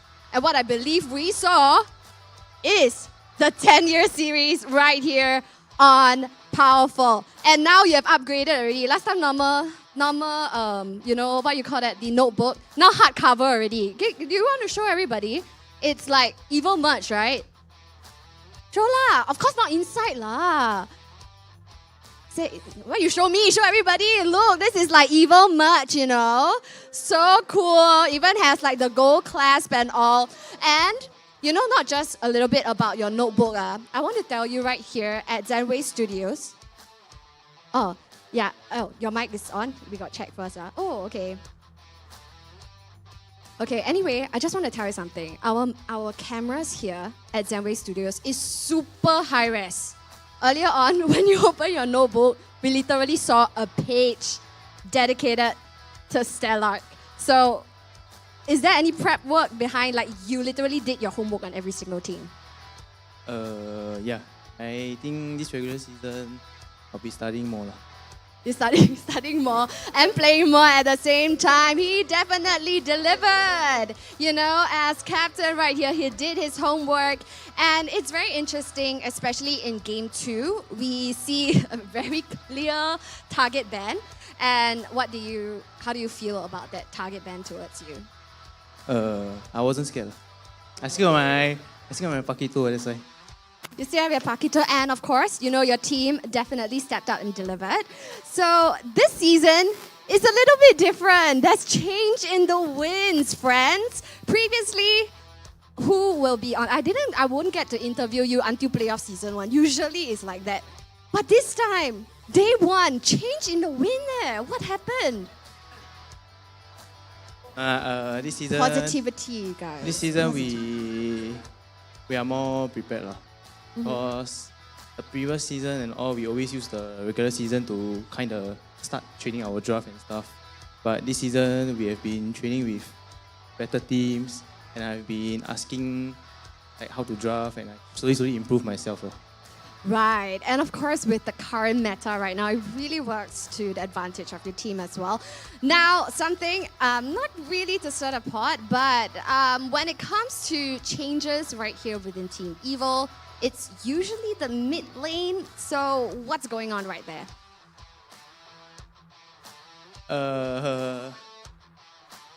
I think we just changed the mid laner because I think JS is better lah. Right, so JS coming from an EXP laner to a mid laner, how do you feel he has fared so far as team captain? I think he did well for his first day because today actually he quite nervous because he's like he rests for a season lah. But I told him that we just play how we normally train. We can do it one. Just stay calm lah. Right, wow, man of many traits. Med student plus right now turned into a different role, mid laner. It's really, really wonderful. Now, that since you know there's change in the win, as I've said, you know this is the first win, pretty something different for the team. So moving forward, what team is there that you're looking forward to face right here in the regular season? I think I will look forward to face every single team lah. But of course, I want to face Fresh and RSG more because they are the top team lah. Flash and RSG. Ah, that is interesting. Okay, so just now you give me a very PR answer. I wasn't very happy with that. I love to face every team. I needed some tea. Okay, that's great. Now, as a jungler, who are you looking to face off more? General QT. Hades from Flash. Yes, Team Flash. Hades has definitely been making waves. So yes, you guys will be meeting them in due time. So once again, congratulations right here on your win. But of course, there's still many more to go. So keep it up. Thank you so much, Powerful, for this wonderful interview. Thank you. So yes, guys, they are ready, more ready than ever. They've done their homework and they are ready right here for MPLSG Season 6. So this concludes, our wonderful week 1, day 1 right here at MPLSG Season 6. So with all that's happened right here on the first day itself, let's take a look at the overall standings.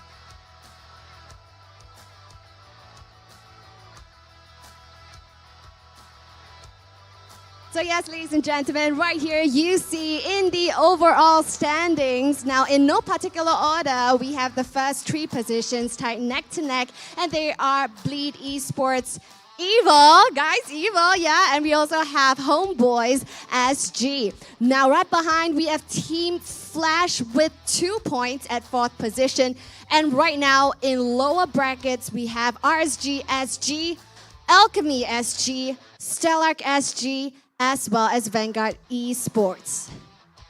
Wow-wee. Now that is the overall standings right now, but anything can happen right here at MPLSG Season 6. And as we have mentioned, this is only day 1. So now, we're headed over to day 2 just tomorrow. So let's take a look at the overall schedules for tomorrow.